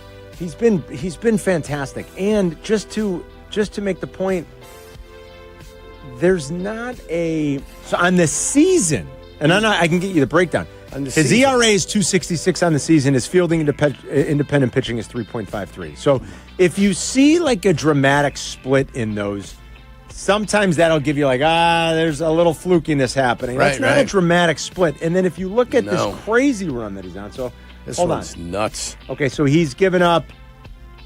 The kid hasn't given up more than 2 earned runs in a start since May. No, I'm sorry. Forgive me. Since July 9th, Jurko. July 9th was the last time he gave up more than 2 earned runs in a start. So over his last, hold on, let me just sort through this data. I'm trying to. Why is this? Yeah, let's go sort through that. Come on, the computer's slow. July 9th. It's 2.5 months. It's a lot of starts. Never blame your tools, Carm. But what do you want me to? I want to get you guys the split. I want to get you guys the split between. Today, this Junior. stupid thing. I'm going to pick it up and throw it across the room. Look at this. Look at this. I need to use that computer later. It's all Don't break frozen it. now, Chris. It's All frozen. right, let me ask you another question. No, let me one more thought on Kate Horton. Go ahead. You can't look this up because it's a stat that's not kept. Major League Baseball playoffs has a lot to do with vibes. Yeah. And if you send the young guy out there that's been throwing well and he performs in game one, Great vibes, that's man. going to carry the vibes. Now, if he goes out there and doesn't pitch well, you got vets who can then pick it up game 2 and 3 if you need to. But you got to ride the vibes. I tend to agree with Chris. There's more pressure on him to perform if they're down in game 2 than to come out and get a win in game 1. But if you come out and get a win in game 1 with the young guy, now you're rolling. Now you're feeling great. Now you're rolling. Pretty good vibes. Okay, my next question about the Cubs. They've scored 3 or more runs in 10 out of their last 12 games, and they've scored 4 or more runs in their last 6 games. Does that mean the offense is back, or does that mean they've faced the Rays and the Pirates? I think the offense is back. I think it's probably a little bit more of the latter. Although they did face the Cy Young Award winner here in Paul Skeens. He's going to win Cy Young. It's just one game, small sample size. Yeah, one game is a small sample. You're not kidding. And they only scored 1 run. They've also kind of had Skeens number. Like if they have, like they've kind of Skeens has been bad against the Cubs. Well, and here's how crazy this is. Do you know what Paul Skeens' career ERA is against the Cubs? 3.79. 2.94. But to Adam's point, that's kind of bad. You know what his career ERA is, period? 2. The Cubs have been he's been about a full run worse, Yerk. Against the Cubs. How about that? Yeah. They love that against the fastball. Cubs. His career ERA through 54 starts, you guys, is 2.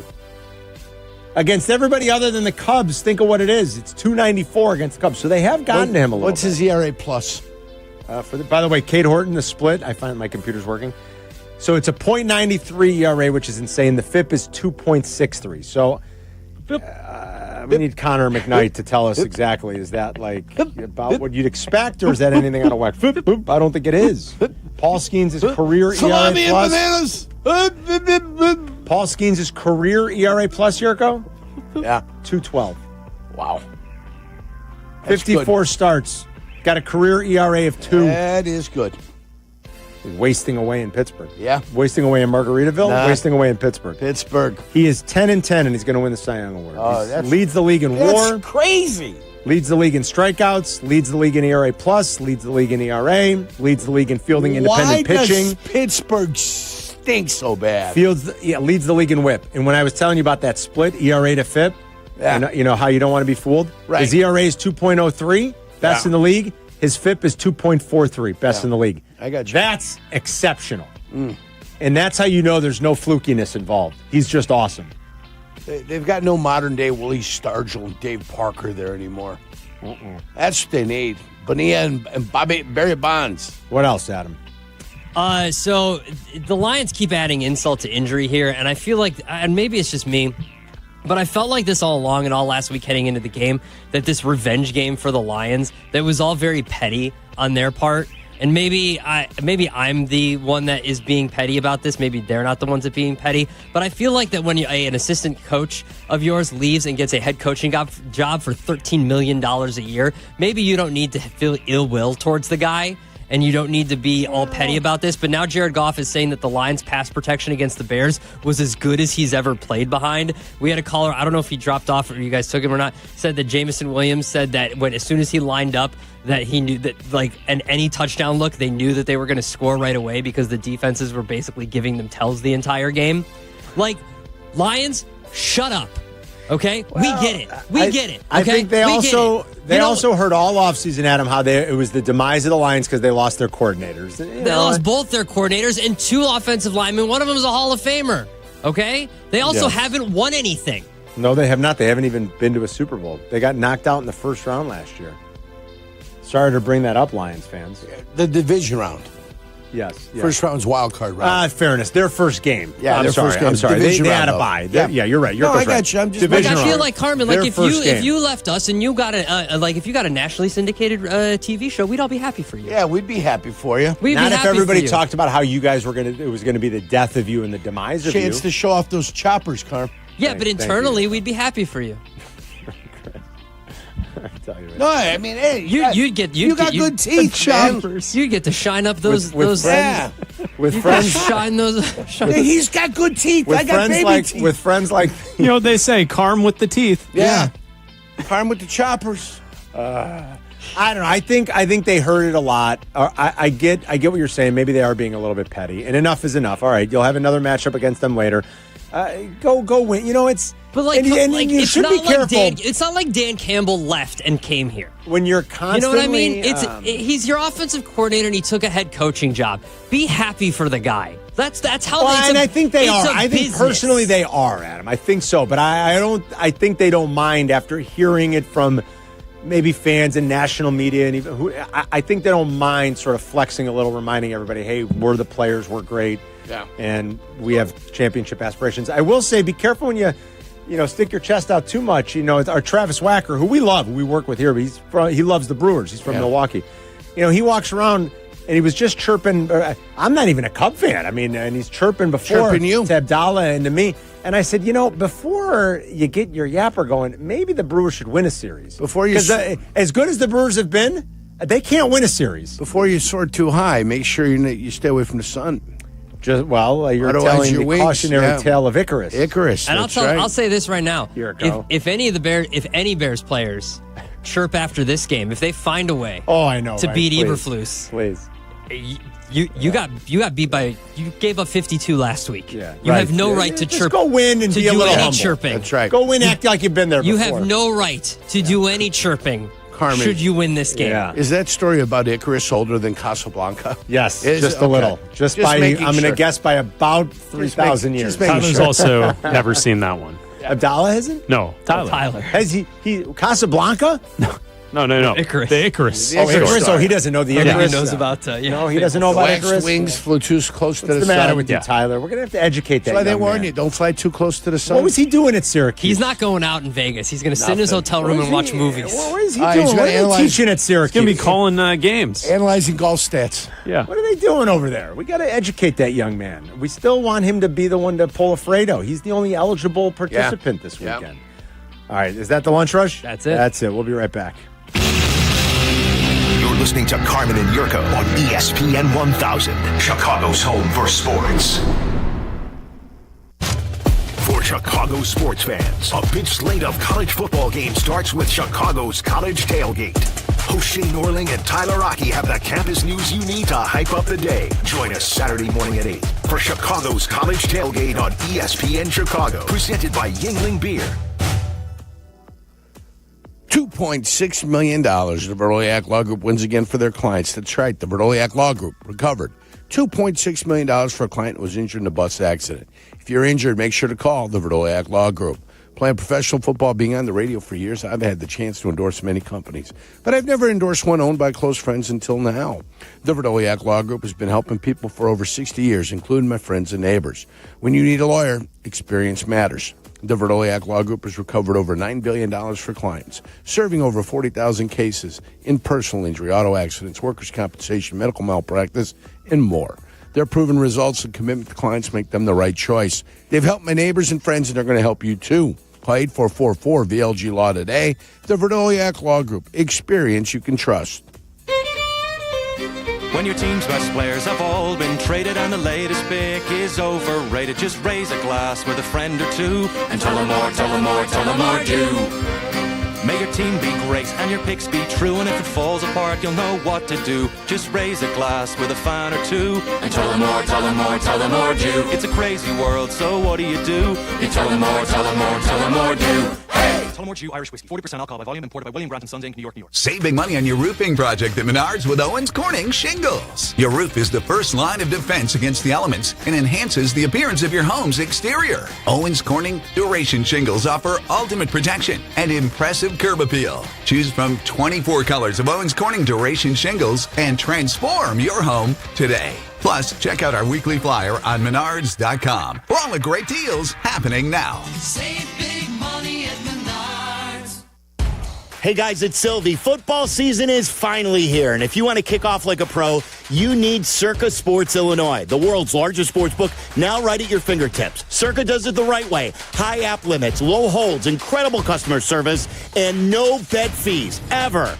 Other books might charge you just to get in the game, but not Circa. With Circa, every play is your play. Download your new bookie today at circasports.com. Must be 21 years or older. Gambling problem? Call 1-800-GAMBLER.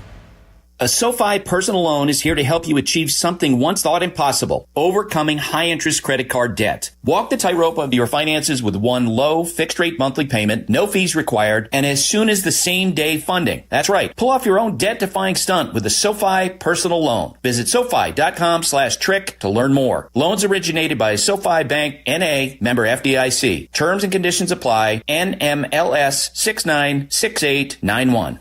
The post-crib assembly press conference, brought to you by Progressive. Michael, you had some trouble putting the crib together today. What went wrong? You know, those instructions can be tough, and, well, you saw the outcome. Were you upset when your wife pulled you and called in the backup? No, I mean, the baby needs a crib to sleep in, so whatever it takes. You've got a changing table to put together next. It's got a lot of drawers. What's your comment? You know what? We're done here. Like it or not, sometimes you need a backup. That's why there's Progressive to protect your home and auto. Progressive Casualty Insurance Company affiliates and other insurers. Not available in all states or situations. Hit the road in a brand new Chevy in less than 1 hour. At Advantage Chevrolet Hodgkins, you can sign and drive away in 60 minutes or less. Seriously, but they'll cover your first car payment. Every new Chevy is backed by the Advantage Plus program. Advantage Chevrolet Hodgkins. Together, let's drive. You're listening to Carmen and Jurko. Listen to us now. Live on the ESPN Chicago app. Chicago's home for sports. ESPN Chicago. By the way, one more home run for PCA, and he will join that 30-30 club. He'd be only the second Cub to be in that club. Sammy Sosa is the only 30-30 guy the Cubs have ever had. 30 home runs, 30 stolen bases. Sammy did it twice. He did it in 93. He did it in 95. And if PCA does hit one more home run, he will join the 30-30-30 club. 30 home runs, 30 stolen bases, 30 doubles. Only 39 players in big league history have ever done that. Only 39. Is not a large group considering how long they've been playing this game. Oh, you so got that one right. more home run, and PCA will get there. He's currently sitting at 29. He had a double yesterday. He's got 37 doubles, and he's got 35 stolen bases. His wins above replacement, a very hefty 5.9. For young Pete Crow Armstrong, as the Cubs are back in October. The Brewers, in their last 5 playoff runs, 2-10. So, in games. They haven't won a series. Right. They haven't won a series since 2018. I want to say when they lost to the Dodgers ultimately in the NLCS. Be careful. You get all chesty and all braggy. Well, you got one guy here that's, You got the guys on Twitter. We see them, From up Milwaukee. Milwaukee. We are Look at us. Look at us. I have a chair. But they actually have to do something. It's funny. We look for a team. We haven't talked about the Brewers much. Their odds aren't that long either. We're kind of looking for more of the the Red Sox odds are interesting, or the Mariners, or even the Cubs at double digits. We're looking for one of those teams. But we haven't even really contemplated putting the Brewers in there. They just keep winning regular season games, though. I'll give them that. They do it right. They've built a pretty impressive foundation and a pretty impressive operation up in Milwaukee. Matt's in Streamwood. What's going on, Matt? Hey, Carmen Jurko, thanks for taking my phone call. May I ask you guys, what are they going to try out anybody on anybody's practice squad or bring anyone in to replace Jalen Johnson? Or I saw Grady Jarrett and Obadingle are limited, or I don't even know if they're practicing. And you already know about T.J. Edwards. Or is there any quarterback solution? Can they recall that Zoff Frazier? I know he wasn't. No, he's done for the year, right? I think they can't bring him back. I don't believe they can. So they're not gonna. They're just gonna go with what they have on the defense right now, and I'm supposed to pray that Grady Jarrett and Obadingle, stay healthy this game. I'm just worried that they just have no solutions on this roster, no one on anyone's practice squad or nothing, and they're just gonna keep going. And each week that someone on the defense gets hurt, and it just. They've got 13, 14 guys on their practice squad, right? Of course. I mean, that's what it's expanded to. Yeah. So, I mean, the problem is you got 53, 45. You got 8 guys that got to be inactive. You put T.J. Edwards inactive, right? You'd put those guys who are all inactive. They can't play. Jalen Johnson is inactive. They'll be inactive this week, yeah. If you're not going to IR him, you'd have to make him inactive. Right. So, I mean, at this point, wouldn't you IR Jalen Johnson with a chance maybe to bring him back? What is going on there as they look to, as he gets some second opinion and try to figure out? They haven't made a ruling. And if I'm not, and is it Za or Zay, the rookie? I can't remember. I thought it was Zay Frazier, the rookie who missed all camp with a personal reason. I thought they put him on the IR that you can't come back from. I thought they said when training camp was over, as they started the season. I thought Poles one of his last time he met the media before the season, and I don't think he will again during the season. Maybe if they do something at the trade deadline. I thought he said his season is over, that they'll get him everything he needs, and they'll support him. Situated. Yes, but I don't believe Zay. I think it's Zay. I hope I had that right, Zay Frazier. I don't believe he is a possibility. I think he is on. Which IR is that? There's what do they call it? Because you've got the IR now where you can bring a guy back after 4 weeks, but there's the other. Like the old-fashioned IR, where when you're on it, that's it. You don't without the ability to come back. Exactly. I'm pretty sure they rostered him there, and that's it. He cannot play this year, unless I misunderstood that. Somebody correct me if I'm wrong. Jason McKee will join us to talk Bears coming up next. If you want to ring us up, you can at 312-332-3776. It's Carmen and Jurko back in 2 minutes. You're listening to Carmen and Jurko on Chicago's Home for Sports, ESPN Chicago. Kennedy Express lanes closed? Well, the CTA doors are open. Why are you sitting in traffic? When you could ride the train. Park and Ride is available at the Cumberland exit, number 79B. Get into the city and back fast and stress-free. Avoid the hassle of stop-and-go traffic and spending money on gas. $5 covers your trip and back on the CTA. Just sit back. We'll do the driving. Tap to Pay is available on all CTA trains and buses. Save money, do more, and ride CTA. Make lunch, dinner, or game day easy with Lou Malnati's legendary deep dish. Leave it to Lou Malnati's for everything you need for a delicious dinner. From salads and appetizers to pizza, pasta, and desserts, Lou's has something for everyone. Lou Malnati's is available for catering, delivery, dine-in, and private events. Order online at LouMalnati's.com or through the Lou's app. Lou Malnati's is here to serve you one deep dish at a time. Lou Malnati's, Chicago's legendary deep dish. Hey guys, it's Sylvie. You know those old drafty windows that let all the cold in and just don't look right? It's time to upgrade, and Window Nation can get it all replaced in a day or less. Right now, they've got an amazing deal. Buy 2 windows, get 2 free, 0 down, 0 payments, and 0 interest for 2 years on top of that. I trust Window Nation because I've got their windows throughout my own home. I've seen the quality and the difference they can make. Call 866-90NATION or visit windownation.com for your free estimate. New friends and old favorite. It's time for this month's Whiskey University. The lesson? Brother Justice, an American single malt whiskey with a story inspired by a real-life bootlegging monk. The classroom? An old favorite, Sovereign in Plainfield, a true Whiskey U Hall of Famer. Join us Tuesday, September 23rd at 6:30. Don't settle for a backup bottle. Graduate to greatness with Brother Justice. See you at Sovereign, and as always, please drink responsibly. Whiskey me? No! Whiskey you! Live from State Street in the heart of Chicago, this is the home of the Chicago Bears, ESPN Chicago. And this is Carmen and Jurko, WMVP, WTBC, HD2, Chicago, a good Karma Brands radio station. Week 3 kicks off tonight with the Bills looking to continue their dominance in the AFC East and against the Miami Dolphins at home against Mike McDaniel's crew. He could be knocking on heaven's door here pretty soon. That's maybe an unfair expression, but in terms of his NFL coaching life, let's put it that way. Josh Allen is 12-2 straight up all time versus the Dolphins. He's owned him, and he's been awesome on Thursday. Yeah. He's never lost on Thursday. Josh Allen is 7-0. Yeah, I'm taking the 11.5. Yeah, it's out to 12 in some spots. So yeah, you'll get a lot of points if you want to back the Dolphins tonight. Bears are about a 1.5-point favorite against the Cowboys on Sunday. That total, as we predicted the minute it came out, we talked about it on Monday, was only going to go north with these two defenses, and it's now north of 50.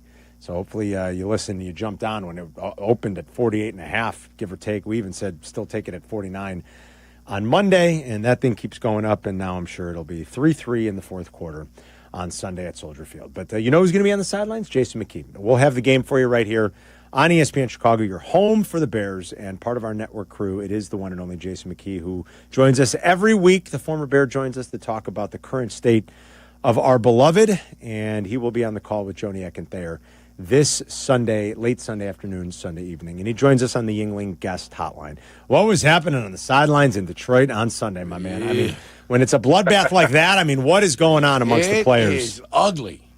Man, nothing, as the score indicated, nothing was going on at all. I could have got me a touchdown, and I think I could have came out of retirement and got me a little touchdown Sunday. It was just, I mean, to say the least, it was embarrassing, and I know the guys obviously they were upset about it. That wasn't obviously the type of performance they wanted. So let's see if they, have a chip on their shoulder and see if they can come out and slow down a Cowboys offense that's been rolling. Yeah, it's a Cowboys offense that's good for sure. I mean, there's got to be a response here, though, right? I would think as the coach continues to drill home some of the important things with a new coaching staff. I mean, you can understand it more if you feel like the situation in Miami we were just joking about. If the writing's on the wall for a certain regime, I mean, maybe the response is not the same, but the response has to be strong this weekend, right? Yeah, and I hope so. Last year we saw, a lack of response after terrible losses. We saw a team that didn't show up. And hopefully this team, that's just one blip on the radar in terms of the performance that you had in Detroit. And, guys actually come out with some fire and emotion and get some stops on defense and stop having self-inflicted mistakes on offense and put some points on the board. The Bears right now offensively, they're tied for the most penalties in the NFL with the Patriots at 12.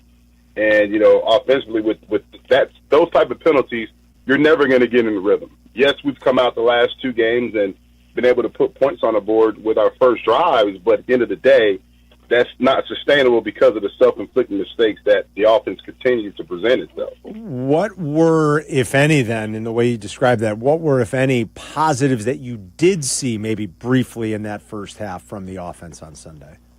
Yeah, I think positives, I still see Caleb, he took some steps. He played within the pocket, within the structure of the pocket, and made some key throws. But I saw DeAndre Swift, get going a little bit, not as much as I wanted to see him get going.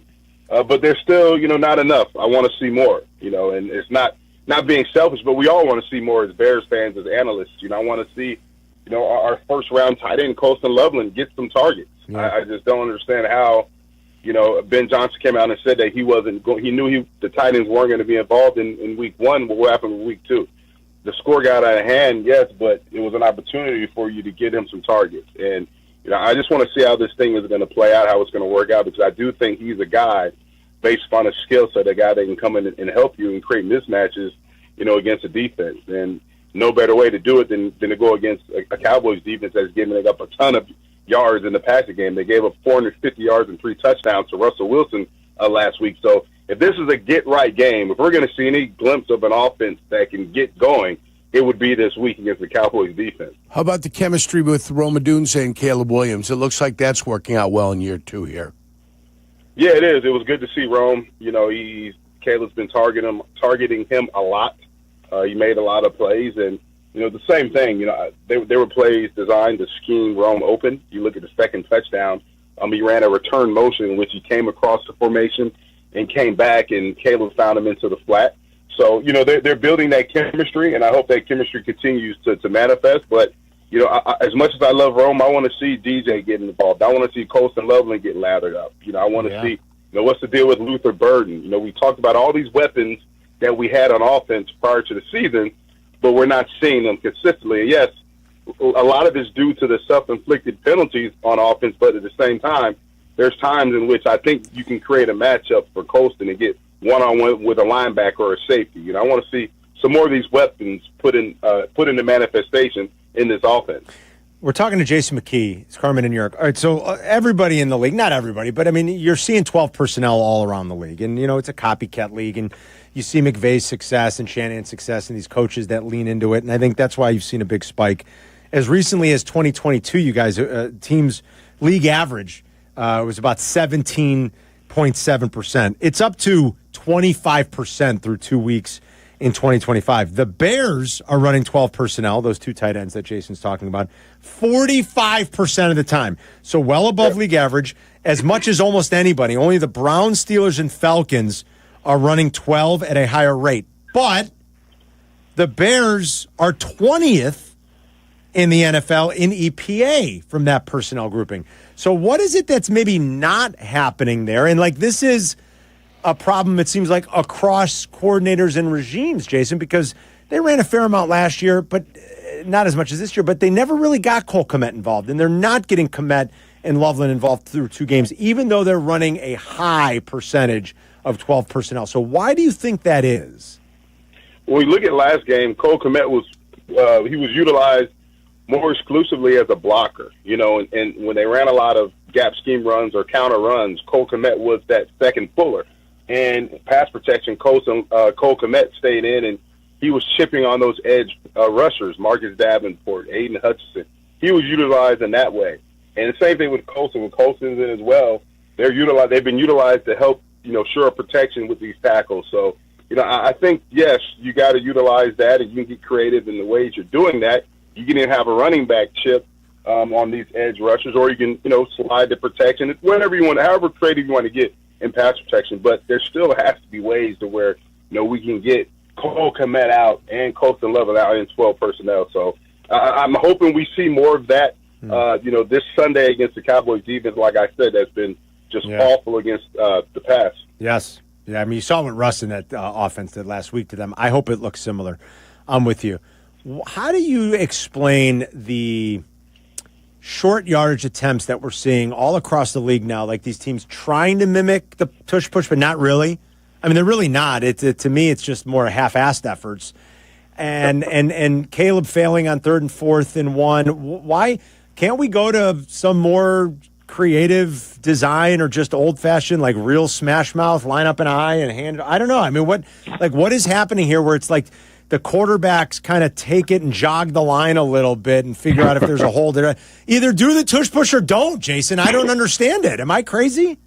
Nah, you're not at all. I just think, either way, I look at it like this, right? 3rd and 1, 4th and 1. We're on the road, right? We're trying to establish an identity. We pride ourselves and we say we're a physical team. If you can't get 1 yard, 2 downs to get 1 yard, you ain't going to win a game. I don't care where you're home, away, it doesn't matter. Yeah. Like, you're not going to win a game. And, yes, tush push, quarterbacks need to hand the ball off. You got to be able to get that 1 yard. And like you said, the tush push, Philly has mastered it, right? But it's just the attitude. If you go back and watch the film, the offensive line, their splits are a little bit too wide, right? And it's just wedge blocking, so we're all wedging, and the quarterback, we're just getting pushed back. We just got out physical on both of those downs.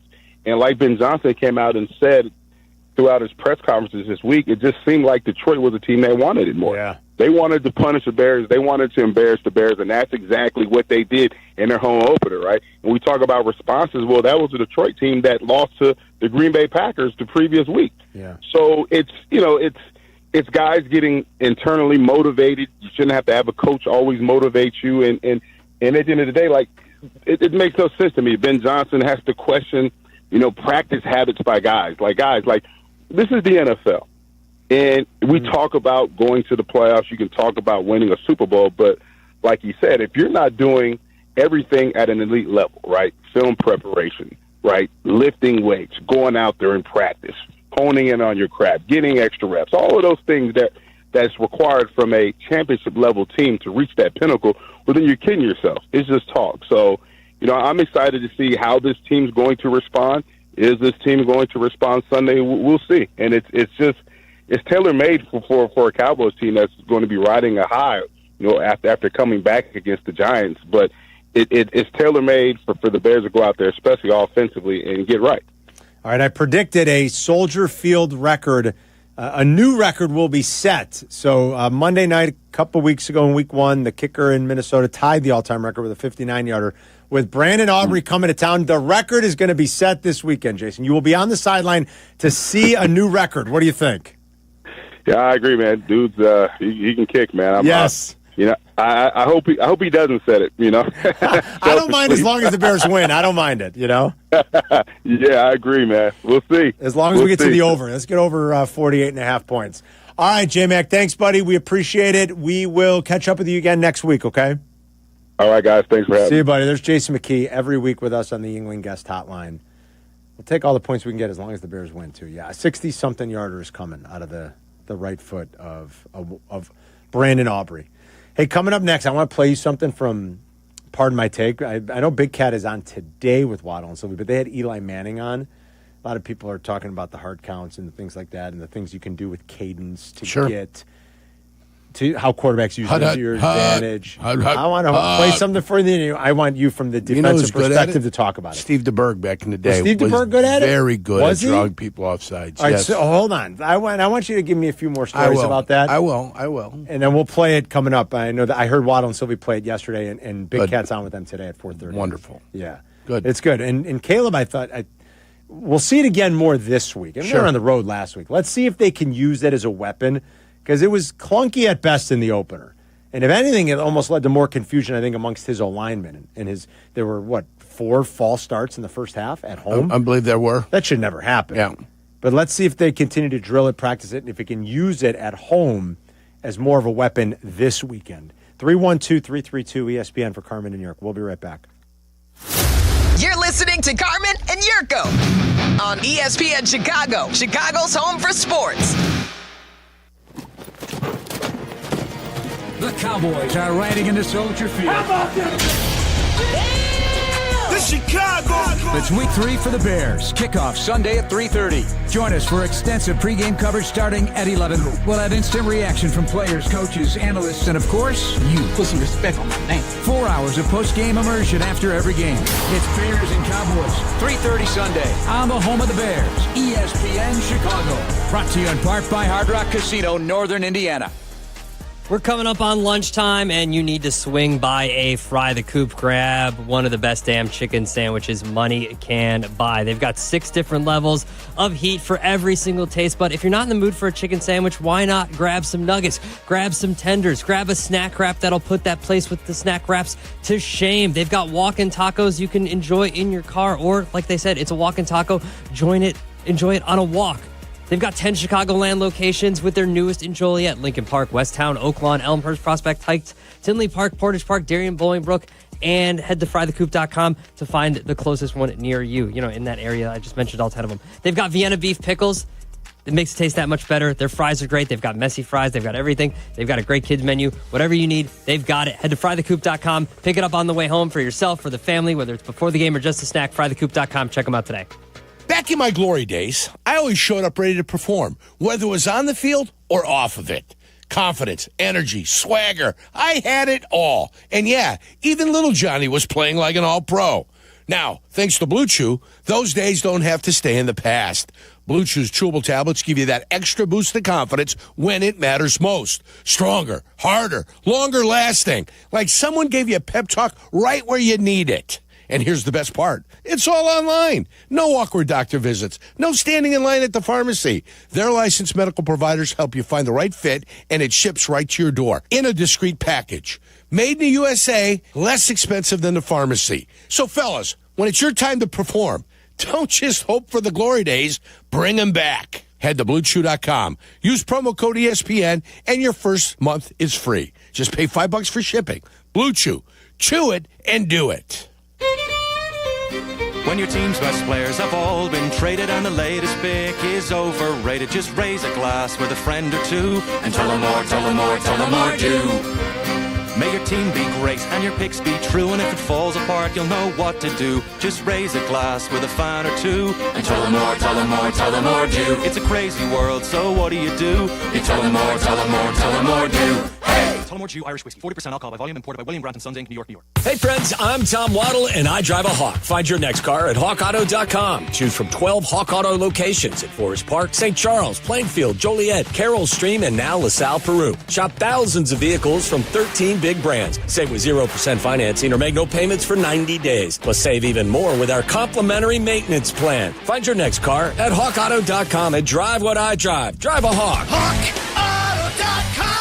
Financing and plan on select models with approved credit. This is Joe Budden. You and I make decisions every day, but on Prize Picks, being right can get you paid. So I'm here to make sure you don't miss any of the daily fantasy action this football season with Prize Picks, where it's good to be right. Download the Prize Picks app today and use code PLAYNOW to get $50 in site credits after you play your first $5. That's code PLAYNOW to get $50 in site credits after you play your first $5. Prize Picks. It's good to be right. Must be present in certain states. Visit prizepicks.com for restrictions and details. Out here, it's football season, where nothing beats backyard grilling, gathering around the fire pit, and cheering on your favorite team with friends. The yard is mowed, the lights are strung, and the grill is warming up. Whether you need to fill up your propane, get a new grill, or even a generator, out here, it's game day. And we're ready for it. Tractor Supply, for life out here. Summer's here, Chicago. If you're in an accident, call Postman Law. Over $3 billion recovered. We fight for what you deserve. Call 844-POSTMAN now. That's 844-POSTMAN. You're listening to Carmen and Jurko. Follow the show on Twitter at Carmen DeFalco and at Jurko64. This is ESPN Chicago, Chicago's home for sports. Take a look at our cover 5 here in a minute. Also want to play something for Jurko. I wanted to talk about this as a former D lineman. So Big Cat will be on with Waddle and Sylvie today. I think 4:30 I heard Sylvie say. He, Pardon My Take, had Eli Manning on the show, Jurk. And Eli was talking to them about cadence and how quarterbacks use it as a weapon. I mean, Rodgers has probably been... Of the recent vintage, Jurko said when he played, Steve DeBerg was great. Steve DeBerg was great. Aaron Rodgers and Mahomes are the two that come to mind that probably have done it better than anybody of recent vintage that I can think of. Rodgers and Mahomes are really good at it. Mm-hmm. I mean, like, really used it as a weapon over the years. This was Eli Manning talking about it with on Pardon My Take. Take a listen. Have you done a hard count recently? We had Andrew Luck on the show, and he gave us a hard count, and it was actually like a thing of beauty. It was wonderful to listen to. Yeah, we want a hard count. Yeah, would you mind? All right, we'll do. So this is what we used to have a thing called Daytona. That was like our dummy count. So that means there's no snap count. So our cadence, you get up there and you go through. You go, hey, 54 is the mic. Set. 580, hut. All right, hey, easy. Hey, remike it. 58's the mic. And then whatever color you said, if you said red, it was on 1. You said white, it was on 2. Blue. You say blue with the number, it was on 3. So after you do a dummy cadence already, and then you get up there, hey, remike it. 54's the mic. Blue 80. Hut. Yeah, I would have jumped. I would have jumped. Yeah. Offside. Like, you've already done the dummy. You've already changed everything. Like, everybody usually thinks the next one, it's coming on 1, and you go on a hard 3. That was an easy jump. Now, you've always said O-linemen go on sound, D-linemen have to go on the ball. That's why you guys practice. That's why we ignore sound. Practice with the ball on the ground. Yeah, the green ball. The green ball. Jurko said they so that you really have to get in your stance and look. You got to pick it off the green grass. When the D-line coach picked it up, that's when you go. So that was like how you kind of trained to ignore the sound. Right. Just go on the movement of the ball. Right. But man, oh man. All linemen go on sound. There's a lot going on there. Yeah. Why? And then, here's the other trick, too. It was red, white, and blue, and then A, B, and C. But A was first sound, B was second sound, C was third sound. So eventually it gets... I know that as a defensive lineman because you start listening to them. That's what I was going to ask you. And then you pick it up eventually. So if it's red, white, and blue, and first of all, why would blue be 3? Shouldn't blue be on 1? Because it's blue. It's the first alphabetically. No, blue should be on 1. No. What colors of the flag? Red, white, and blue. So red is white, blue. A, B, C. So Do, re, mi. I mean, come on now. So how do you? So you eventually, though, you would key in on that. It's not complicated. Remember, now they said whatever you run, you've got to run for the dumbest guy in your football team. But then nothing can really be complicated. If you make something too complicated, you have now screwed up your dumbest guy in your football team. It's the truth. So blues 3, it's 100% hut, and then it's on that third hut. It would be on the But third eventually hut. you'd start to pick up on that, or did you try to ignore it? You pick up on some of the things they do because some of their audibles, like if they came out and audible in the process of that and he wanted to call play and they'd throw a G in there, then you knew they were doing an onside run toward the tight end and the onside guard was pulling. Yeah. If they said something with an O, it was the offside guard that would be pulling. Yeah. So, but some teams specifically did that. Buffalo Bills were a team that did that. So against Buffalo, you knew what was going on. Steve DeBerg and the Tampa Bay Bucks, along with Vinny Testaverde and the Tampa Bay Bucks, whenever Sam Weich was there, they'd come to the line of scrimmage, and if they're going to run a draw, they'd not Mozart, but Rembrandt, for painter, like that. They just come and go Rembrandt. So he'd check into Rembrandt, and they're running a draw, an artist, whatever the artist was. They'd come out and they do that. If they said something about shade, it had to do with a window and a screen. So they'd run a screen. So it's just something we'd pick up on the TV copy. You'd watch the TV copy, and then you'd hear it, and then there'd be a correlation for it. Then you'd figure it out, right? Michelangelo, anything, whatever. That's awesome. But so you'd think, what the hell is he saying Michelangelo for? But then you figure it out, right. So did you see Josh Allen and the Bills? Did you see one of their checks in the Jets game? Manja. Oh, he was doing the DeVito. He was doing the thing. Manja. So somebody's eating. I guess so. Somebody's. I don't even know what the play was. Was there an Italian receiver or Italian tight end? I don't think they've got an Italian tight end. I'm just asking because that would be a little telltale sign right there. I threw it in my Instagram story. It was Manja. Manja. And he's doing the DeVito. Yeah. He's doing the cutlets. I like it. Where'd Tommy end up? I can't remember. Somebody picked him up, right? Yeah, Tommy's on a roster. He's doing a Progressive commercial. Good for Tommy DeVito. He's doing one of those backup Progressive commercial things. Cutlets, right? Cutlets, baby. Yeah. Yurko loves cutlets. No, but it was fun. Listen, we'd watch the TV. Jesse Kay was a front office guy that really liked breaking down the TV copy. Yeah. And then trying to get a little bit of insight from the TV copy. And it was great. It helped me play well against Kent Hull twice. Yeah, Kent Hull was pretty good. I played against him in '93. Yeah. And I played against him in '99 in the playoffs. I think we had another game up there. We lost a regular season game when Doug Flutie ran a bootleg and got into the end zone on us when we were in Jacksonville. But but no, anything that can help, man. Anything that can help is wonderful. But that hard count, some of the guys that did it Who good. else was good at it? DeBerg was good at it? Elway was good at it? Elway was very good at it. Yeah. And so you had to be careful. Had to be very Not careful. to get tricked by the with sound. John Elway, yeah. And he had a stature. Oh, he did. He sure did. Yeah. He kind of limped back there, and once he set that foot, he just fired. Yeah. And it looked like that throw that his motion was longer than hell, but it wasn't. But it wasn't. It's deceptive. Yeah, deceptive.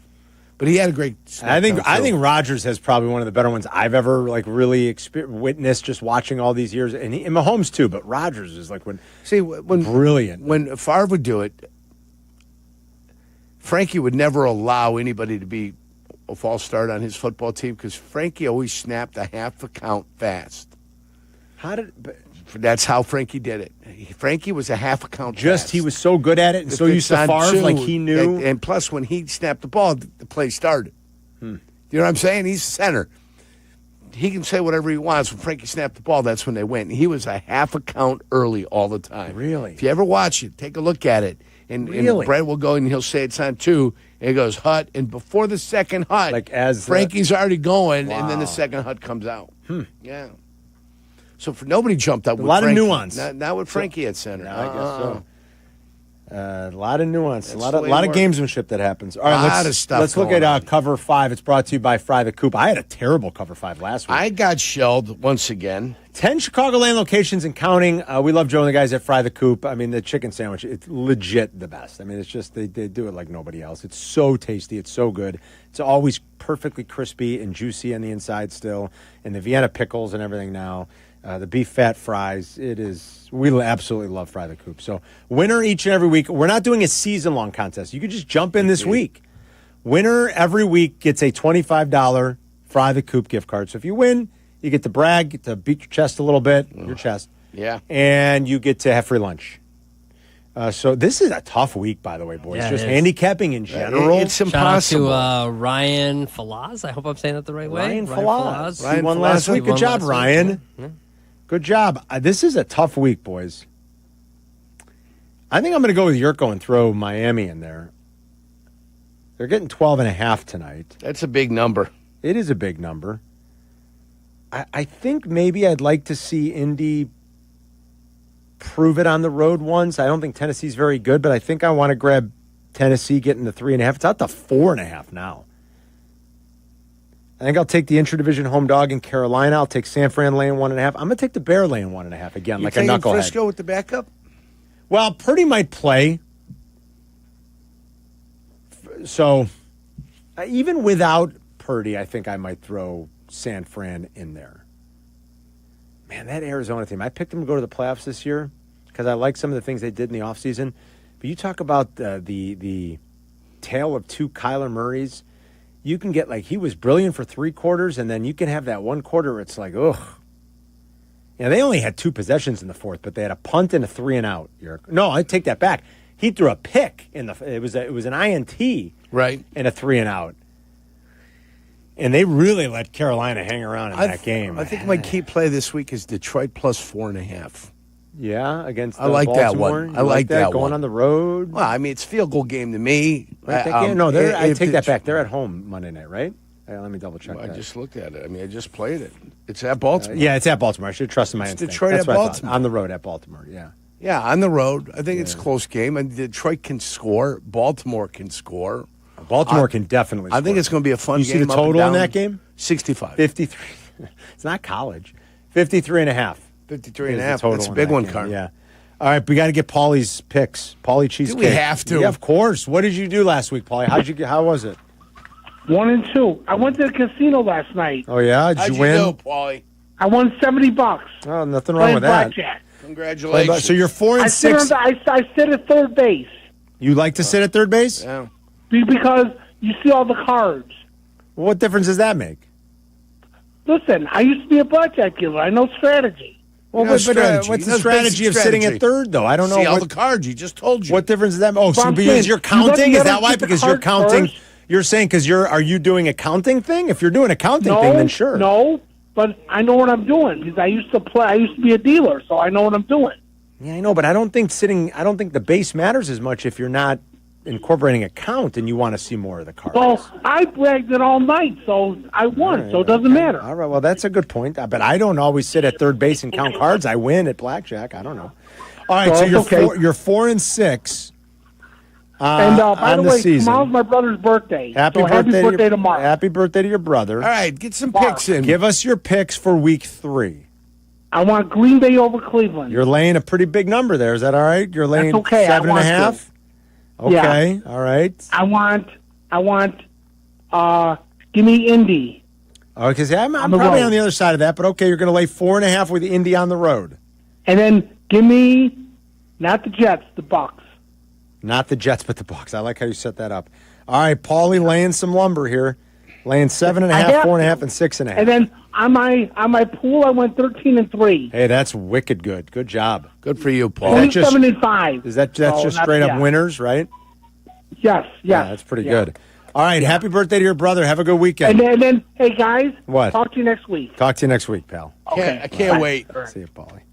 2-4, by the way, in the year for Paulie. I know, 2-4. Yeah. Is there a strategy if you're not counting to sitting at third? No, you're either counting cards or you're not counting cards. I don't think there's a strategy. Yeah. Is there? Unless I'm missing something. I don't know. It sounded like he didn't want to be outed as someone who's counting cards. I think Paulie's counting cards. I used to deal. Okay, we get it.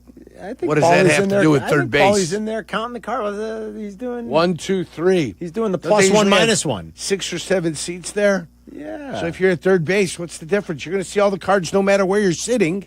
I guess if he's going to know if he wants to hit or not. I think it would only matter maybe if you're seeing everybody before you, if you are counting the deck, if you're doing the plus minus thing. Maybe then there's an advantage. If there's 7 or 6 seats at the table, is he sitting in the third seat or is he sitting all the way at third base? Third base usually on the means far you're on side. the end. Yeah. That's usually what that means. That means you're on the end before the dealer is third base. Who's on first? I always, exactly. Who's on first? Yeah, third base is right next to the dealer. I don't know. There you go. Paulie's picks in our Cover 5. Make sure you get in. Just download the Cover 5 app and search CJ 2025. Join the game for the week. There's one that's 70 years old for you, huh?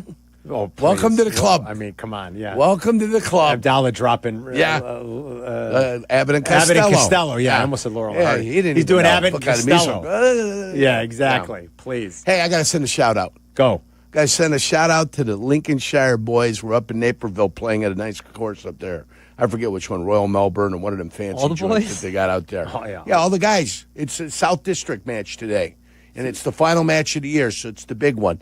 going to name a champion today. So just good luck to This all is the your- boys. this is the Jesse, these are Lincolnshire my Country guys. Club? Okay. Lincolnshire Country Club They're guys. playing a big match. Good luck today. Big match, South Oh, District. like men, like not Yeah, high school kids or no, anything? no, Yeah, no, I no, thought he no, meant no, a high Little school. League squad or I thought he something. meant Lincolnshire High School. Adult men. Lincolnshire What the hell? Country Club. Don't they have school? You get 10 clubs Adult together. men. You get 10 clubs together over the course of the summer on Thursdays, and they play a little bit of golf together. You know, I swear to God, I thought he meant a high school golf team. Yes. Oh, yeah, So shout out did to the I. high school Yeah. golf team. The hell with the high school I mean, golf he's talking team. about grown men in some cockamamie league that they're in. What are you talking about? South Districts.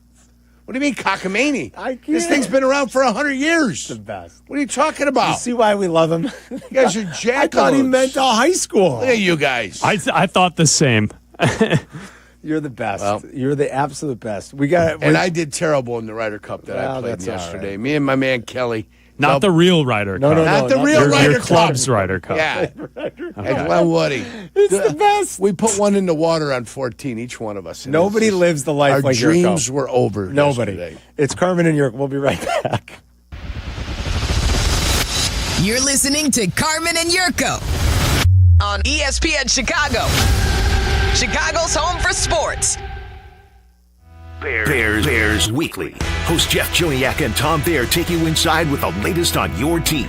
The latest news and the best interviews. Bears Weekly, tonight at 6:30 on ESPN Chicago and the ESPN Chicago app.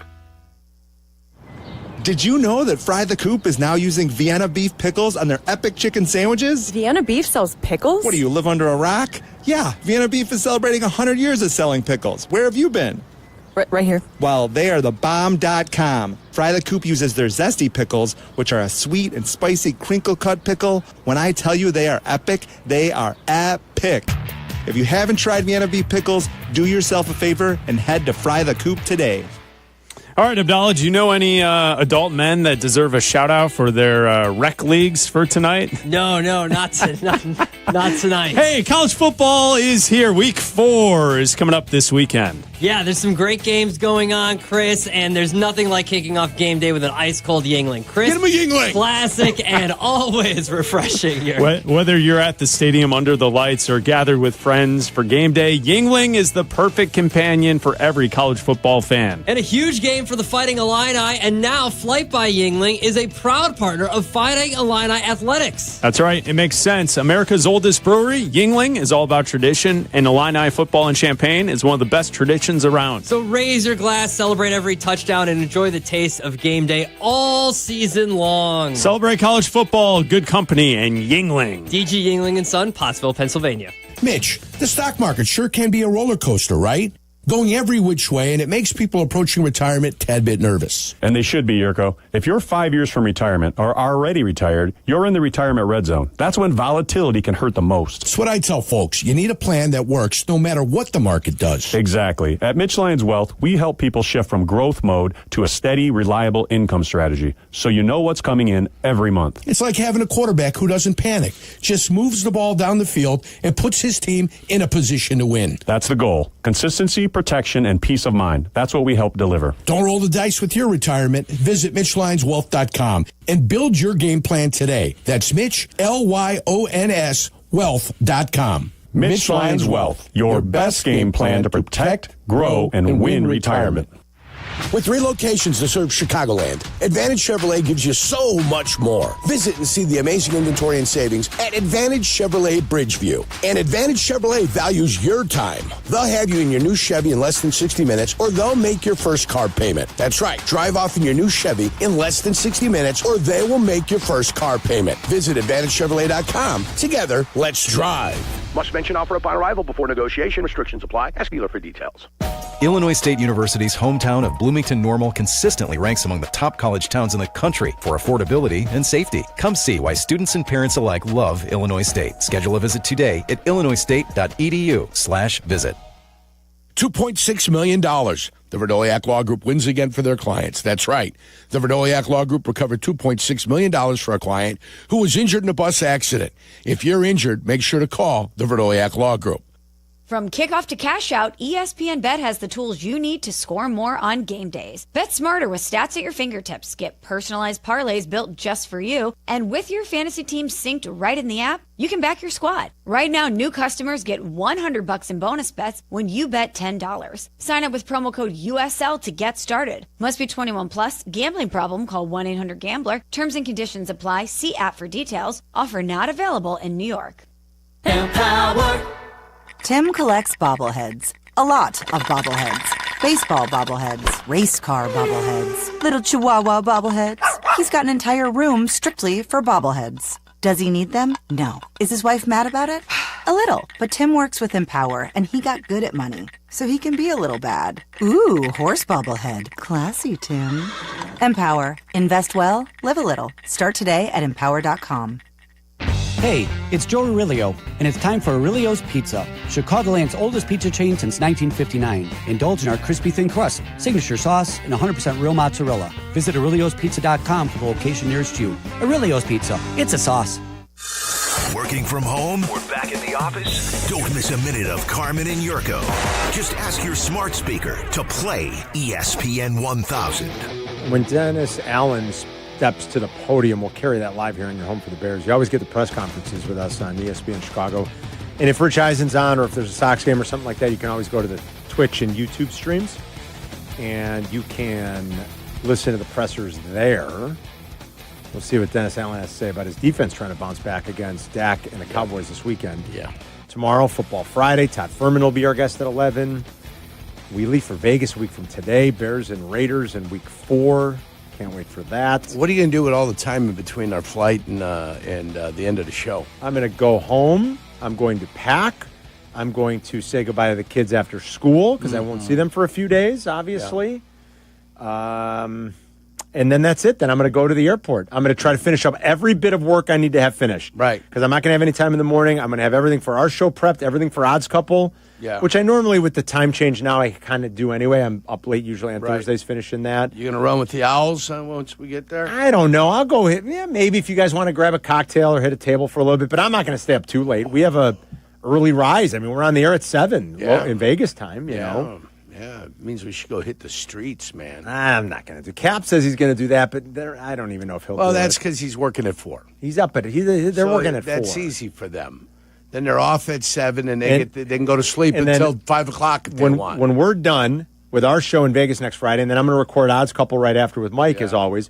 And then after that, I'm going to pool. It's pool time. Bleck Abdalla live at the pool at noon pool time in Vegas. I'm going to be poolside, shirts off. Speaking of that. Interesting. Speaking of that. Let's talk about this. Is there a naked portion there? There is. Yes, There's a special pool. Yeah, Mandalay there is. Are you guys going to go to the Toptional? What do you think? Yeah, I'm heading there. Well, yeah, Toptional. If I can go in with my top off, sure. No, but are you bottomless. going to go to the... It's a Toptional pool. It's a top... There's a special pool. There's a special I know pool one, there yeah. that's Toptional. Right. Are you going to go... So you're going to pay to go into it? Are you going to pay to go to the Toptional? No. Okay, I'm going to the bottom channel. It's a $40 cover, pun intended. I am going to the regular Mandalay Bay pool, which I've been to many times. Taking my pants off. Okay. Does Mandalay still do the wave pool thing? Remember they used to have... they do. Do they still have that? Yeah, they still have it's not a wave, it's a... What do you call it? It's a... No, they had a wave pool. They had a lazy river and a wave pool. They have a wave too. Yes. They got a wave pool? Back in the day, they had the wave pool, yes. That's going to be a... They got a water slide? Not a water slide, I just don't a wave remember. pool? But I'm going to be poolside in Mandalay. So no Toptional, huh? No, I'm not going to Toptional. No, I'm not going to do that. I don't think so. I'm going to... I'm going to the bottomless one. Okay. I mean, please. Fully nude. You know... Fully. I'll be out there. Can you imagine the horror? I mean, oh my God. What are those? There used to be testicles. Would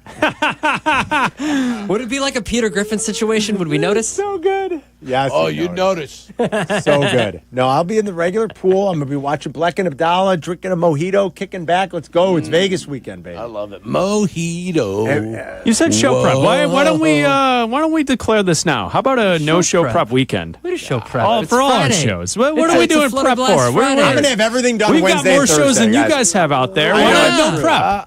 Yeah, you do. We You have got one more. we don't have the hardest show. I'll do my normal prep work. Of course, we don't have the hardest show there. Well, that's true. You got to talk to Peggy about that.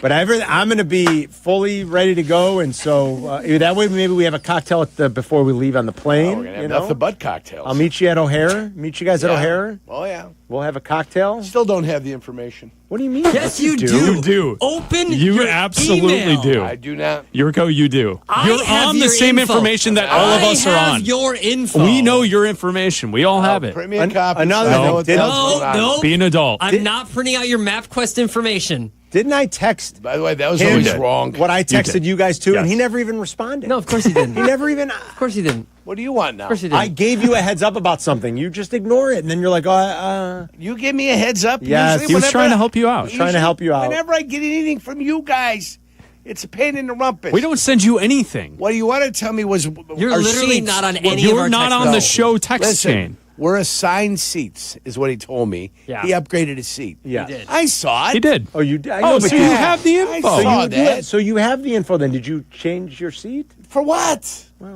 I'm going to be down. I'm going to be in the back. What do I care?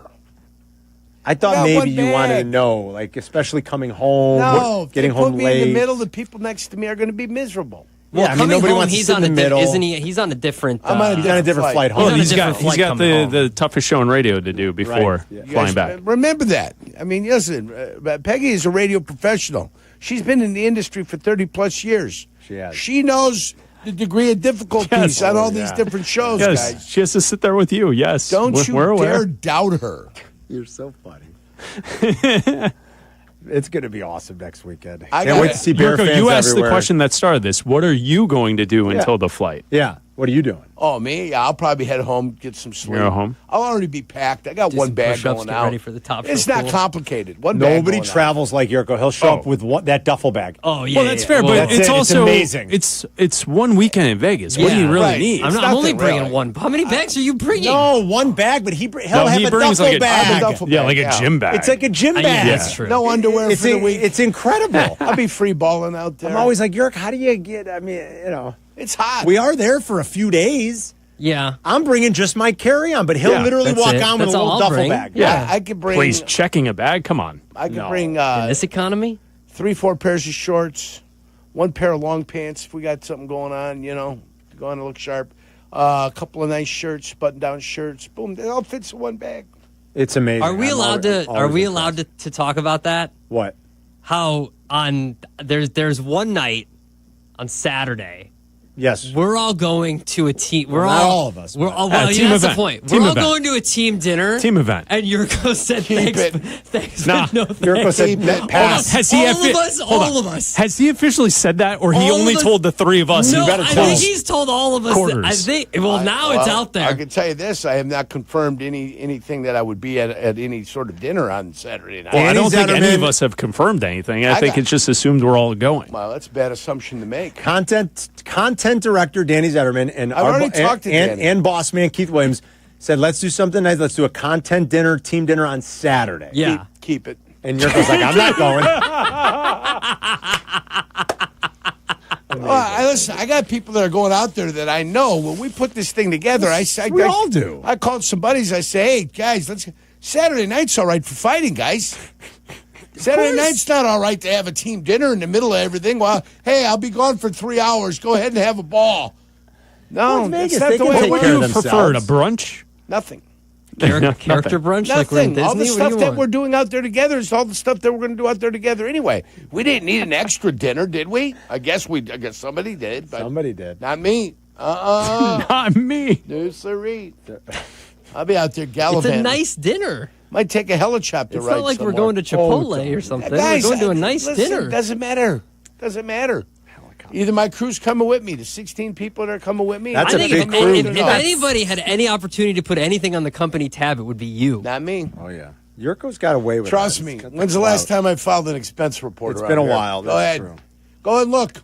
Well, I feel like after one of our trips to didn't you after San Fran? Go take a look. Go talk to the big guys. Ask them what I've done. I mean, it's within your. The point- It's within your rights. Again, ask when I've done it. You guys are sitting there. Do I want a free meal? We tried to expense the French Laundry last year. That didn't work.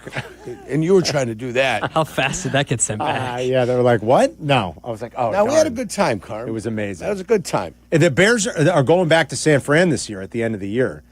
Any Bears fan that's going out there, if you want to splurge a little and take the trip, it is amazing. Yountville is where you've got to go. It's an amazing experience. It's a little snobby, but it's an amazing experience. I don't do it to brag. First of all, I thought I filed the draft one earlier this year. Yeah. I came to find out that the individual that was helping me wasn't necessarily helping me. All right.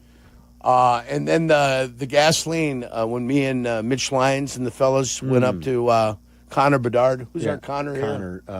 It's Connor. It's Connor not Bedard. Donlin. Yeah, him, Connor, I can't remember. and Dobrez. Tommy Dobrez went up there. Well, I got gasoline expenses, so naturally I'm going to put that one in too. Sure. So those naturally will go in. Petrol's expensive. Petrol's not cheap.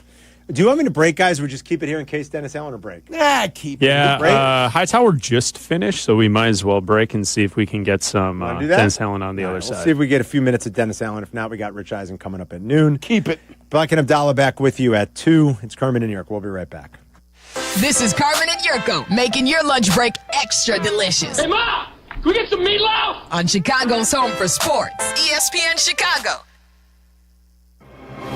Hey, it's Rich Eisen. You can now listen to The Rich Eisen Show right here on the home of the Chicago Bears. The Rich Eisen Show, weekdays noon to 2. ESPN Chicago. Yeah. Hey, fellas. It's your pal, Jurko, the good kid.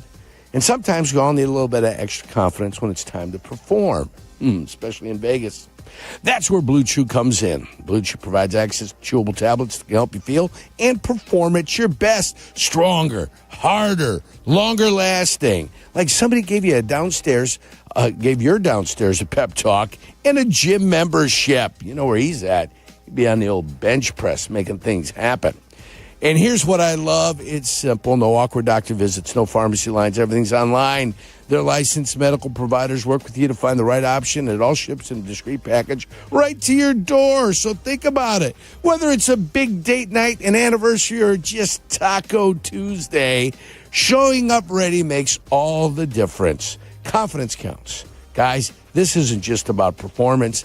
Give her group chat something to talk about. Be the legend of the night. And right now, I got a special deal for you. First month free.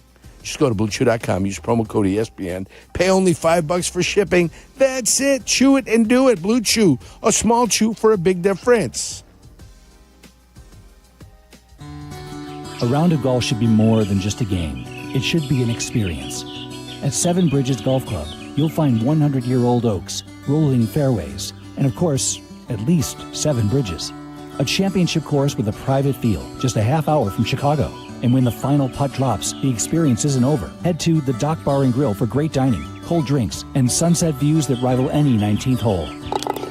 Visit sevenbridgesgolfclub.com to book your tee time today. Has the excitement of betting turned into worry? Feeling overwhelmed every time you roll the dice? Problem gambling doesn't just affect your wallet. It can impact your health, relationships, and peace of mind. But there's hope. Gateway Foundation is here to help you take back control of your life with personalized treatment options. You don't have to face this alone. Call Gateway Foundation today at 844-444-5780. That's 844-444-5780.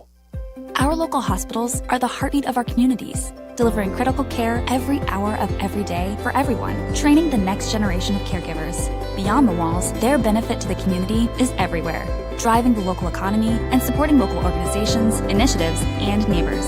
Illinois Hospitals, healing communities. Learn more at team-iha.org.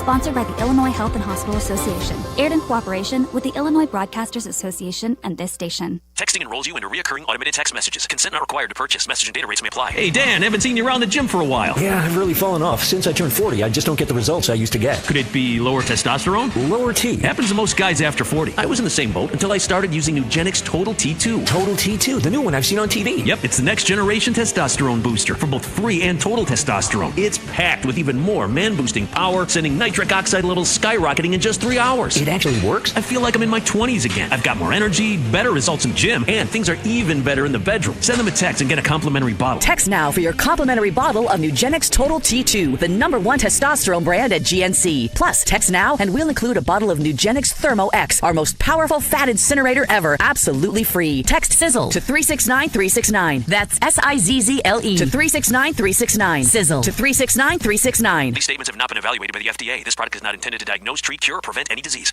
Roofers and Waterproofers Local 11 delivers expert roofing and waterproofing across Chicago. Their trained professionals lead in solar, green, and garden systems. For trusted contractors and top quality service, visit ChicagoRoofingContractors.org. That's ChicagoRoofingContractors.org.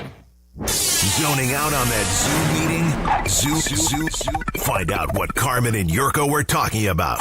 Tell your smart speaker to play ESPN 1000.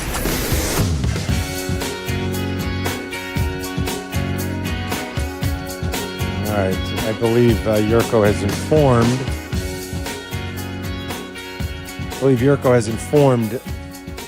Danny Zetterman that he will not be in attendance at the team dinner. Zetterman's had some weird takes this week, by the way. Like, what was his take about?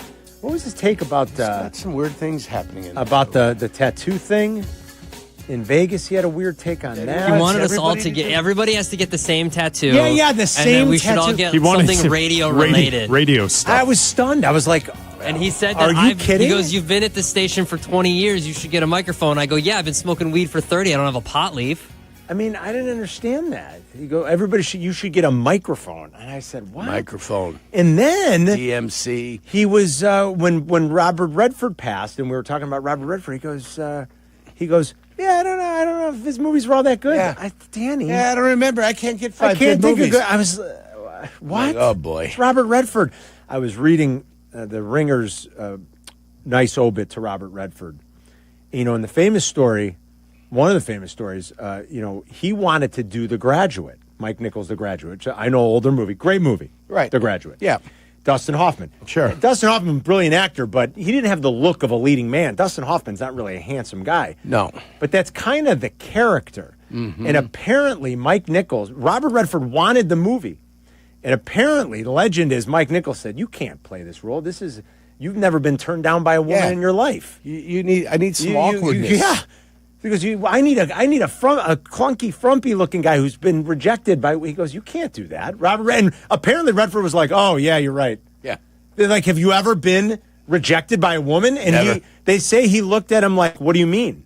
Yeah, rejected. Of course, he was never rejected by a woman. He's Robert Redford. You mean they said no? I mean, right? He goes, what do you mean? And so it's a hilarious anecdote. Yeah. Mike Nichols goes, you can't play this role. There's no possible way.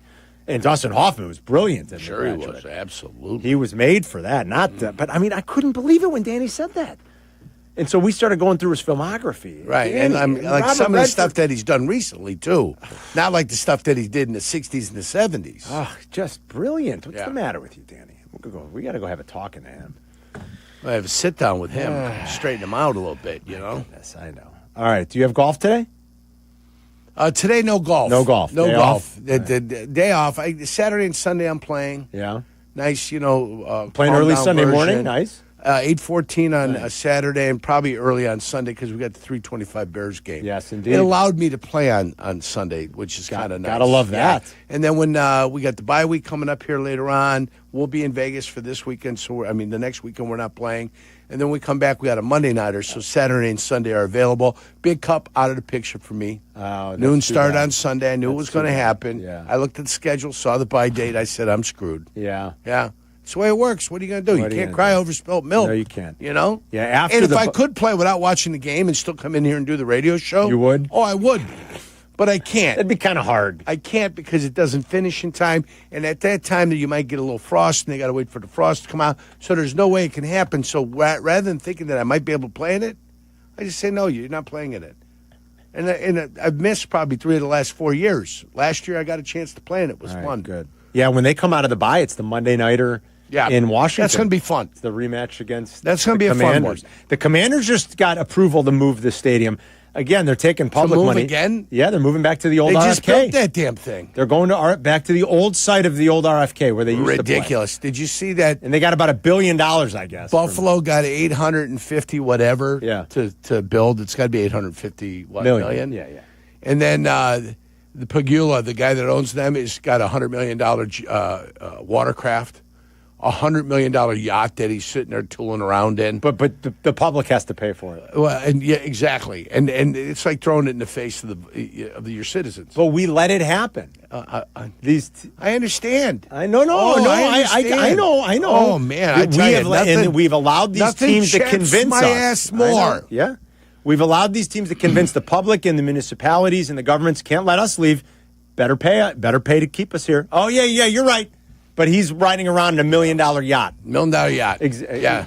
$100 million yacht. $100 million $100 million yacht. But we have to build this new stadium. $1 million yacht is called a boat. Yeah, exactly. That's a boat. It's not a yacht. Good call. Yeah. Thanks to Jason McKee. Thanks for listening and calling. We got a loaded Football Friday tomorrow. We can't wait. We'll see you then to wrap up the week on a Dr. Pepper Bears Friday. Thanks to Bleck and Abdalla. They're back with you in 2 hours after Rich Eisen. Then it's Waddle and Sylvie at 3. Bears Weekly tonight at 6:30. Enjoy the beautiful weather. I'll be at the new Hinsdale location for White Buffalo in the grand opening tonight if you want to stop by around 5. Rich Eisen's next. Have a great day.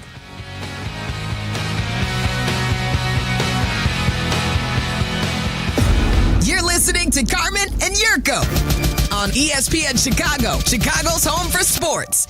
I'm Courtney Cronin, here with lead attorneys at Costa Iavoni, Julio, and Anthony. Hey, Courtney. How does being from Chicago help you in your job? Well, I think Chicagoans like directness. I try to always remember that in press conferences and ask straightforward questions, because that's who I am. We get that. It's the way we are with our clients. All they know is they need help, and they want a law firm to cut to the chase. You can do that when you're both local. It's about making a real connection, one Chicagoan to another. Costa Iavoni, your trusted local personal injury lawyers. We get you. Call them at 708-4million. I wish I had Morgan Freeman in my life just to narrate me through situations. Impressionist and comedian Frank Caliendo. Because my wife will ask me, do I look fat in these jeans? Well, that's when Frank realized he'd be sleeping on the couch for a while. At the Paramount Theater in Aurora, one night only, Saturday, October 25th. You could not play Scrabble with Charles Barkley. Hundreds of voices from one mind. What are you going to do, challenge him when he puts this down? TRBL. Frank Caliendo. What's that? Terrible. October 25th. Get tickets now at ParamountAurora.com.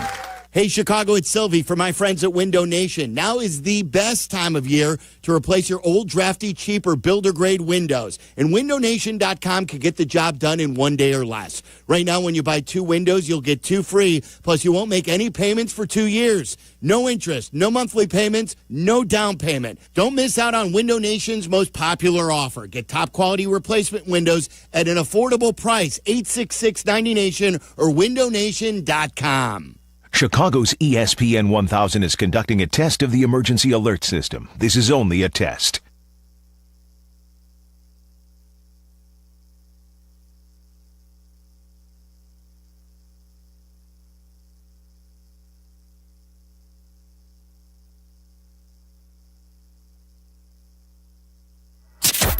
This is ESPN Chicago, WNVP, WTBC, HD2 Chicago, a Good Karma Brands radio station. This is ESPN Chicago, WNVP, WTBC, HD2 Chicago, a Good Karma Brands radio station. Hey, everybody. Can't get enough of the Rich Eisen Show? You're in luck. You can find us everywhere. Watch us weekdays on Disney Plus from noon to 3 Eastern. Miss the show? We've got a podcast so you can listen anytime. But here's the best part. Our YouTube channel. Subscribe at youtube.com/Rich Eisen Show and you'll never miss a moment. Now, on with the show. This is the Rich Eisen Show.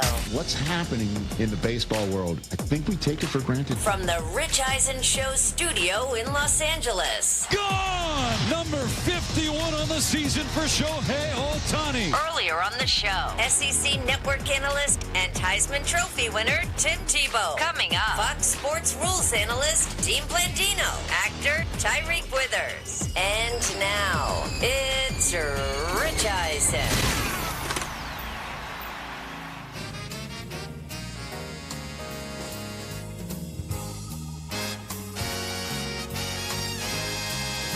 number 2 of the Rich Eisen Show is on the air. We're live here in Los Angeles, California. Dean Blandino, the former head of NFL refs and chief rules analyst, along with Mike Pereira for Fox, is making his way to our studio. We're going to ask him what's up, what the tush push and all that sort of business is. A assessment of officiating 2 weeks in. I despise targeting in college football with every fiber of my being because it's inconsistently applied.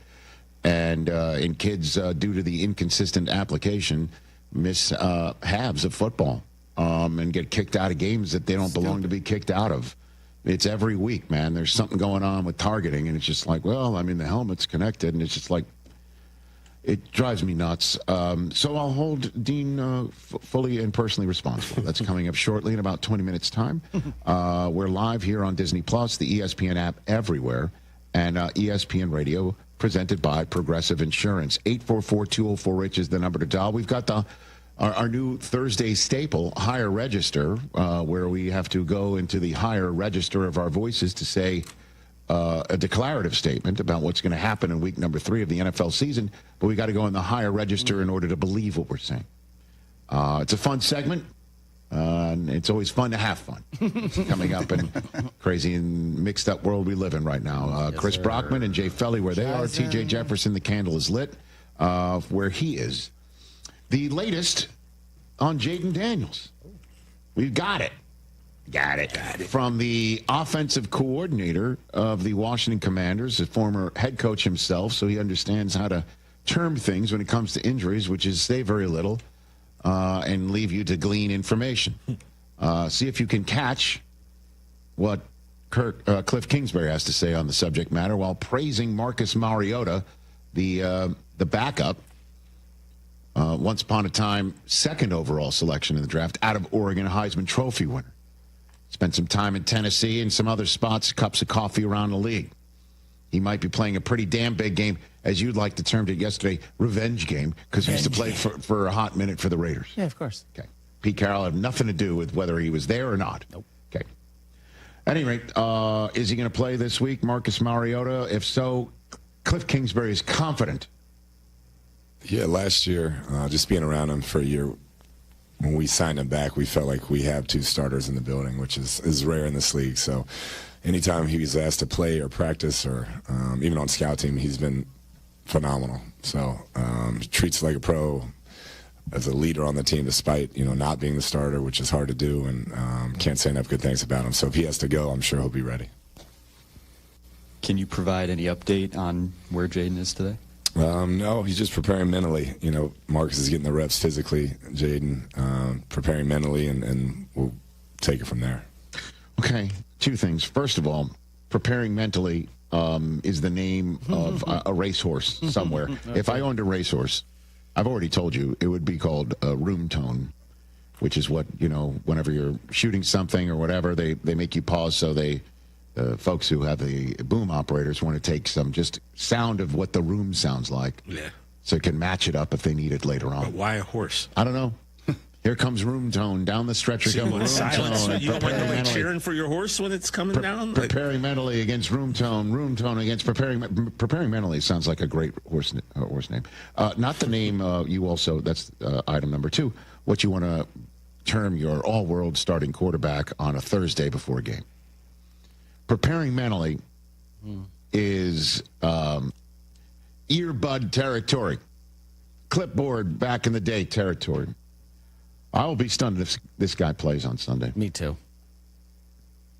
And what a damn shame that would be. Either way, something's up. And the first month of this, we're going to find out just how superhuman Jaden Daniels is. Because if you just remember last year, how we're already looking last year at Jordan Love. Well, he got banged up in week 1, and he just wasn't the same the rest of the year, and it's part and parcel of why the Packers still made the playoffs, but they got one and done. Is that how we're going to talk about Jaden Daniels here? Well, in week 2 in Green Bay, towards the end of that game, something happened, and we didn't know it at the time, and he said he was okay, and then all of a sudden we find out he's not okay, and he misses the Raiders game, and does he come back and look like last year?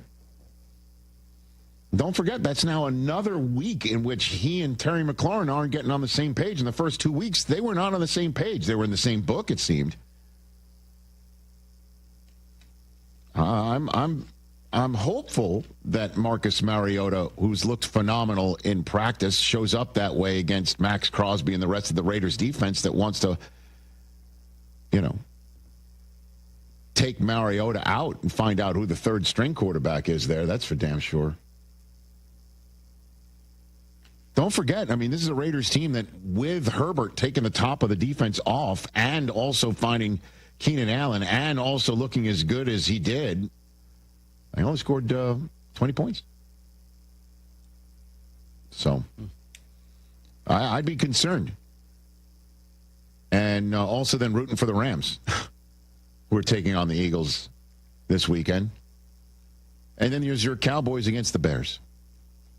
What a big game this is. Bears backs against the wall. 0-2, needing to come up with this win, man. Your Cowboys, thanks to Brandon Aubrey, kicking it from all points of the Lone Star State. Houston. Taking care of business at 1-1. Almost taking care of the Eagles in week 1.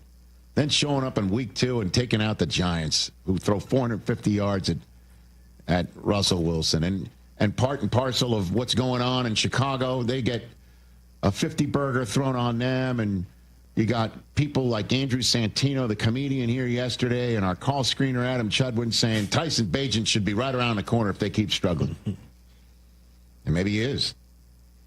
We're on in Chicago. I'd love to hear from anybody in Chicago who wants to chime in on this subject matter. But we're already hearing from Bears fans that if Caleb doesn't start turning it around, that sounds like a higher register. Maybe we should go to Tyson Bagent. Oh. You know what I mean? Bears are favored in this game. Well, because they looked really good in week 1 in Soldier Field, Chris, and that maybe, just maybe, for 3 quarters, that Caleb Williams can take the top of the defense off in the way Russell Wilson did. Hey, he and Rome Odunze are connecting.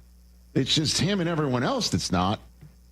And, and is Jadeveon Clowney going to come off the bench, the couch, and the bench and start providing pressure that the Cowboys lost when, what's the name of that guy they traded to Green Bay?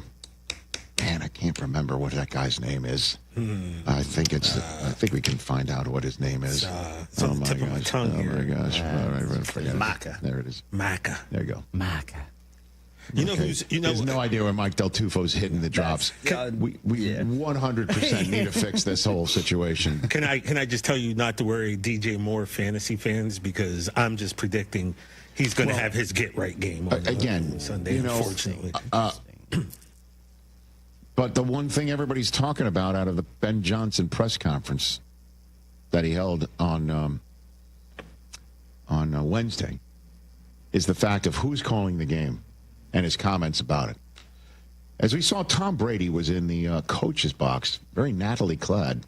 He spent his Monday night off from one of his day jobs on Sundays of Fox, calling games, up in the coach's booth with a headset on. And is he listening to the play calls? What's happening there? Is he talking to Chip Kelly? Listen, bottom line is you're seeing an owner of the Indianapolis Colts on the sideline with a headset on the sideline with a headset on, and basically marking down plays and taking notes. Taking notes? We'll get into that in a second. But Ben Johnson was asked, hey, Tom Brady's calling your game on Fox, and then you're taking on the Raiders next week. Do you have any concerns about anything on that front?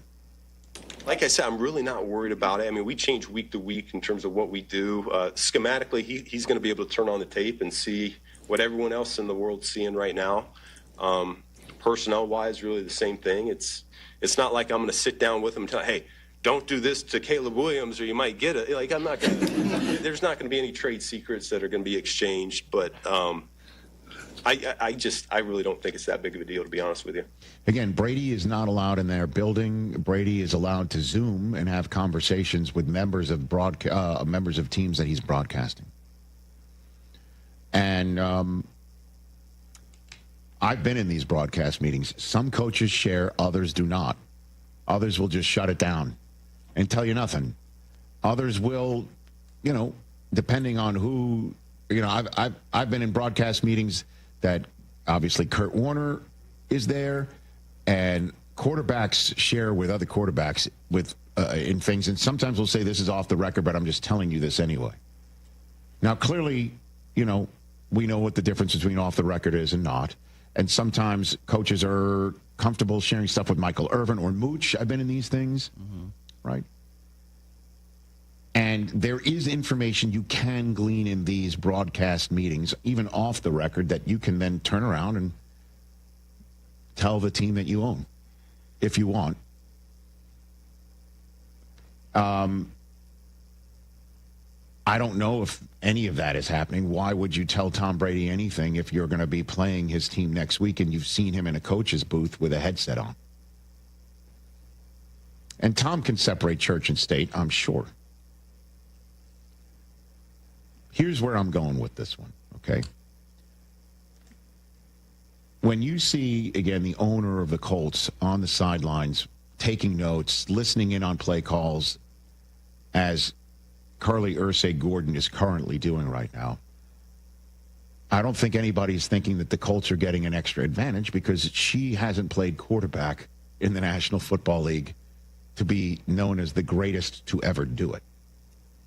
So there is some neck up and ability that Tom Brady is bringing to the equation as a quarterback when he is potentially talking. And I don't know who knows more football than Tom Brady. When you hear him break it down, he's awesome at it.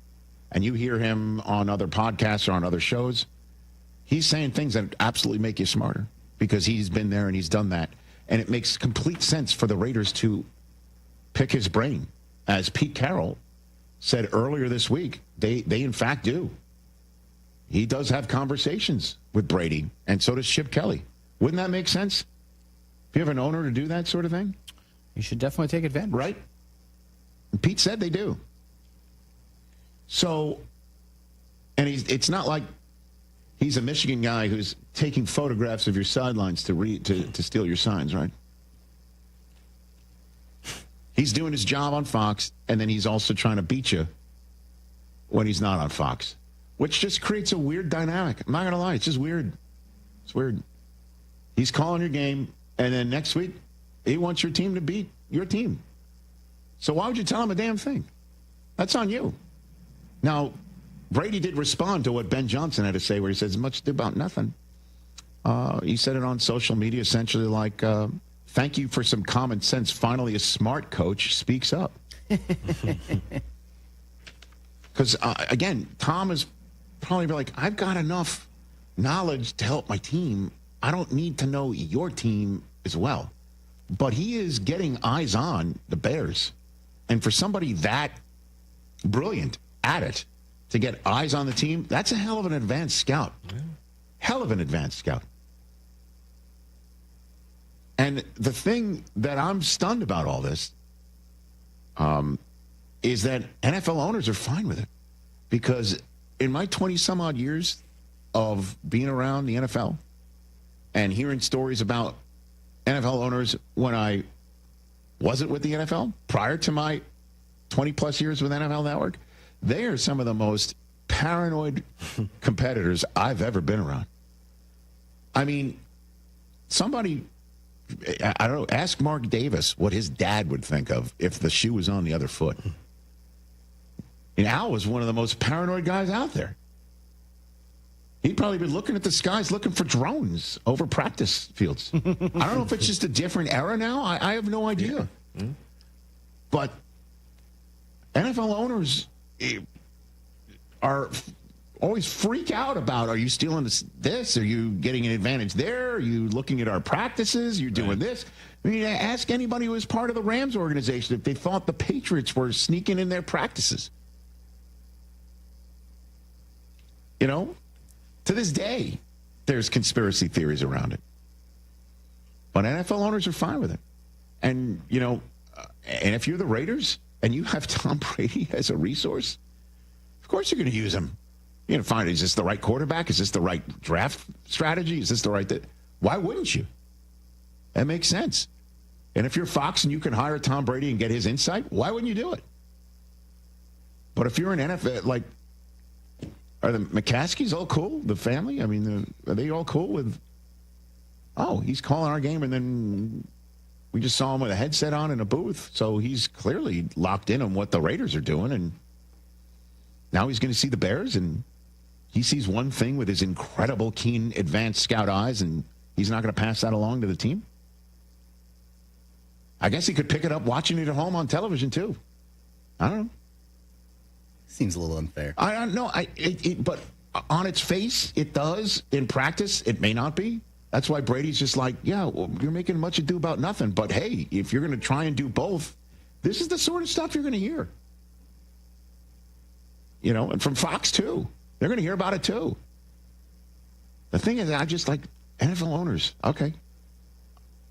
I've met NFL owners that wouldn't allow fans of other teams in their suite to watch a game. They want to see all that stuff. That happened to me once, Rich, actually. Ashley and I, we got a chance to go watch the San Diego Chargers and sit in the Spanos box.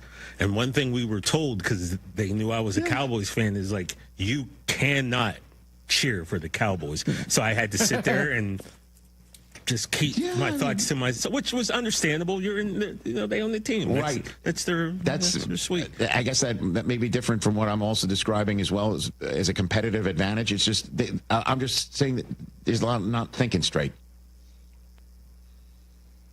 Just surprised that they're cool with it. I think there's so much money being floated around, they don't care anymore. Well, anyway, that game's on Fox this weekend. With a ton at stake, man. Massive amounts at stake. Who do you like in that game right now? Great question. I think the Cowboys, the way they played on the road, should win it. The way that they played in Philadelphia, that team shows up in Chicago, they'll win the football game. Definitely has shootout potential. It's the highest total of the week, over 50. Well, that would be fun. Yeah. I'll take it. Yeah. 8-4, and so would Fox. So would Brady. Yeah. And Burkhardt, I'm sure. 844-204-RICH is the number to dial right here on the program. Dean Blandino of Fox Sports. Now that I've talked about his bosses, he'll come on out here and break down what's going on in officiating. And he says he's done with the tush push. Oh man, let's hear it.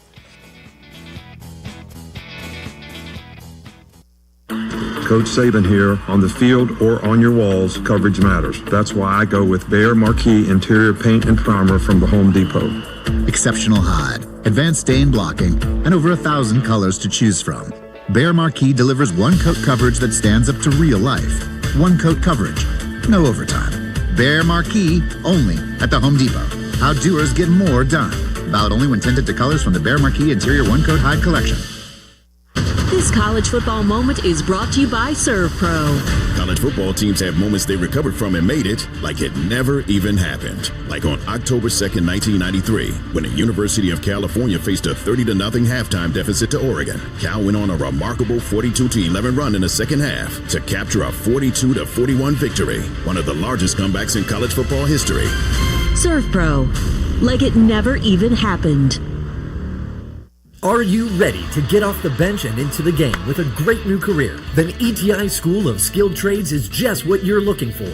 As the Chicago area's premier welding and HVAC school, we've helped thousands of people just like you get started in great new careers. Step up to the plate and swing for the fences with a brighter future. Learn more at eticampus.edu or by calling 888-830-7678.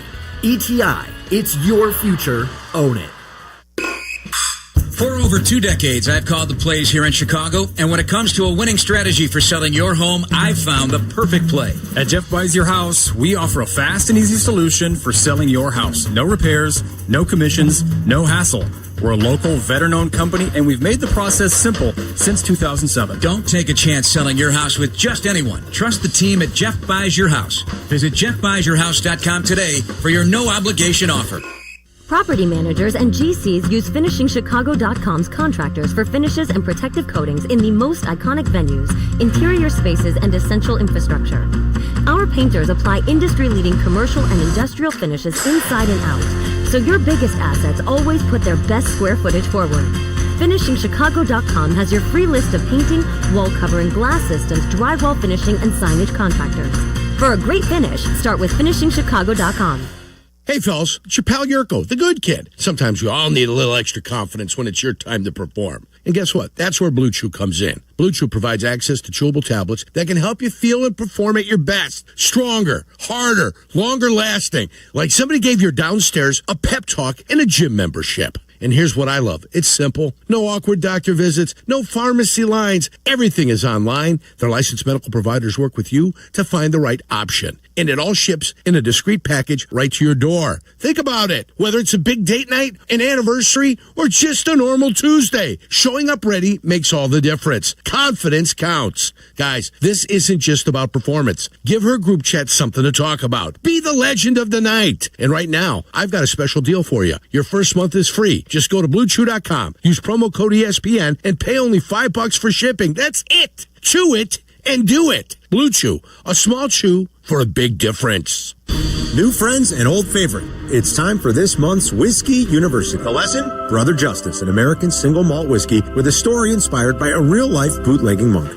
The classroom? An old favorite, Sovereign in Plainfield, a true Whiskey U Hall of Famer. Join us Tuesday, September 23rd at 6:30. Don't settle for a backup bottle. Graduate to greatness with Brother Justice. See you at Sovereign, and as always, please drink responsibly. Whiskey me? No, Whiskey you!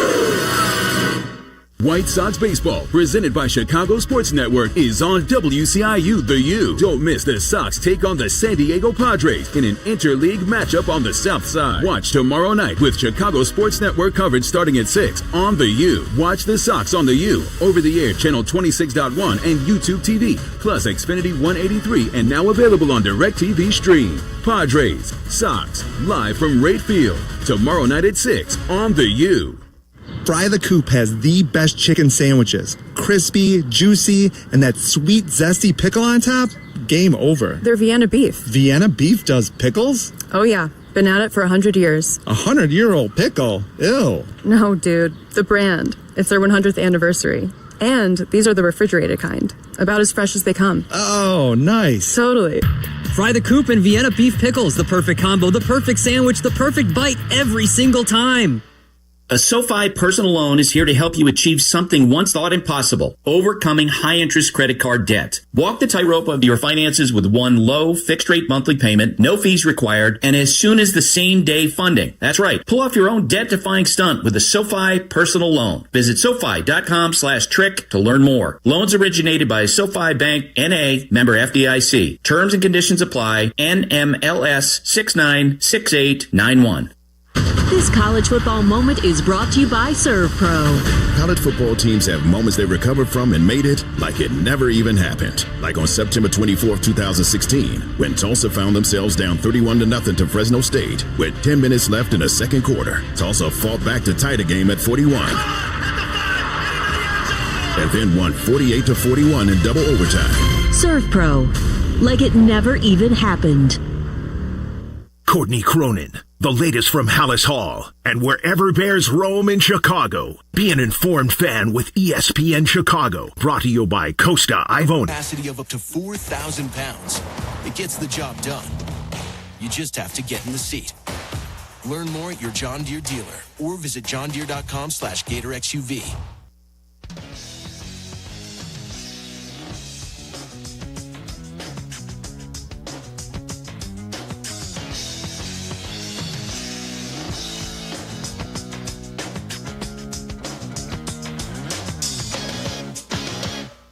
On the Rich Eisen Show, back here on the ESPN Radio Network, presented by Progressive Insurance.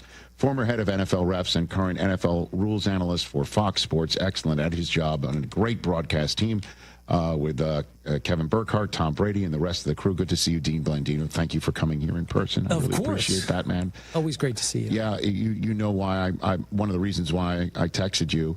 You said I'm done with the tush push when you were part of the crew in Kansas City.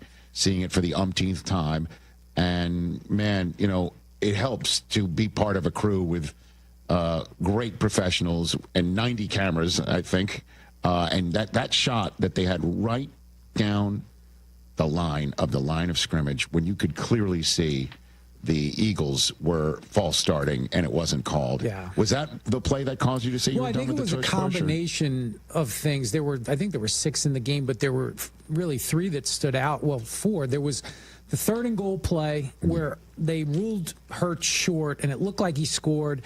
And we got to spend 2 minutes reviewing it and looking for the football and all these bodies. Then on the 4th and goal play, they false start that doesn't get called. They false start again later in the game. And then the last one where I made the comment was Eagles are trying to get the first down to run out the clock. They run the tush push. It's a big pile. The Chiefs come out with the football. They're waving. They have the football. The officials don't do anything. And I've got Brady and Burkhardt looking at me in the booth like, what's going on? Right. And it was just a visceral reaction where I was like, you know what? I am done with this play. I'm proud of myself that I didn't say I'm effing done with this play, because that's where I was in that moment. Sure. And it kind of took on a life of its own. So why are you done? Like, what? I was thinking about this on the way here. I'm gonna present my argument 3 different ways. Please. Okay, 3 different ways. First, we'll start with health and safety. Now I don't think there's no hard data that says this play is any more dangerous than other plays in the game or short yardage plays, Correct. right? So I don't think that's necessarily a strong argument that, we have all these injuries. Yes. But the league has in the past, I think about low blocks and some of the chop blocks and some of the things they've outlawed. There wasn't a ton of injuries, but the league said this is putting our players in a position of unnecessary risk. Let's be proactive versus reactive. So let's not wait for somebody to get hurt on a play like this. Let's say, okay, this is unnecessary. We don't allow the defense to push in field goal formations because the league felt it was dangerous, right? We're pushing these teammates, the down linemen, into the offensive formation. So I think from a health and safety perspective, being proactive versus being reactive. The second argument I have is that it's a competitively unfair play. It is. When you think about the defense, if the defense hits the running back at the line of scrimmage, stacks him up, and drives him 10 yards back, the offense isn't going to lose 10 yards, right? You got forward progress right there. But we allow the offense to push and now gain an advantage in that instance.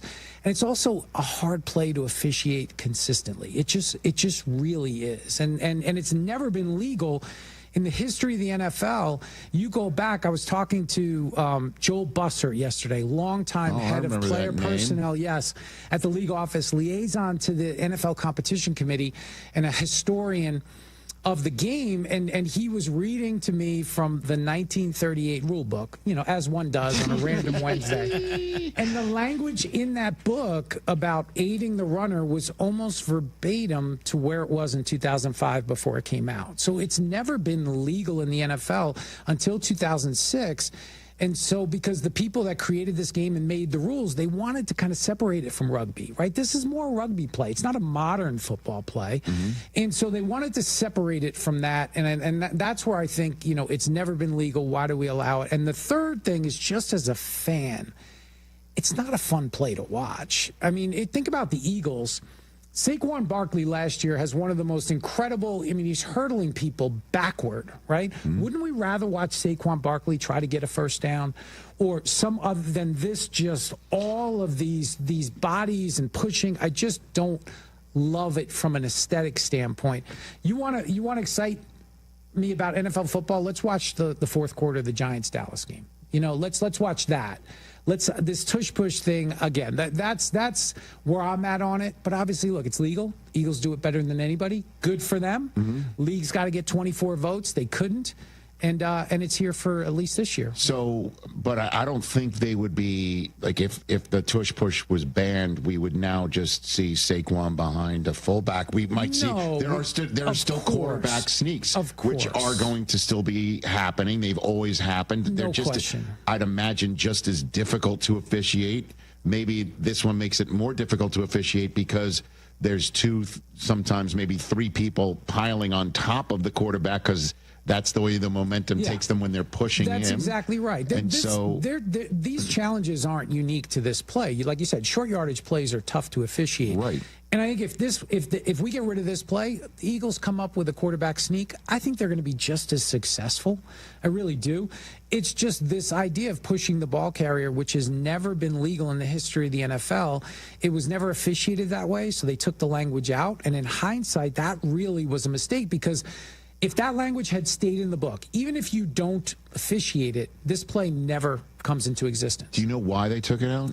because it just wasn't being officiated, and they felt like, okay, if we're not calling this, why is it in the book? And right, the tush push didn't exist back in 2005, 2006. I know, yeah. So, but again, taking that language out allowed, however many years later, for this play to be born, and here we are watching it. Again, I don't think when you talk about NFL football and what it means and why people love it, it's not that play. So knowing the competition committee and the way it works, and knowing membership and the way they vote, and knowing the meetings in which these all come together, as well as you do, 22-10 last year being brought up, and it's 2 votes shy of being voted out. Do you think that this is the last year we do see the tush push? What do you think? I think it's going to depend on what happens the rest of the way, right? This is week 2, short-term memory. If nothing happens, there's no controversy. They're going to run it multiple times. And the Eagles are on national television 100%. Or on standalone games on Fox 100%. Nonstop. I mean, it's going to happen. The chances that something's going to come up later in the season are pretty high. I really believe that of those, right, there were 10 teams that voted to keep it, 9, not the Eagles and 9 other teams. Of those 9 teams, I know there were several that felt like the Eagles won the Super Bowl. We're not going to take the easy route. We're going to be, the ego, and we're going to stop it, and we're not going to be seen as we couldn't stop them. They won the Super Bowl. I know for a fact that there were some clubs that had that in the back of their minds and might have been a factor in voting to keep it. Sort of like the defense and the tush push. We're going to be the ones to finally stop it. We're going to be the ones We're going to be the ones that are going to stop it in the competition, not competition committee. Correct. And look, the Eagles they're better than anybody at it. They sure are. And part of my frustration at the game was that the Eagles normally don't false start. They usually line up correctly. And it was like, okay, now if you're going to have this play that nobody else can do, and now if you're going to gain an advantage and the officials aren't going to call it, it just added to the frustration in the moment. Dean Blandino here, former head of NFL refs and now rules analyst on Fox. And I guess you're going to be Bears, Cowboys. You're going to Chicago. Bears, Cowboys, yes. That's a big game. We'll see that on Fox later on this weekend. Replay assist, I love it. Yeah, I love it. And I couldn't have been more excited that they folded into replay assist this year. Is somebody being hit out of bounds late? If there's a flag, let's pick it up if it's not the case. Same thing with roughing the passer. Same thing with 15-yard penalties that are so big. Same thing with grabbing face mask. Well, didn't grab it, pick the flag up. But they're not going to put a flag down on the field. Correct. I understand that. But I do seem to feel like there have been, is a guy out of bounds or not? And you can clearly see guy was inbounds, the flag was thrown, let's pick it up. They're not doing it. Am I wrong? Am I missing anything? I'm not saying I'm seeing every snap of football, sure, but I'm also seeing roughing calls that aren't roughing. And I understand that they want the officials on the field, that their subjective process is the standard. Like, let's go with them. But at what point we're going to have replay assist, have a different subjective look at something and say, pick the flag up? I'm not seeing that yet. Well, I think that's kind of the next iteration of this. With replay assist, they wanted to keep it to the objective elements of the play. So if it's a hit on a quarterback and the referee says it was forcible contact to the head neck, replay can look at whether there was contact to the head neck. And if there wasn't any contact to the head neck area, they can pick up the flag.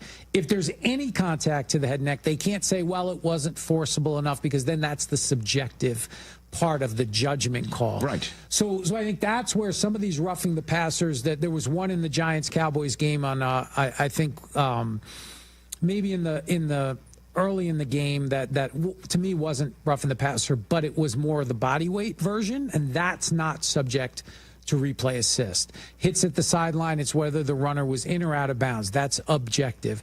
And again, still, regardless of saying it's objective, you still have people making these decisions. Correct. And I do want the human element involved. Yes, of course, we all do. Course. We all do. But we also, when does replay assist get the, 100 people in a bar can see it, they all understand it, we know what it is, type of mentality into replay assist? That's what I'm looking for. I think that's the next step. I think that's where but again, you got to be careful. We don't want to re-officiate every play, because then the game becomes it becomes unwatchable, in my opinion. So I think there's areas. I think replay assist has been great. I think they're gonna, they always take an approach of we're gonna crawl before we stand up, and then we're gonna walk before we jog, and we'll jog before we run. So I think that's where they are right now. We're probably in a walking phase right now. So how does it work for people who are wondering? Does at some point in time somebody who's assisting via replay looking at it get in the ear of the head ref and say, we're looking at it, and the head ref might just call other officials over to take a second while that's being looked at? Is that how it works? They have wireless communication, so all 7 officials on the field have an earpiece, and they can listen in. The replay official up in the booth, the folks in New York in the command center, they can communicate to the on-field, all 7. So when there is a situation, maybe it's a hit on the quarterback, referee will communicate, I've got roughing the passer, hit to the head neck, replay booth will say we're looking at it, and either clear it or no, there's no contact to the head neck area, pick up the flag. So it should be seamless. It's communication right away. They have access. They use the Hawkeye system, which you have access if there's 20 cameras that Fox is using. They have access to all 20. They can immediately pull it up, get the best angle, and communicate that to the on-field crew. Is it possible then, when we're seeing some zebras huddle up and talking, that replay assist is saying, hang on a second, we're looking at it, and it's like the Bull Durham conversation about candlesticks, who's getting candlesticks for the wedding? Exactly. Is that potentially what's happening right now? But I think where we've come with replay assist, first year or two, it was like this big secret. We all know what you're stop. And now they've come out and said, okay, after replay assist, because before it was after discussion, it's no, you got it from upstairs. Stop. We know what's happening. And people kind of, I think fans are appreciative of being officious. Of course. Like that. Of course. Because we want to get this thing right. Again, I'll never forget being in the first owners meeting that NFL Network we covered, when replay was up for a vote about being made permanent.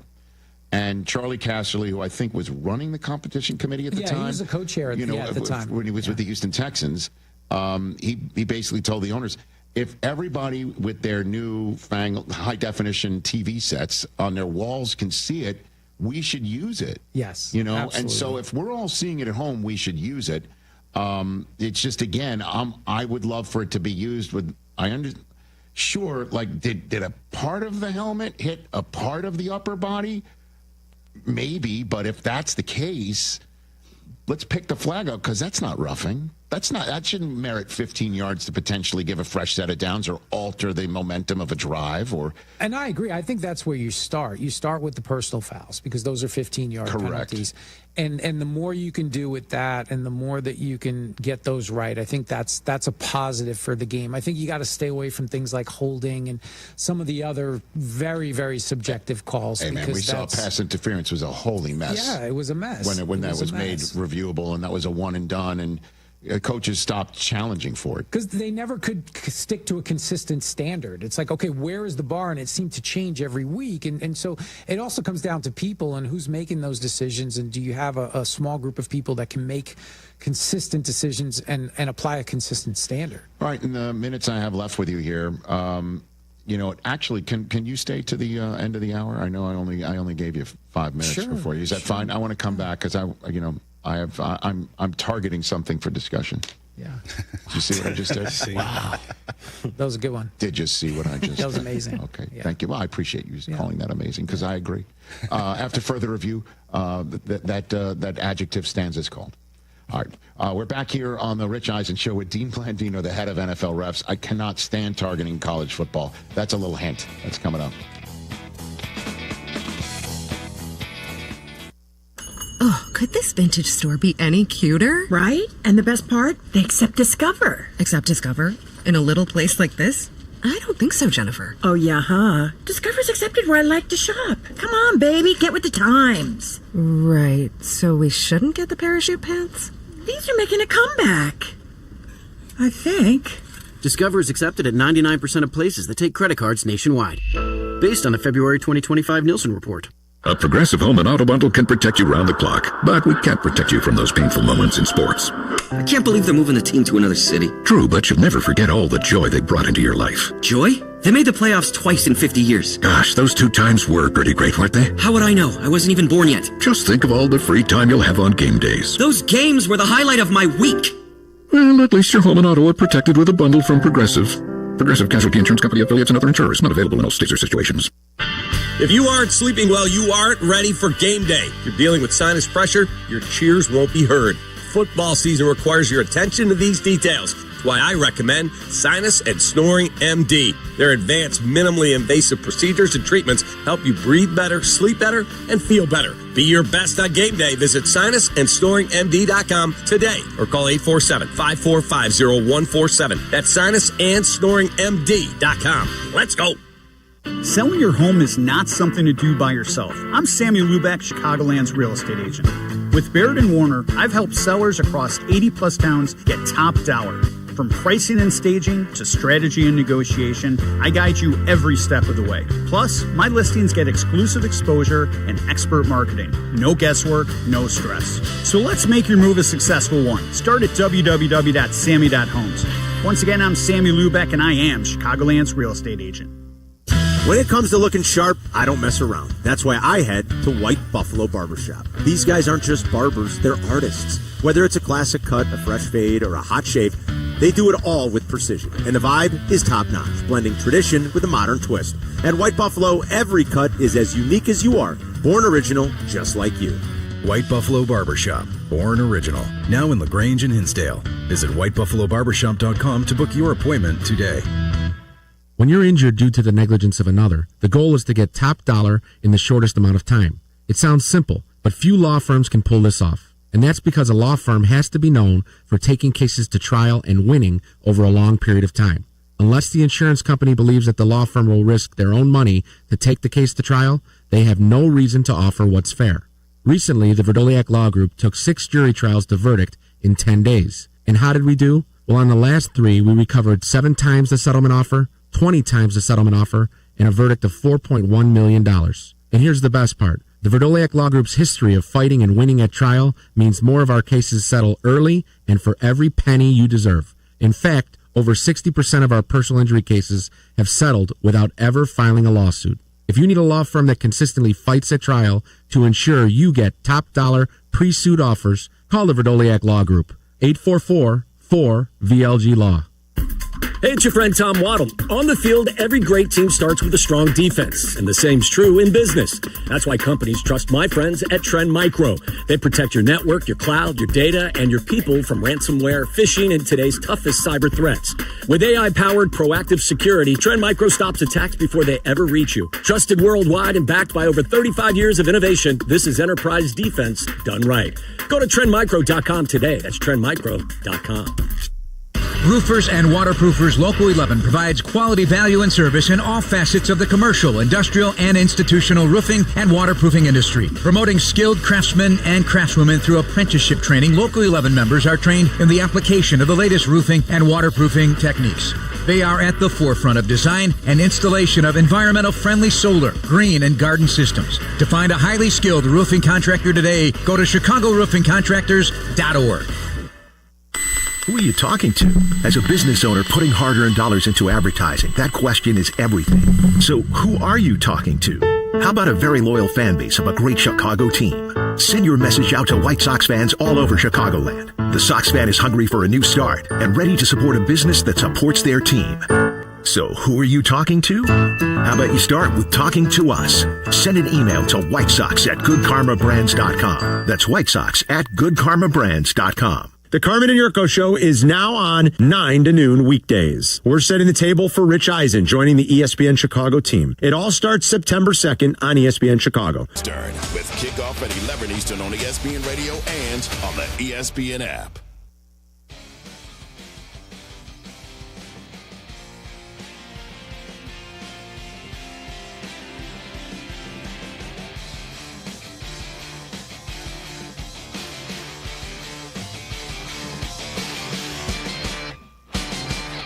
We're good. Back here on the Rich Eisen Show. What is it that makes the all-new Hyundai Palisade Hybrid an incredible SUV? Is it the spacious interior and it's comfy for the whole crew, or the capability to go off-road?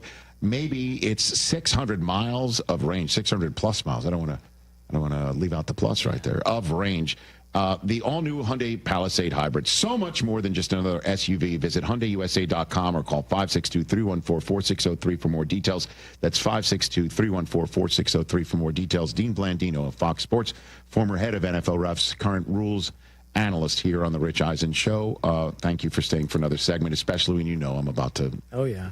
Let's go. Again, it's not like you're responsible, but you are somebody who is a consultant for officiating, correct, at the collegiate level? Yes. I despise targeting with every fiber of my being, with the white hot of 1,000 suns. And the reason why is it's so inconsistent. Like, what is targeting? Like, what can you tell me is targeting? Dean. So targeting, and I think the rule, I want to preface this by saying the rule has done a good job. I think the rule accomplished what it was meant to accomplish up until this point, getting the real flagrant, egregious hits out of the game. And I think everybody has adjusted. You don't see, in today's game, you don't see those types of flagrant hits that you saw 20 years ago before the rule. So I think the rule has done a great job up until this point. It's what it is. It's either lowering your head and attacking with the crown of the helmet, the very top of the helmet. Think spearing, right? Think what we all, growing up playing football, whatever it was, spearing, that is one type of targeting, and that would apply to anybody, a ball carrier, a defenseless player. Then you have the defenseless player version of the rule, which is leading with the head, the shoulder, the forearm to make forcible contact to the head neck area of a defenseless player. So that's the rule book definition. But I agree, it hasn't always been officiated consistently. And I think the angst, though, around this rule, the real issue with the rule right now, I believe, is the penalty.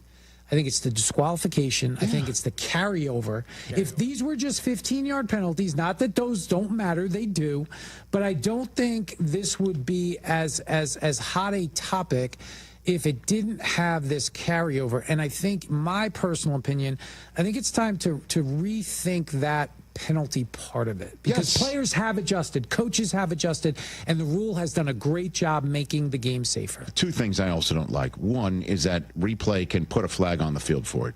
Infuriating. Absolutely infuriating. So if it's not called live, guess what? We're going to do, like, again, we showed the Michigan-New Mexico moment that obviously inflamed me because I'm passionate about Michigan football. Of course. That we're taking a look to see whether the ball was still in control by the quarterback based on a sack forced fumble and recovery for a touchdown. And then, by the way, not only is it not a touchdown, which, by the way, it wasn't, we're going to eject the kid for sacking him for targeting. And there's a difference between for targeting on sacks of quarterbacks. Yes, the defender's targeting the quarterback. Sure. You know what I mean? Like, that's called his football. Job. It's their job. You know what I mean? Like, he is targeting the quarterback because that's, the job of a defensive player, to sack the quarterback, to target him. Yeah. It might be roughing.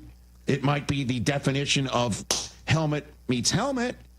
That's not targeting, man. That's not an objectionable offense. You're spot on. You're spot on, because it's a high hit. And I think everybody would be comfortable if you say, you know what, you got to lower the target zone. It's roughing the passer. But it's not. You're going to miss the rest of this game, and you're going to miss the first half of the next game, which I'm sure had nothing to do with they were playing Oklahoma. If they'd been playing Central Michigan, would he have been that? I get it. By the way, you're not wrong. Of course it means a lot. That's why the next half of the next game is crucial. It's such a big penalty. And like I said, I think it's now time. The rule has done a great job up until this point. I think players understand, coaches, everybody gets it. Do we need to have this draconian penalty associated with this when 99% of these are just kids trying to make a play? And that's right. And again, that's the subjective. Like, was he trying to hurt the guy? Was he trying to do? Very rarely is that the case. Was it particularly malevolent on this player's part? Like, what was in his heart as he was looking to make a tackle? And I understand that you're trying to not. Certainly when we're at a level where not everyone's got the professional football ability to make a mid-athletic thought process hit you to say, I need to make sure I don't hit him the wrong way. Sure. To ascribe that to an 18-year-old freshman at full speed, right? It's a lot. Right, especially since we also the way it's sometimes called in the ACC. It's not in the Big Ten, where you're seeing a targeting call that ejects my Michigan Wolverine. You see something even worse later that night in a game, in the Mountain West or ACC or the SEC, and it doesn't happen. You're like, maybe that's where you come in. It's trying to make sure it's all that's the my same job nationally. on the replay side, to make sure that it's administered nationally, consistent standard. And one of the issues with college football from an officiating standpoint is it's not like the NFL where you have 32 clubs, they're all under one umbrella, the messaging is the same, yes, sir. Leadership is the same. Now you have the ACC, which has their own officiating department, and the Big Ten, which has their own officiating department. And so we do bring them together and collaborate a lot. When? So it's a lot of off-season. We do Zooms. I do Zooms every 2 weeks with all of the different conferences. I bring conferences together. So it's not just one Zoom for the ACC. We have a Zoom with the ACC, the SEC, the Big 12. So they're together and they can hear the same message. And we go through, it's an hour long every 2 weeks. We go through 4 or 5 plays, work through it. Here's where we need to be on this play. Forget about what happened. We're not here to be critical of what happened. Right. How do we adjust going forward? How do we apply a consistent standard? And that's just one of the challenges with college football, because you do have different conferences and sometimes the messaging can be different. Who's the competition committee, though? Who's deciding, you know what, we should be able to put a flag on the ground when it's not called in real time? I mean, who do you go to basically say that's absurd to put flags on the ground through replay? The NFL doesn't do it for a specific reason. Why is college football doing it? And that's the College Rules Committee, which is made up of coaches, administrators, ADs, and so it's a cross-section of all these different stakeholders in college football, and we go through a very similar process. I've been a part of that Rules Committee. I've been a part of the Competition Committee. You look at plays, and they end up voting. The college process is a little more layered. They've got a playing rules oversight panel that has to basically bless these rules changes. That's going away on the football side. All right. Which I think is a good thing. That's going away. So you don't have all these layers. You can have the Rules Committee go through it and ultimately decide what we're going to do in the game, and I think that's going to help. It's got to. I mean, because at this point, it's so inconsistent, it's so punitive, and it seems to be so arbitrary, and it makes everybody look incompetent. I'm not going to lie, man. It's a bad look. It is a bad look for when you're watching a game and you're like, that's not targeting, and then you look and see something far more egregious when you're flipping the channel, and la-di-da, nothing's happening. And that's the biggest challenge with officiating. Challenge. It's the consistency. Coaches can't challenge to put something on the ground, targeting. right? No, they can't challenge targeting. So if it's a change of possession that mandates something gets looked at, it's opened up for targeting. Yeah. Every replay can look at every play. But you can't challenge to look at targeting. No, coaches cannot challenge. But if it's something that's mandated to be replayed, targeting's fair game. That's stupid. Have I used the right word? Yes, you have. With the right inflection? Agreed. Stupid. Okay. Yeah. Thanks for coming on, Dean. Appreciate it. I can't even speak straight now. I'm so fired up. We got it. I am. Yeah, and playing Oklahoma matters, man. Could have used him. I know. You definitely could have used him. Okay, very good. I don't know if anybody's beaten Oklahoma this year. I know, which is kind of cool for them. Yeah. I mean, we just had Tim Tebow on, and I asked him, who's the best SEC team? And I thought he'd go, well, Georgia, LSU, and he goes, Oklahoma. Yeah. Wow. Okay. That's what he said. Dean Blandino of Fox Sports is here. Tyreek Withers of the movie Him coming up. From kickoff to cash out, ESPN Bet has the tools you need to score more on game days. Bet smarter with stats at your fingertips. Get personalized parlays built just for you. And with your fantasy team synced right in the app, you can back your squad. Right now, new customers get $100 in bonus bets when you bet $10. Sign up with promo code USL to get started. Must be 21 plus. Gambling problem? Call 1-800-GAMBLER. Terms and conditions apply. See app for details. Offer not available in New York. Tire care shouldn't come with extra costs or surprise fees, and it should be simple, straightforward, and stress-free. So at Midas, they're rolling out the limited lifetime tire guarantee. Included with every tire purchase with paid installation, you'll pay nothing for flat repairs, nada for flat replacements, zilch for tire rotations every 5,000 miles, and zero for other preventative maintenance. So with this limited lifetime tire guarantee, you'll pay a whole lot of nothing compared to what the other guys charge for tire care. That's a limited lifetime tire guarantee only at Midas. A round of golf should be more than just a game. It should be an experience. At Seven Bridges Golf Club, you'll find 100-year-old oaks, rolling fairways, and of course, at least 7 bridges. A championship course with a private field, just a half hour from Chicago. And when the final putt drops, the experience isn't over. Head to the Dock Bar and Grill for great dining, cold drinks, and sunset views that rival any 19th hole.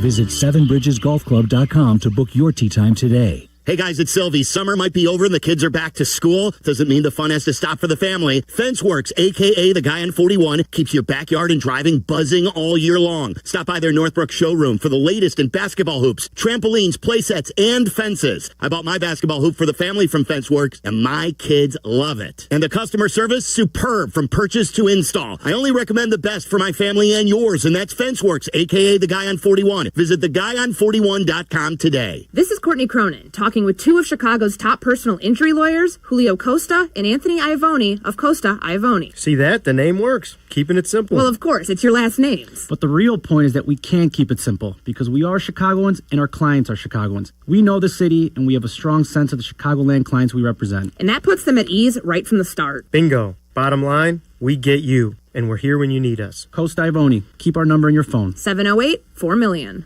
Every season brings change. One year it's a rookie making headlines. The next year it's a whole new coaching staff. Even the rules of the game keep evolving. But here's the thing. You don't want that kind of change showing up on your internet bill. And with Xfinity's 5-year price guarantee, you don't have to worry about it. One price, 5 years, guaranteed. That means while football keeps shifting, and life does too, your internet price stays locked. No surprises, no hikes, just a reliable price for a reliable connection. And Xfinity goes all in. Unlimited data, the best Wi-Fi equipment included. It's like signing your star quarterback to a 5-year deal. You know what you got. You know it's reliable, and you know it's going to perform on game day. So while teams retool and the league evolves, your internet stays rock solid. To get started, call them. Visit Xfinity.com or drop into an Xfinity store today. Xfinity, the Wi-Fi is booming. Restrictions apply. New residential customers only. Taxes and fees are extra and subject to change. Property managers and GCs use FinishingChicago.com's contractors for finishes and protective coatings in the most iconic venues, interior spaces, and essential infrastructure. Our painters apply industry-leading commercial and industrial finishes inside and out, so your biggest assets always put their best square footage forward. FinishingChicago.com has your free list of painting, wall covering, glass systems, drywall finishing, and signage contractors. For a great finish, start with FinishingChicago.com.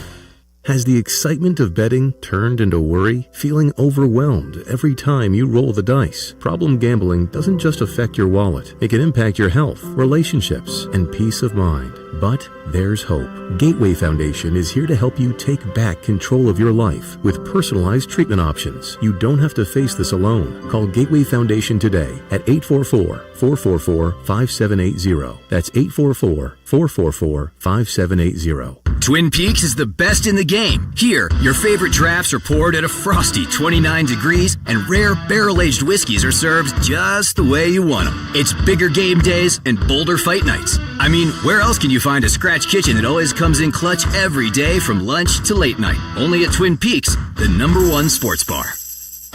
Stick around after the sun sets. Twin Peaks is open really late. Wind down with bourbon and late-night bites. From the State Street Studio, this is WMVP WTBC HD2, Chicago. A good Karma Brands radio station. The Bengals at the Vikings. Coverage begins Sunday at noon Eastern with kickoff at 1 Eastern on ESPN Radio.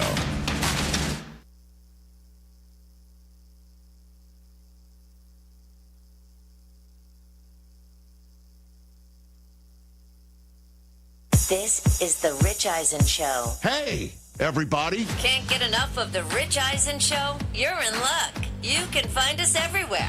Watch us weekdays on Disney Plus from noon to 3 Eastern. Miss the show? We've got a podcast so you can listen anytime. But here's the best part. Our YouTube channel. Subscribe at youtube.com/Rich Eisen Show and you'll never miss a moment. Now, on with the show. This is the Rich Eisen Show. What's happening in the baseball world? I think we take it for granted. From the Rich Eisen Show studio in Los Angeles. Gone! Number 51 on the season for Shohei Ohtani. Earlier on the show, SEC Network analyst and Heisman Trophy winner Tim Tebow. Fox Sports rules analyst Dean Blandino. Coming up, actor Tyreek Withers. And now, it's Rich Eisen.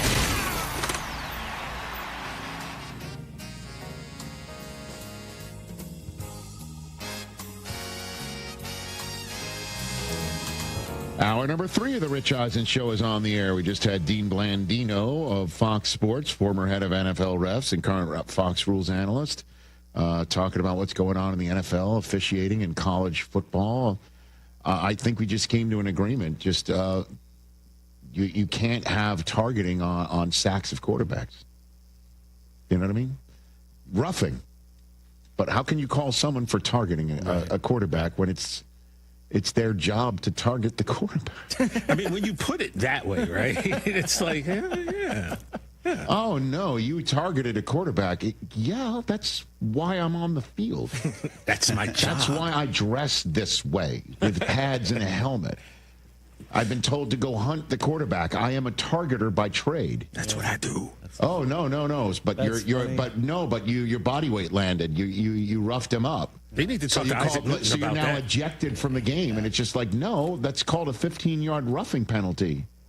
Did you get that memo? Yeah, I mean, did you see the memo? I know. I feel like, but I feel like they're going to just take my stapler and stick me in the basement. That they'll never ever listen to me. Hey, Peter, man. Well, and again, if you missed any of it, there's our YouTube channel. There's also the ability to watch us whenever you want on Disney Plus by just clicking that tile that has all 3 hours of the program in one sit down. And then there's also our podcast, all 3 hours. Get No Contest Wrestling. You can also get the Jim Jackson Show. You can get Overreaction Monday. You can check that out on our YouTube channel. Over 200,000 views for everyone that we've done already this year, Chris. Thank you to everyone. Yes, indeed. 844-204-RICH is the number to dial before Tyreek Withers, the man who plays him in the movie Him. One of those old-fashioned psychological horror football movies. When I say old-fashioned, there's never been one. So he's coming out here to talk about that shortly. It's in theaters nationwide near you tomorrow. Let's go. Let's go to Jordan in Fort Wayne, Indiana. What's up, Jordan? Let's go. Hey, how's it going, Rich? How's everybody doing? We're good. How are you doing today, Jordan? I'm blessed, man. I'm a huge fan of you guys' show. Thank you. It's nice that you guys are answering my question. I have a real quick question. So, regarding the Carolina Panthers' current state, do you think they should take note from how the Colts are doing things with how they bench Anthony Richardson and had somebody else come in that's not used to their system? Well, I mean, okay, like, so, Daniel Jones, the situation up? I mean, I think they tried it with Andy Dalton last year, and things improved.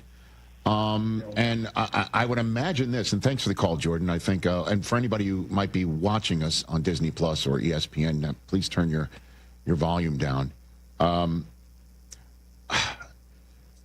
I guess they've got to give Bryce Young another year. What, are you going to have Andy Dalton try and do something? Is that what it is? Dave Canales was brought in, and Bryce Young was performing well in the last month of last season. Yeah, it hasn't gone well the first 2 games, but look, you draft Totoro McMillan. Right. Tet McMillan. I don't want to call him. He doesn't like to go by Tet. That's why. Tetero. You bring in T-Mac, okay? Look, T-Mac. You're getting weapons for Bryce Young. You got to let him ride it out this year, no matter how bad it gets. I agree. And then if this is now year 3, do you not pick up his 5th-year option? Then you move on. Maybe that's the situation where you make him earn it, so to speak, and then, which I've been pushing for teams to do for a long time, and then you see where it goes. Maybe he gets better in year 4. Who knows? Let's go to Janine in Montana. Big Sky Country calling in to the Rich Eisen Show. What's up, Janine? Hey, what's up, Rich and the gang? Good to talk to you. Hey, Janine. Big Sky Country, loving the sunshine. Beautiful. What up? And here's my 2 cents on the Tom Brady in the booth.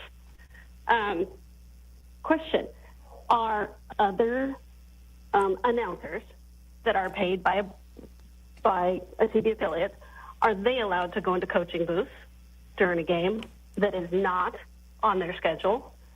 And second, I just think it's a bad look. Like, it's just a bad look for Tom. It's a bad look for the Raiders. It's a bad look overall for the NFL. And that's my 2 cents on that. I appreciate the call, Janine. No one else is allowed in a coach's booth, but there's no other announcers who own a piece of the team. I mean, Tom. Understandably so. Tom. Understandably so. Right. Thanks for the call. Sorry. Going to see something about that. Thank you, Janine. Appreciate it. again, like I said, Mark Davis's dad would never have allowed something like this to happen. He would have abstained or voted against it. I don't know if Al Davis was one of the most paranoid owners in the history of the National Football League. It's through the NFL. I mean, this is what I was thinking of. When I go to the Rams facility, currently they're redoing it. They're creating their own new beautiful facility up where they are, north of here.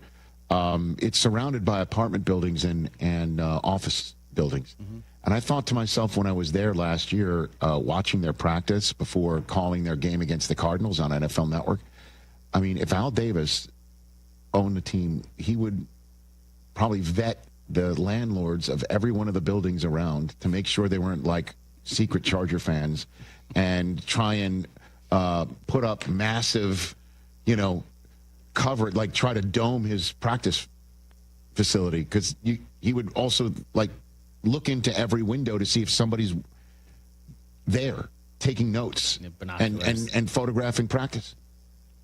I guess it's just a different era. 844-204-RICH is the number to dial here on the program, here on ESPN Radio, presented by Progressive Insurance. We did this last week and got some positive feedback. Every single time we've done it over the 11-year history. So now we're going to do it every single Thursday. It's fun. In advance of an upcoming week of a National Football League season. We are going to make a statement about what we believe-ish is going to happen in week 3. And the ish part is the way in which we present it. We've noticed many times here in conversations on the Rich Eisen Show, as I have noticed in life, is that when somebody you're having a conversation with believes something half-heartedly, they'll go higher register. No, I think that shirt's great on you. You know what I mean? Yeah. Oh, no. Shay, you're really good at finding Del Tufo's drops. Yeah, I found it eventually. All right, good. I found it eventually. Did you really? Do we have it now? There we go. He changed the color on me. Okay. Situation. No. I'm sure it was his fault. You know what I mean? It was never his fault. Okay. Right. Never his fault. You see what I'm going? It's great. If somebody goes higher register, they've gotta go there in order to believe what they say. Yeah, the Chiefs are making the playoffs. Well, that might be a season-long storyline arc. Right. Higher register. But this is specific to week number 3. Hit it. There's a chance. The Rich Eisen shows That there could be. higher register. Take of the week. Okay, ladies and gentlemen. It's great. That might be my favorite drop. It is great. It's anything that involves Caliendo makes us laugh. All right, Christopher. Okay.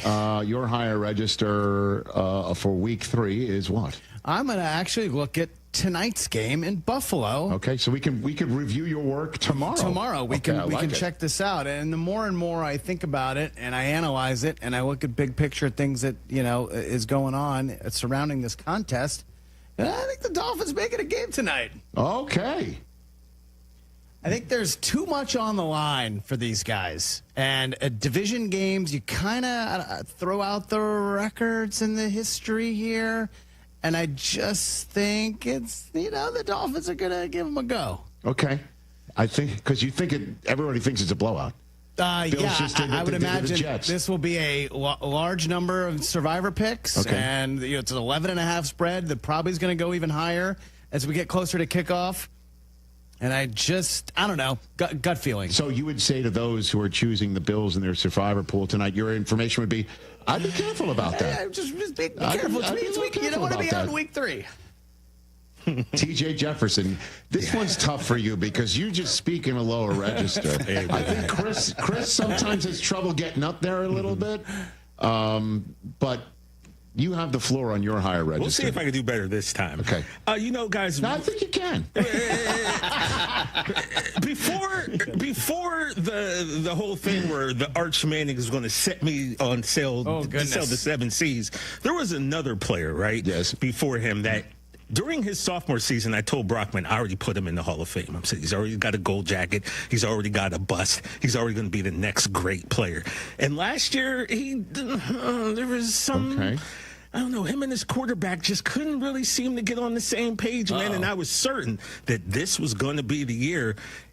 great week 1, not so great week 2, but this guy still isn't quite where I thought he'd be. But, that's okay because Marvin Harrison, he's still going to be a Hall of Famer when it's all said and done, man. I'm pretty certain of that. So you think in week 3, Marvin Harrison is going to have a big game? Is that what you're saying against the 49ers? For sure. Okay. Absolutely. Okay. And he's going to continue.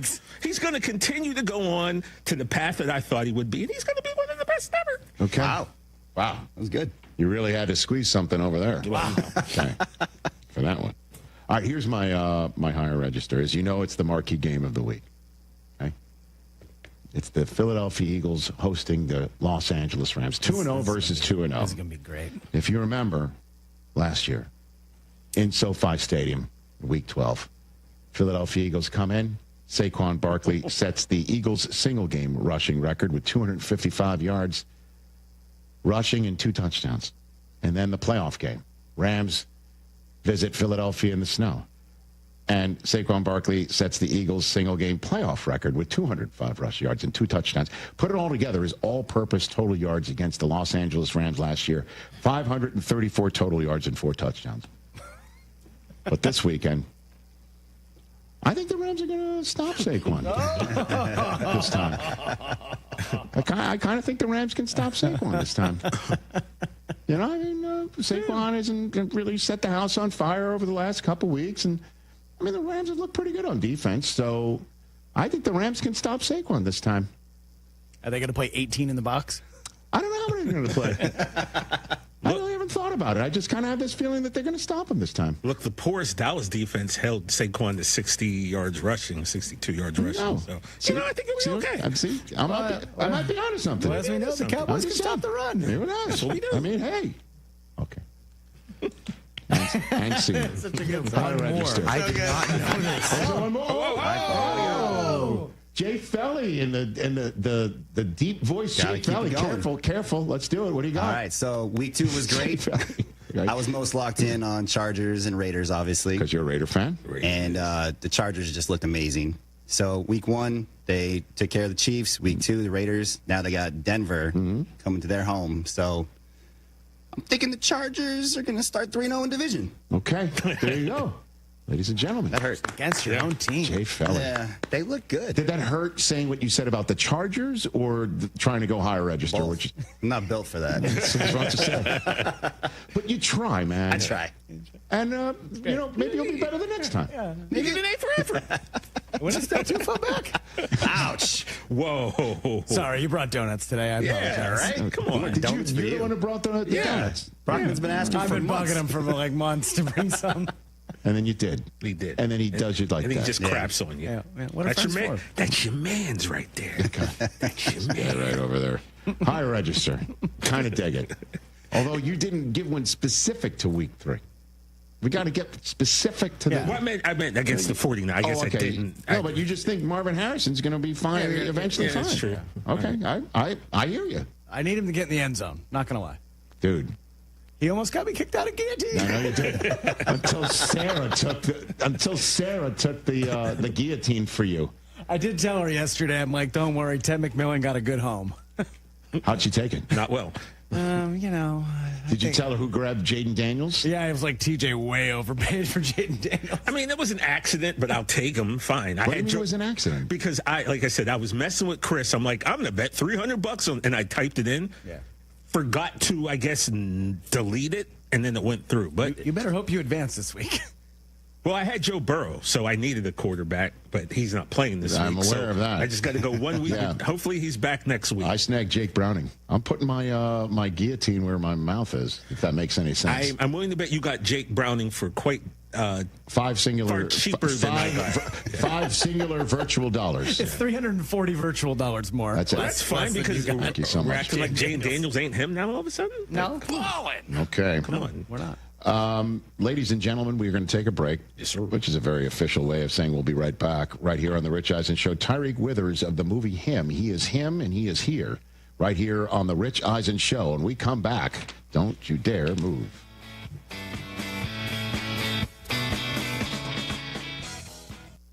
Every great team has its core players, but when the season gets tough, adding the right free agent can make all the difference. The same goes for business. At Robert Half, we found that 67% of companies surveyed plan to increase their use of contract talent to handle workload peaks and backlogged projects. With Robert Half's specialized recruiters experience, combined with our award-winning AI, you can quickly find the skilled candidates you want. At Robert Half, we know talent. Discover how we can help at roberthalf.com/talent. Empower. Jen has ordered a decadent seafood tower, king crab legs, lobster tails, and a waterfall of caviar. Pricey? You bet. But Jen worked with Empower on her savings and investment strategy and planned for splurges like these. She got good at money, so she can be a little bad. Ooh, champagne. Empower. Invest well, live a little. Start today at empower.com. Past performance is not indicative of future returns. Investing involves risk. You may lose money. Advisory services are provided for a fee by Empower Advisory Group, LLC, EAG, a registered investment advisor with the Securities and Exchange Commission. OMG, those shrimps are really jumbo. Hey, Chicago, headed to a game? Take the CTA. We'll get you to the game and back for just $5. That's less money spent on travel and more money in your pocket. No searching for parking, no random surge pricing on rideshare, no traffic. We'll do the driving for you. The CTA has train stations and bus stops within steps of all the major stadiums and venues in the city. Plus, we've got tap to pay available on all CTA trains and buses. There's no need to purchase a ticket ahead of time. Just tap and ride. Plan your next trip at transitchicago.com/plan-a-trip. Save money, do more, ride CTA. Hey guys, it's Sylvie. You know those old drafty windows that let all the cold in and just don't look right? It's time to upgrade, and Window Nation can get it all replaced in a day or less. Right now, they've got an amazing deal. Buy 2 windows, get 2 free, 0 down, 0 payments, and 0 interest for 2 years on top of that. I trust Window Nation because I've got their windows throughout my own home. I've seen the quality and the difference they can make. Call 866-90NATION or visit windownation.com for your free estimate. Wallner Law helped me get the compensation that I deserve. Wallner Law helped me get back on my feet. Thanks to Wallner Law, I'm at a better place today. Wallner Law cares for you. We're compassionate. We're empathetic to your situation. And I promise you, I will get you more money than any other law firm in the city of Chicago. That is my promise to you. Hire us, win with us, be successful with us. Call us at Wallner Law, 312-8-million. Hey, Joy. Oh, you are glowing. Oh, hey, more like Mira Joyed. That Miralax helped me go. I was so backed up. Tried mega coffees, prune juice, everything. Then Miralax. And hello, gentle relief without the harsh side effects. Ooh, how does it work? It works naturally with the water in your body for constipation relief. Find Miralax today at your local retailer. Use as directed for occasional constipation. Huge savings on Dell AI PCs with Intel Core Ultra processors are here, and they're newly designed to help you do more faster. They can generate code, edit images, multitask without lag, draft emails, summarize documents, create live translations, and even extend your battery life. That's the power of Dell AI with Intel inside. Upgrade today by visiting Dell.com/deals. That's Dell.com/deals. All right, let's be honest. Game day isn't just about football. It's about the food. And for me, that means Nancy's Pizza. Your game day might include putting your favorite jersey on, the remote in hand, but also make sure Nancy's Pizza is front and center. Whether it's with the crew or you're flying solo, nothing beats that crispy crust molten blend of mozzarella cheese and those legendary toppings. Nancy's has been doing it right since 1971. Make Nancy's Pizza part of your game day routine. Order now at nancyspizza.com or go to their flagship restaurant in the West Loop. This is the Let's Revitalize Our Neighborhoods commitment. This is the Roll Up Our Sleeves and Pitch In commitment. This is Busey, where our commitment to strengthen our communities is a top priority. Through energetic, engaged volunteers, through monetary support, community leadership, and advocacy. Because Busey is more than a bank that does well, we're a bank that does good. Busey Bank, building business, growing wealth, since 1868. Member FDIC. And here we are, folks. It's the Jeff and Jeff Call. I know football. And I know houses, because when it comes to selling your house, you need a winning team you can trust. No surprises, no fumbles, just a clear path to closing, just like a perfect play. Jeff Buys Your House makes it simple. A fair offer, no repairs needed, and a closing date on your timeline. Don't take a chance selling your house with just anyone. Visit us at jeffbuysyourhouse.com for your no-obligation offer today. In the zone, AutoZone. Welcome to the end of summer sale at AutoZone. We're celebrating the end of long days and short nights with big deals for a short time, like car wash. Right now, you can save 20% on the Armor All Complete Car Wash Kit. Need new brakes? Duralast brake pads are free with the purchase of Duralast rotors. We've also got oil deals and more. We're ending the summer right with the end of summer sale at AutoZone. Get 'em Zone, AutoZone. Restrictions apply. This is Joe Budden. You and I make decisions every day, but on Prize Picks, being right can get you paid. So I'm here to make sure you don't miss any of the daily fantasy action this football season with Prize Picks, where it's good to be right. Download the Prize Picks app today and use code PLAYNOW to get $50 in site credits after you play your first $5. That's code PLAYNOW to get $50 in site credits after you play your first $5. Prize Picks. It's good to be right. Must be present in certain states. Visit prizepicks.com for restrictions and details. This is Rich Eisen, and you're listening to the home of the Chicago Bears, ESPN Chicago. Bear down. All in a single day. Because with the highest cargo box volume in its class, customizable features, and a towing capacity of up to 4,000 pounds, it gets the job done. You just have to get in the seat. Learn more at your John Deere dealer or visit johndeere.com/GatorXUV.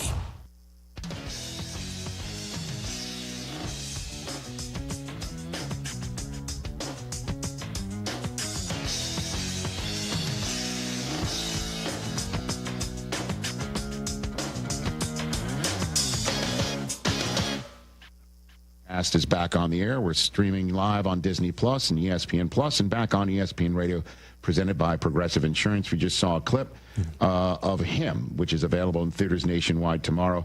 It's the old school psychological horror film that involves football, which is not old school at all. It's quite new school. It's something that you pretty much have never seen before, and Tyreek Withers is here on the program. So you have a football background, do you not? Well, Florida State University? Yes, Florida State. I played 1 year of high school football. Playing wide receiver. Where is this? You're from Duval County, correct? Duval County. Okay, very good. Jacksonville Jaguars. Shout out to them. Well, no, that's the way the current head coach says it, but you know how to say it, right? Obviously, yeah. Okay. But yeah, I lived in Jacksonville and I grew up playing soccer, and then I transitioned to football my senior year. And I played wide receiver, and I got a highlight tape and ended up getting, a Division I AA offer, but it was to like Davidson College, and that's where I was headed to at first.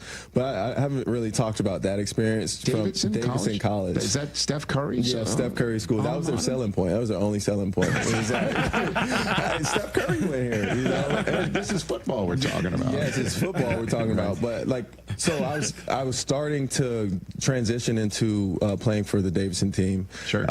And then we had a summer football camp before we started the fall semester.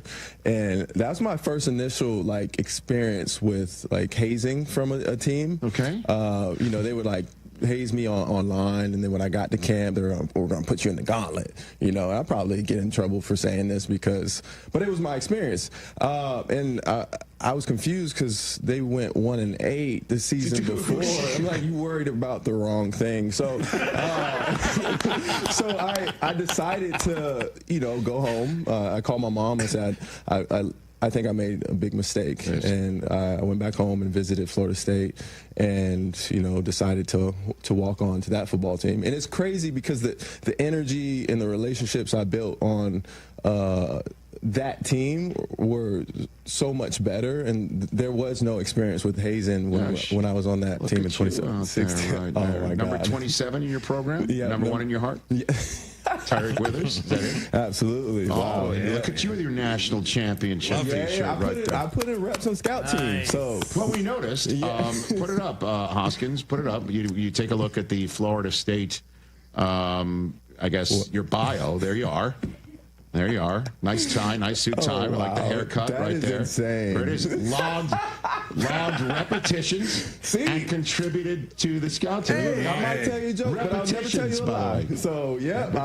Which means you just repped. You took snaps. Yeah. That's what it means. Logged repetition. Very fancy way.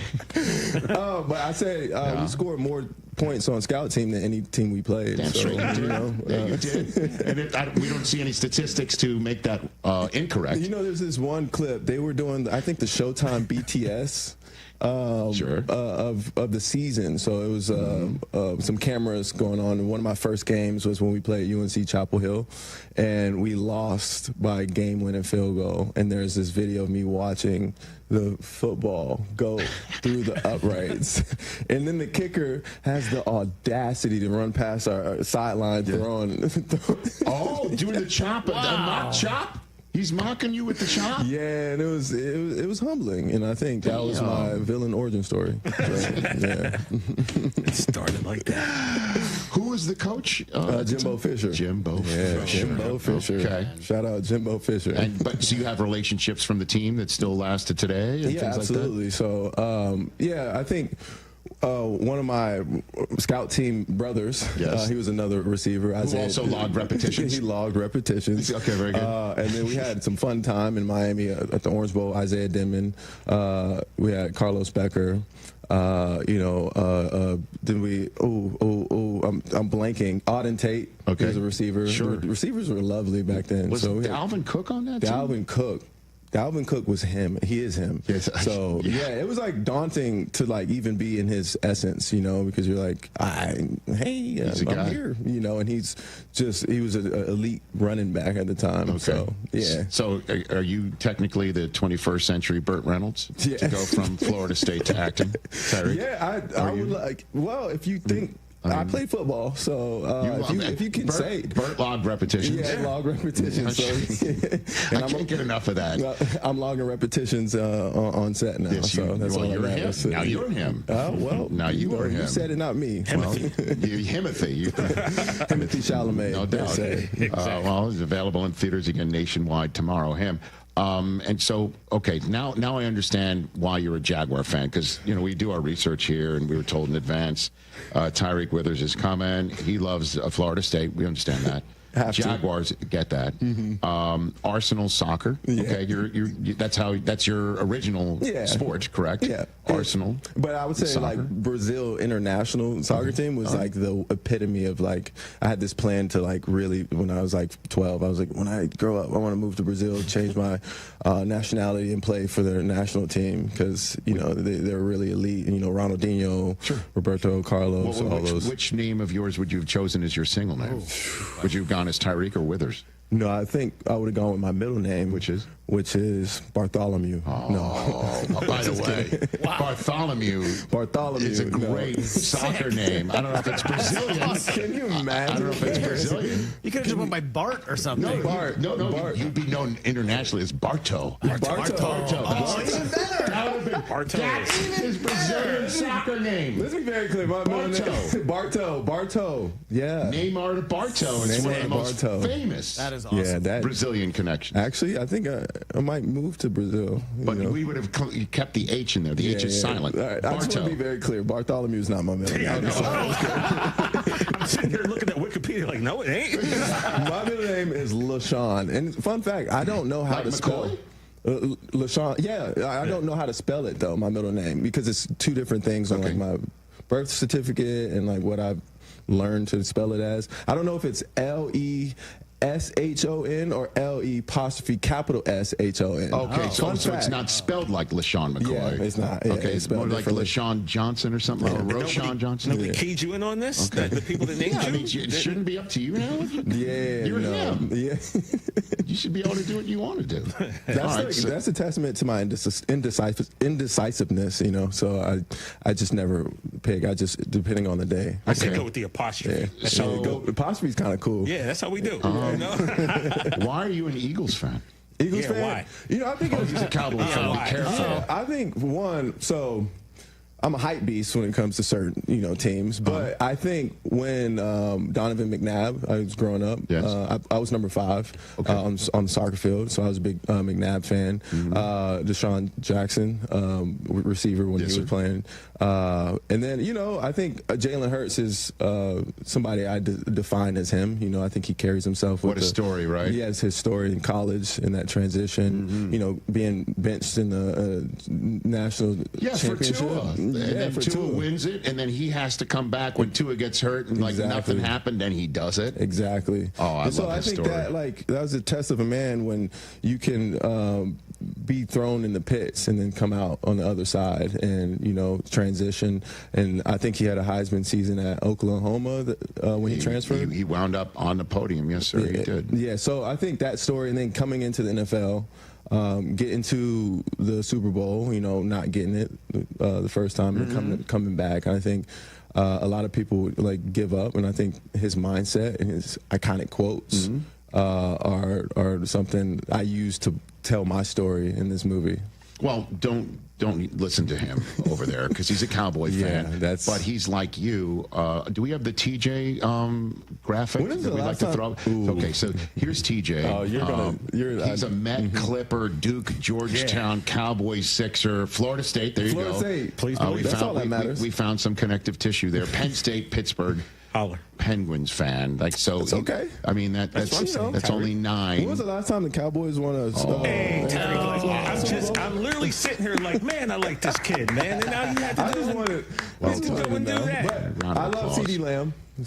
So I thought we were Yeah, Michael Irvin. So we made one for you because there you go. Where did you get this photo? I don't know. Eagles. I don't know. I love how I have cool photo. Right 3 different NFL. I feel like it should be legal if you're from Jacksonville to have sense. Other NFL teams. I get it, certainly. So the Ravens because you like Lamar Jackson. Okay, he's him as well. He had one of the most iconic high school plays where he was running and then he stops at the touchdown line and they pass him. I think from that moment, watching that, I knew he was going to be a star. And also, we played him when I was at Florida State. And you played Louisville. Yeah, we played Louisville. His first game? Well, I didn't play Louisville. I logged reps. Don't forget, it's a very fancy way of saying you were on the team. Exactly, and he destroyed us. Yeah, that was his first game, right, Terry? Yeah, it was first game. Destroyed everyone. Yeah, I still have that Sports Illustrated. But he's Florida. You personally witnessed that moment. And so at that point in time, you're like, okay. Yeah, I had the best seats in the house. So I was a glorified hype man, waving the towel. You'll see videos. Knicks and LeBron. Yeah. I have weird connections. I'm a Knicks fan. Spike Lee, I'd love to work with Spike Lee. My ball knowledge on the NBA stuff. Purely hype beast. LeBron James, he's the only poster I've ever had up in my room. Sure. He's Timothy.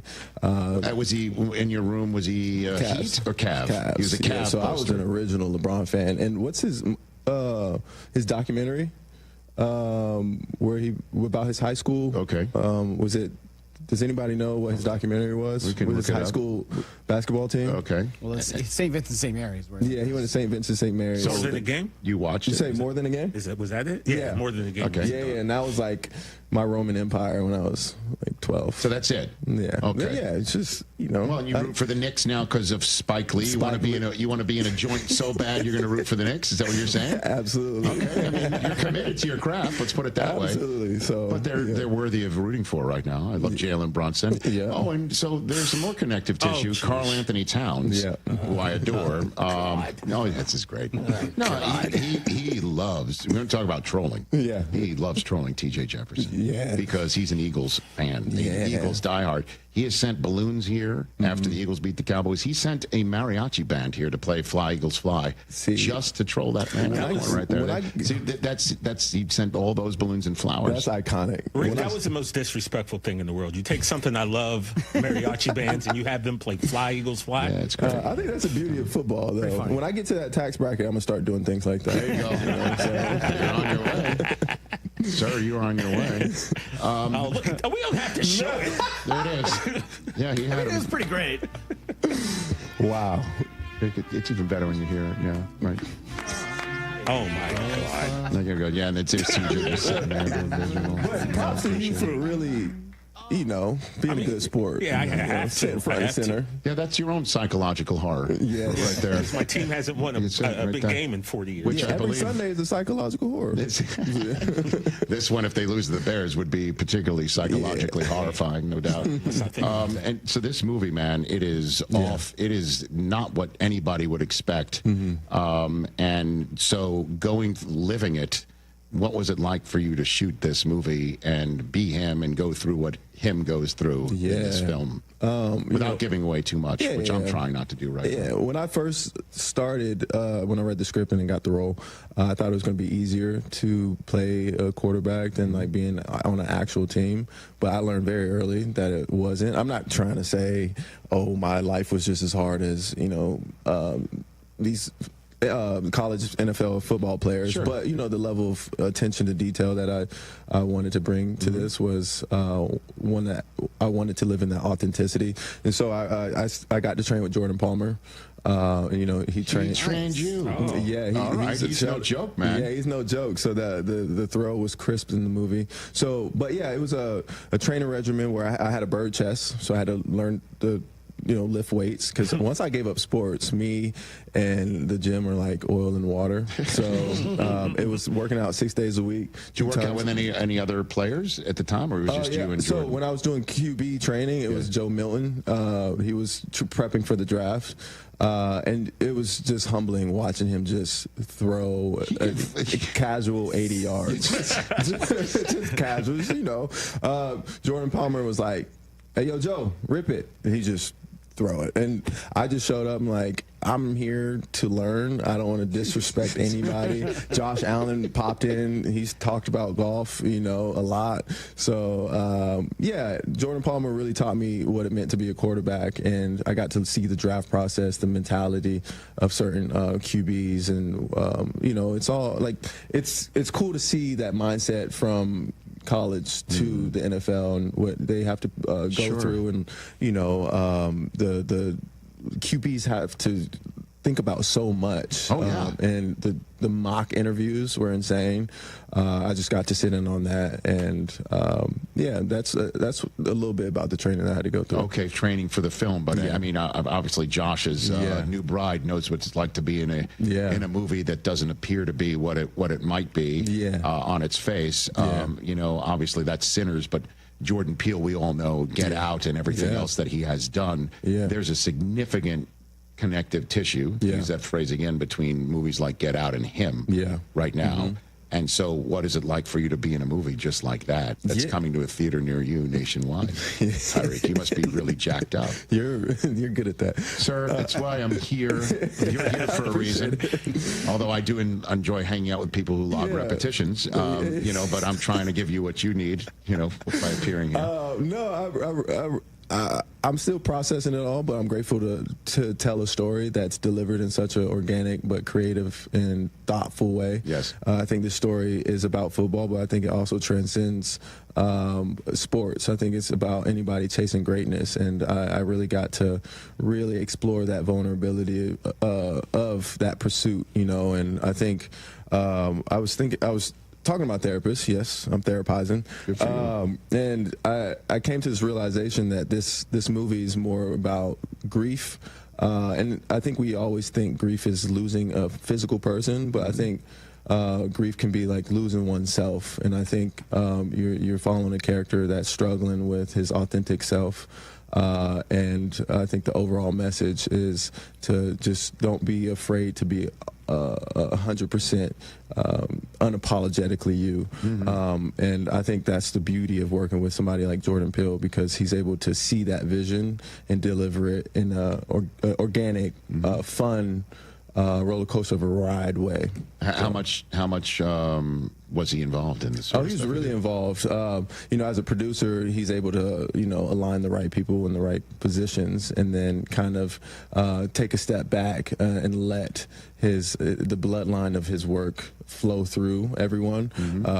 We got to sit down on multiple occasions. He came to set multiple days, so he was very, very involved. Did you bring up any Key and Peele stuff with him? That was the hardest part. Not like I didn't want to. I was testing the waters on that. Yeah. But I brought up. Which one did you bring up? The D's nuts. That was one of my favorite ones. So. The football introductions. Yeah, that one was brought up to me through Monkey Paw. But that was like low hanging fruit. But D's nuts was the winner for me. I have Key and Peele skits hop up in my Instagram algorithm. Yeah. it's as good as it comes. And the fact that he's now making these films like this, it's pretty amazing.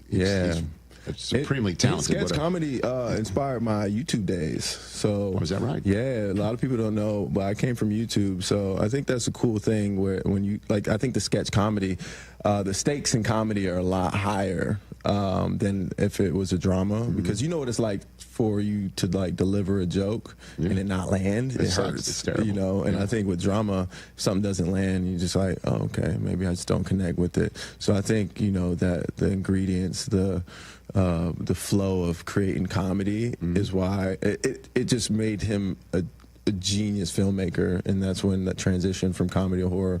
It seemed crazy at the time, but it was the most genius thing. Well, good to have you here. Congratulations on being part of that world. Thank you. Thanks for coming on here after, I assume, a late night last night, right?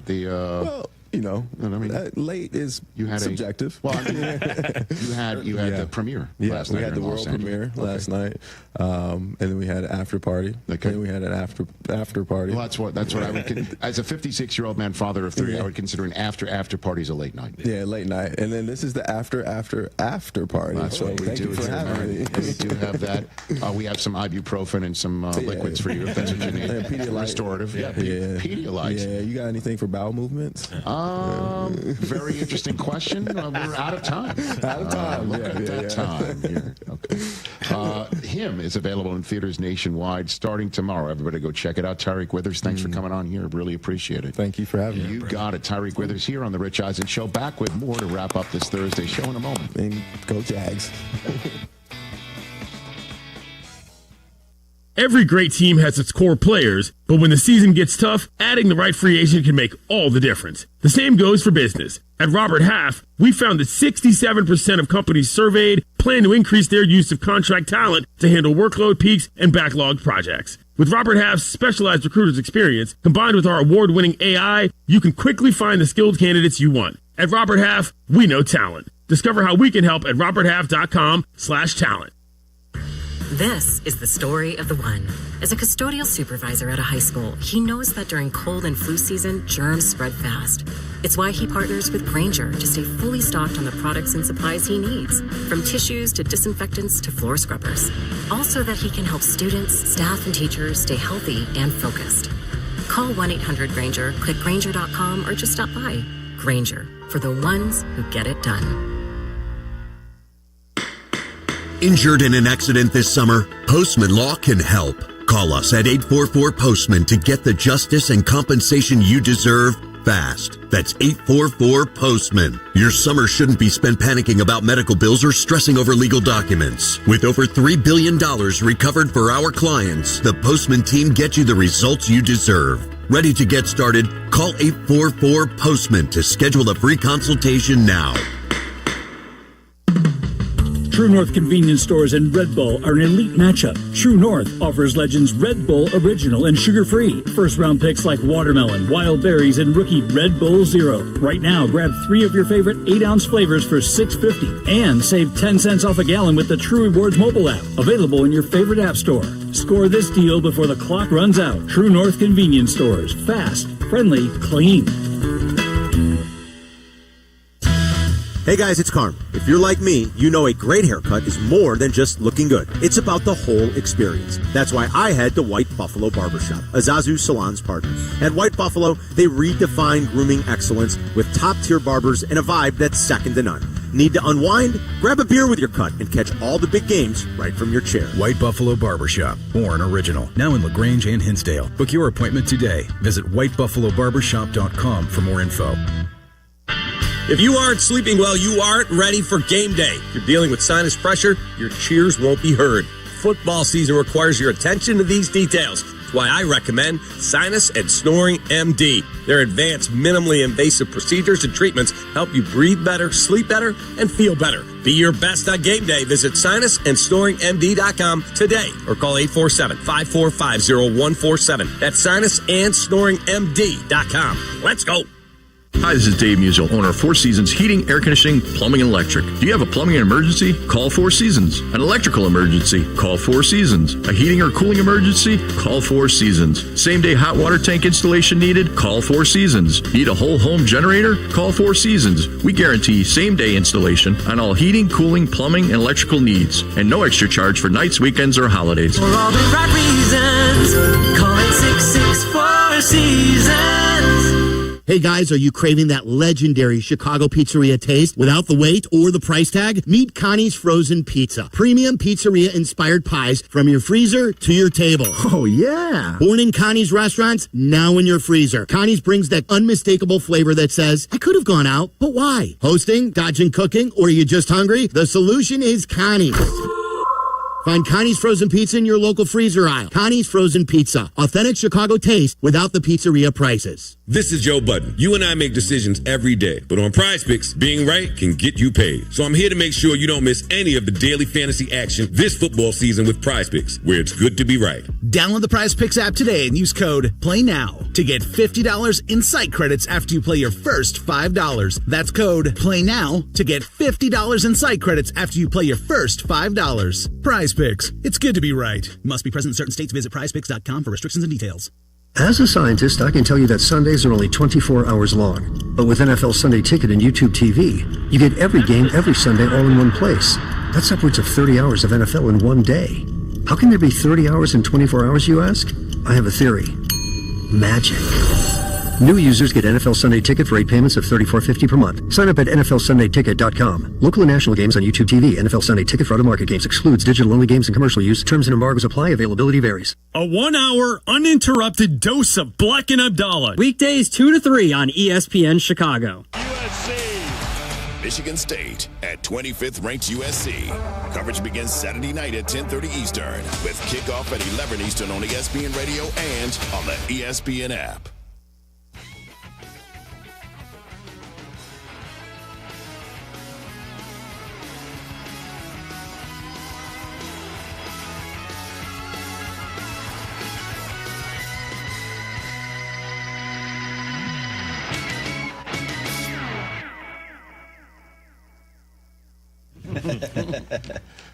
Back on ESPN Radio, presented by Progressive Insurance. Cars, homes, boats, motorcycles, RVs, and more at Progressive.com.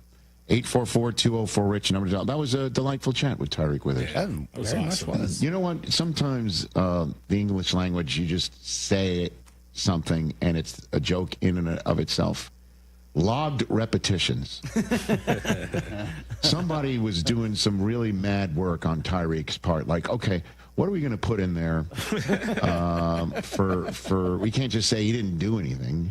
Right. You know what I mean? Disrespectful. No, right. It would be. But somebody's like, I got it. He logged repetitions. I mean, he took snaps, right? Let's call it logged repetitions. Snaps. That's like the sports information biography version of wardrobe malfunction, you know, and contributed to the scout team. No, because a wardrobe malfunction's a bad thing.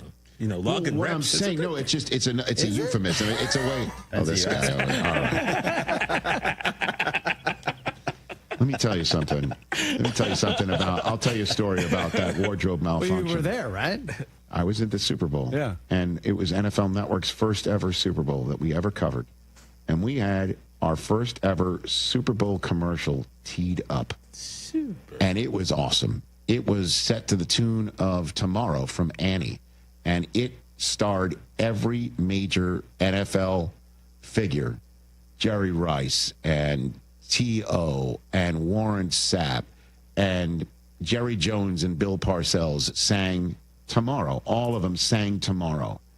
And it ended with a body double for Jerry doing cartwheels and flips and whatever at the end. And the concept was stay tuned to NFL Network tomorrow, the day after the Super Bowl, because we're there every day. It's 24/7, 365. Tomorrow, everyone is 0-0. Everybody's back to square one. Tune in NFL Network for everything else between now and the next season. That was the concept of the commercial, and it was brilliant. And we were psyched. And I remember I made sure when I was in the stadium to get to a television. I was in the Gatorade suite. Nice. I might have crashed it. I don't know if I was invited. I just found myself there.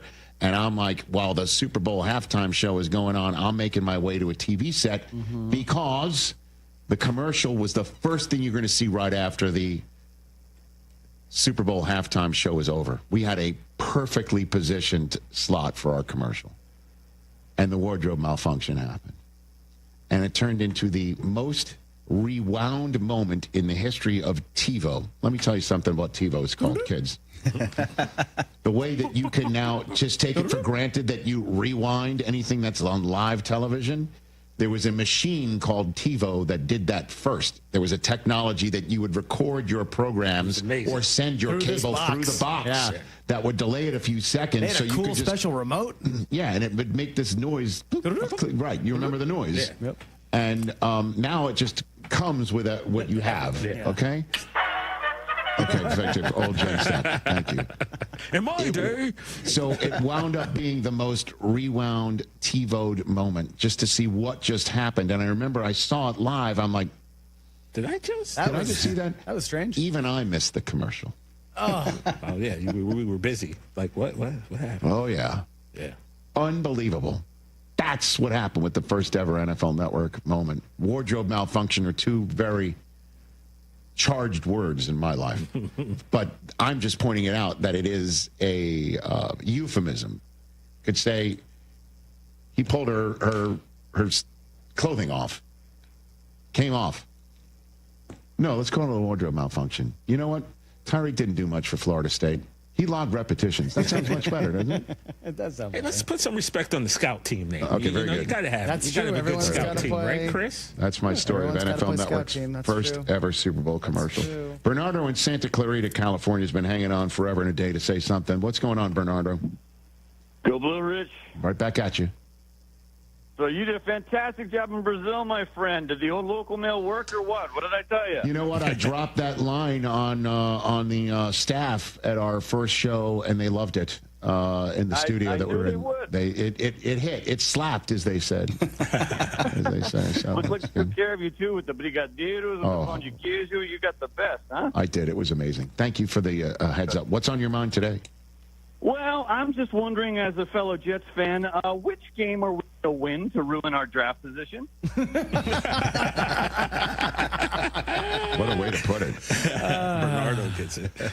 Also noticed the what is it, 2020 Rams game? What game are they going to win to ruin our draft position?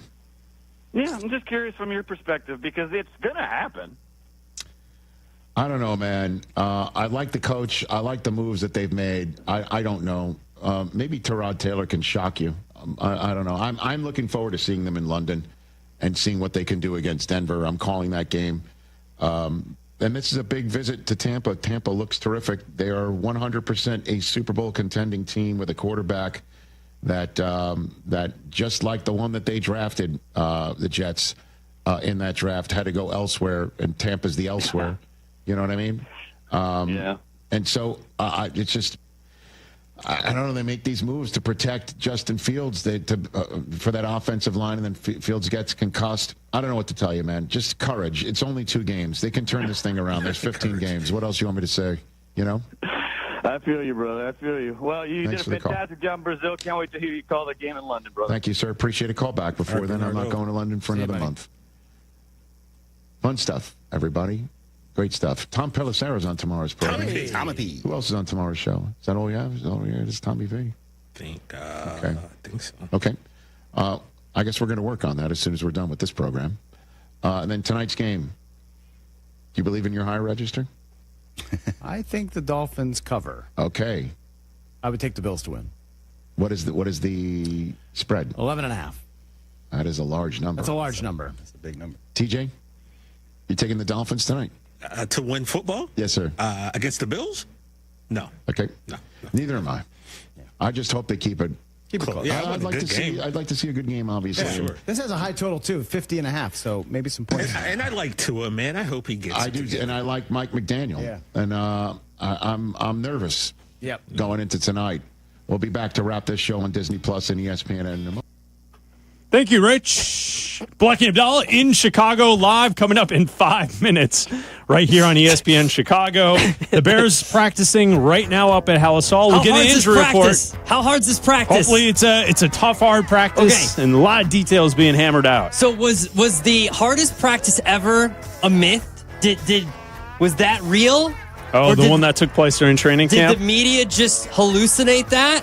Or was Ben Johnson just telling us lies that the practices haven't been as hard as we thought? What's going on up at Hallisall? I need to know. I need answers. Okay, we'll get to the bottom of it. I need answers, Yeah, we'll Chris. get to the bottom of it. It's Bleck and Abdalla. We'll also have the Fat Jack joining us at 2:30. We're up in 5 minutes here on ESPN Chicago. What is it that makes the all-new Hyundai Palisade hybrid an incredible SUV? Is it the spacious interior that's comfy for the whole crew? Or the capability to go off-road? Maybe it's up to 600-plus miles of range. Is it the driver behind the wheel? What if it's all of that and more? What is it then? The all-new Hyundai Palisade hybrid. So much more than just another SUV. Visit HyundaiUSA.com or call 562-314-4603 for more details. That's 562-314-4603. Buying a car or refinancing? Navy Federal Credit Union offers great auto loan rates, 90-day pre-approvals, and military discounts. Applying is easy, and you could get a decision in seconds. You could even refinance from another lender with Navy Federal and get a $200 bonus. At Navy Federal, our members are the mission. Find out more at NavyFederal.org/auto loans. Credit and collateral subject to approval. Rates are subject to change and are based on creditworthiness. Refinance loan must be at least $5,000 to be eligible for the $200 bonus. Terms and conditions apply. Terms and conditions apply for military discounts. Navy Federal is insured by NCUA. This is the run my own business dream. This is the college is paid for dream. This is the retire early dream. This is Busey, where your dreams and possibilities become moments. Through trusted guidance and expertise, through lifelong relationships. Because we're here to help you achieve the life you've always envisioned. Busey Bank, building business, growing wealth since 1868. Member FDIC. Hey, Chicago, it's Sylvie for my friends at Window Nation. Now is the best time of year to replace your old, drafty, cheaper builder-grade windows. And WindowNation.com can get the job done in 1 day or less. Right now, when you buy 2 windows, you'll get 2 free. Plus, you won't make any payments for 2 years. No interest, no monthly payments, no down payment. Don't miss out on Window Nation's most popular offer. Get top-quality replacement windows at an affordable price. 866-90Nation or WindowNation.com. New friends and old favorite. It's time for this month's Whiskey University. The lesson? Brother Justice, an American single malt whiskey with a story inspired by a real-life bootlegging monk. The classroom? An old favorite, Sovereign in Plainfield, a true Whiskey U Hall of Famer. Join us Tuesday, September 23rd at 6:30. Don't settle for a backup bottle. Graduate to greatness with Brother Justice. See you at Sovereign, and as always, please drink responsibly. Whiskey, me? No! Whiskey U! Since the Verdoliak Law Group opened its doors in 1963, we knew we wanted to be a firm that fights for the injured while putting our own money to work for our clients. Over the last several years, over 95% of the money we made has been contingent on our clients recovering money. We only win if our client wins. If not, we don't collect the fee and we lose our own money that we fronted on the case. Over the past 55 years, we've also learned what we are not. We're not a law firm that operates by billing you by the hour, nor do we cherry pick only multi-million-dollar cases. We won't turn away an injured client because his injuries are not catastrophic enough. We won't say, come back next time when someone dies or is paralyzed. Whether your case is worth $10,000 or $10 million, if we think we can help, we will help. We at the Verdoliak Law Group know exactly who we are. Without firms like us that put their own money on the line, injured people would consistently get less than they deserve. We are the Verdoliak Law Group. Call us at 844-4VLG-LAW. Roofers and Waterproofers Local 11 provides quality value and service in all facets of the commercial, industrial, and institutional roofing and waterproofing industry. Promoting skilled craftsmen and craftswomen through apprenticeship training, Local 11 members are trained in the application of the latest roofing and waterproofing techniques. They are at the forefront of design and installation of environmental-friendly solar, green, and garden systems. To find a highly skilled roofing contractor today, go to ChicagoRoofingContractors.org. Property managers and GCs use FinishingChicago.com's contractors for finishes and protective coatings in the most iconic venues, interior spaces, and essential infrastructure. Our painters apply industry-leading commercial and industrial finishes inside and out, so your biggest assets always put their best square footage forward. FinishingChicago.com has your free list of painting, wall cover, and glass systems, drywall finishing, and signage contractors. For a great finish, start with FinishingChicago.com. The White Sox play on ESPN Chicago. That means more than 162 games a year, passionate Sox fans are listening to their team right here. Do you want them to hear about your product or service? Of course you do. It's the key to success. Reach people you know will support you. White Sox fans are intensely loyal. Hell, you're probably one yourself if you're listening right now. So let us help you craft the message that speaks loud and proud about you. Email White Sox at goodkarmabrands.com. That's White Sox at goodkarmabrands.com. Live from State Street in the heart of Chicago, this is the home of the Chicago Bears, ESPN Chicago. And this is Bleck Abdalla, WMVP WTBC, HD2 Chicago, a Good Karma Brands radio station. All right, Abdalla, here we go on a Thursday. Bleck Abdalla weekdays from 2 to 3 right here on ESPN 1000. We're brought to you by Yuengling. Got a lot of Bears conversation to get to. Shout out to the Cubs. They clinched a playoff berth yesterday. Good job, guys. Absolutely. We have a playoff team in town. Hello. This is great. If you want to join us today, you can call us at 312-332-3776. But boy, we are having a day behind the scenes at ESPN 1000. I'll tell you what. So this is how we have to start the show. The Bears can wait for a second. I mean, they're not going anywhere. I'm walking to the bathroom before the show starts, and I hear my name being yelled down the hall. What's wrong? By Director of Content, Danny Zetterman. His voice is just booming down the hall. Yeah, he's got a booming Bleck voice. did this, and Abdalla did that. I didn't do anything, and for so the record. I walk around the corner. I walk down to the office. He's standing in the doorway of the Waddle and Sylvie office. Mm-hmm. Big office. And I go, what do you say my name? And Tyler comes walking out of the newsroom area and he goes, you're getting called out. So shout out to Tyler. Tyler's looking out for us. Probably not a good thing for Tyler right now because of what we're about to just say. And Danny and Sylvie are openly discussing their annoyance level with you and I, and me specifically. Oh, no. Because of our trip to Vegas next week. You and I are going to Vegas next week? The entire station's going to Vegas. Oh, that's We're right. all going. We're all going to Vegas. Fans are joining us. It's going to be a great time. We're going to be at Mandalay Bay. Hopefully 1 and 2 Bears. Yeah, it's going to be an awesome time. Yep. We'll be there on Friday, broadcasting all day long. Every show will be outside the pool at Mandalay Bay. It's going to be great. We'll have live broadcasts on Saturday. Yeah. It'll be a great weekend. We'll all go to the game. It's going to be awesome. I can't wait. But it seems as if, because I had foresight and I planned. Our butts hurt? You're the one that's saying that. People are very upset with us. Oh, no. Our butts being hurt? Because on Friday night, the moment Danny told us we were going to Vegas, I made reservations at restaurants in Vegas. Yeah. For the weekend. Okay. I made 3 reservations. 3? I had to cancel 2 of them because we're going to get in late on Thursday night. You can't use the dinner reservation on Thursday night because we're landing at like 10 p.m. Yeah, that's late. So I canceled that one. Yeah, that's too late. I have one for Friday night. That's a Chipotle night. And on Saturday night, we're going to a team dinner. Mm-hmm. Everyone here at the radio station, we're in, except for Yurko. Not everyone. Yurko doesn't want to go. Yurko doesn't care. All of us are going to a team dinner on Saturday night. Potsy, Justin Pondra producing today's show. We all are going to a team dinner, and Yurko said, not all of us. Yurko said he's not interested. No, thank you. We covered that earlier today on the show. It was quite funny, actually. The way he's like, no, Danny thought he's like, guys, we're all going on this trip. Let's all go to Saturday night before the game. Let's all go to a nice dinner. It'll be great. And Yurko goes, no, we're not. No, I'm not doing it. You guys have fun. Not doing it. So good. So it was pretty funny earlier today. With that said, so our Saturday night is booked. Yeah. Sunday, we're going to the game. We're leaving immediately after the game to come back to Chicago. We'll be on the air on Monday here in Chicago. Of course we will be. After the Bears-Raiders game, we'll be on a flight. So Sunday night's not a night to go out, right, either. No. With that said, there are various events that are planned throughout the weekend.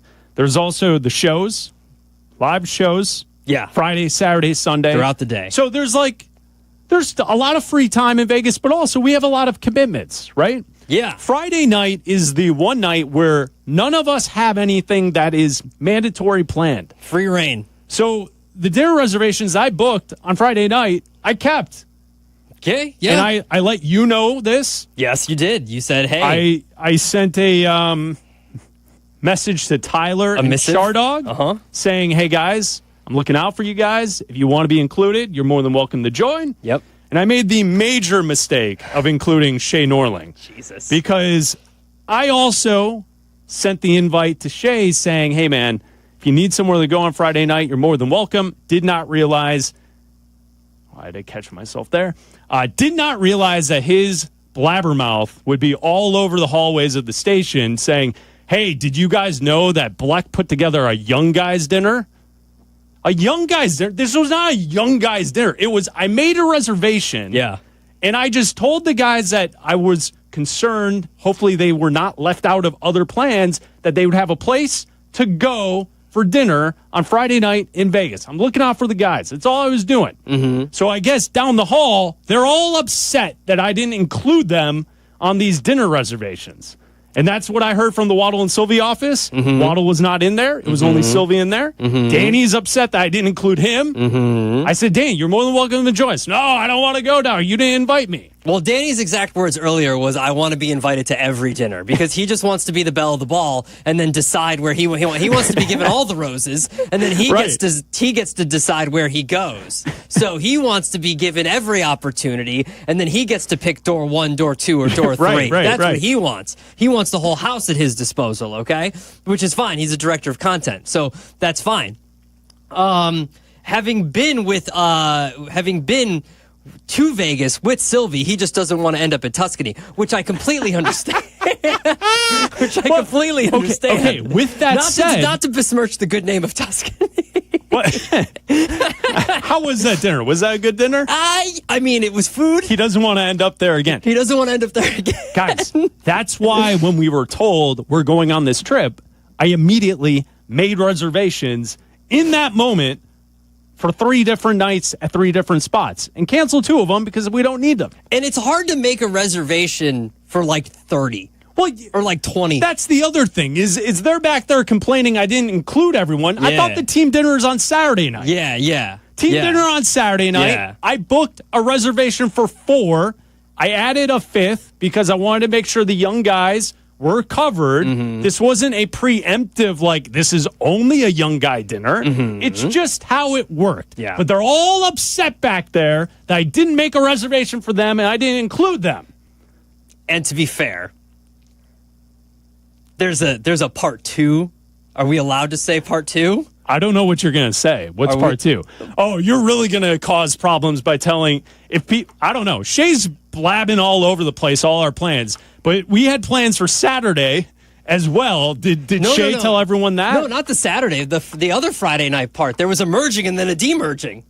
There was a merging and then well, guys, we're not merging anymore. Well, I think what Carmen led us to believe was that maybe they never obtained that reservation. Well, the point was we were going to merge 2 dinners. 2 were going to become 1. So we were all going to be together to begin with. But then apparently we weren't good enough for 2 to become 1. And then now we're not good enough. Okay, we're not good enough. So now the kids table is not good enough to go with them. So how about that? This is what we need our great listeners here at ESPN 1000 to help us out with. Now we're not good enough for the dinner. If I ask them down the hall, am I the jerk? They're going to say yes. I heard the yelling that was coming from the office. I could have told you that. I know. I understand how this is going to go. But I don't think what did I do wrong in this situation? I don't think I did anything wrong. I think the move that was clearly my fault was telling Shay. I think you going to Vegas was the bad move. I think Shay being aware of this stuff and then telling Kap and then Kap telling everyone and the whole thing that's taken place behind the scenes here in the last 24 hours, I blame Shay on this. I think I'm going to end up at Chipotle. Well, I'm not canceling the reservation. And the Chipotle that saved my life once, back when you and I went to Vegas for your bachelor party, I believe. And I'll probably end up at that. I was in rough shape, Potsy, and I went to a Chipotle, and it was like Popeye, where it just like reinvigorated me. Oh yeah, Chipotle will do that. Oh man, it felt great. And I went last time I was in Vegas. I had to go pay my respects, do a Hail Mary, and all that good stuff. So I feel like I'm going to end up there. I would like to thank everybody for listening to us for the the 3 weeks we were on from 2 to 3 p.m. for I the said Danny's welcome. For the uninterrupted hour. This was great. It'll be cool being on tonight again. Well, no, or at all. But seriously, if we're all adults and you know that you're going, keep digging. But it's not my fault that I had the planning and the foresight that maybe we should secure. I think my phone is going to explode. It is vibrating so much. It's not my problem if you're now scrambling a week. We're all going to Vegas. If you're scrambling now a week before Vegas. We're never going to take a team trip again. If you're scrambling now for a reservation, you can't get a reservation. That's not my problem. Reservations have been obtained by everyone. Everyone's That's got what I'm plans. saying. Everyone has plans. We all have plans. Everyone's got plans. So why are people upset? I don't know. I'm more upset that there was a merging and then a demerging. Honestly. I'm upset that we were all going to be together, and then all of a sudden now we're not cool enough to be together anymore. That's what I'm upset about. Sylvie, I'm not going to say that. Nope, don't say that. I read it too, and the answer's no. The answer's no, Silverman. The answer's no. I'm telling you right now, fatal flaw. You can't trust Shay Norling. Okay, but aren't you okay? But as someone who was led to believe that we were Here's what I'm going to say. That we were then merged and then told, well, sorry about that, guys. But this wasn't something. You're not coming with us anymore. I didn't plan something to then broadcast it out to everyone that hey, look at the reservation we have. You're not invited. That's fair. It was just going to be, hey, it's something I obtained. We're going to go. Not a big deal. It's also do you see the difference there? I feel as if it was positioned to the morning show as if it was, look at us, look what we have type of thing. Let's go to the... I really appreciate Yurko's approach to this, honestly. I appreciate Yurko's approach as being I don't care, guys. You can join us at 312-332-3776. We go to the call-in line number 1, where Shay Norling, producer for the Kap J Hood Morning Show, joins us now. Hello, Shay. This is on you, man. Hey, guys. Are you enjoying the slander of my name? No, it's not slanderous. It's the truth. No. Okay, let me tell you my side of this because I'll tell you, the real problem is not you, Chris. You did a great job. It's also not me. It's our emotional manager. Oh, God. Whoa, no. If he's back there yelling about this, it ain't me. Here's what happened. I'm just going to tell you. This is what happened. I came in, and Cap said, I'm booking us a reservation for whatever. And I said, don't worry about me. I already have a reservation. Chris made one. He told me. I didn't realize he was doing it. I was very thankful. That's it. That's all it was. He said, all right. Then I walked into Danny's office later, and Danny said, what are you doing Friday night? And I just said, Chris made a reservation. All I know about it is me, Adam, Tyler, and Charlie are in. And he goes, oh, young guy dinner, huh?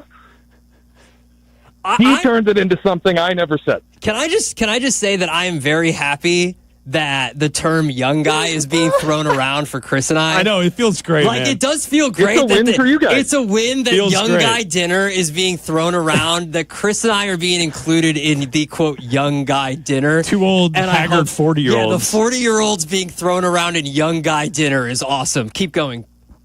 All I wanted to say was I never thought Chris was being exclusive.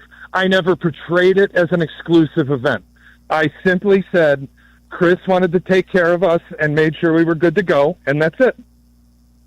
All right. It sounds like it's being twisted into something that I never said it was. Shay, I appreciate your side of it. I am sorry if I misrepresented your part of this. It has been twisted because it 100% was put to us that you were going around telling everyone that we had a young guys dinner planned.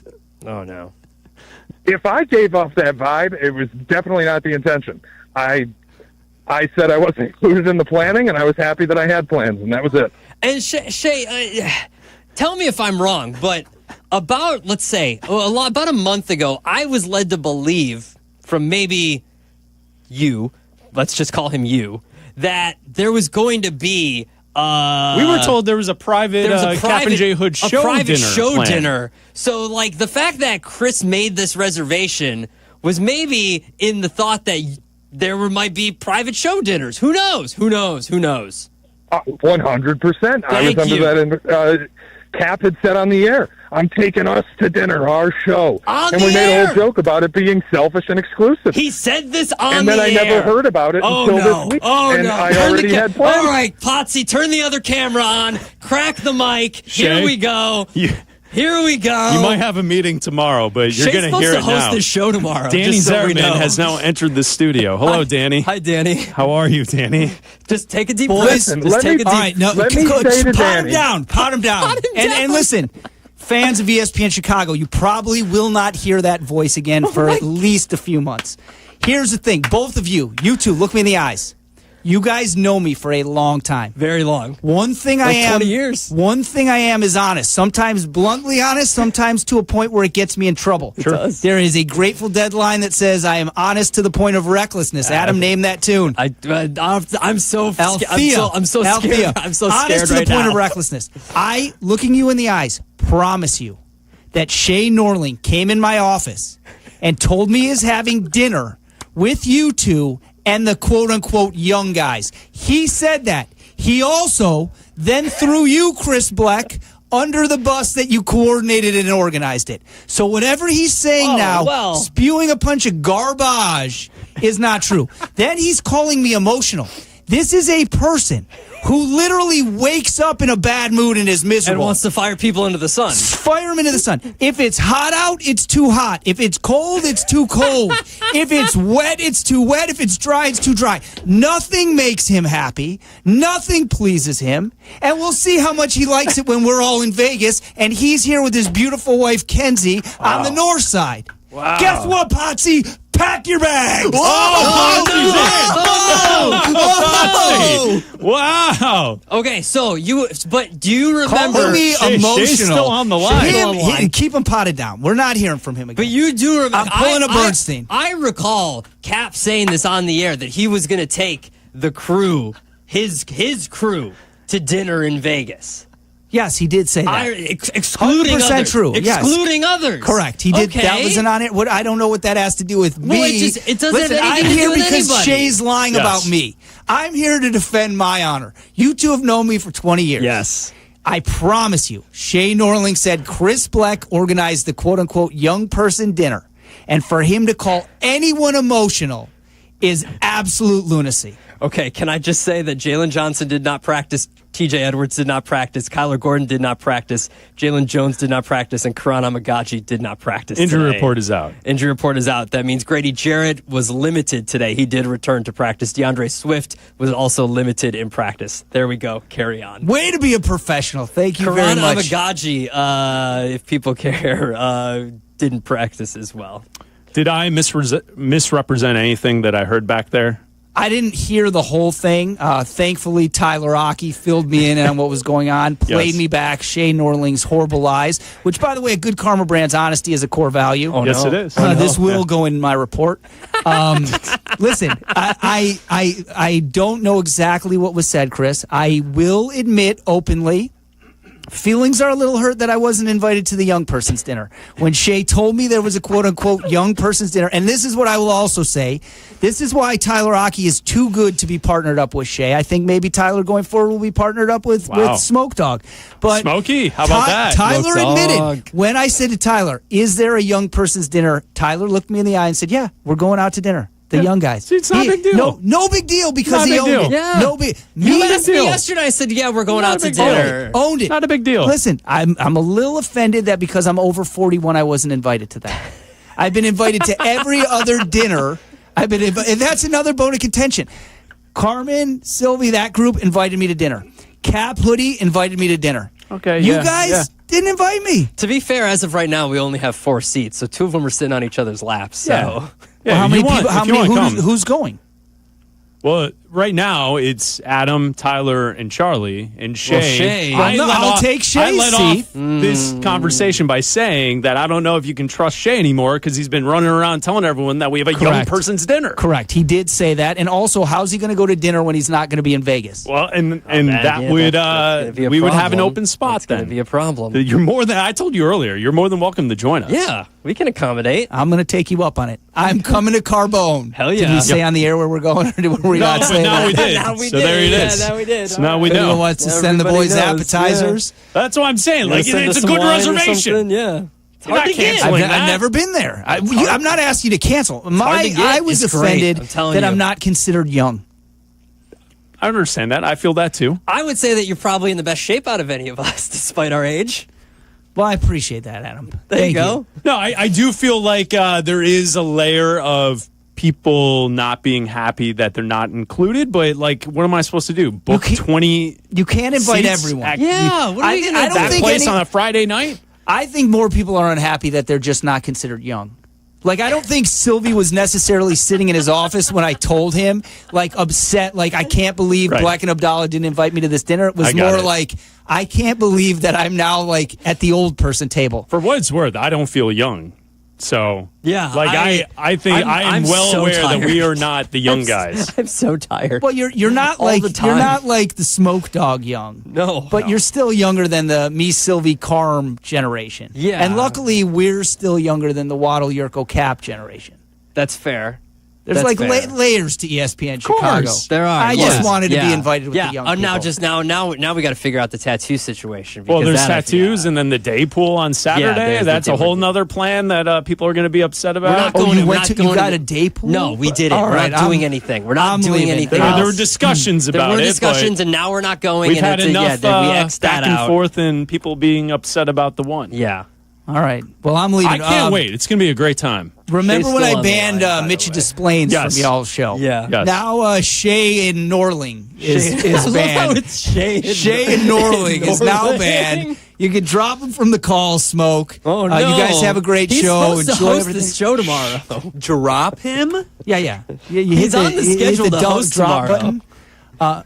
He's on the schedule tomorrow. Well, He was maybe dropped. we'll just have an extra hour of Eisen. We'll see what's going to happen tomorrow, boys. Peace and love. Thank you for Danny. having me in. Thank Sorry you. for Appreciate it. interrupting. No, all good. It's uninterrupted. Just There's wanted no, to be there's no interruptions. I actually interrupted. There's no interruptions. It's uninterrupted. Like our table, you're always welcome to come into the studio. By the way, just saying, maybe someone should invite Keith to dinner. Yeah, it's a Keith's great idea. Hey, Keith's open invitation. Always. An open invitation for Keith. Always. Always. There's Danny Zimmerman, Peace and Director love, of Content. Danny. Peace and love. So if you were wondering what's been going on here at the station throughout the week, it's a lot of that. And we're still a week away from leaving. Yeah, a lot of things can happen. I can't wait to get there. All right, injury report is out. Abdalla ran through the names. Yeah. Those who Do you want did me to- not practice You got today. Karan Amagaji, he has an elbow injury. He got downgraded. He practiced yesterday. Yeah, he and was limited downgraded. yesterday. Yeah. TJ Edwards with the hamstring did not practice yesterday, He's did not not practice today. Kyler Gordon, hamstring, did not practice He's not yesterday, playing. did not practice today. DeMarco Jackson, hamstring. He was limited yesterday, Don't know who that is. did not practice today. Linebacker. Cool. Jalen Johnson, groin injury, did not practice yesterday, did not practice today. Jalen Jones, hamstring, cornerback, did not practice yesterday, did not practice today. Grady Jarrett with a knee injury, did not practice yesterday. He was limited today, so Okay. that's good. Okay. DeAndre Swift with his quad was limited yesterday, limited today. And Jade Walker with Okay. an ankle, limited yesterday, full participation today. The Bears have a lot of players on the defensive side who did not practice today. Yeah. So two things. Obviously, this is a very high total for this game. 50 and a half, 51 in some places. You're going to get up against the fourth ranked offense in DVOA. It's a very high-scoring offense with Dak Prescott and Pickens and CeeDee Lamb, and they're going to put it on the Bears, and the Bears have to respond. Like, there's no question that this team is going, unless this Bears team steps up and finds a way to stop this offense and find a way to reverse what happened against the Lions and stopping the 52 points that was put up against them and show up in a way that their coach was called them out and how they practiced and how they performed in the game and reverse that. I don't know how they're going to do it, especially just because, like, even if it's an effort thing, okay, fine. But just because just look at the injury report, it's going to be difficult. Even with max efforts, just based on the injury report, I would say it's going to be difficult. So just based on that, I would say it's going to be difficult. The question is, there's no names on here besides DeAndre Swift and Jade Walker, who was a full participant today, that are on offense. Yeah. Can you respond on offense? Can the Bears participate in a shootout? Can they put up the same amount of points? Because the Cowboys defense can be scored on. Other teams have been able to. You can score on this Cowboys defense. The question is, can the Bears score on this Cowboys defense? And hopefully they've had better practices so far this week. Like we said, the coach called them out. Ben Johnson has called them out. You should be somewhat familiar with a Matt Eberflus style defense because you've had a Matt Eberflus defense the last few years here in Chicago, so you should know. They did trade away not only just their best player, but the NFL's best defensive player earlier this year to the Packers, so you should be able to score against them. So you should have an easier time against this Cowboys defense, and I would say, hopefully, this is a game where when you look at this game, and we've talked about this in the past with other quarterbacks that have been here, when we want them to prove something. When Justin Fields was here and we're looking at games that are like, okay, this is a game where you should be able to show me something. Last year with Caleb Williams, all right, this is a game where you should be able to show me something. This year, this is a game where you should be able to show me something. You look at this defense, this situation. This is a game where we've seen the coach be able to scheme guys open. Now it's on the offensive line. You're at home. You should be able to stay on task, no false starts, get everything in line, don't get behind the sticks. We've seen the wide receivers be able to get open. It's on Caleb Williams to get them the ball. But more importantly, you can't have pre-snap penalties. You have to stay on time and on task. And that's been the biggest problem so far. Yeah, and I'm with you on all that. To me, this entire week, I have very little concern over the offense. Like, I agree. The offensive line needs to knock out the mistakes, the bad penalties, run the football a little bit more effectively, and you should be able to score points. I am concerned about the front four on defense. Can Montez Sweat, can Deo Adengbo get to the quarterback? Can they disrupt? Can Grady Jarrett get to the quarterback? Can Andrew Billings stop the run? Like, to me, like the way I am guessing the game script will go is that the offense should be okay. But if the defense is just giving up 6 every single time the Cowboys offense is on the field, then it doesn't really matter how much improvement we're seeing from Caleb or the offense and Roma Dunze and everyone like that, because what will end up happening is at some point they'll trip up and they will have a bad turnover or a punt or something, and the Cowboys are just going to go down the field and score. Like, to me, this is all contingent on if the Bears defense can show up and limit the bleeding a little. I don't think this unit's very good. We pointed it out last year. They weren't good. To expect them to come into this season from last season where they weren't good to just all of a sudden be great because Odengbo is here and Grady Jarrett's here, and now you have all these players who are possibly going to miss this game due to injury, you need to just limit it. If you can keep the Cowboys to like 27 points, can you do that? See, that's where we disagree, because I don't know if they can. I disagree with you a little bit. Dak's really good. He is, and I agree with you to an extent, but I also think that I'm worried about this offense because we saw them at home when there was no noise and they were still had multiple false starts. We talked about it when we came in after the Monday night game. How many penalties did they have? They had 12 penalties for how many yards? Like, you can't have that. You can't have pre-snap penalties at home. There's no excuse for that. You can't have false starts at home. You shouldn't have that.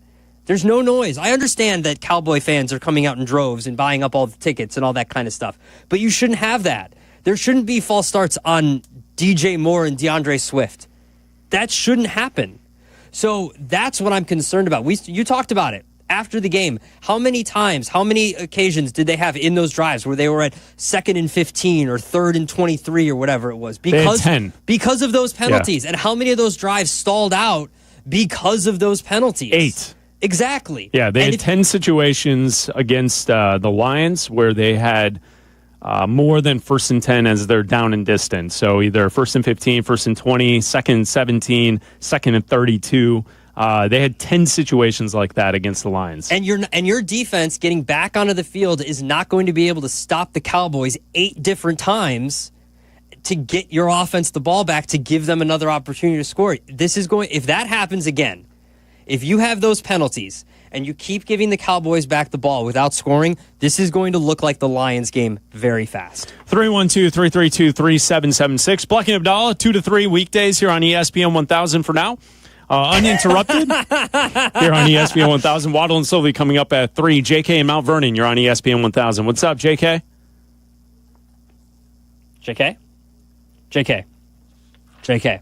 JK. Well, while we wait for JK, why don't I tell you, Prost Chicago, don't miss the Oktoberfest Golf Classic at Seven Bridges Golf Club. Sunday, October 16th, a 4-player scramble, brewery tasting, prizes, Oktoberfest lunch, and a post-golf pig roast. Register now at sevenbridgesgolfclub.com or call 630-964-GOLF. All right, let's try it again. JK Mount Vernon, you're on ESPN 1000. What's up, JK? JK there now? Hey, how you there guys he is. doing? We're good, man. Go ahead. Good. I'm the guy that called earlier in the week and said that I had the free box, but I'm not going. I was so frustrated and everything. Sure. But I go to Vegas a lot, and I'm going to tell you something. If you get the chance and you like street tacos, go to a place called El Taco Gordo, and it's right next to the Wynn. It has stations where there are about 30 cooks, and they each cook a different kind of taco, lengua. They even have eyeballs.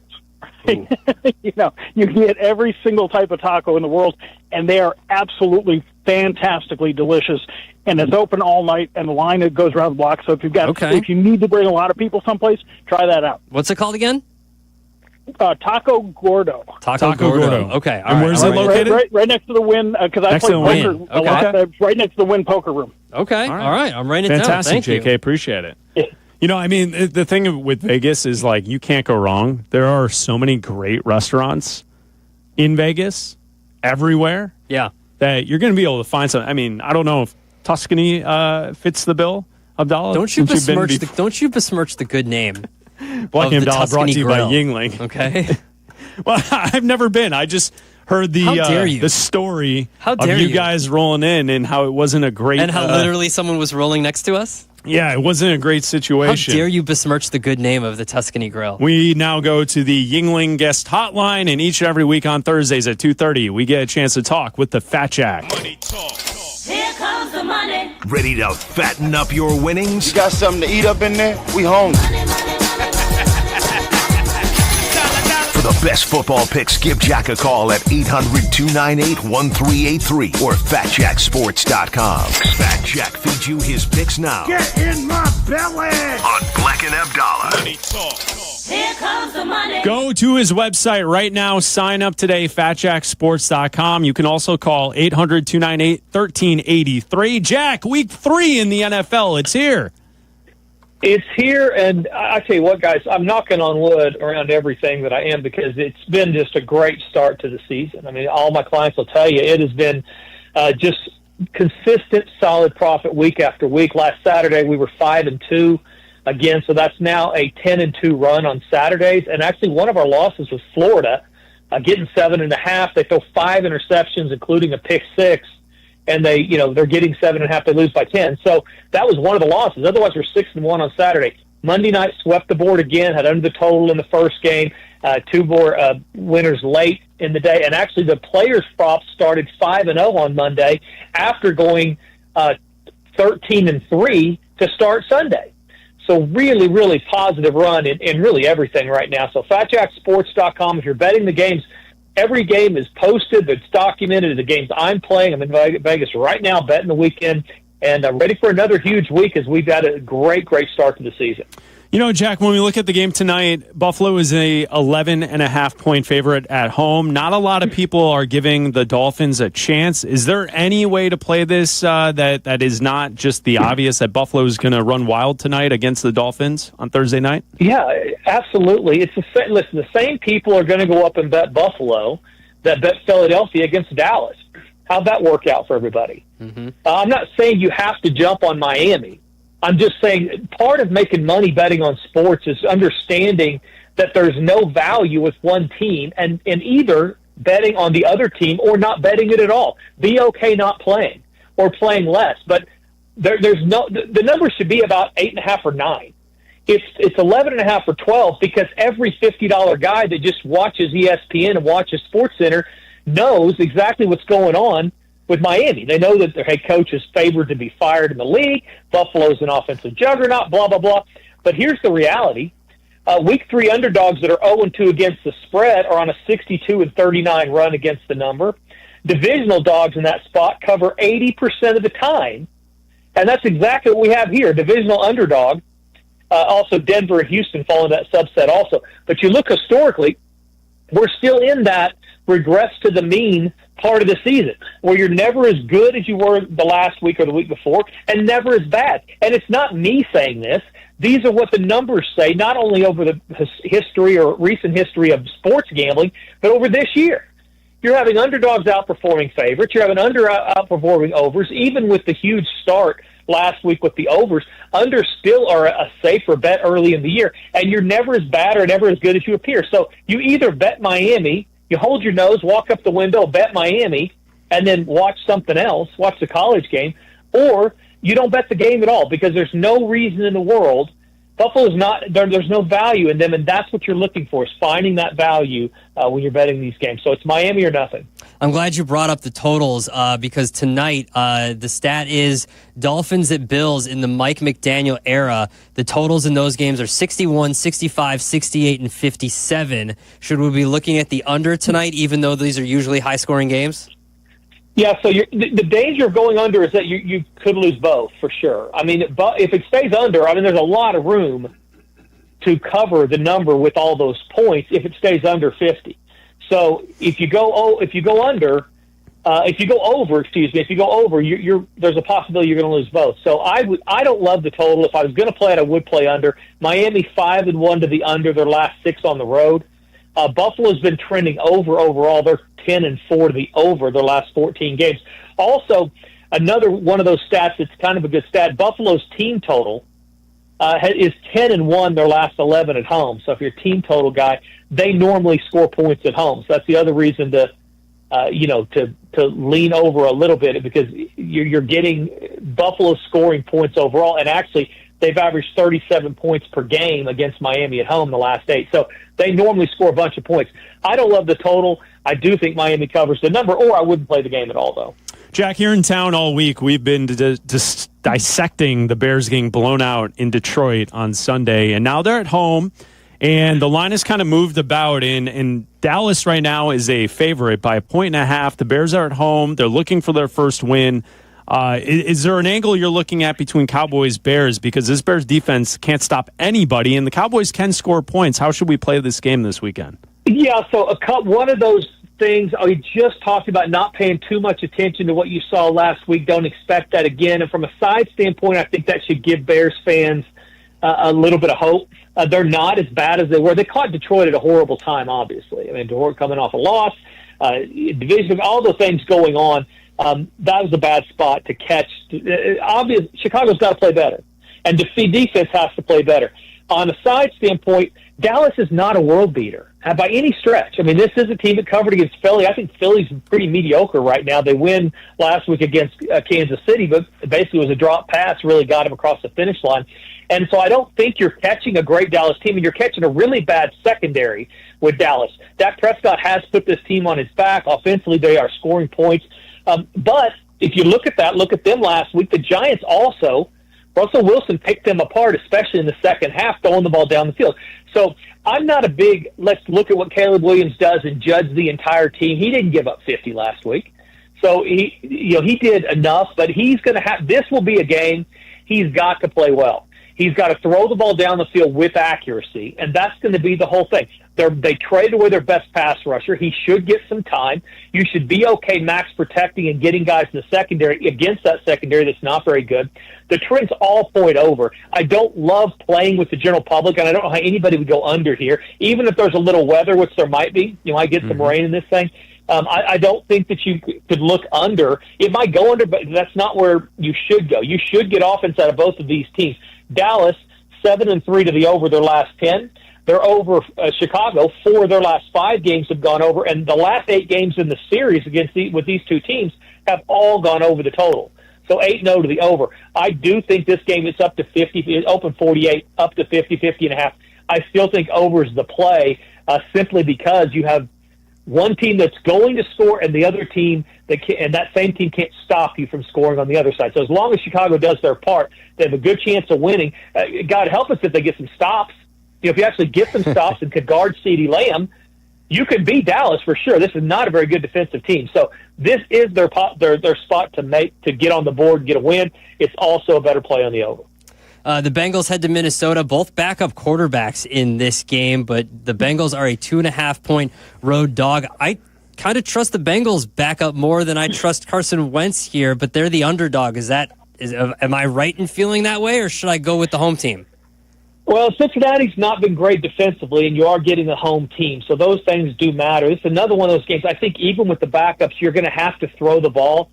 Just because you have backup quarterbacks doesn't mean there's not going to be any offense, all right? Because backup quarterbacks do one of two things. They either execute, and you get points that outperform the market and the number that's set before the game, or they throw the ball to the other team, and that sets up short fields for the other team, which also produces points. So just because you see backup quarterbacks, don't necessarily think under. It's actually the opposite side of that. There's some value with the over with backup quarterbacks. Cincinnati 12-6 to the over their last 18. So I think if you make me play the game, this is an overplay. You're indoors, all those things. And as you put it, we saw with Cincinnati, their backup seems competent. Makes some good throws, gets the ball down the field. Neither of these teams should run the ball very effectively here, but both of them should have some success throwing it if their backups play well. I suspect they're going to. I think this is another game with points. Green Bay is on the road at Cleveland, and the Packers are a favorite by 7.5 points. Jack, the way I view this is, as a contrarian gambler, I would suggest that everyone's been on the Packers. Some people saying they're the best team in football. Everyone thinks the Browns suck, but they're at home. Am I crazy to think that the Browns plus the points here might be the sneaky play? No, it is. And it is for a couple reasons. Number one, again, we're talking value. We're in that point of the season where everybody's going to overreact to what you're seeing. Browns are 0-2. People want to forget about the fact that a rookie kicker that missed a field goal, an extra point in week 1, a couple extra points. Otherwise, they're 1-1. The other big stat, Cleveland has the number 1 defense in the league right now. They're only giving up 192 yards a game. Joe Flacco looks 100, acts 100, isn't playing like he's 100. I mean, for the most part, he's been pretty good. And anytime you get over a touchdown this time of year, that is a spot you want to be thinking underdog. So teams and listen, nobody wants to walk up and play in week 3 after seeing what they've seen, anybody getting a touchdown. Nobody wants to play New Orleans.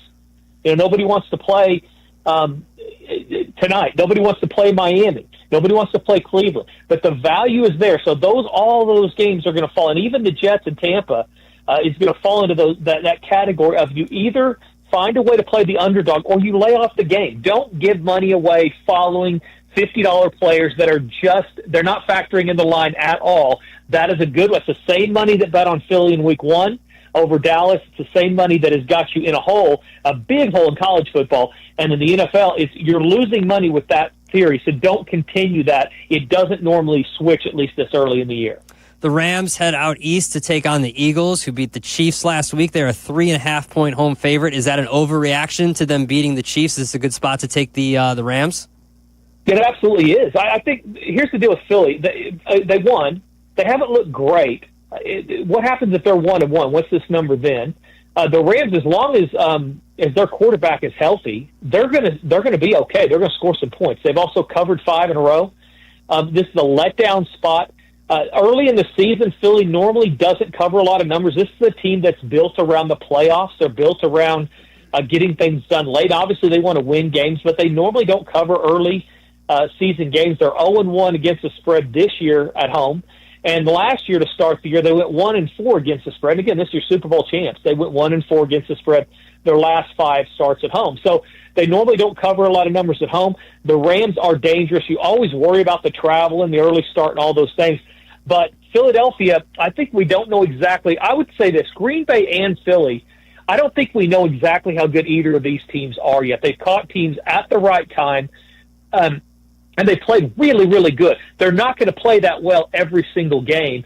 And in Philly's case, if Kelsey catches the ball there and scores late, right, is the outcome different there? So you're one or two plays. I'm not saying you always do the ifs and buts in the NFL, but they're not that not that far from being 1-1. There's definitely some value with the Rams. And all the teams that have started off this season 0-2, and here in Chicago, we're hoping to get to see the Bears get their first victory this weekend. Kansas City has started this season 0-2. They haven't looked good. They're on Sunday Night Football at New York against the Giants, who are also 0-2.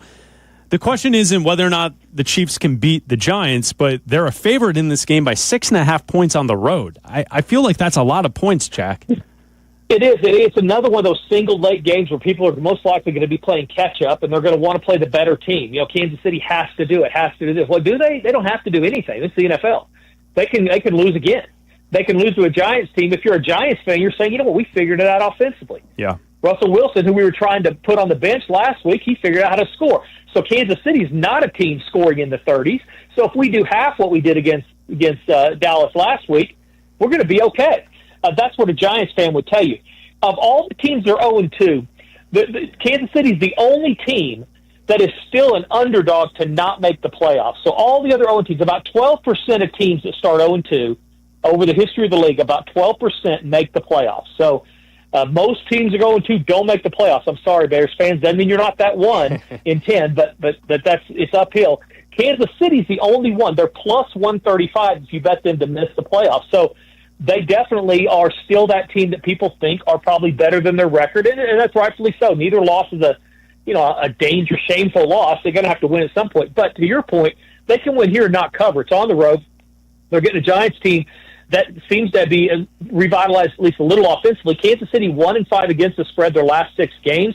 Also, Kansas City 1-9 against the spread their last 10 in the series. So they normally don't cover against the Giants, and you're getting, because Kansas City has started, and I would put it this way, if Kansas City was 1-1 or 2-0, I don't know that you're getting this many points. You might be getting fewer. You're getting this many because everybody's like, they can't lose again. They have to play blah, blah. That whole line of thinking is what you're going with Kansas City. That's not necessarily true. There's a lot of room to cover and not win here. I'd play the Giants plus the points. If I'm looking at this game between the Broncos and the Chargers, if I'm looking at it from an educated gambler's perspective, I would say the Chargers coming off that win, okay, people saw that last. People saw Denver lose, so they're going to say, okay, well, the Chargers are probably the better team. They can win by 3, and the spread's 2.5, so I'm going to put my money on the Chargers. But as an expert gambler, I'm going to say, okay, well, the public's going to be on the Chargers, so I'm going to put my money on the Broncos. But the Chargers are the better team. Like they just are, Jack. Like they can win this game by 3. Like they're just a better team, right?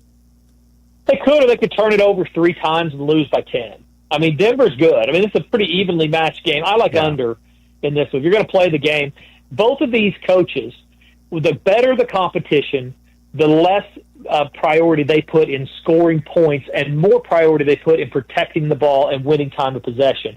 And I suspect you're going to get both these coaches doing that here. We've seen what the Chargers have done with their quarterback. They've opened him up. He's been throwing the ball down the field. As they play better teams, that will diminish. And I think they're going to run it more. You'll see Harbaugh's effect on this team more so. 10 of the last 12 in the series have gone under. 6 of the last 7 Chargers games have gone over. So we've seen more points out of them overall. But I think this is the type of spot you're going to have both teams not wanting to turn it over, not wanting to make mistakes. I lean toward the under. Gun to the head, this is one of the favorites I play. We talked about 4, 5, 6 games. It's been underdog on all those.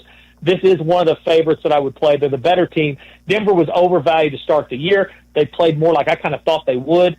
It's only a field goal, all those things, but I think there is a better play on the total. Jack, week 4 college football. Is there anything that catches your eye for this Saturday? There's a lot, actually. I'd say we're 10-2 on Saturdays and really, really running hot. And we, with just a little luck, we're 11-1. I mean, if Florida doesn't turn the ball over. The 2 that are interesting to me are Texas Tech and Utah, and Michigan and Nebraska. Mm-hmm. Both of those are pretty close lines where I don't think we know exactly what each team is, and we're going to know a lot after this week. Texas Tech's just absolutely hammered in fear of competition. Utah a little more battle-tested. Utah is maintaining a favorite in that role. And so I actually like Tech in that one. I think they covered this number. I think they're good. That $30 million payroll that they have down in Lubbock should help pay off there. Also, I think Michigan is limited offensively. Nebraska, it's a big if with them if they don't turn it over. But if they don't turn the ball over, look for them. I think they upset Michigan at home. And then a couple of the bigger ones to look at, USC is giving 15.5 up to 17 now, I guess, against Michigan State. I think that is one that could get out of hand. Michigan State, one of those 0-3 teams against the spread that I think continues that trend. Clemson would be one of those I think gets off that schneid. They've had a horrible start to the year. Everybody's jumped off that bandwagon. But look for them to take care of business against the Syracuse team. Look bad against Tennessee, running wind sprints after they're winning overtime against Connecticut. This is not a very good football team, and Clemson needs some confidence. This would be a good spot to blow them out. We've been really good at these big numbers being covered easily in the game. I think this is one of those you look up, it's 24-0 before it even gets going. I'd play Clemson minus the points. Jack, when our listeners go to your website and they sign up today at fatjacksports.com, what will they receive? You would have swept the board on Monday. Your players' props would be winning every day over the last week or so. Really, really strong with those. We were 4-2 last Saturday, 10-2 on Saturdays overall. Winning in both college and the NFL over the season. Go to fatjacksports.com. Soccer plays going out this weekend as well. $199 for football, $249 or so for football with the players' props. Get those longer packages. Save a bunch of money. It's about $80 a week to win money betting on sports. Everything's emailed to you. They're on a personal portal. You don't talk to anybody. You just get signed up. You get the same plays, whether you're a $50 player or a $20,000 game player. You get in the games I'm personally playing that are posted and documented under the results tab every single week. Go to fatjacksports.com. Don't let another week go by where you're losing and chasing the general public and we're winning. Get signed up today and win this weekend betting the games against the spread. Thank you, Jack. Have a great weekend. We'll talk to you next Thursday at 2:30 right here on ESPN 1000. All right, guys. Have a great week. See you soon. There's the Fat Jack. Here comes the money. Ready to fatten up your winnings? You got something to eat up in there? We hungry. For the best football picks, give Jack a call at 800-298-1383 or fatjacksports.com. Fat Jack feeds you his picks now. Get in my belly! On Bleck and Abdalla. Here comes the money. That's right. Jack joins us each Thursday at 2:30 to get you set for the pro and college games for the weekend and the betting board. Can't wait. Should be another great college football week, and also the NFL games are pretty good this weekend as well. Bleck and Abdalla brought to you by Yuengling here on ESPN Chicago. We have the song of the night coming up in just a couple moments, and then we'll hand it off to Waddle and Sylvie starting up at 3 right here on ESPN Chicago. I am Abdalla. I'm still reeling from Shay Norling's comment saying that Danny Zimmerman is hot, emotional on the air earlier. That comment, I think he's going to be reeling too. That I'm still not quite over what we heard here on the program at the start of the show. I mean, listen, he's you and I are both off tomorrow. Shane Norling will be in for us. He was scheduled to host this show tomorrow. Appear. Yeah, it might be Tyler. It might be Pottinger. We don't know. It's not me. It could be. We both know it's not me. It could be. It might be Tyler. It might be more Rich Eisen. We don't know. It might be. Tomorrow was a scheduled day off for the two of us, and Shay was slotted in to host this show tomorrow. We don't know. And then he said what he said about 40 minutes ago here on the station. Yeah, and, or it might just be the two of them in here fighting for an hour, uninterrupted. Now, I would listen to that. I'd be in for that. I might have an AirPod in at Riot Fest and just listening to that instead of who I got to look at the schedule and see who's on during this time. That would be great to listen to, honestly. But boy, I feel like I think this will bring us closer together. As a family? Yeah, I don't think so. I think this is. I think people are going to be annoyed with us. Why? For most of the trip. No, not us. Not us. Well, they're always annoyed. Shay. Okay, all right. Shay. All right, sure. I thought you were going to say me. Shay. Well, I mean, Shay. Yeah, Shay. Yeah, Shay. And maybe Chris. And maybe please, Chris, stop. Chris, Stop for a minute. I thought it was chewing tobacco. That was a big old hot dog. Thank you, John Madden. Yeah. Yeah, I mean, I feel like I'm getting heat for just thinking ahead. I wasn't trying to leave people out.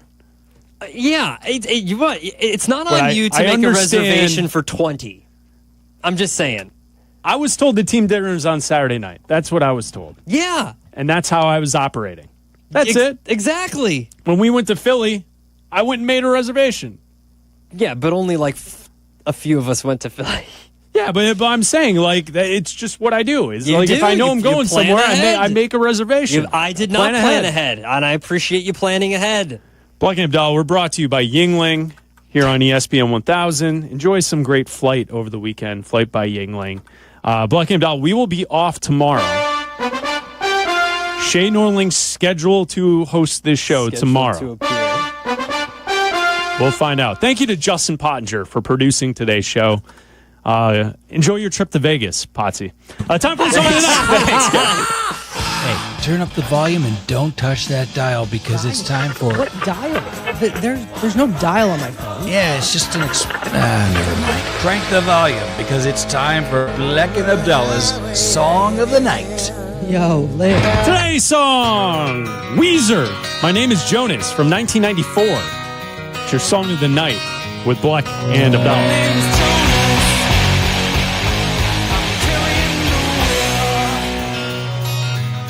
Thanks for all you shown us. This is how we feel. Come sit next to me, pour yourself some tea. Just like Grandma made when couldn't find sleep. Things were better then, once but never again. We've all left the den and tight by it. Choo-choo train left right on time. A ticket costs only your mind. Driver said, hey man, we go all the way. Of course we were willing to pay. So, Chris, why are we listening to My Name is Jonas by Weezer off of Weezer, which is usually called the Blue Album because it's blue?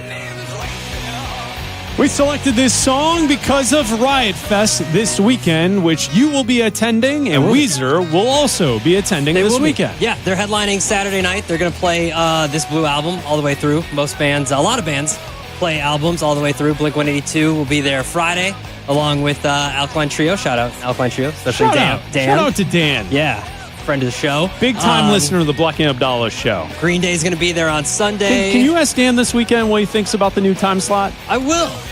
Please ask I him. know he's been listening, so I know. I will. I will absolutely. Jack White as well. I'm very excited to see Alkaline Trio and Blink-182, but the guy that I'm most excited for, the guy that I haven't seen yet, Weird Al Yankovic. Oh, Weird Al's going to be there? Weird Al will be there on Friday. I've never seen Hell Weird yeah. Al. Still puts on the full show with all the costumes and everything. I've never seen Weird Al. That's awesome. I am very excited to see right. the full theatrical show from Weird Al. That'd be good. Yeah. I think it's good. The Beach Boys are going to be there too. With some of them. Some of them are going to be there, but also John Stamos is going to be there too. Oh, Uncle Jesse? Uncle Jesse is going to be there. Are the Rippers going to be there as well? I don't think the Rippers are going to be there, but I think he's going to play some drums along with the Beach Boys. All right, that's cool. Are you going to go to that? Yeah, I think so. Yeah. Come on, you have to, right? Uncle Jesse, I right? guess so. Yeah. Yeah. So if you're at Riot Fest and say hi. I say that every year. Do you have a signing booth? Signing autographs? No, just come by, fist bump if you see me. I don't know. I say that and usually people are like, hey, fist bump. And then I say, hi, fist bump.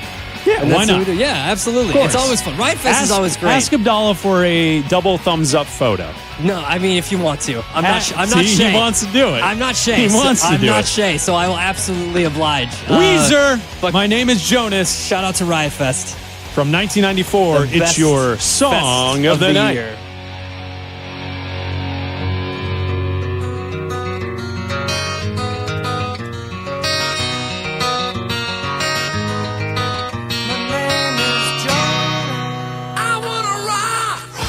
Turn up the volume and don't touch that dial because it's time for... What dial?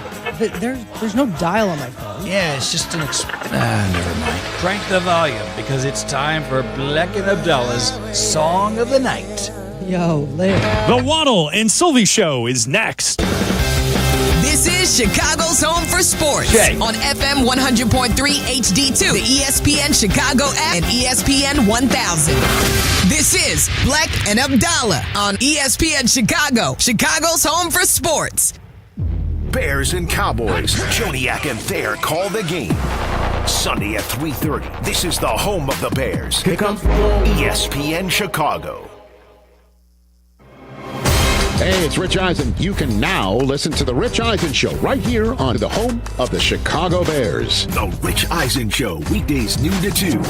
ESPN Chicago. All right, son. Time to put out this campfire. Dad, we learned about this in school. Oh, did you now? Okay. What's first? Smokey Bear said to. First, drown it with a bucket of water, then stir it with a shovel. Wow, you sound just like him. Then he said. If it's still warm, then do it again. Where can I learn all this? It's all on SmokeyBear.com with other wildfire prevention tips. Because only you can prevent wildfires. Brought to you by the USDA Forest Service, your state forester, and the Ad Council. This is ESPN Chicago, WNVP, WTBC, HD2 Chicago, a good Karma Brands radio station. Hello, everybody. How's it going? Sweet. Waddle. That was everything there. That was a heck of a throw by Harbaugh, a heck of a catch by Waddle. I had a hot dog at the Sox game when I went and saw them. And onions. Is locked, cocked, ready to rock. Sylvie. He is the guy that we've always wanted to crown, who is young, who we've always wanted to become that next great guy, but has just always fallen short. Bring gas. Hello, Andrew. This is I want to talk about the Bears, baby. Waddle and Sylvie. Love these guys. Still makes me cringe when I hear I'm bringing in Aaron Andrews. And hello, Andrew.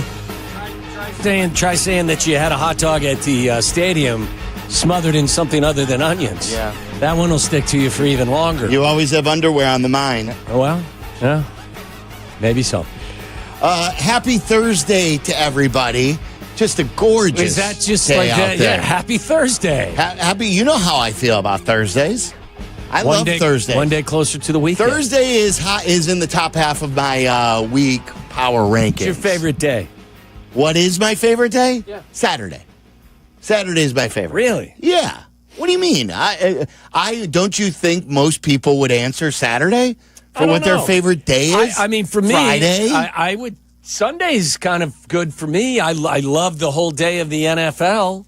Oh yeah, for sure. The problem is the next day you have to work. Yeah, I know. So, you could go Sunday fun day. I know. We got to wake up at 4 a.m. and put on our construction outfits and go dig ditches, right? Yeah, I like Thursday because it's always the start of my drinking week. I think it's. Are you drinking more than normal these days? No, actually a little less than normal. But how many drinks a week are you having? 6 to 8. You being honest with it yourself? Yeah. What do you mean? Why would I lie? I don't know. Maybe you didn't want to throw it out there that you were having 14 drinks a week. No. I was that Lemonhead Waddle? I'm not It's you. outstanding. Why do you got to point a finger at me? This was about you. No, but I know how you used to drink every night of the week. I don't do that anymore. I'm a Thursday, Saturday guy, unless I bypass Thursday, then I'll go Friday, Saturday. But usually now on these Saturdays when we got to work on Sunday, I try not to partake, especially with the early morning wake up call. Now we got a later day on Sunday, 3:25 kick. Yeah. What about in Vegas? Are you going to be tucked into bed early the Saturday night before the Sunday game? Oh, well, early for Vegas, relatively speaking, yes. I will. What is early for Vegas for guys of our age? I think, for our age, I'm not sure about for our age. I would think midnight on a Saturday night in Vegas is very early, relatively speaking. But there's no chance I reach it past into Sunday. I'm not going starting Saturday and then going into Sunday. So when the clock strikes 12:01, you will be secure in your hotel room. It will be pretty close. I'm not going to have a hard and fast rule. I did get an approval though today.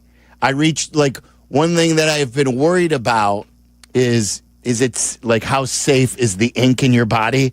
Is that a silly No, I think question? I think that's a valid question. So I reached out to my oncologist, especially as someone who has had a blood cancer, like that I'm worried about putting, like I'm very worried these days about putting anything different in my body. So I texted him today. Said, "Hey doc, can I get this giant dragon tattoo all over my back?" In so many words, I said, I'm thinking about getting a tattoo. Is there anything medically I should worry about? And he says, as long as it's not a Bears tattoo, you are good to go. He did not say that. He right here. Really? He's a Bengals fan. Oh, all right. I asked him if he wants, from Cincinnati? if he's going to Cincy.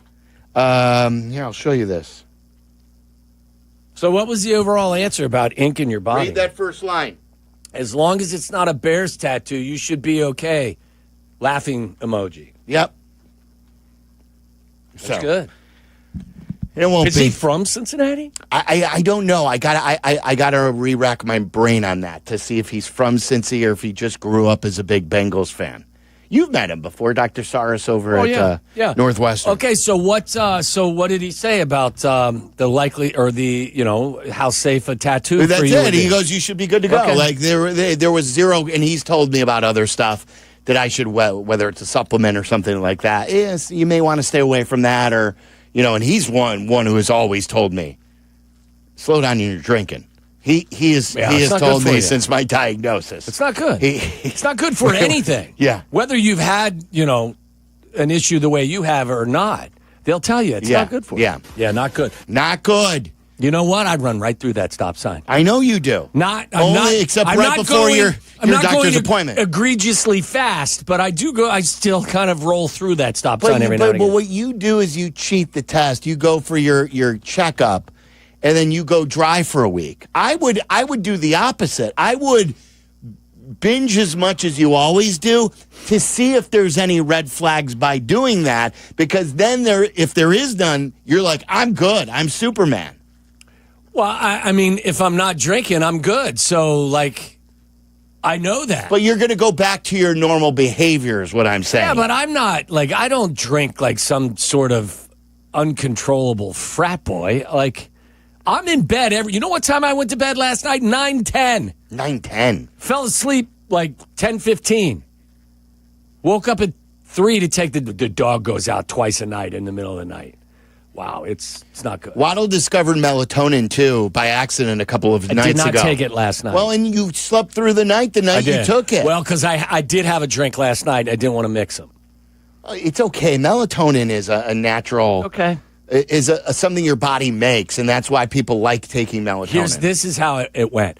I got into bed, and I said, you know what, can I take a melatonin? And I reached over for the melatonin bottle, and I would have had to reach even further and maybe gotten out of bed to turn on the light to actually read the bottle to see whether or not there was any drug interaction with alcohol. And I just said, forget it. I won't take it tonight because I didn't want to get out of bed. Didn't sleep as well, did you? No, I slept through the night, other than the dog waking me up at 3 to take her out. All right. So tonight, speaking of Thursday nights and going out and getting some drinks, Bud Light is sending me tonight to Rizzo's Bar and Inn, I believe is the proper name. It's in Wrigleyville. It's on Clark Street. Tonight, we will be qualifying another fan to go on that Cincinnati trip with us. The only way you can go on this trip with us is by winning. You qualify to win on this show. We'll do another qualifier today. And then tonight we'll do a football toss contest. I guess we've got like a Pop-A-Shot type game where we keep score and everything like that. And the person who has the highest total of the football tossing game, I love it, will qualify. They'll also win a $50 gift card to Fanatics right on the spot. You should compete against them. Oh, happily. Yeah. Happily. I was you would have been proud, during the summer when we were giving away the golf outing things, grip it and sip it. Yeah. I did an outing up north. I think it was at Emails, and there was the putting green. I knocked out my putt first try both times. Yeah, nice. People were impressed, and you know me, I don't golf. No, you don't. But you've got a great golf swing. Not really. Yeah, no, you do have a good golf or swing. someone who may not golf. No, you've got a good Yeah, golf you got a swing. good golf swing. I saw you at the golf event, I think it was 2 years ago, and I was like, that's a good lefty swing right there. Yeah. I've always told you I'd like to get back in there. One You day. will one when the day. kids get interested. Yes. If my kids tomorrow said, Dad, I want to go out and learn how to play golf, You'll go. I would go with them. Yeah. It's a good time to spend more time with them. So what if they say, Dad, tonight I want to go with you to this bar, Rizzo's, and try to qualify for the trip to Cincinnati? Well, I think they've got lessons, but I'd love for them to join me. I don't think it's it's a restaurant too, so I think they're allowed to go. I'm not sure. I'm not sure what the rules are. Go get their drinks on. I told you they know how to order my drink. Did I tell you that on the air? Yes, you did. Yeah. All right, so we're getting ready for Thursday night football tonight. Bills and Dolphins. Yeah, I know you said that. I still think it's an intriguing game because you get to watch Josh Allen play. I know, I did, but the Dolphins should not provide much resistance. But aren't they playing for their lives? Basically, the coaching staff and I know, but the coaching staff doesn't run 14-yard in routes. That's up to some of the guys that don't. So seem like you they're think inclined to you do think it. this is going to be a blowout? You think the Bills Don't will listen cover to the me number? because I'm Mr. Fade whatever I say with regard to it. It just doesn't seem to me. Obviously, it's a division game, but does it seem like it's a game that should be close to you? Unless the Bills exhale a little bit, the game's in Buffalo. Right. Short turnaround. Yeah. Maybe they exhale after the first 2 weeks of the season. Do you know what the number on the game is? 12.5. Okay, it says 11.5 here, but will they be part of your live five? I or was whatever it's called? thinking about it for the cover 5. Is that what you were Cover 5, trying to think of? Yeah. It's too many points. It's too much could go wrong there. I mean, like you're banking on them winning by 20 if you pick them. Did you watch the Bears game last week? I did, yeah. And then that brings us to the Bears, and Dennis Allen spoke today, and we'll play you some of the stuff. Waddle and I both have the Bears winning.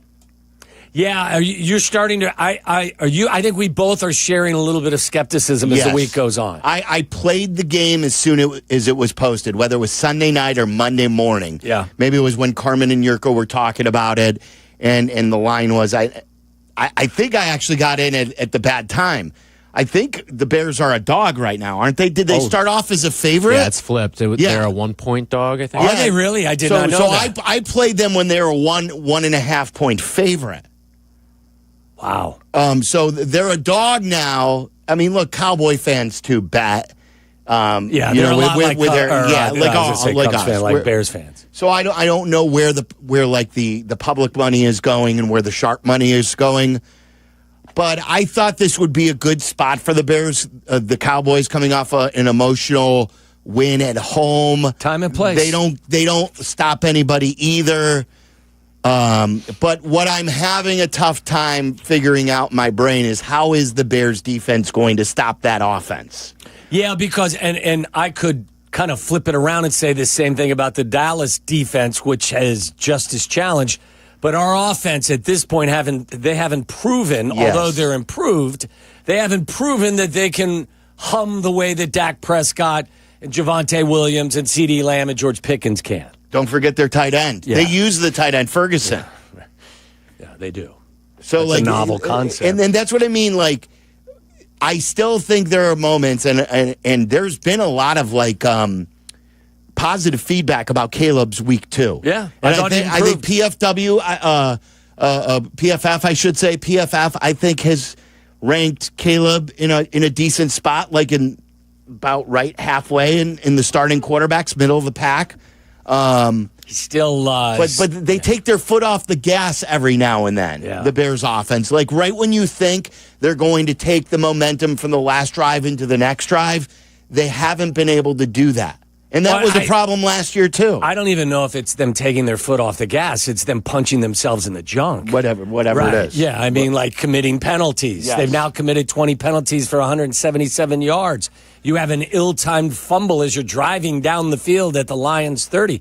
Can't have that. You have 3rd and 1 and you sneak and you're stopped, and you have 4th and 1 and you sneak and you're stopped, and you're on your own 35 turning the ball over. You can't have that. So Yeah, I mean, look, this is going to be a challenge for this Bears defense. I don't know how they're going to stop them either. That, to me, is the biggest story. We could sit and talk to Caleb until we're all blue in the face and lacking oxygen. But this defense, to me, is the biggest issue they have now. Long term, getting Caleb to where you want him to be is the biggest overall issue with the team. But the here and the now, and as you focus for an opponent on a week-to-week basis until they prove otherwise, this defense is a problem. I played the over in a lot of different categories. I made a parlay with over Caleb yards and over Dak Prescott yards. What are the totals there? And I may have adjusted like Dak just a tad low, or maybe Caleb just a tad lower.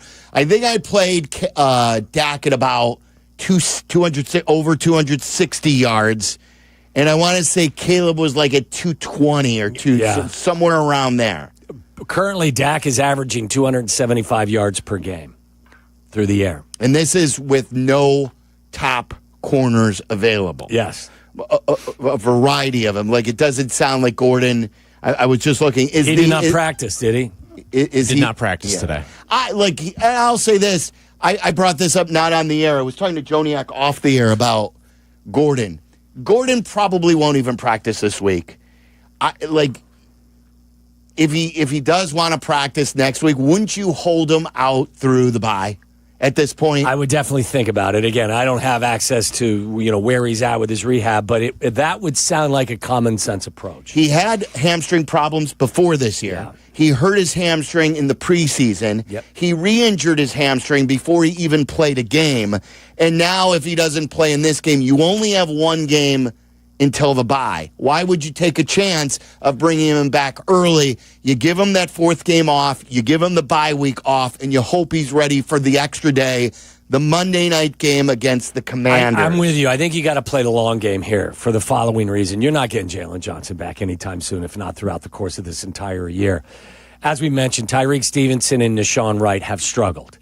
I believe, I don't know if you saw this, both of them gave up a perfect quarterback rating when they were targeted. I did read that. Yeah, I read that too. And that doesn't surprise me because if you watch how the game played on your couch and then watch the film a couple of times, you can see where it just... That was one of the biggest issues, and this is why kind of as the week goes on, I'm feeling less and less confident about my pick. I don't think the Lions were even breathing heavy when they racked up 511 yards and 52 points. Like, there were moments where, Jared Goff wasn't even breathed on, much less taken down. There was so much space in the running game, and our cornerbacks were so far away from some of these receivers when the ball was completed. It wasn't even competitive in some ways. It was like a 7-on-7 yes. drill, where you're going through against another team in training camp, 7-on-7. You know the quarterback could stand there, not worry about getting hit. You know the coverage guys aren't capable of covering for a long period. It's the worst.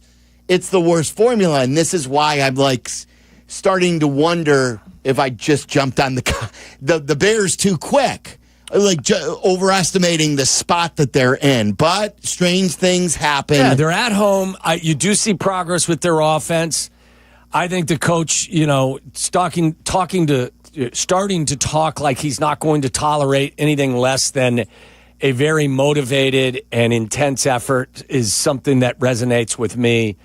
I don't think that, they're going to take a huge leap forward, but I think Carm said it at the beginning of the week. You certainly said it at the beginning of the week as well. This is a much easier spot for them coming off of that loss to Detroit. And as bad as they were, I shudder to think that they could give up another 50-burger, but I guess anything's possible. If they do what they did in 2014, the same exact way, where they give up back-to-back 50 burgers, they're not giving up. Come on. 50? You wouldn't think so, but again, you watch CD Lamb every Sunday, fantastic, don't you? Yeah. You watch Dak, don't you? You watch, George Pickens. You watch Ferguson, their tight end. Their issue, too, is up front. I believe they're playing a backup center, and their offensive line, is not the strength of their team, and neither is their defense. So, listen, somebody asked me this morning, how do you beat the Cowboys? And I said, this is going to be the dumbest answer you're ever going to hear from anybody. You score more points than them. And I said, let me just kind of build on that. Obviously, you have to score more points, but the only way you're going to win this game is in a shootout. You're not going to win 17-16 because you can't hold this team, I don't think, to 16 points. You're going to have to score 30. Are you talking about in the half? Right. Well, First 60 quarter. points where? Well, that's my point, Yeah. is that you're not going to win a close, low-scoring game. The only way you're going to win now, based on the issues you have on defense, is by winning a shootout. So that's how I see it unfolding. I can see a Bears win. And partially it's hope as well. When you see some progress from the quarterback and you see some of the progress from Rome and you see some of the things they're capable of doing, my hope is that the offense, as I said yesterday, looks at the group and go, guys, you know what? We're struggling right now. We got this. And maybe this is one of those early season signature games for them. I get it. I'm hoping. At this point, I'm grasping.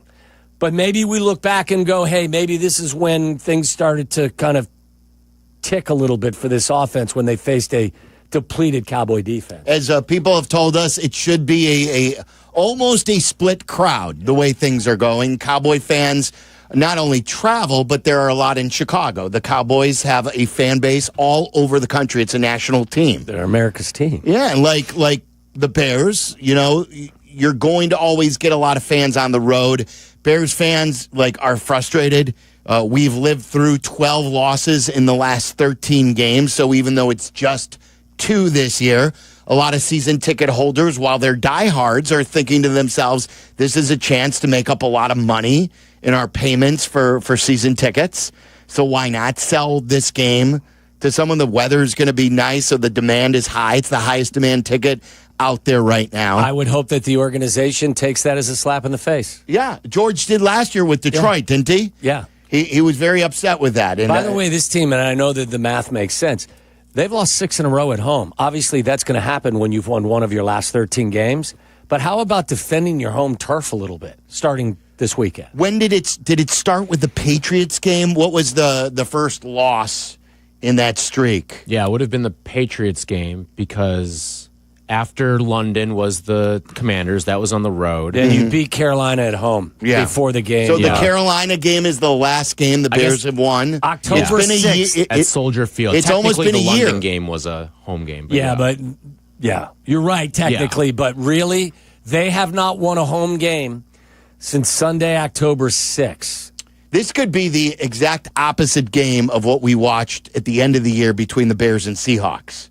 That was as boring of a game as I've ever sat through. Hideous. At Soldier Field, the 6-3 final. I wonder if that's the lowest scoring game in NFL in recent years. Has there been another game over the course of the last several years that was a 6-3 final?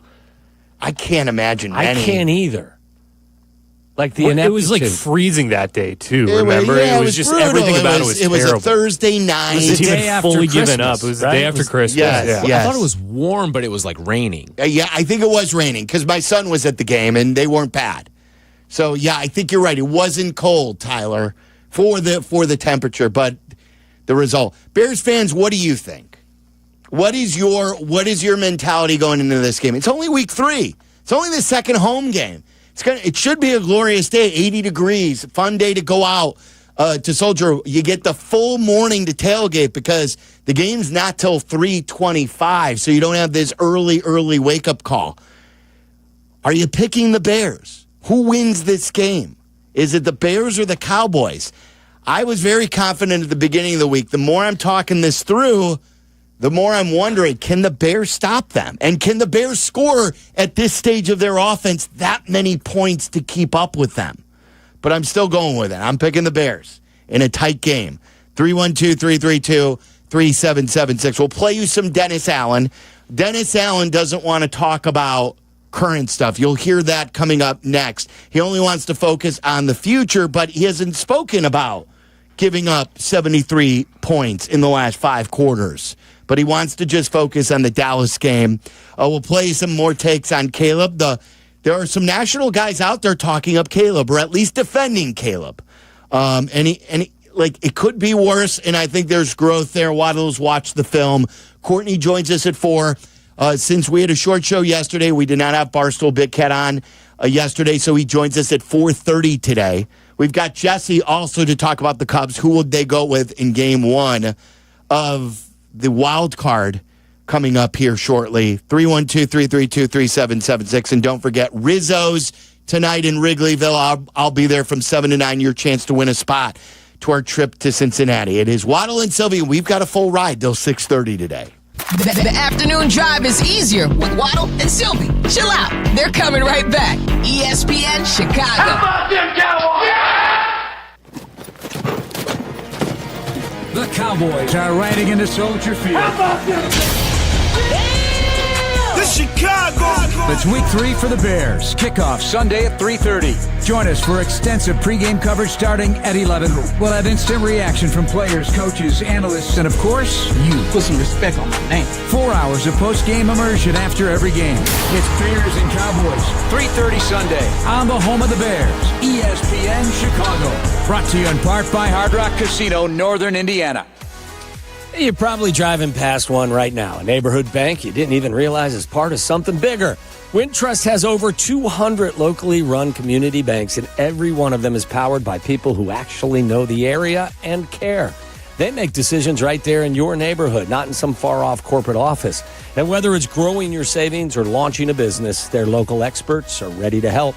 Because communities are not one size fits all, your bank shouldn't be either. And when strong communities connect, big things happen. Find your local Wintrust Community Bank and experience banking as it should be at wintrust.com. Wintrust, different approach, better results. Member FDIC, equal housing lender. There's crash bang. And then there's... Of course, the first one is our great defense. The other means someone is hurt. I'm Lisa Longo. And I'm Jim Morisi of the Chicago personal injury firm of Morisi, Longo, and Associates. We're here for you when an injury happens. Having us in your corner is a smart move. Visit us at MorisiLongo.com. MorisiLongo.com. We're here when you need us. Do you ever scream at your screen when your 5G internet freezes? It's the worst. So why not switch to Astound? Wi-Fi that just works.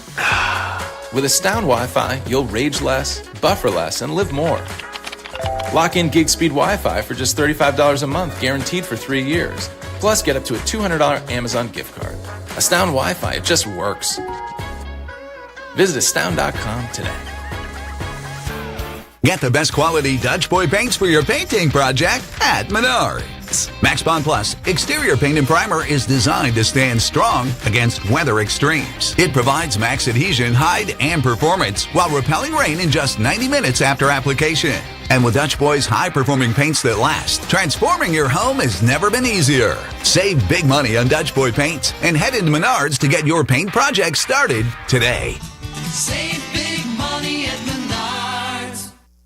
Hey, it's Joe Aurelio, and it's time for Aurelio's Pizza, Chicagoland's oldest pizza chain since 1959. Indulge in our crispy thin crust, signature sauce, and 100% real mozzarella. Visit Aurelio'sPizza.com for the location nearest you. Aurelio's Pizza, it's a sauce.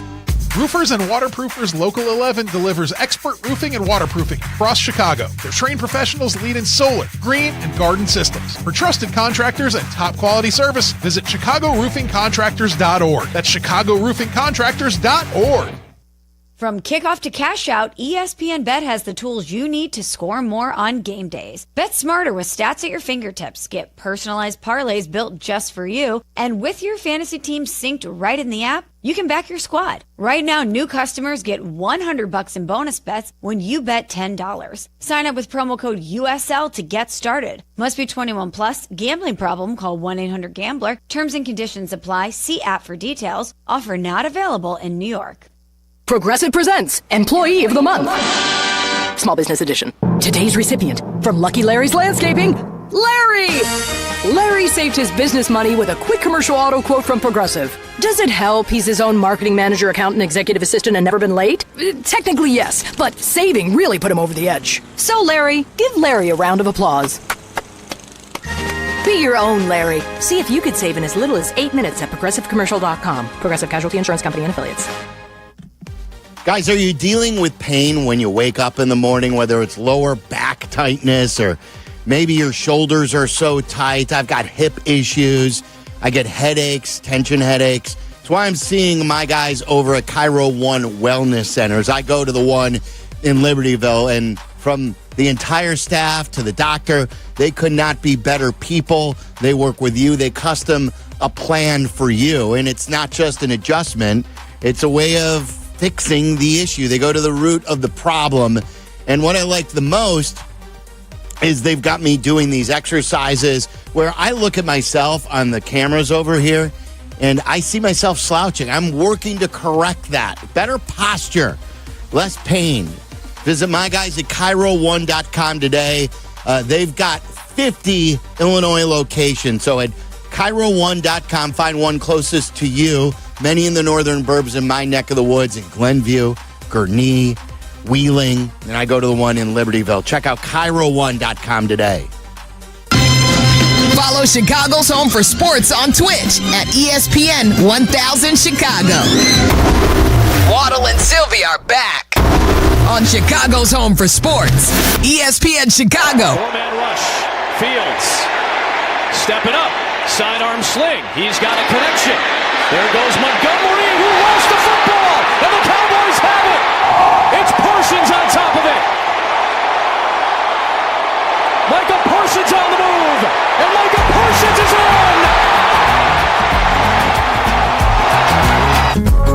in. You remember that game at all?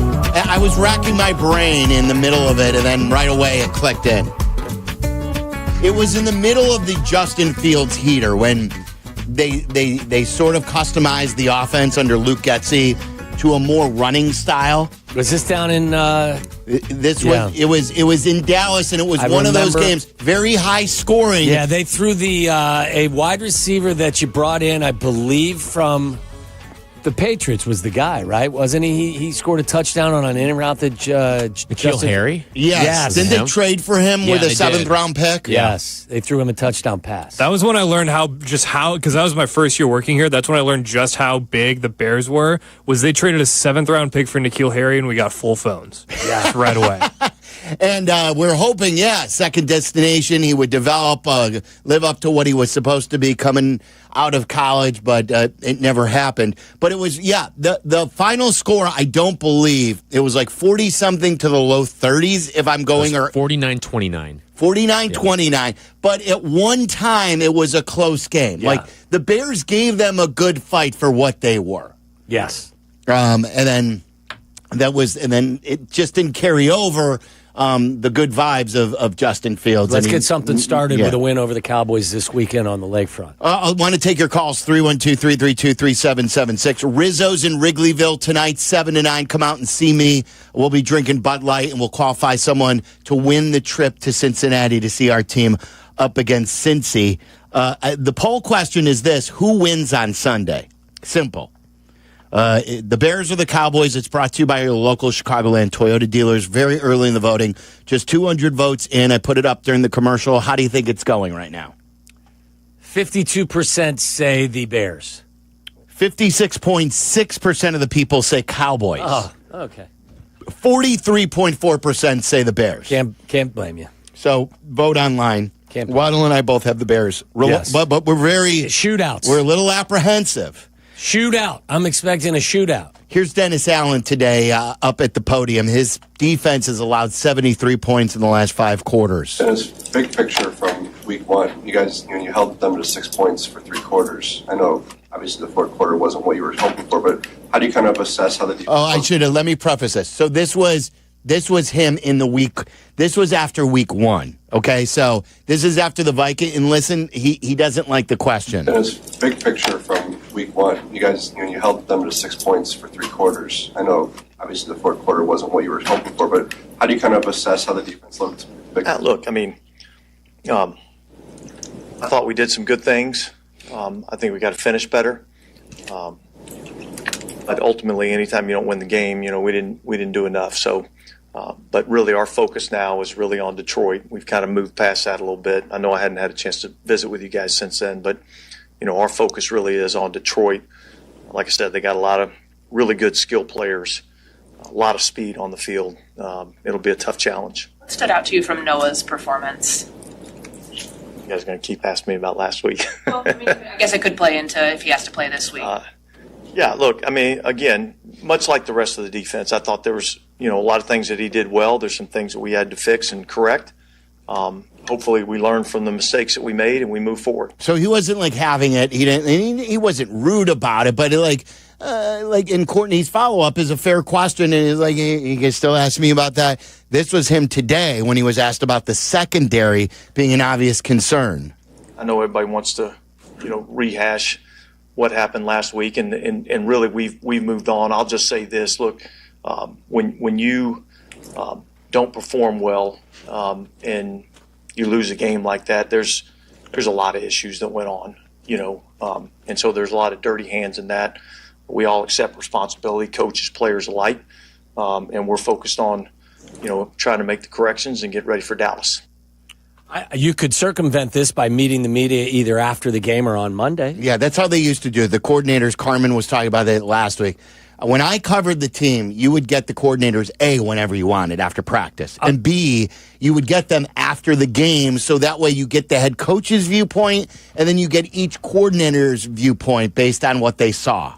Let me just suppose something, okay? Let's say it was the other way around. Let's say that the Bears, shut down the Vikings to end that game, and then the following week they put it on the Lions, and the Lions scored 15 points and gained 300 yards instead of 511 and 52. My guess is the defensive coordinator would be happy to revisit the win and talk about some of the really good plays that were made by some of the players. Maybe sometimes they're always like, look, you never want to get too high, too low. We're not going to sing the praises of last week. We're on to Dallas. Okay, that's fine. But my guess is that you'd be more willing to talk about last week if the results were better. This is, okay, if this is the game that they want to play, then I think you have to load them up with Tyreek Stevens gave up a perfect quarterback rating last week. What can Tyreek do this week against Dak Prescott and CeeDee Lamb and George Pickens? To not give up a perfect passer rating. To not give up a perfect passer rating in this game. Well done, yes. And I like Dennis Allen. I'm not trying to be a jerk to him. And I think he's very accomplished, but maybe I'm raging against just the policies of the NFL right now where we have a different mentality because they're losing. Like you said, if Dennis Allen was more willing to talk about it, or even if he wasn't, we wouldn't care because they're winning. But part of my questioning would be, hey, you guys have played really well on the defensive side of the ball. You had some guys out, but yet the secondary is really, playing very well. What can you attribute that to? That's a reference to what has happened, and it's a preview of what's going on. I mean, that's... Yeah, Dennis, how do you not give up 73 points in the next 5 quarters of football? I'm on to the next.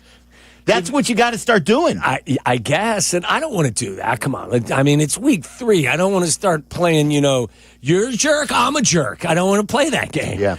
Gunther in Maryville, you're on ESPN 1000. What's up, Gunther? Hey, gentlemen. How you doing? We're great. You're talking about selling the tickets. I sold mine, and they sold about in 20 minutes. I put them up for sale on the ticket exchange the other night. The only reason I'm selling them this time, because I was looking forward to the game. I had a tailgate menu planned out and everything, but I've got to have hip replacement surgery next week, and I just couldn't. Yeah, I know. It's starting to act up really bad, so I didn't think I could handle the walking. So I decided to sell the tickets, and I'll make the shotgun shells at home. There you go. All right. Best of luck with the surgery, Gunther. Thanks. There you go.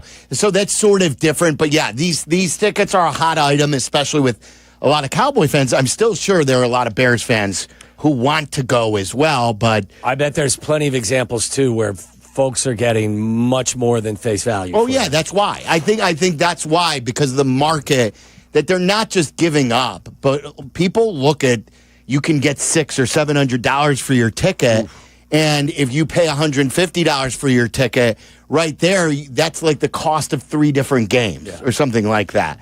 Let's Talk About It is brought to you by BetterHelp. Mental health is health, guys. Visit BetterHelp.com/timeout today for 10% off your first month of therapy. So, do the Bears have a shot to win this game? How do you feel about this game?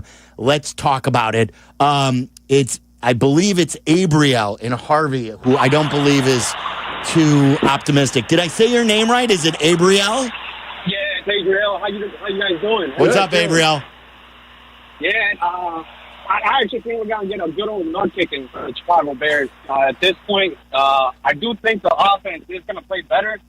But the silver lining, other than that, I think we're going to lose on Cairo Santos' pick. That's how I'm feeling about now. Oh, boy. Yeah, I don't know. I got good vibes for the offense, but other than that, I don't know, guys. I don't know what to expect from the team anymore. I think our first win comes in Vegas against the Raiders. Listen, that Vegas team plays hard and they're well coached. So, I think that's going to be a little more competitive than I think people thought when the season kicked off. You know, you look at Vegas. Pete Carroll can coach his ass off, and he's got a group that talk about intensity. Watch their defense. They may not be the world's greatest defense, but they fly to the ball and they play hard. They play with some energy. If I'm ranking things I don't want the Bears to lose because of, number one is the quarterback. I want the quarterback to take another step. Number two is because of a Cairo Santos missed kick. And the reason for it is because we've got Tyler Aki's favorite NFL player on the other team in the Cowboys who can kick it from 70. And if Cairo Santos misses a kick to win or to tie, he will be, we won't be able to deal with Tyler for the entire week. I can't be 0-3 and having kicker debates then. When the whole world is falling apart in Bears land, and yet we're talking about a kicker. Aubrey lines up for a 73-yarder to win this one. It's in the air, and it's into the net. That would have been good from 85. Yeah. Cowboys win 37-34. When he kicks one from the far side of the C logo, I'm looking forward to that. It all sucks. Oh, no, you're not. Stop it. You're looking forward to the opposing kicker banging one in from 69? Pretty cool. Nice. I'm looking forward to somehow a high-scoring win so we could go to Vegas to get to the bye at 2-2. And all hell isn't breaking loose. Bob in Arlington Heights, you're on ESPN 1000. What's up, Bobby? Hey, Waddle, you're the best. I just want to say I own a bar, and the fans are so disillusioned this year that it's another rebuild year. And is Caleb going to make it or not make it, and blah, blah, blah. The Bears just don't have any direction better this year than they did last. I'm so impressed with Brown. I'm hoping that he can do something, but half my customers walked out before the game was over. They just said, screw the Bears. They're not going to go anywhere. And it's just fan sentiment. They're tired of this crap. Well, what kind of specials do you have to keep the fans in there this week, Bob? Are you adjusting on the fly? Naked women. All right, there you go, Bob. There you go, Bob. But, ask a question, get an answer. The trouble is they're 60. Oh, yeah, baby. Well, there's a market for everything, Bob. That's what they tell me. Yeah, I mean, That's come on. what they tell me. You want to plug for the bar? You want to give a plug? No, that's okay. I don't need to. All right, that's Bob's good over there. Yeah. Bob's good in Barland. They might have plenty of those there. I don't know. Plenty of what? Plenty of plugs, Waddle. Oh, okay. Well, don't even. I have nowhere to go after that. I just don't. Let's see. Let me take one more before the break. Let's go to Alfonso in Orland. You're on ESPN 1000. What's up, Alfonso? Hey, what up, guys? So, this was probably the most excited I was coming into a season. Bought me new Bears gear, even added the NFL Red Zone to my cable package. Got birthday tickets to go to opening day. And after 2 freaking games, it feels like here we go again. In my heart, always going to bet the Bears. But the head is starting to tell me that, you know what, this is the same old, same old. This team is broken. No one expected the offense to come out, gangbusters. But I don't think anyone expected the defense to struggle, our special teams to struggle. And then I know it's only 2 games, and I get it. Ben Johnson is a rookie head coach. But is anyone else thinking, my God, we got this one wrong too, after seeing the Chargers and Jim Harbaugh? What do you think of Jim Harbaugh? What would he look like on the sidelines? Because I guarantee you, we wouldn't be talking about the Bears not getting it their all in practice and then showing up to a game almost business as usual. I mean, that was the reason why we brought Ben Johnson over. So I get it. He's a rookie head coach, but I feel like here we go again. So just want to get your thoughts. It's interesting, Alfonso. I think that was the one thing that resonated most with me coming out of this week so far, is that I think there was probably an understanding that this may be a little more difficult than maybe they'd hoped. But I don't believe that they thought they were going to see some of the stuff that they did see on film. And I think you heard the coach basically have a mid-season football kind of stroke, so to speak. You don't think that he had in his mind that he was walking into how he was in Detroit, where that was a systemic issue that they hadn't won in years, way worse than the Bears at that point. But the Bears are no walk in the park with their history. Don't you think that he knew that it was a long uphill climb in Detroit? And even though he was saying we can win now, he's just trying to set the mentality? Yes, but when you go through 3 straight seasons of what he went through as their offensive coordinator, and not just their production, but how they do it. Like put on the film and watch how these guys grind. But he knew how long it took to get there. Yes, but again, the recency of being in an environment where it's all the way you want it. I'm sure he knew it wasn't going to be a walk in the park. I'm just saying to you, it feels, based on how he has talked and looked at the podium the last several days, that this may have been even a greater shock than he could have thought about. And then when he looks at that game, that film 2 or 3 times, and he sees his former team playing with the intensity that they play with, and then he compares it to his existing team, I think his patience, that starting to wear thinner than maybe he anticipated it being. And he's a red ass. Listen, and again, think about how you lost. Not that you're 0-2. Two worst ways. You choked and you got blown out. Yes. It's like 2 slices right there that hurt you both ways. Really quick on the Jim Harbaugh part. Here's where I think, and I'm not out on Ben Johnson at all. Nor am I. We were both pro Jim Harbaugh. Yes, we were. And here's where I think he would have had the greatest impact. And it's why they probably were uncomfortable with bringing him in, because they knew their jobs were in jeopardy. But when Eberflus wants Tremaine Edmonds as his go-to player, it's an off-ball linebacker. And when Ben Johnson comes in and he wants the tight end with the 10th overall pick, it's a tight end when you already have signed a tight end. Jim Harbaugh would have said, no, we are building the offensive line. No, we are building the defensive line. This is how football is won up front, no matter if you're playing the 80s and the 90s, the 2000s, this stands the test of time. You must be stronger at the line of scrimmage. And it's an area where Ryan Poles has catered to his coaches, and I believe it's gotten him into hot water. And now it's a bad reflection on him. And I think Harbaugh would not have stood for that if he came aboard the Bears, that they would have drastically changed both lines of scrimmage. You remember the first pick of his tenure out there was Joe Alt at number 5. Yeah, sure. All right, so 312-332-3776 is our phone number. Jaquan Brisker retweeted something. Do you have an issue with this or not? It was about how he's being used in the defense. I was talking to Kap and Shay earlier today because they had a debate, and they were filling me in. I'll tell you how we feel coming up next. This is Waddle and Sylvie on ESPN Chicago, Chicago's home for sports. Bears Weekly. Host Jeff Joniak and Tom Thayer take you inside with the latest on your team. The latest news and the best interviews. Bears Weekly, tonight at 6:30 on ESPN Chicago and the ESPN Chicago app. This is an ad by BetterHelp. Guys, we turn to some funny places for support, but not everyone is a therapist. Not everyone is the one. Find your right match with BetterHelp. Hey guys, it's Sylvie. As the largest online therapy provider in the world, BetterHelp can provide access to mental health professionals with a diverse variety of expertise. Find the one with BetterHelp. Our listeners get 10% off their first month at BetterHelp.com/timeout. That's BetterHelp, HELP.com/timeout. Every season brings change. One year it's rookie making headlines, and next year it's a whole new coaching staff. We know that. Even the rules of the game keep evolving. But here's the one thing you don't want to see change, and that is changes on your internet bill. And with Xfinity's 5-year price guarantee, you don't have to worry about that. One price, 5 years guaranteed. That means while football keeps shifting and life does as well, your internet price is going to stay locked. No surprises, no hikes, just a reliable price for a reliable connection.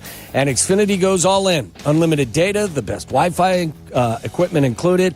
It's like signing your young quarterback to a 5-year deal. You know what he's got, you know it's reliable, and you know it's going to perform on game day.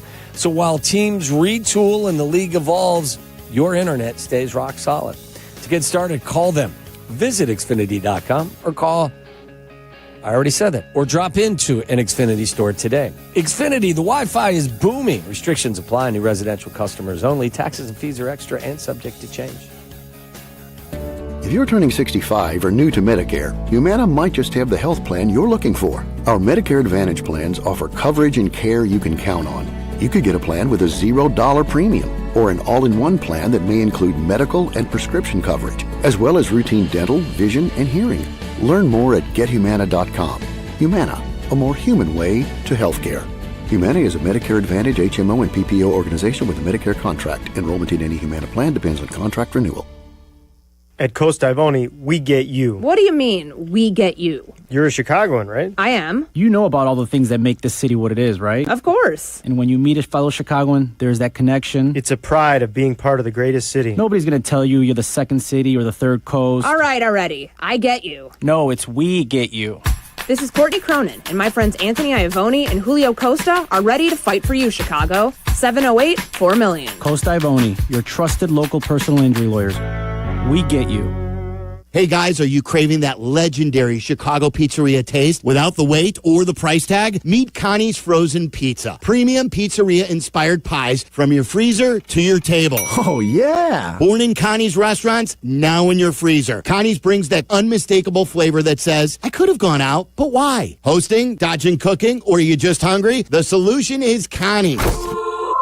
Find Connie's Frozen Pizza in your local freezer aisle. Connie's Frozen Pizza. Authentic Chicago taste without the pizzeria prices. Hey friends, I'm Tom Waddle and I drive a Hawk. Find your next car at hawkauto.com. Choose from 12 Hawk Auto locations in Forest Park, St. Charles, Plainfield, Joliet, Carroll Stream, and now LaSalle, Peru. Shop thousands of vehicles from 13 big brands. Save with 0% financing or make no payments for 90 days. Plus save even more with our complimentary maintenance plan. Find your next car at hawkauto.com and drive what I drive. Drive a Hawk. HawkAuto.com. Financing and plan on select models with approved credit. Empower.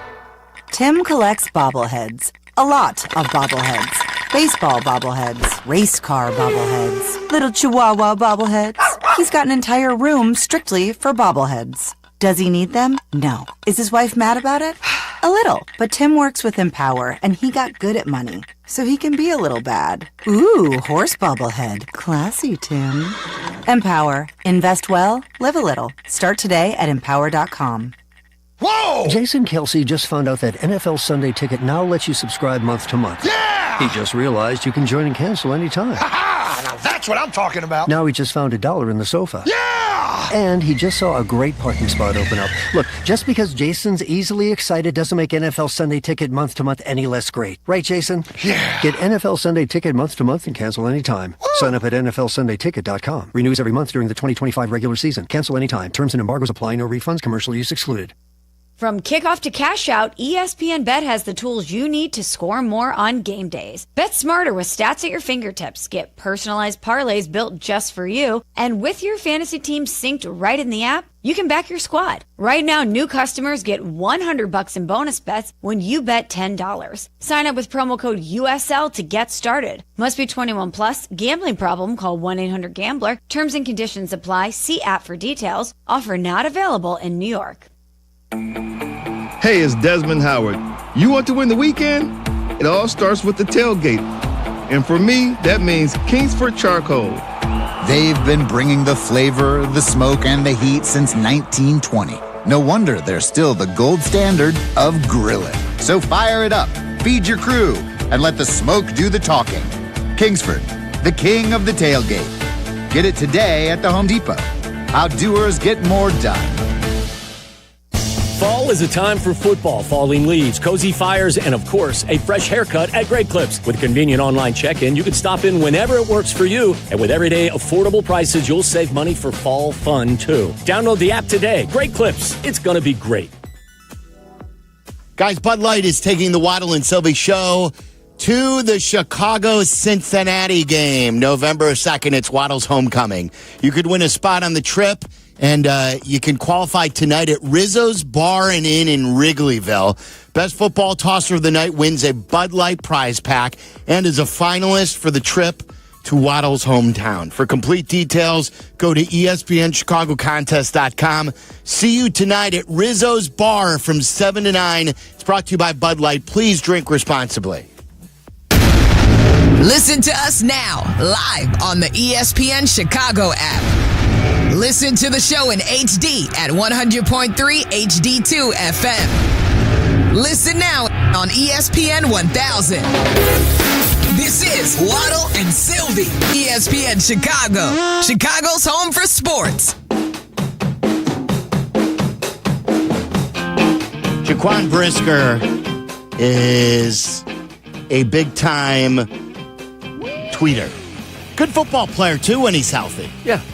But he likes to share his opinions. He likes, a lot of times, just judging by his feed. He's active on social media. Yeah, but he also likes sometimes to tweet something that you may not know the meaning about and keeps you guessing. What's a good word for that? Like cryptic. He's very cryptic. That's good. That's exactly the word I was looking for. You'd be good at $100,000 pyramid, isn't that the game? Like you got to guess quotes or topics based on one-word clues. That was really good, Tyler. Thank you. I don't. Did he delete his retweet? By the way, because of this, I wonder if the coaching staff talked to him. Because I'm looking at his feed right now and I don't see it. This was yesterday or maybe two nights ago, and it was going around. It was posted as of yesterday. We never got to it. Someone tweeted that DA Dennis Allen needs to take the. I forgot how he termed it, but basically... He was talking about getting aggressive and playing Brisker on the line of scrimmage and letting him go after quarterbacks, right? Is it the essence of it? Well, I forget if he used the term take the leash off or... Turn him loose. Yeah, turn him loose. DA needs to turn him loose, and he retweeted that. Look, I'm fine with Jaquan Brisker wanting to do more, wanting to help more. Have that conversation internally. But after 2 games with a new coaching staff... The last thing you want to start doing is this is a team full of young guys who have never won. Yes. Jaquan Brisker has never won here. So, what is he now all of a sudden sharing with the world that he thinks that he agrees with some fan who thinks that he's not being utilized right, that we're already questioning what you're putting it out there, that there's a perception that he's already questioning his role in this defense based on what's going on. Do your job like Bill Belichick would say. And if you want to talk about it with DA in his office, fine.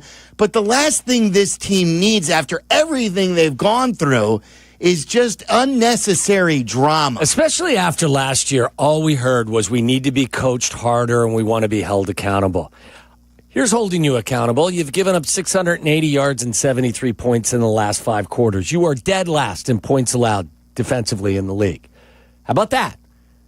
I don't believe playing him at the line of scrimmage and blitzing with him and leaving a decimated secondary to handle that crew of receivers and tight ends is actually maybe the right answer here. So I'm with you. You want to bark when you're a top 5 defense? Bark. But when you are dead last in points allowed, and this is a new defensive coordinator who, by the way, has a pretty damn good resume and been in this league for a while, I would think if you want to have a conversation, go to his office and talk to him. You're basically putting on your feed about questioning your coach that he's coached you for 2 games. Yeah. I mean, after your whole team, your whole team gave up 50. Again, is it the worst football crime on the field? No. Of course not. Is it a big deal? Not really, but it's just something that you just ask yourself, is it necessary? And it's just, when everybody's already raw, everybody's emotions and nerves are raw about a defense that really is a bigger issue now than the offense for sure in a large way, Like it doesn't project kind of the right vibe. Yeah, that's all I think. Like I'd like this culture to become a winning culture. I don't think winning cultures put their coach on blast after a 50. Like they get blown out like that, and they've been around for 2 games, and they're trying to clean this thing up. And you, by the way, have not won a thing. Not a thing. You're not, what's his name, who we used to have on from the Patriots, Rodney Harrison. Yeah. You know, when you become Rodney Harrison and you could go to the Pro Football Hall of Fame, maybe you have more of a say. And but maybe, until then, like, just like Belichick would say, do your job. Maybe, you know, if you have a thought or an idea or you want some advice on how you should handle something, maybe give Grady Jarrett a call. You know, he's been in the league for a long time. He's 32. Say, hey, Grady, I was thinking about doing this. And see what he says. Yeah, no more of this. All right, we'll ask Courtney about that. Well, Courtney has taken in the entire week. What does she think is going to happen against the Dallas Cowboys? 4 o'clock hour is going to be a power hour because we have Courtney and we have Barstool Big Cat as well. So a lot to get after in the 4 o'clock hour, a lot to get after tonight. I'm at Rizzo's in Wrigleyville from 7 to 9. Come out and see me tonight. You're listening to Waddle and Sylvie on ESPN 1000, Chicago's home for sports. Saturdays on ESPN Chicago. Join me, Peggy Kaczynski. And me, Dion Miller, for the cleverly named Peggy and Dion. Of course, we are always talking about the saga of Chicago sports. And occasionally, we may dive into other areas of interest.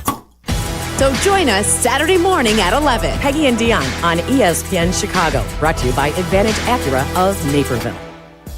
All right, Chicago sports fans, it's time to elevate your game with a tough as nails Toyota truck. I drive the Sequoia, and it is awesome. Find yours at Toyota.com or head to your local Chicagoland Toyota dealer. Maybe it's the Tacoma, a big-time playmaker, no matter what's in your game plan. Tundra's a tailgating MVP that works hard, plays even harder. And the 4Runner, a Hall of Famer when it comes to rugged roads. Whichever Toyota truck you choose, you're riding with a champion. So visit Toyota.com to learn more or check out your local Chicagoland Toyota dealer today. Toyota, let's go places.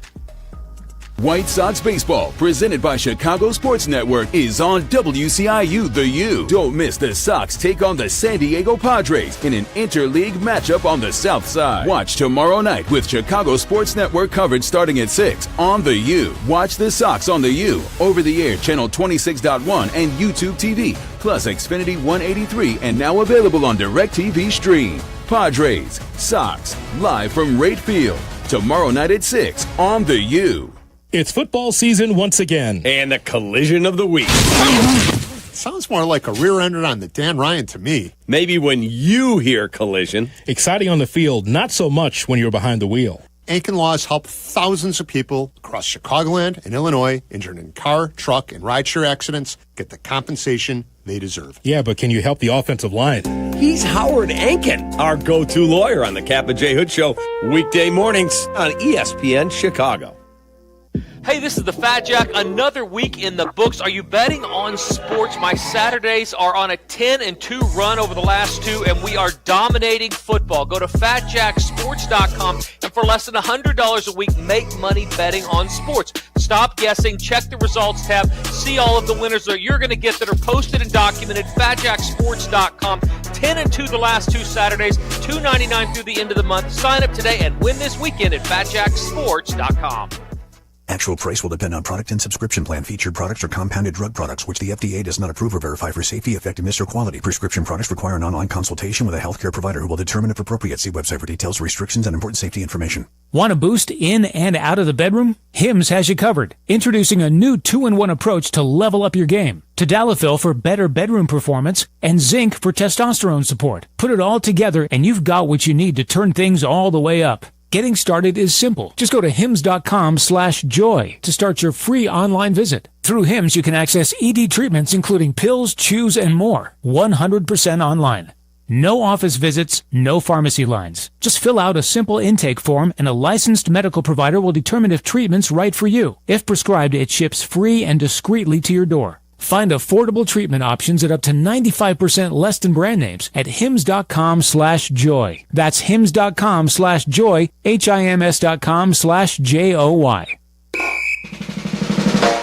You know me, I love a moment of certainty, and when it comes to your home, Jeff has the solution. That's right, Jeff, because in this market, you shouldn't take a chance selling your house with just anyone. No commissions, no lengthy showings, just a direct approach from a local, veteran-owned company. Since 2007, we've been buying houses quickly in Chicagoland. Get your easy as-is offer today. Move forward with confidence, just like winning the coin toss. Visit JeffBuysYourHouse.com.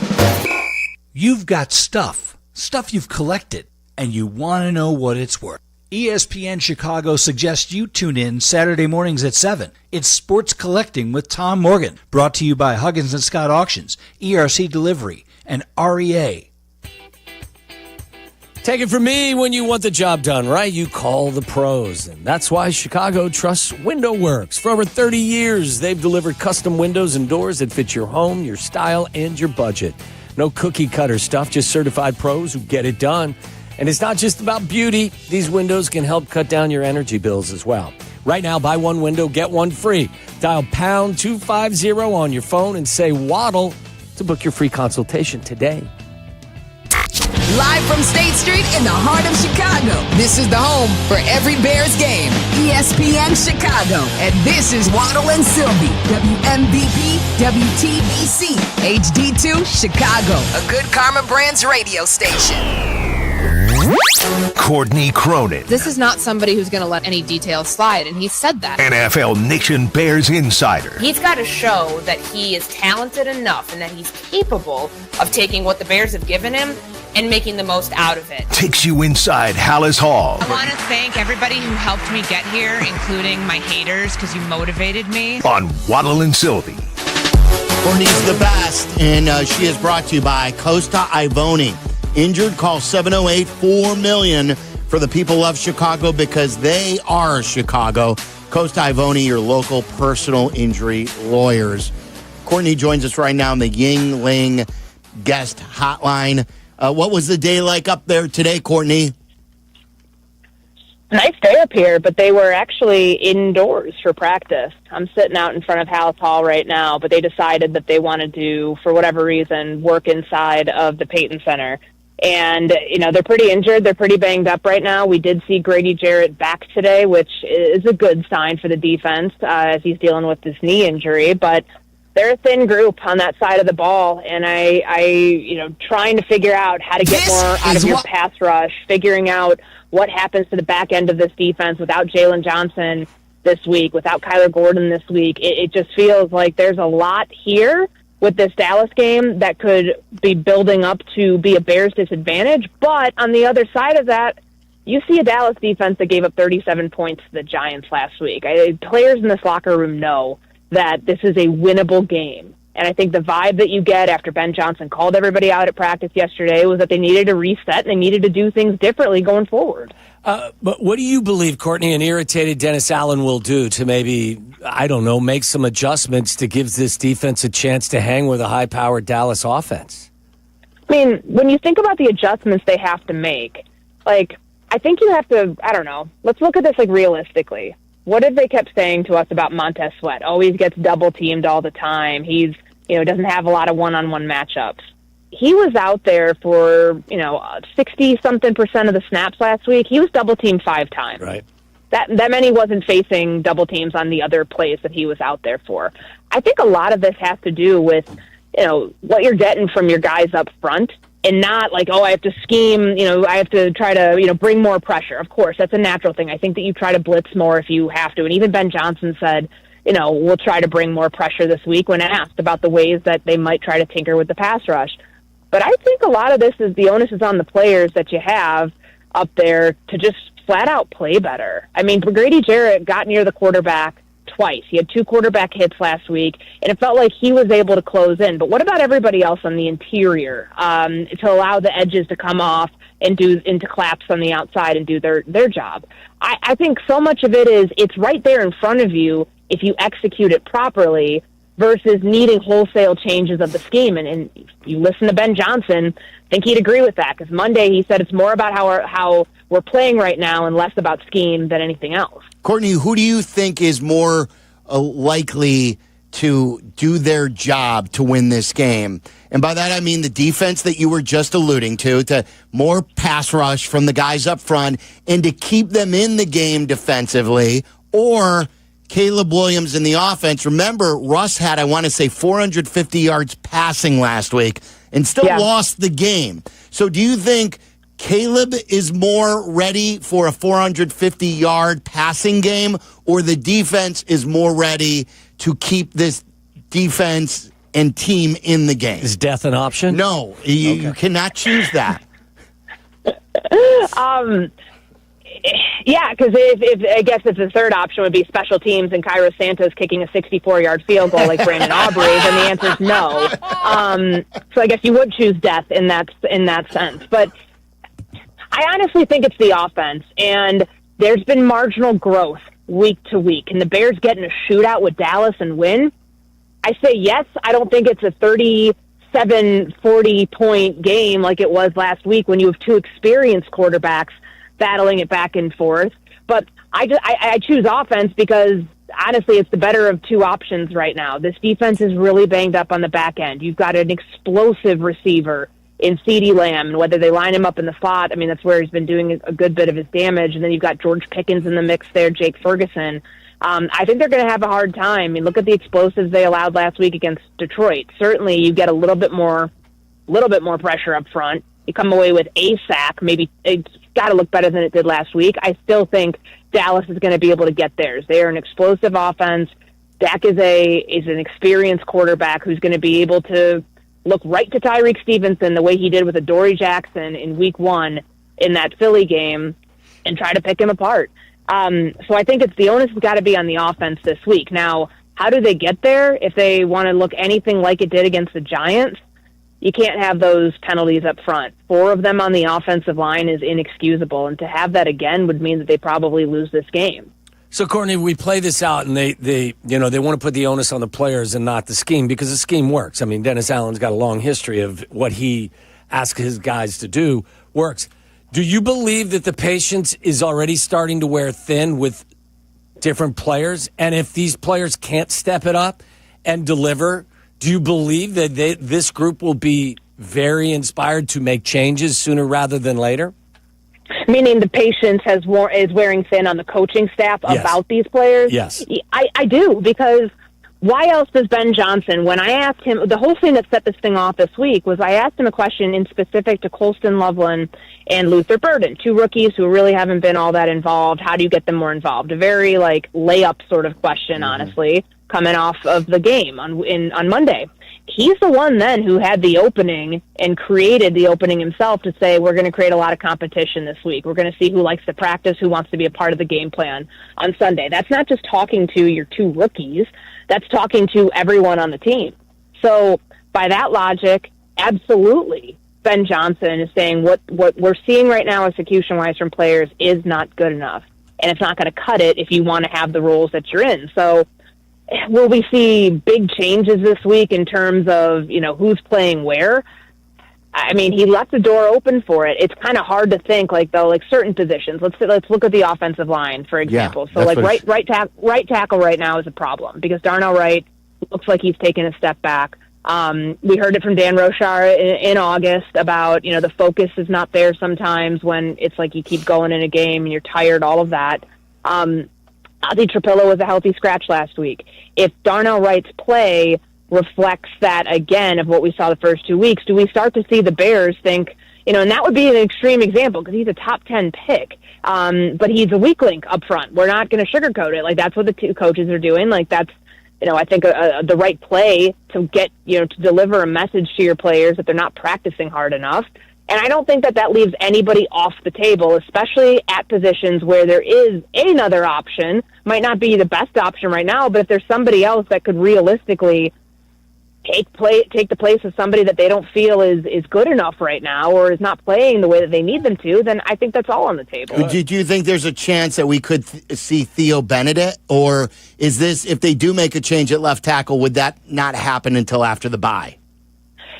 I think sample size-wise, 4 games is good enough to be we're closing the door on one thing if they decide that Braxton Jones, like if they're just fed up with that and said, we've done all we can. I mean, I thought they had a good game plan on the left side in week 1 when they brought the extra lineman in. They had Cole Kmet over there in max protection.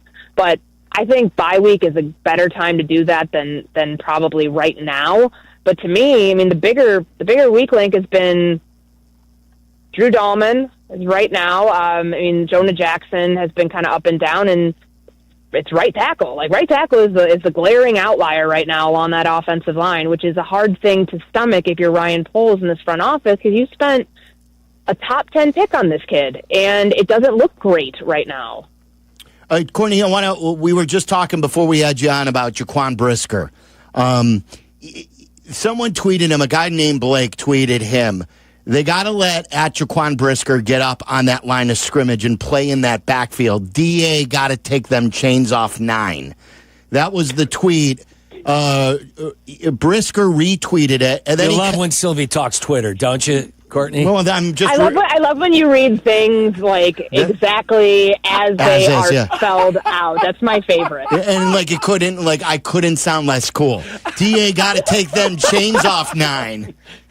You sing it, Sylvie. Sing it. 6'7", and then he then tweeted in response saying, "Facts, use me." But I believe since then he has deleted this sort of stuff. Like 2 games in, Courtney, I like Jaquan a lot, and I like the fact that he wants to help out. It's something that Pat, the designer, said. He wrote underneath that we complain about a guy who wants to help the defense more.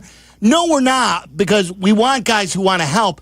But it is a bad teammate. It's not being good to expose your coaches like that and start saying 2 games into their tenure, I'm being used wrong. I don't think that's a good look for a team that had a lot of locker room lawyers last year with Eberflus. That's why it was deleted. Somebody clearly got to him and said, hey, man, this is not a good look, just like some of the other tweets that came out last year. Remember the one about, what did he say, like, I'm free or something after the day that Flus was fired? Right. Or, like, can't wait to be back on the grass. Like, he's somebody who is an incredibly emotional player who plays with his heart on his sleeve, and you give him credit for that because he leaves it all out there.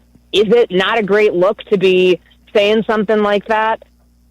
Yeah, it's not. And I know that the emotions of getting your butt kicked after in a 52 game where you gave up 52 points, everybody's running hot after that. And I know that, he's been in this league for 4 years. He's somebody who had the game taken away from him for, a big portion of last season and his missed time before that. I think so much of that factors into, hey, I'm out here, I'm finally healthy, I want to contribute, I want to be playing up at the box, I want to be used in different blitz packages. I want to help. I want to help because I see that what we're doing right now ain't working. And I don't think you can fault a player for pointing that out, but doing it so publicly, these guys know the power of their voices. They know the second that they put something out there, that it's going to spread like wildfire. And don't think for a second that they don't see what's coming their way. DJ Moore talked about it today that, he's like, I'm tired of people adding me. Do you know what that means, Sylvie? When you at somebody, right? When you tweet and then you at them. Yes, like you make it clear that you're like directing a message at them. I just want to make sure that you were aware of that, considering what it sounded like when you. You're not talking to Kap. I mean, come on now. No, I mean, Kap would probably get that too, but given your phonetic reading of that tweet, I just want to make sure we were all on the same page. You know what, Courtney? Here. You know what would be great? If Kap and Sylvie sat down for a half hour and read other people's tweets in the manner in which they were That's right. They were written. Honestly, bring back that mean tweets bit that they did on whatever show that was and have be like Kap and Sylvie read tweets. Yes. I think that would blow up like wildfire. Yeah, we read the cool tweets. Yeah. But, I say all that to say these players have a very powerful voice and a very powerful way to use it.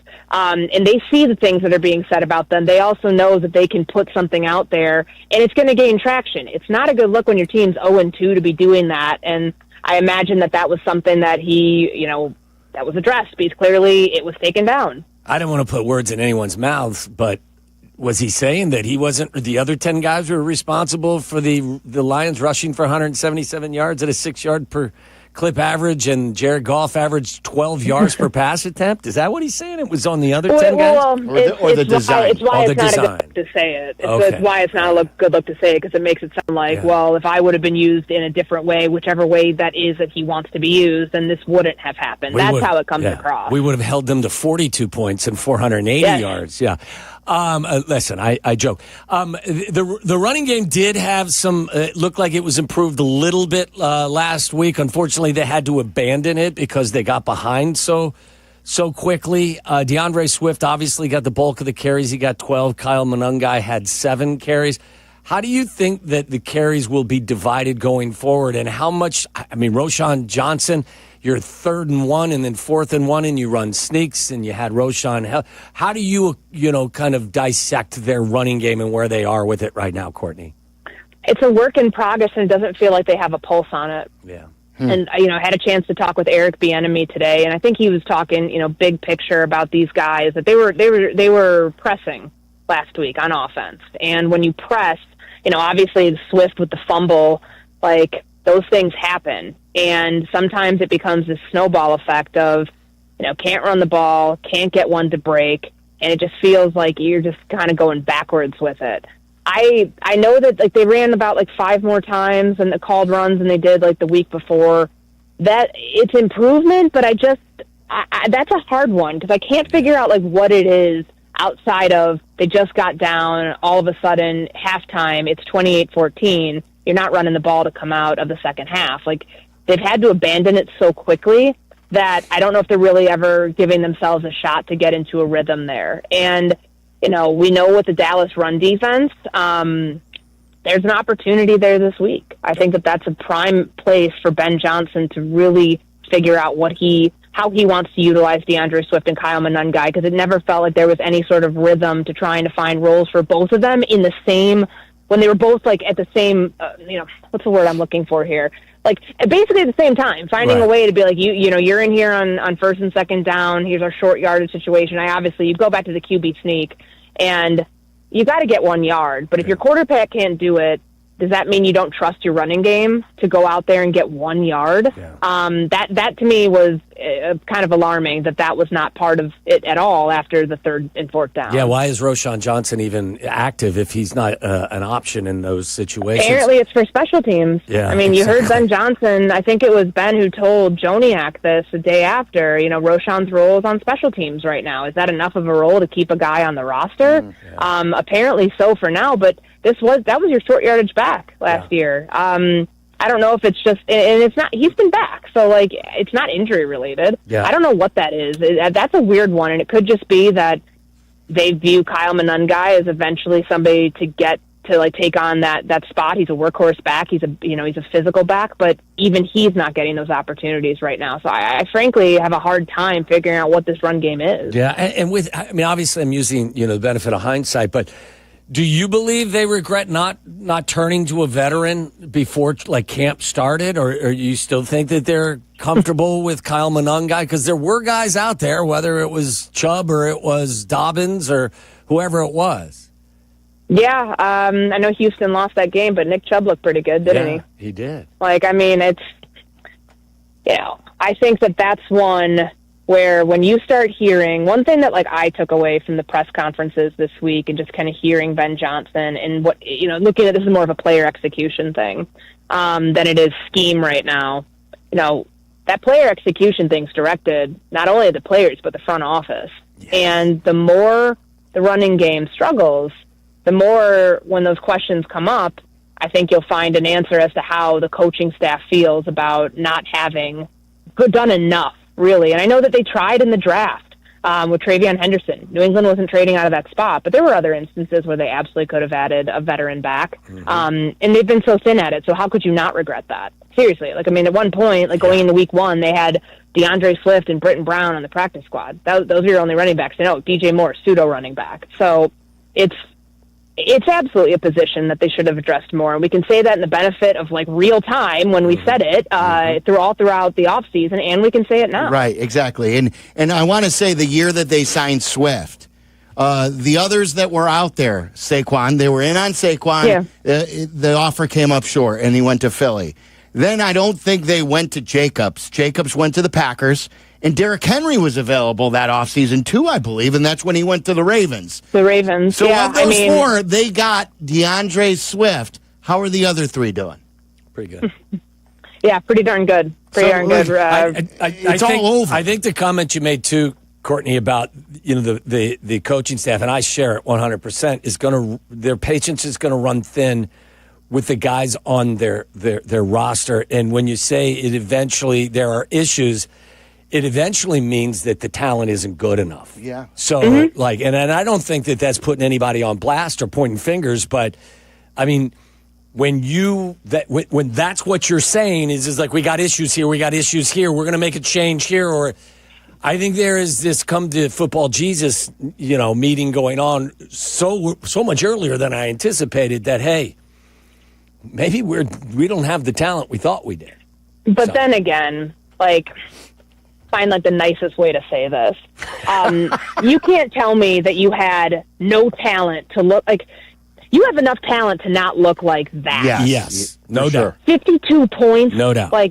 That is, you have one of the top 10 most expensive defenses in the NFL. Yes. Maybe they're not the right scheme fit right now, but you have more talent than to go get embarrassed out there. That was the front office can push back on that and be like, no, you got to find a way to use these guys, and you don't want to get to that point where week early in the season you've got to differing of opinions on this that with the coaching staff in the front office, but that's honestly kind of bringing it full circle on things. That's why Ryan Poles got a contract extension. When Ben Johnson and him are on the same page, when pitfalls like this happen, this is how you avoid the infighting that naturally, not just here, but anywhere, naturally can take place when things aren't going so well. When it's one person's draft picks, one person's free agent acquisitions, one person's players versus the coach who might not have been the one making the decision on all of those guys. So I think that's, it's early to be dealing with that, but I guess if you're a Bears fan, you probably would rather deal with that now than, let's say, week 9, and it still isn't, it's still stop-start. I just had to look at my phone to reaffirm that it is only September 18th. Yeah, can you believe it? I can't believe I'm saying some of the things I'm saying.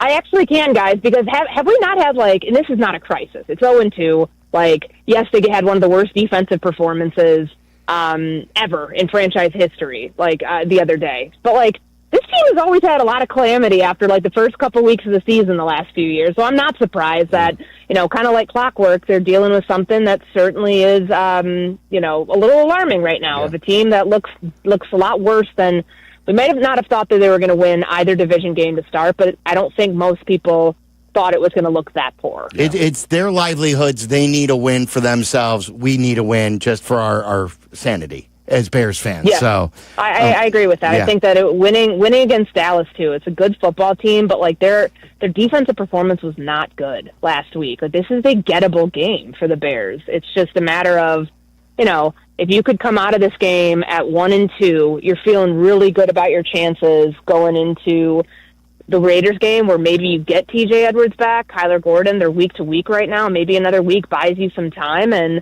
if you don't give the game plan away to Tom Brady, so we can go give it to the Raiders coaches, that maybe you feel pretty good about that one. Courtney, great stuff. Thank you. Thanks, Courtney. Thanks, guys. Take care. There you go. And send me tweets from famous people. Yeah, so you can read and them on have the me air. read. We'll do a segment where I read cool people's Send tweets. me, let's find some Snoop Dogg tweets for you to read. Yeah, anybody. Anybody who has the cool vibe going, and you want to totally make it uncool and have me read it. Yes. I'll do that. All right, coming up next, Barstool Big Cat joins us a day later, but he's going to be awesome as always. Big Cat for Can't Miss Radio joins us next. Waddle and Sylvie on Chicago's home for sports. ESPN Chicago.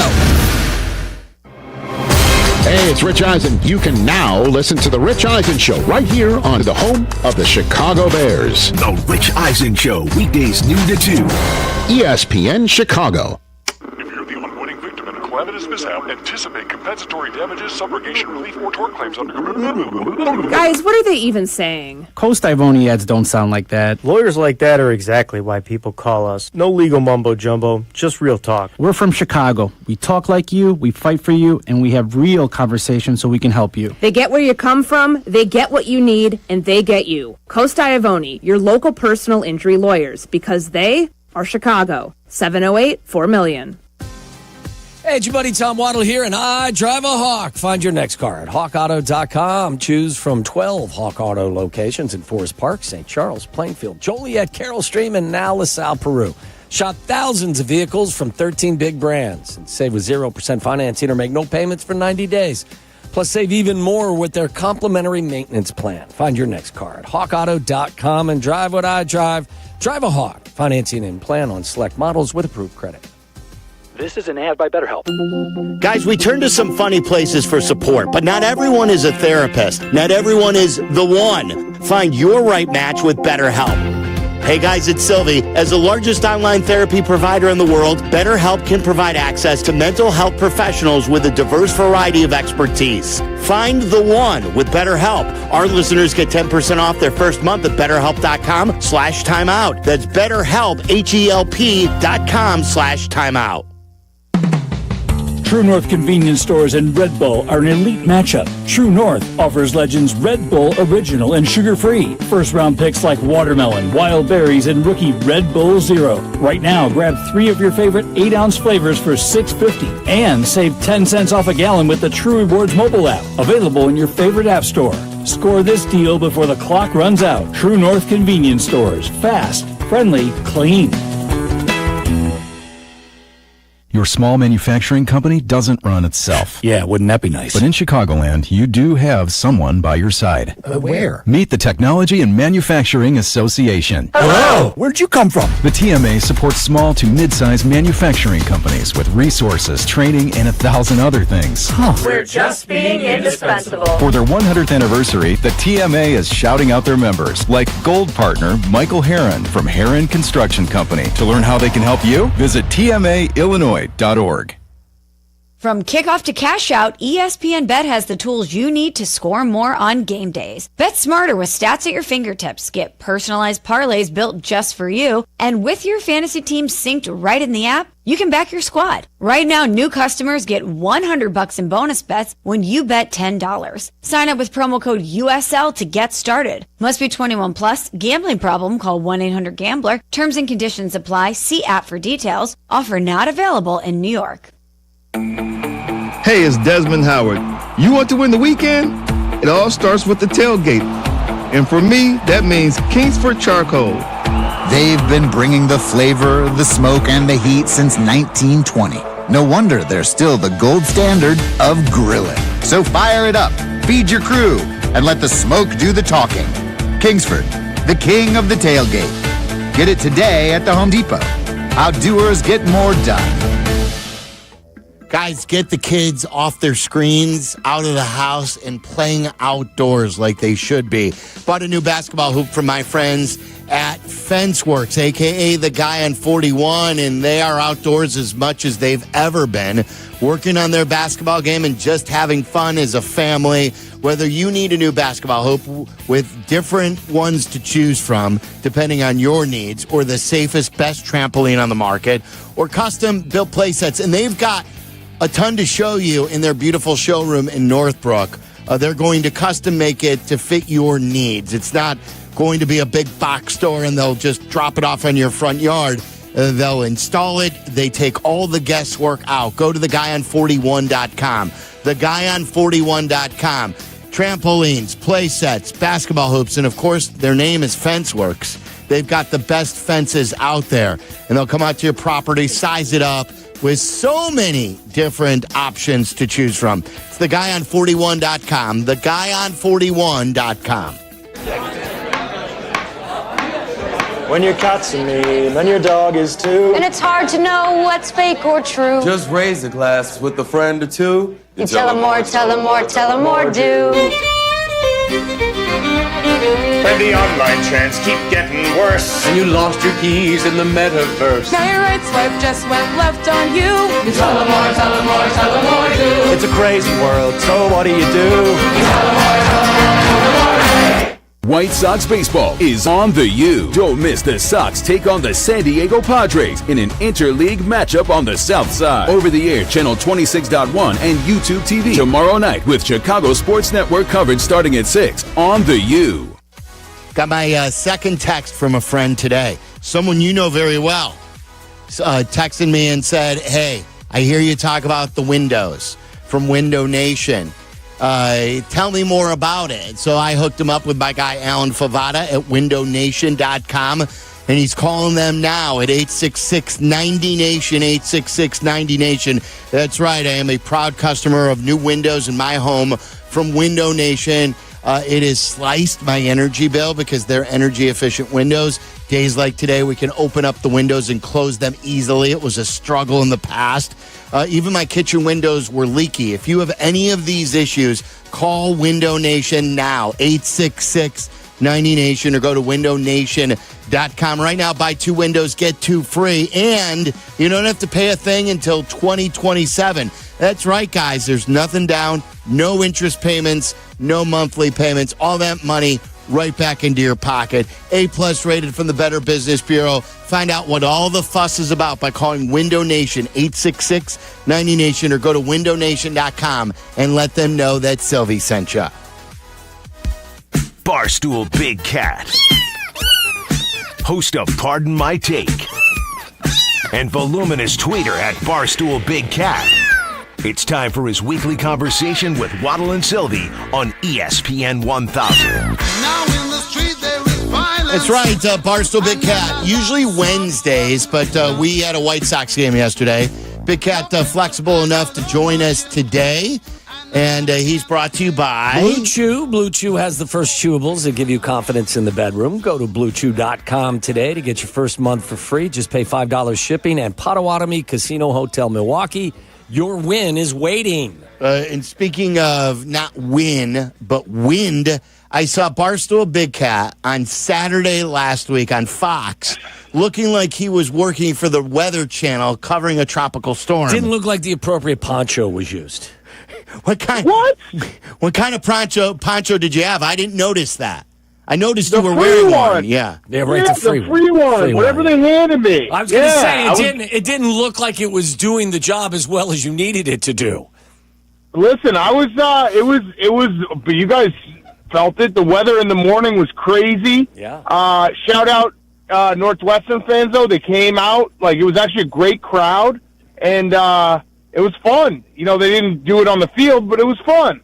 Did you feel like you were working for the Weather Channel the way you were in the poncho? And, like, you look like Jim Cantori. Yeah, well, so what happened was we got there, and it was just raining, like, nonstop. And the show's about to start, and I said to the Fox producers, I was like, put me outside. Because they were going to have me just be inside. I was like, put me outside, give me a poncho, let's have fun with it. And so I had about 10 minutes where it was still really bad out. I was like, I'll report the weather. I don't know anything about the weather, but I'll report it. And like my producer Hank always says, weather isn't real. So we made do, and it was a good day. That's awesome. That's good. What did you make of what you saw on Sunday in Detroit? Oh, boy. So this is a problem when I come on Thursday because I've turned the page already. You rebounded. You're Dennis Allen. Yeah. Yeah, no, I've rebounded. I have a take I'm gonna drop on you guys in a minute after we talk about Sunday. Sunday was a joke. The team quit. The team quit at halftime. I know that call was bad, but it just felt like a lot of last year where there was just no fight, and this defense is so bad. I mean, think about this. We're 2 weeks into the season, and the NFC Offensive Player of the Week has just been whoever plays the Bears. It was J.J. McCarthy week 1, and it was Jared Goff week 2. Yeah. And that was like, Jared Goff had no resistance, didn't get sacked. Dak Prescott, come on down. Yeah, right. So that's who's going to be the NFC Offensive Player next week. But yeah, it was demoralizing because I thought we all thought it was going to be a bounce back game. And here's the only positive. I don't know what your guys' take was, but I said right after, Caleb was not the main problem. Yeah. Yes, was he not great? like there was moments that, the interception was bad, but I thought he was throwing the ball with more confidence, some zip. The game kind of fell apart. No quarterback's going to win when the other team, when your defense gives up 52. So I guess that would be a positive there. But, man, was that bad. It felt like last time in Detroit on Thanksgiving, where it's just like you walk away and saying, what did I just watch? I think for the most part, because there are still some, I know Colin still really is all, got a big thing for Caleb these days. For the most part, the national media has recognized that Caleb wasn't the problem in week 2 and that maybe he is indeed developing in front of us. Yeah. I think that's fair to say. Like I said, the interception was bad. I was getting criticized because I did say last week I wouldn't hate it if he threw some more interceptions, but not that type of interception. Yes. My interceptions are the ones where you're taking a shot downfield and you're giving your guy a chance, and if it gets intercepted, okay, I can live with it. That one he should have just thrown it out of bounds. But yeah, I thought he had more confidence.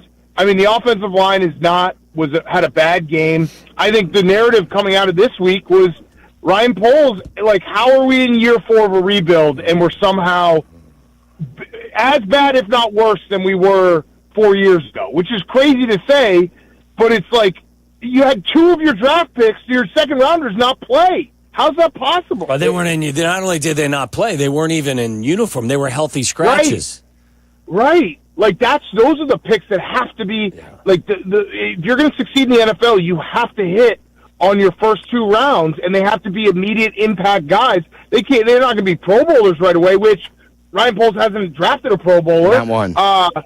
So yeah, I think that's really the situation. I think we all feel ourselves in is like, how are we back here? Like this makes no sense. Waddle, you said you had that great rant on the stretch before the season. Like, hey, this is year 4. Yeah. This isn't a rebuild. This is not the Jets who got Aaron Glenn and they're rebuilding and they don't have their like. This is the time that you got to start putting some actual wins on the field. And this is also why all summer long we preach, I'm not going to believe anything until I see it on the field. And I feel vindicated in that because I did not get myself too excited because I knew this was obviously a possibility. Hopefully they win this game, take some pressure off themselves. They win a winnable game in Vegas, and they're 2-2 at the bye. But, Big Cat, if this does become a 4, a 5, a 6-win team, and that's it, and the draft doesn't look any better, what do you do about a guy that you just gave a new contract to going into year 5 and expecting it to get better? You got it. I mean, you can't let him do another draft. No. You can't. You got to let Ben Johnson take it. Let Ben Johnson have the keys and be like, hey, it's your team. I love Ben. I don't know if he's qualified to do this either. That's an interesting point. Someone who knows how personnel, Ben can coach. But what's the worst? What's the worst that could happen? We end up at the exact same spot that we're in? Well, here's the deal. Listen, I was one that also thought that bringing Ben in would serve several purposes, not just a dual purpose, because he comes from Detroit where he knows what a good offensive lineman looks like. He knows what good talent looks like because he was in the huddle with these guys. How much impact or influence did he have in this draft? Now, again, I think it's way too early to come to any long-term conclusions about, people already want to say, well, they missed on Loveland and Ty Warren and Indianapolis is the better player. How the hell can you even make that determination at this point? I can't. And then Burton hasn't played much either. Those guys may turn out to be fantastic players. But how much input did he have on Ozzie Trapillo or some of the other guys? Like if, in fact, he has a loud voice, and we find out that those guys aren't difference makers either, then part of that he has to wear too. You just don't know how much impact he had early on. Of course, and it's really like the process is what drives me insane. Yes. We've drafted so much on the offensive side of the ball. We've had pass rush issues for years and years. We've had offensive line issues for years and years, and it's like, oh, here's another shiny toy on the outside. Okay, you can't block anyone. You can't rush the passer. Yes. It drives you insane. And now Jalen Johnson's out, who's our best player. Like, it's crazy. It's crazy that we're here. Yeah, 2 weeks. 2 weeks and, like, the worst possible things have happened. You choked one game, you got blown out in another, and then your best player is out. And on top of all that, I don't know if you guys went through the same thing that I went through on Sunday. I was as down could be, and then I found a new depth when I saw the Vikings stink. Yes, right. You're watching Sunday Night Football, and you're like, oh, you mean maybe he isn't that good? And the first 3 quarters were more representative, but we gave up 3 touchdowns, right. And now Atlanta, the team that we made fun of, by the way. Remember Ryan Poles in the draft room when, oh, my goodness, they're taking Penix? That means Rome's going to be left for us? Right. How dumb can the Falcons be? And now the Falcons are what, 2-0? They're 1-1. They're 1-1. They blew that game to the Bucks. That's right. You're not a league-wide guy. It's fine. Oh, stop it. Yeah, I'm just kidding. I've done that like 3 times today where I've said a team's 0-2 or 1-1, and I just have not been able to keep track. All right. Are you guys ready to turn the page? Yeah, let's turn the page. Go. All right. Sunday at Soldier Field is what I like to call a gateway game. Okay? Hold on. I'm not going to tell you that the Bears are going to win this game because I don't know how we're going to stop the Cowboys. Yeah. I really don't. Like, it doesn't. How are we going to stop the Cowboys? No clue. This could be an absolute shootout. No clue. But if the Bears come away with a win on Sunday, you ready for this? Oh, you got a bunch of wins coming up? Don't be shocked if they're 5-4 or 6-3. Sing it to me, man. Jesus, do you? Sing it to don't me. Be one side to the other. Yeah, he careens off guardrails. This is why you got to get me on Mondays, not Thursdays, because I've turned the page. I crunched the numbers. I'm just saying, remember who told you, if they win, they have to win on Sunday, because if they lose on Sunday, I think I'm full on, this season's cooked, all that matters is Caleb Williams is good, like, screw everything. So the Cowboys game, Sunday, you're telling me the Cowboys game gateway game controls the entire season. It could go if they lose. Gateway game. If they lose, you're predicting a 3-win season. It's a gateway to hell. They're going to be 5-4. Gateway to heaven. Or 6-3. It's a gateway to heaven or a gateway to hell. You choose. We'll find out. Yeah. They win this game. Don't be shocked. 5-4 or 6-3 is on the table. But if they lose, don't even play the rest of the season. On a brighter note, are you? You're not buying it? Wait. Yeah, I mean, listen. Here's what I want to know from you. You've been the essence all off season, Waddle. I'm asking Waddle on this. Waddle has continually said it's the expectations. You mentioned it on your show, Big Cat, that he came on, and he has said that 9 wins, these are my expectations. Take the over because of this and that. You had them with 9. Yeah. If you had to pick a win total today, your life depended on this win total. My life depended on it? Your life depends on this win total. How many wins would you predict for the Bears now? Not 9. Not 9. Because it's not that they're 0-2. It's how they've lost. That's what sticks with me. So how many? Probably 7. And by the way, as I've also said to you, that's not good enough. That doesn't meet expectations. My expectations don't mean Jack Diddley's squad. But their expectations up at Hallis Hall should be higher than that. Look at what you've invested in the coach, the quarterback, all of the resources on the flank with tight ends and wide receivers. You spent $80 million guaranteed upgrading the interior of your offensive line. You spent $33 million on Dio. You spent $29 million on Grady Jarrett. You spent a second-round pick on Dexter. You spent a second-round pick and $100 million on Sweat. Like, you tell me 7 wins is good enough. It's not. It's not. And if that's what happens, the decisions you made, the money you spent, the draft picks you used, they weren't used properly. How can you go forward with the same process? You can't. Agreed. You can't. Agreed. No, you can't. You want to ask me the win total question? Yeah, go ahead. Well, I mean, you go from 4 to 10 in a blink of an eye. All right, here's the answer. If they win on Sunday, they're a 12-win team. If they lose on Sunday, I think they win 2 games. It's a gateway game, boys. Yes. Nothing better. That is They're truly excited for Sunday in football. That's truly a gateway to heaven or hell. Yeah. Again. Yeah, I'm telling you. How about this something more meaningful? What do you mean? Well, something that's more likely, or something that I think has. You don't think he's dealing No, in I don't think reality? Serious. No, All right, so they probably won't win 12 games, but I'm being dead serious that Okay. if they can win Sunday, I really do think they could be a 5-4 team. Okay, now I won't dispute that. I think if they win Sunday and how they win can also lead to me feeling better about the team. If they lose and how they lose, it could be a gateway to an even bigger disaster. So I understand the gateway Agreed. concept. I just can't go from 2 wins to 15 wins. Do you know when I was thinking, Big Cat, when Waddle was saying 7 wins, that he would pick 7 wins? And maybe shame on me because Waddle's whole presentation was it's not good enough. And I agree. 7 wins in totality isn't Totally good not enough. good enough. But knowing the way they did start, choking a game at home and then giving up 52 points, I was calculating in my head. I'm like, okay, if they win 7 then this year, that means they go 7-8 the rest of the way. If this team goes 7-8 the rest of the way, I think I'd be happy. I think I'd be happy with that. No. My prediction before the season was 7 wins.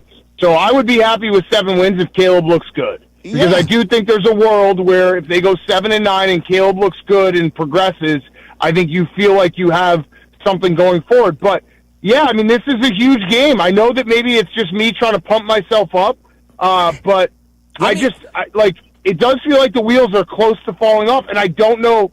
It's the defense, which is so crazy because that was, like, and I don't want to go so far to say, I'm sorry to Matt Eberflus, but the defense didn't look like they did yet on Sunday with Matt Eberflus coaching. Let me ask you guys both a question. If you'd be happy with them winning 7 games and they got to 7 games, based on all that we've talked about, all you've seen happen over the course of time, what makes you believe that down the line it's going to get significantly better?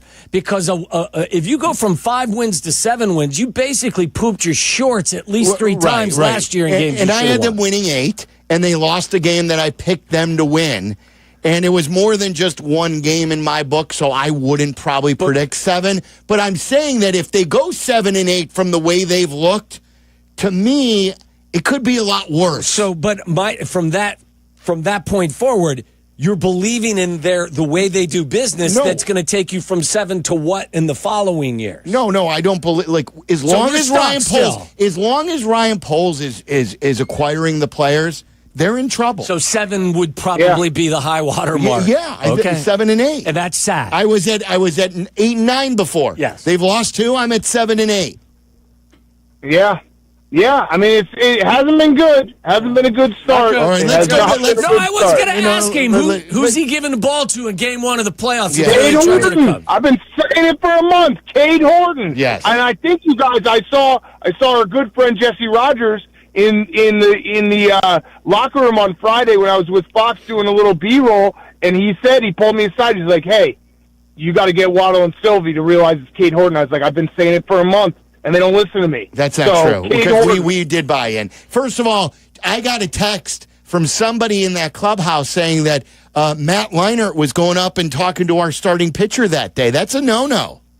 Yeah, that is a no-no. It also kind of hurt me, made me feel a little old because it was just all like I talked to some of the players, but it was way more of the beat writers coming up to me. I was like, dang, I guess I've lost the juice. Yeah. But I think it's Cade Horton. I do. I'm excited for playoff baseball. I'm excited. I'm going to go to every game in the wild card round. I think we're going to get those like afternoon games, which are so those are the best. You think we're going to get an afternoon game, even though the Cubs draw and the Padres are on the West Coast?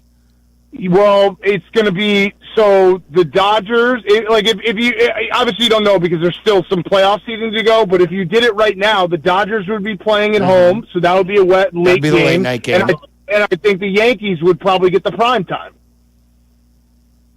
That's interesting. So we'd be like the 3 o'clock, which I love. I think that is the magical time. That Cardinals series in 2015, those 2 games were afternoon games, like sun setting, just beautiful. So I'm rooting for that. I think that would be how it would shake out, unless you disagree. Well, the only reason I disagree is I don't want to be working while the Cubs are playing. I don't want to have to be I don't want to be all hands on deck. Yeah. I'd like to go to a game too. I'll tell you right now. You skip and you can sit with me. Skip. Take a day off. You can't skip when in the middle of a postseason series. You can't skip a That's show. happened here before, hasn't it? During the postseason? Say you're sick. Yeah. Say you're sick. Say I'm sick. And then get shown on television. Hey, can I ask you guys? Next to me. Yeah. Can I ask you both a weird question, completely off topic? I'm looking at a picture on my screen. Has Tom Brady become less handsome as years have gone by? It's the plastic surgery. Once you start it, you can't stop it. I mean, look at this picture, Sylvie, right here. Tom has always looked. Maybe it's just a bad picture. Yeah, I see what you're saying. You know what I mean? Like what I would give to look like Tom Brady. I get it, but he was. No, Sylvie, you look great. No, not Screw like Tom that. Brady. You look great. Do you know, Waddle went through this awkward stage when he was Brady's age, too. When he started looking, he grew out his hair. He looked like Ellen DeGeneres. And a lot of people were saying the same thing about him. He's just, look, when you get older, Waddle, as you know, it's not easy. Big Cat, have you met my partner, George Clooney? Have you met him? Sit next to him every day? Once you start doing plastic surgery, I don't think you can stop. I think you got to keep doing touch-ups. The people in Hollywood who you can just tell, they just keep doing it. I think he was. I think he was majestically handsome, and he's still handsome. But I think the handsome factor, the quotient, has gone down. How close to 50 is he? I bet he's getting close to 50. Probably on the other side of 45, isn't he? So he's closer to 50 than 40. Probably is he 46, something like that. I know, Big Cat, to what you're saying, I never understood this. More power to do whatever people want to do. If you feel better about yourself by getting a surgery. Sure. But I've always thought the same thing, Big Cat. I don't get the people. I've always thought the people who've gotten the plastic surgery look worse after the plastic surgery than they did before the plastic surgery. They look AI. Yeah. Can we talk about Rizzo's day? That was awesome. Yes. Were you there? Oh. I was not. I went to his party on Saturday night, which was also awesome. First of all, I can't believe it's been almost 10 years.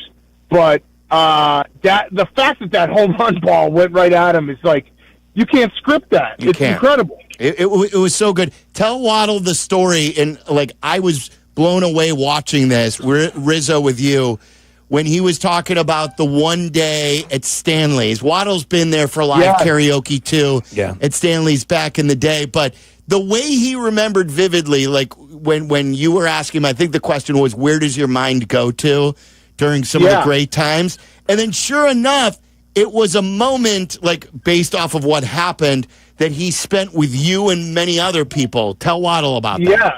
It was so, and I remember this series because I went to every single one of these games. It was 2015.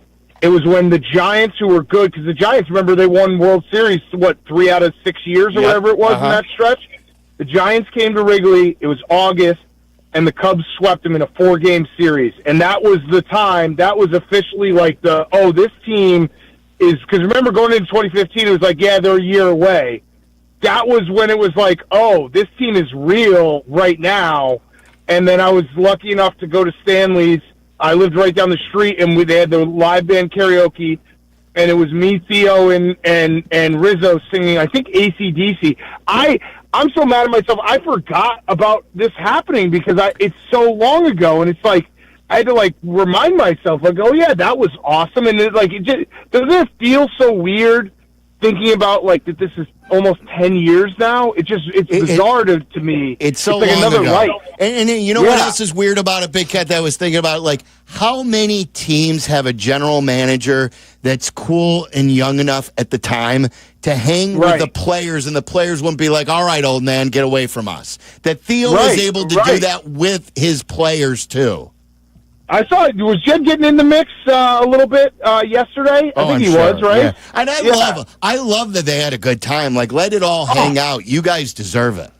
Oh, I'm a big, big believer because people come out of the woodworks this time of year where they criticize baseball teams for celebrating every step. Celebrate every step. It's the longest season. Wild card, if you win the wild card round, if you win the DS, I don't care. Celebrate every step. How are you feeling overall, though, Sylvie, going into the playoffs? Because I know this has been a weird year, roller coaster year, where it's like we've been down at times, we've been up at times. But I got to say, like, once I know that we knew they were going to clinch, but once they clinched, it, like, kind of set in, like, hey, chip in a chair. Like, you don't know. Like, you don't know what could happen. Anything could happen. You get a shot at it. They could get swept or they can go to the World Series. Like, everything else in between, I think, is a possibility. You got to establish a closer. I don't know who's going to close out playoff games for them. You got to get Tucker healthy, and PCA's got to hit at some level where he can't be an offer or like a non. He's got to be a very good player in the postseason. But you know what? It starts with where you were mentioning, Big Cat, that now all of a sudden it looks like they've got a player, even though he's a rookie and he's never been in a postseason game, that could get them through 6 scoreless innings to help the cause. He's a shutdown guy. He's the ace. When we had the whole Shota conversation, it was like not no offense to Shota, but it wasn't. Sure. I've never felt like he's that top of the line ace, and now Cade Horton has been that, and it does just change your confidence meter because you're like, we got a guy who we can send out game 1, and we know that if we can scratch out 1 or 2 runs, we got a shot to win this game. Yep. All right, Big Cat, great stuff. I appreciate it. Waddle appreciates it. And 12 wins for the Bears after this win against the Cowboys. Amen. Just keep telling yourself, boys, gateway game. Gateway game. Tweet that. When the Bears win, everyone that needs to trend on Sunday. Gateway game. I'm just telling you, when the Bears, or if the Bears win on Sunday, don't be shocked. When we're 5-4, don't be shocked. It's like a gateway drug. That's right. Yeah, that is true. That is exactly what I'm saying. All right, Big Cat, great stuff. See you, buddy. There he is. Every Wednesday normally, but today a little later because we had the White Sox. So 312-332-3776. We've got Aki's A-List coming up. Oh, yeah. We'll do Waddle's World because that's when we usually do it at 6 o'clock today. We won't miss Waddle's World. Jesse will talk some Cubs. Jesse is starting to connect some dots on the Cubs pitching stuff. So he'll fill us in on all of that. Don't forget tonight, Rizzo's Bar and Inn in Wrigleyville. I'll be there tonight from 7 to 9. We'll qualify someone to win our trip to Cincinnati. The only way you qualify is by listening to this show or by seeing me tonight at Rizzo's in Wrigleyville. It's Waddle and Sylvie. Live from State Street in the heart of Chicago, this is the home of the Chicago Bears, ESPN Chicago. And this is Waddle and Sylvie, WMVP, WTBC, HD2, Chicago, a good Karma Brands radio station. Friday. Easily one of the best days of the week. It's even better during football season. Dr. Pepper Bears Friday on the home of the Bears, ESPN Chicago.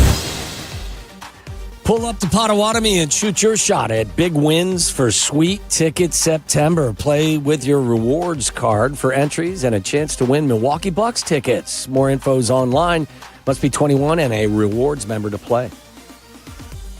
Back in my glory days, I always showed up ready to perform, whether it was on the field or off of it. Confidence, energy, swagger. I had it all. And yeah, even little Johnny was playing like an all-pro. Now, thanks to Blue Chew, those days don't have to stay in the past. Blue Chew's chewable tablets give you that extra boost of confidence when it matters most. Stronger, harder, longer lasting. Like someone gave you a pep talk right where you need it. And here's the best part. It's all online. No awkward doctor visits. No standing in line at the pharmacy. Their licensed medical providers help you find the right fit, and it ships right to your door in a discreet package. Made in the USA, less expensive than the pharmacy. So, fellas, when it's your time to perform, don't just hope for the glory days. Bring them back. Head to BlueChew.com. Use promo code ESPN, and your first month is free. Just pay $5 for shipping. Blue Chew. Chew it and do it. Out here, pets are always by your side, watching the herd, running fence lines, or asleep at your feet. Pets are some of our favorite customers. When you bring them along to Tractor Supply, we'll always have a treat waiting. And with our price match guarantee, you'll always get the best price on their favorite food, toys, treats they love, and pet meds to keep them healthy. Tractor Supply, for pets out here. From kickoff to cash out, ESPN Bet has the tools you need to score more on game days. Bet smarter with stats at your fingertips. Get personalized parlays built just for you. And with your fantasy team synced right in the app, you can back your squad. Right now, new customers get $100 in bonus bets when you bet $10. Sign up with promo code USL to get started. Must be 21 plus. Gambling problem? Call 1-800-GAMBLER. Terms and conditions apply. See app for details. Offer not available in New York. Ready to finish what you started? At North Park University in Chicago, transferring is seamless. Bring your credits and complete your intended major, or choose from 6 accelerated, fully online programs designed with working professionals in mind. The warm Christian community welcomes those from all faith backgrounds, and students graduate ready to lead in schools, communities, and beyond. You'll be supported every step of the way to thrive in your chosen career. Apply today at northpark.edu.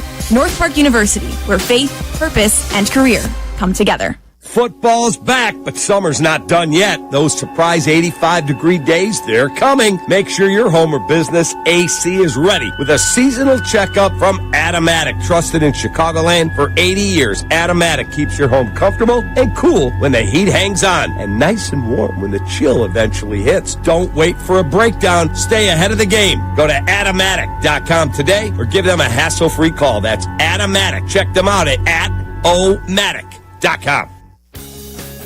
All right, guys, football is back, and Twin Peaks is the ultimate game day destination. From kickoff to final whistle, you'll catch every play on wall-to-wall TVs while enjoying ice-cold 29-degree beers from made-from-scratch favorites. There's no better way to celebrate the return of football than at Twin Peaks. We love it there. We've been to Algonquin, Oakbrook Terrace. You should, too. Eats, drinks, scenic views.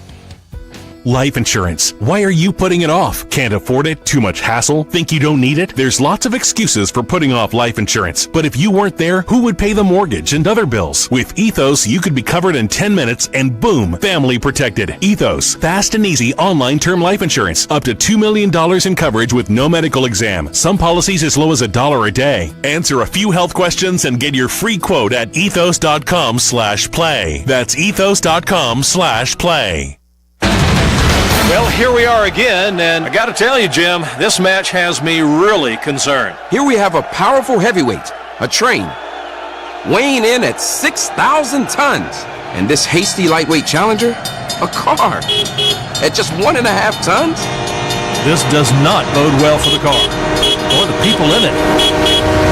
It's no contest. Every day, people are injured or killed trying to beat a train at rail crossings. See tracks, think train.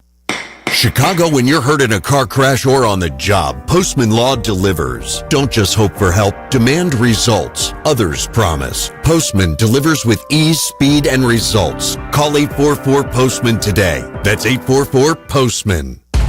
Hey guys, it's Sylvie. Football season is finally here, and if you want to kick off like a pro, you need Circa Sports Illinois, the world's largest sports book, now right at your fingertips. Circa does it the right way. High app limits, low holds, incredible customer service, and no bet fees, ever. Other books might charge you just to get in the game, but not Circa. With Circa, every play is your play. Download your new bookie today at circasports.com. Must be 21 years or older. Gambling problem? Call 1-800-GAMBLER. Hit the road in a brand new Chevy in less than 1 hour at Advantage Chevrolet Bridgeview. You can sign and drive away in 60 minutes or less. Seriously. Or they'll cover your first car payment. Every new Chevy is backed by the Advantage Plus program. Advantage Chevrolet Bridgeview. Together, let's drive. It's fall again, and that means football, falling leaves, cozy fires, and, of course, a fresh haircut at Great Clips. Whether you want a whole new look for the season or just a trim on a cut that you already love, the skilled stylists at your local Great Clips salon are all ready to bring it to life for less. With convenient online check-in, you can add your name to the list and stop in whenever it works for you. They'll even send you a ready next text when you're up next for your haircut, so you can get all of your fall errands done rather than waiting in the salon.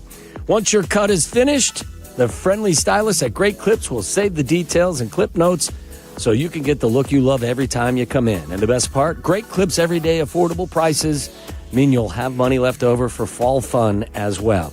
Ready to look your greatest for the new season? Well, then download the app and get into your local Great Clips salon for a fresh fall haircut today. Great Clips, it's going to be great. Follow Chicago's Home for Sports on Instagram at ESPN_Chicago. This is Waddle and Sylvie. Listen now in HD on our app and on ESPN 1000. Cade Horton of the Chicago Cubs, per OptaStats, is 8-1 over his last 11 starts. He has allowed 6 total runs over that 11-start span. In the modern era since 1920, the only other MLB pitcher to have 8+ wins and 6 or fewer runs allowed over an 11-start span in a single season was Bob Gibson in 1968. Suck on that, haters.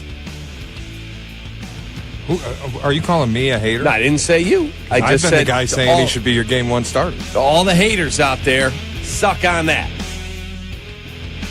David Schriffen. That was 2 days ago. And then sure enough, I heard Waddle's mic get turned on because he was ready to do his head with Kap and J Hood. And Jay Moore always puts his microphone up a little bit early. It's great. And you're like, who are you swinging at? I think Hoodie said the same thing. And Hoodie had such a great breakdown on Kap, on just how he reacts, that he basically just absorbs everyone else's thoughts and just parrots them, and he doesn't even know why he's yelling, suck on that, haters. Like, who has been hating on Cade Horton? Oh, I don't know. I don't know that anybody, if you're hating on Cade Horton, like I said, since July, shame on you. You don't understand what good pitching looks like. He'll ban that. Watch out. Now I'm on good terms with Not Kap. anymore. Saw Kap today, huh? I don't think so. Not after that. What? What you just said. I didn't really say anything bad about really? it. No. Okay. Saw him today. He's looking good. He told me twice in a matter of 10 minutes that he was speaking at a golf outing. I go, I know. You just told me 5 minutes ago. He goes, yeah, I'm not golfing in it, but I'm speaking. And they moved it for me because I wanted to come here and check out our new office building. We went Chicago Board of Trade building, which is our new office is there. And he told me the story first, and he told me it 5 minutes later. Maybe he thought you forgot. It was amazing. But it was great to see it. For all you losers, suck on that. And, yeah, the sucking. What is that? I don't.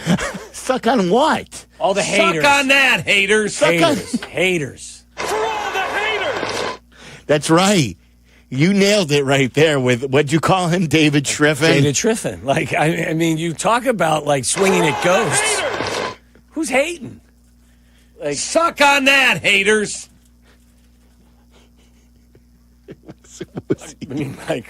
Wow. It was so great. Who's I texted the guys right away. Horton? Like, no really? one understood where that was going. Right. You, Hoodie, the crew, Shay, Jay Moore. No one knew who he was Talk yelling about, a useless reason to have a stroke. All right, let's get to Aki's A-List. It's time for Aki's A-List. From the mind of the man who understands the 4 Ps of Waddle's world. Aki's A-List.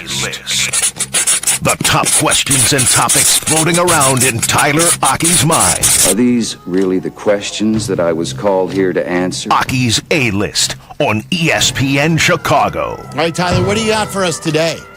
First of all, Aki's A-List is brought to you by Window Works. Window Works is the company your neighbors trust. Thank you, Waddle. You're welcome. On this Turn the Page Thursday, where we're all moving forward, we're all looking at the Cowboys, there is some piece of optimism regarding the offense. This was tweeted out by Marcus Mosher, who has been charting all of what's considered big plays. So it's any rush of 10 yards or longer and any pass of 20 yards or longer. The Chicago Bears are tied for second in this department. And you think, oh, it's because they're in garbage time and they're picking up some longer plays. It's actually more buoyed by their running. They have 9 rushes of 10-plus yards. That is tied for third in all of football, and they have 7 receptions of 20-plus yards. So I ask you guys, is this evidence to show you that the Ben Johnson offense is working so far, and you would buy stock now in it for the rest of the season? For as many problems as they haven't gotten Loveland on the field. Burden's still not a part of the offense. The left tackle situation is not good, and all the penalties. with the rest of the line, including Darnell Wright at right tackle. I think this is a very, very, very good ground floor.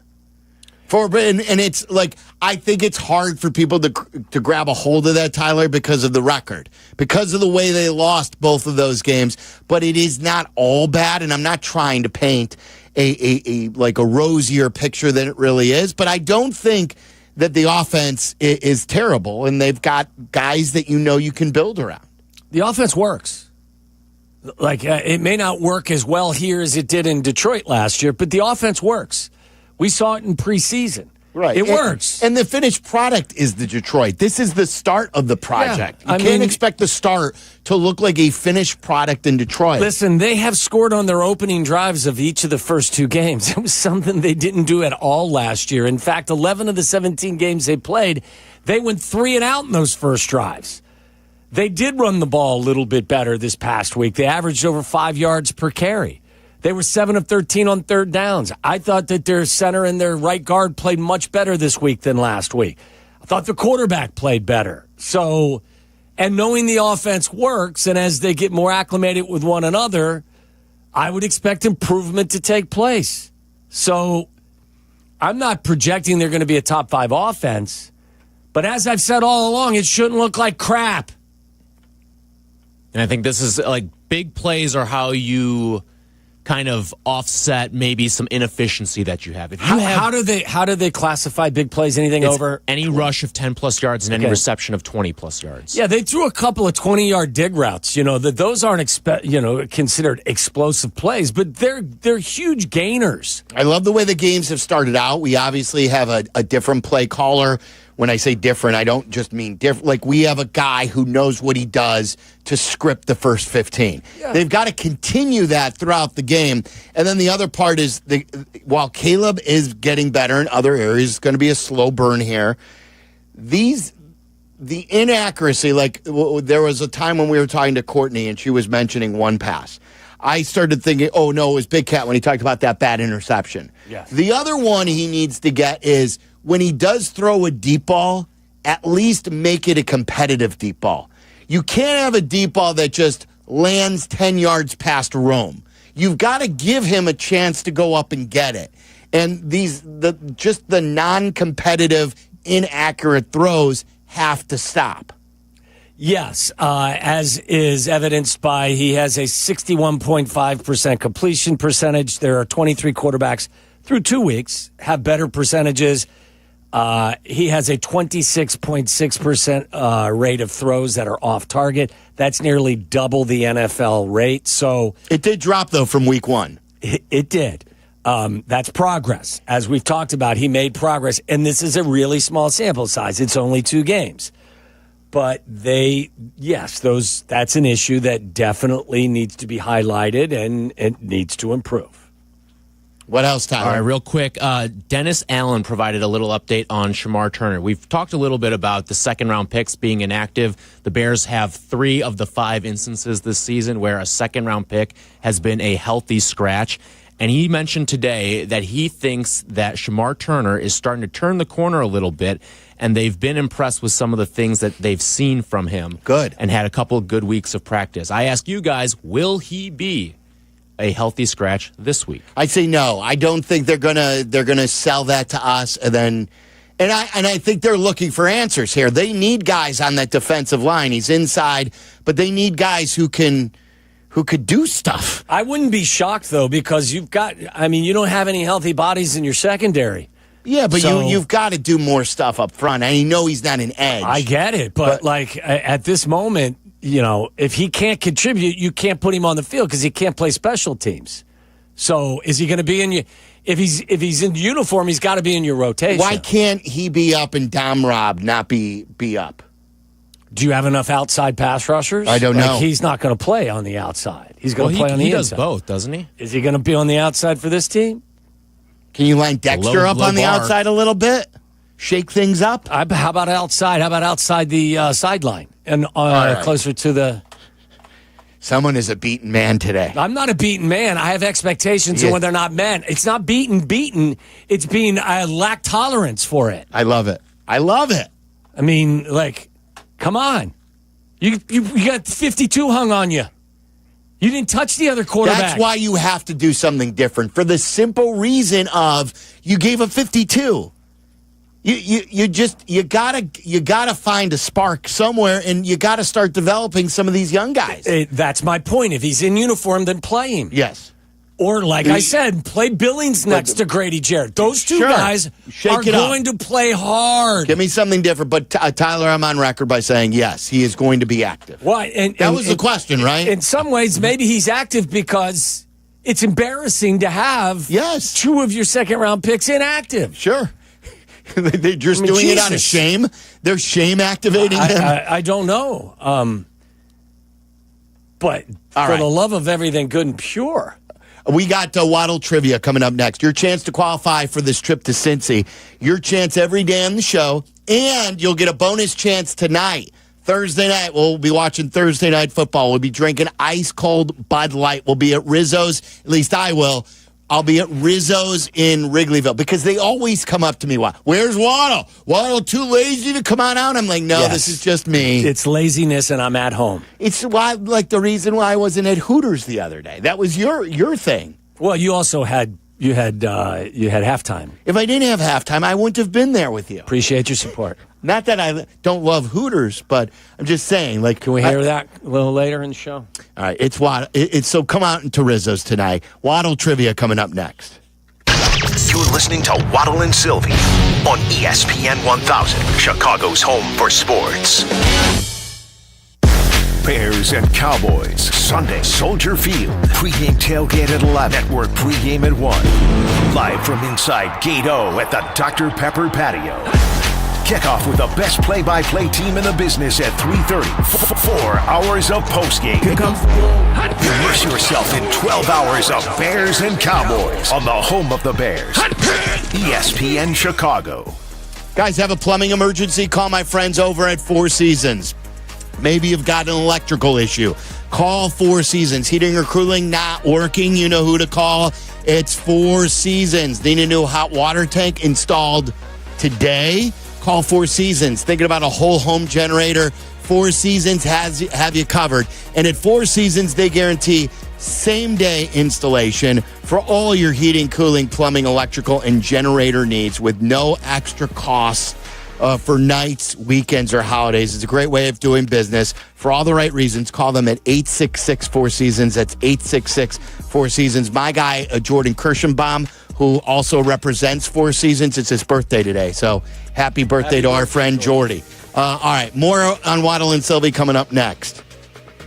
I'm Sammy Lubeck, Chicagoland's real estate agent, here to help you make your next move. With Baird & Warner, a Chicago institution for 170 years, my team has helped our clients buy and sell homes from Lakeview to Lake Forest, Bucktown to Barrington, Hinsdale to Highland Park, and 80 towns in between. Get exclusive access to private listings and smart strategies to win in today's market. No surprises, just results. Let's get started at www.sammy.homes. Once again, I'm Sammy Lubeck, and I am Chicagoland's real estate agent. Hey, this is the Fat Jack. Another week in the books. Are you betting on sports? My Saturdays are on a 10-2 run over the last 2, and we are dominating football. Go to fatjacksports.com, and for less than $100 a week, make money betting on sports. Stop guessing. Check the results tab. See all of the winners that you're going to get that are posted and documented. fatjacksports.com. 10-2 the last 2 Saturdays. $2.99 through the end of the month. Sign up today and win this weekend at fatjacksports.com. Don't wait to start building your future. North Park University in Chicago is enrolling now. North Park is known for its renowned nursing and education programs, a 15-to-1 student-to-faculty ratio, and classes where professors get to know you personally. The warm Christian community welcomes those from all faith backgrounds, and students graduate ready to lead in schools, communities, and beyond. Apply today at northpark.edu. That's northpark.edu. North Park University, where faith, purpose, and career come together. Twin Peaks is the best in the game. Here, your favorite drafts are poured at a frosty 29 degrees, and rare barrel-aged whiskeys are served just the way you want them. It's bigger game days and bolder fight nights. I mean, where else can you find a scratch kitchen that always comes in clutch every day from lunch to late night? Only at Twin Peaks, the #1 sports bar.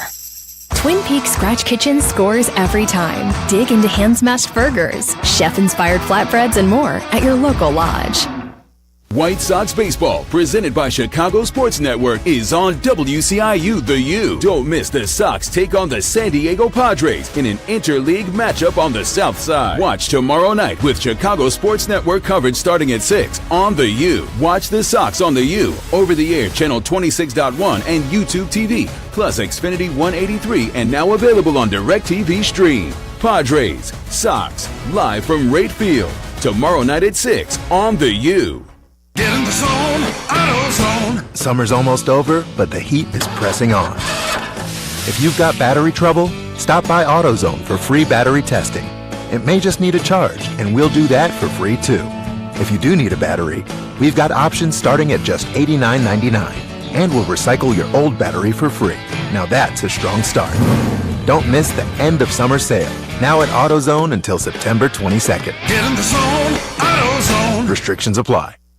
From kickoff to cash out, ESPN Bet has the tools you need to score more on game days. Bet smarter with stats at your fingertips. Get personalized parlays built just for you. And with your fantasy team synced right in the app, you can back your squad. Right now, new customers get $100 in bonus bets when you bet $10. Sign up with promo code USL to get started. Must be 21 plus. Gambling problem? Call 1-800-GAMBLER. Terms and conditions apply. See app for details. Offer not available in New York.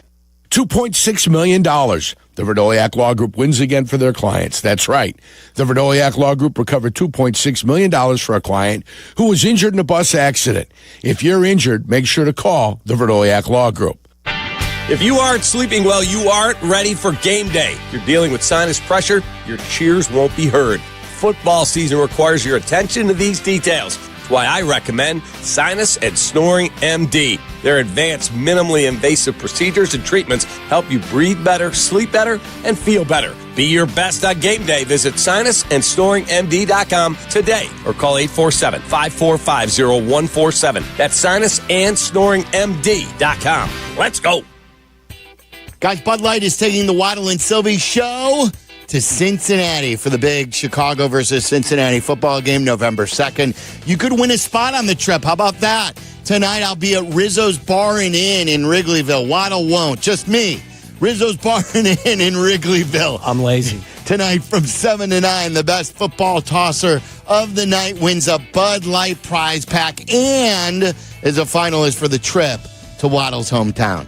For complete details, go to ESPNChicagoContest.com. See you tonight at Rizzo's Bar from 7 to 9 in Wrigleyville. 7 to 9 in Wrigleyville. Brought to you by Bud Light. Please drink responsibly. Follow Chicago's Home for Sports on Twitter at ESPN 1000. This is Waddle and Sylvie on Chicago's Home for Sports, ESPN Chicago. Whoa, Tom Waddle. That's right. I love that pipe. I want to bring that guy in. How old do you think he is now? Because now he's got to be 18. Yeah, I bet you he's older than 20. that. He was what? How old do you think he was? 7 when he did that? That had to be 15 years ago. Maybe a little younger, but somewhere in that neighborhood. He's got to be 20 years old. Yeah, I would think so. I would love to talk. Whoa, Tom Waddle. GD, you got big, kid. Joe needs to bring that back. I think, or at least find like a new kid. Is it from a commercial or something? Yeah, it was from a TV commercial. It was from the Hawk TV commercial. Yeah, the kid was there, yeah. Like Waddle's walking. I walked in, strutting my stuff, Charlie, and a little kid go, wow, Tom Waddle. We always used to joke. That's right, Johnny, I'm here to pick out a new car because this place is fantastic and the deals are great. We used to joke that it was Jack McGrath. Jack was in the studio. I don't know if he's still sitting there. He's over there. But the kid sort of looked like Jack. He had blonde hair. Yeah. So we always thought it was Jack. Whoa, Tom Waddle. That's right, Johnny. Welcome in to Hawk Auto. That's right. I used to play football back in the day, Johnny. I'll tell you about it someday. Tell you about it right now. It's damn good. All right, so let's qualify someone. You just heard me tell you that I'll be at Rizzo's Bar and Inn tonight to qualify someone for the trip. Every day on the show, this is for a separate trip, right? Like we give away one trip to Cincinnati for the appearances, and then we give away a trip for the listeners of the show. That's correct, yes. So it's not like we're vying for the same trip. We're giving away a couple packages. So there's a lot of different ways you can win. Everyday Tom Waddle trivia. It's Tom Waddle's homecoming to Cincinnati, Ohio. And he always would tell you what a great baseball player he was back in the day. True. Oh, wait a minute. You used to tell us that baseball was your first love. Yeah, that doesn't mean I came in and told you every day how great a baseball player I was. I didn't say every day, but you were a heck of a player. You were a dandy glove man. Some people said that. Yeah, a lot of people said that. You had gap-to-gap power. Not home run power, but gap-to-gap power. You bet your sweet ass. I could give you a scouting report on Waddle in most sports. Waddle on the basketball court could not score a lick. Not a lick. But, man, could he play defense. He would hustle and he would defend. And I'll drop a dime on you. Like, I had good handles. I just couldn't shoot. So baseball, he played at Moeller High School. And at one time, I don't believe anymore he owns it, but at one time he owned a record on the baseball diamond. Which record at Moeller High School did Tom Waddle hold in baseball? 312-332-3776. It's actually a good record. It wasn't like, hey, most throwing errors in a career. Right. We're right. Because I probably had that as well. It was a positive record. It wasn't something that he did poorly. 312, first correct caller wins, and will qualify for the trip, 312-332. Do you know, Jack? Do you know the answer? Jack McGrath in there? Do you know the answer to the question? No? Charlie, do you know? I do. Don't say it out loud. When it was being discussed. So I didn't know if you were paying attention or not. You know, Joniak questions whether or not you're actually awake at times. Yeah, we're getting the business yesterday. I know. You know what? Joniak, the big-time play-by-play guy, really goes after the producers these days, doesn't he? Yes. What did he say to Aiden? He's like, who are you? Yeah. Who are you? Tell me what you're about. Yeah. Give me the lowdown. He's great. Joniak's awesome. Tomorrow we talk to Thayer. And Rich Eisen is back on the Waddle and Sylvie show tomorrow. Wow, it's been how long since we last talked to Rich? Years since we talked to Rich. And you hear Rich Eisen every day from noon to 2 right here on ESPN 1000 with our new lineup. Steve is in Woodstock. Steve, was he the first caller, too? Did he get it right away? I think everyone has gotten it on the first call. Wow, that's great. We have some listeners who know the show, know the people. By the way, you know what my first nickname was here in Chicago as a football player? Woodstock? Given to me by Maury Buford because of my hair. Said I looked like Woodstock. I think that's on your football reference page. Is it? Yeah. You know what? Here's what I'm going to do. I'm going to call the shot on a Football Friday. Tomorrow, and we're rewarding the people who are listening today. Tomorrow, we'll ask that question. I am giving you the answer a day early. The answer to the test, tomorrow's answer will be Woodstock. Okay? So when you listen tomorrow and we do this at any time during the show, that's the answer. But Steve is in Woodstock right now. Steve, what is the correct answer for today? Tom Waddle was the stolen base record holder at Moeller High School. You are 100% correct, Steve. I could swipe a bag or two. Awesome. And then, as time goes on, you can only hang on to those records for so often, and then I don't know who broke it. But tell the famous story about Ken Griffey Jr. when you and Kap went to Wrigley. Oh, so Kap says, "Hey, we're gonna go to the Reds Cubs game, and then we're gonna go into the clubhouse." I was like, "You can't go into the clubhouse." He's like, "Why can't we go into the clubhouse? We're media." I go, "What? It's right before the game. You can't talk to them. You can't go in that." Like I was, you thought it was football thing. Yeah, I had no idea you could be there. So we went in there, and by the way, the one thing to this day I remember most of all is that visitors' clubhouse was like a closet. It was so small. People wouldn't understand. They can't comprehend what the visitors' clubhouse, and I don't know if we'll ask Jesse if they've renovated that, if they've expanded that. It was so small. You had to go up. You had to go through these tunnels. You had to go through up like this whole flight of stairs. And like, if you wanted to interview someone, you basically had to stand over their shoulder. And one time, I was trying to get Mike Piazza when I was a young reporter, and he goes, "Who's this guy hanging over my shoulder?" And he looks at me. He goes, "What are you waiting for?" I go, "I'm waiting to talk to you. Ask you." He goes, "All right, come on over here." Yeah. And he was cool about it. Like he was just giving me some I was crap shocked at how small it was. So tell the story. So I walked in and Griff saw us, and he's like, the first thing Griffey did is he looked at Adam and Dunn, goes, "Hey, this is the guy I was telling you about who went to the same high school, who played receiver in the National Football. He played in the NFL." And Adam Dunn looked at me and goes, "No effing way." And I was like, yeah, I did, because I was so small. I think Adam Dunn was a quarterback at one point in Texas or something like that. You're right. So anyway, Cap trying to embarrass me, said, hey, Junior, he said, is it true that Waddle used to, had the stolen base record at Moeller High School for baseball? And he looked at Cap, and then he just kind of chuckled, and he said, you don't have to steal bases when you're walking around them. That was the line that Griffey used. Because he's hitting all the home runs. He's hitting home runs. He didn't have to steal bases. Such a great story. Yeah. So, that was that. All right, Steve. Looking Good forward. job, Steve. Steve, are you looking forward to winning if you do win? I am for sure. I went to Mexico with you guys for the 10-year anniversary. That was such a great trip. Yeah, so you guys know I can party with you. All right, that's awesome. All right, Steve, hold on. We'll get your information again. And that's awesome. 10 years ago. That was such a good He was trip. listening. 8 years ago he was listening, and here he is today. Remember when we used to hang out in the pool and have drinks before we went onto the air? It was our 10-year anniversary. It was so good. It was a good trip. Hopefully we'll make it to 20. What I think it's coming up, 18? Is that what's coming up? All right, anyway, we'll talk to Jesse Rogers coming up next.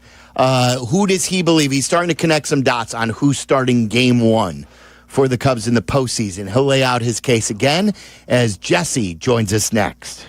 You're in the middle of the Waddle and Sylvie Show, ESPN Chicago. The ESPN Chicago Fantasy Football Show, brought to you by Tullamore Dew. Welcome to Fantasy Football! Set your lineup with Jeff Meller's guidance. Sunday morning at 7, ESPN Chicago. Guys, September is Childhood Cancer Awareness Month, and Steinhoffels is teaming up with Special Spaces Illinois to do something really special. Here's how easy it is. All you have to do is stop by Steinhoffels this month and test rest any mattress. Just test it out. And when you do, you'll get a $20 restaurant gift card. So dinner's on them. And then Steinhoffels will donate $20 to Special Spaces. This is all for just test resting a mattress. They're an incredible group that creates dream bedrooms for kids battling cancer. So swing by Steinhoffels this September. Take a test rest, enjoy a night out, and help make a child's dream bedroom come true. 7 Chicagoland locations. Shop Steinhoffels today. Crash, bang, suddenly you are on the DL. If that happens as a result of somebody else's negligence, we can help. I'm Jim Morisi, Chicago personal injury lawyer. Our experienced attorneys and support staff will talk with you during a free consultation, tell you your options, and ensure that you take the right steps throughout the entire process. Visit us at MorisiLongo.com. That's MoriciLongo.com. Your future is our priority. In football, the red zone is where games are won and lost. Same thing with retirement. The 5 years before and after you ride off into the sunset, that's your retirement red zone. And when it comes to navigating that critical window, you can trust Mitch Lyons and his team at Mitch Lyons Wealth. Mitch played in the NFL. He knows how to build a winning game plan for your future. Visit MitchLyonsWealth.com to make sure you have the income you need when you are done working. MitchLyonsWealth.com, your best game plan to protect, grow, and win retirement. Hey guys, it's Sylvie. Football season is finally here, and if you want to kick off like a pro, you need Circa Sports Illinois, the world's largest sports book, now right at your fingertips. Circa does it the right way. High app limits, low holds, incredible customer service, and no bet fees, ever. Other books might charge you just to get in the game, but not Circa. With Circa, every play is your play. Download your new bookie today at circasports.com. Must be 21 years or older. Gambling problem? Call 1-800-GAMBLER. Guests appearing live on ESPN Chicago. Call in on the Yuengling hotline. Yuengling is in Chicago. After 196 years, you can now enjoy Yuengling Traditional Lager, Light Lager, Golden Pilsner, Black and Tan, and Flight. 1/3 of Illinois State University students graduate with zero debt, and Redbirds go on to earn $15,000 more a year than the national average just a few years out of school. Get real return on your investment. Apply today to start creating your legacy at illinoisstate.edu/apply.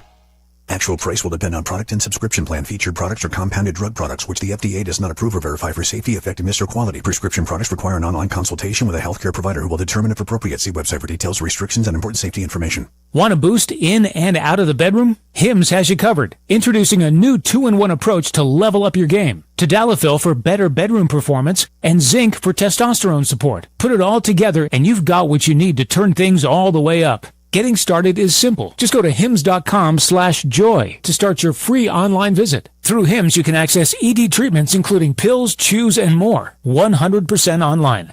No office visits, no pharmacy lines. Just fill out a simple intake form and a licensed medical provider will determine if treatment's right for you. If prescribed, it ships free and discreetly to your door. Find affordable treatment options at up to 95% less than brand names at hims.com/joy. That's hims.com/joy, HIMS.com/JOY. Fall is a time for football. Falling leaves, cozy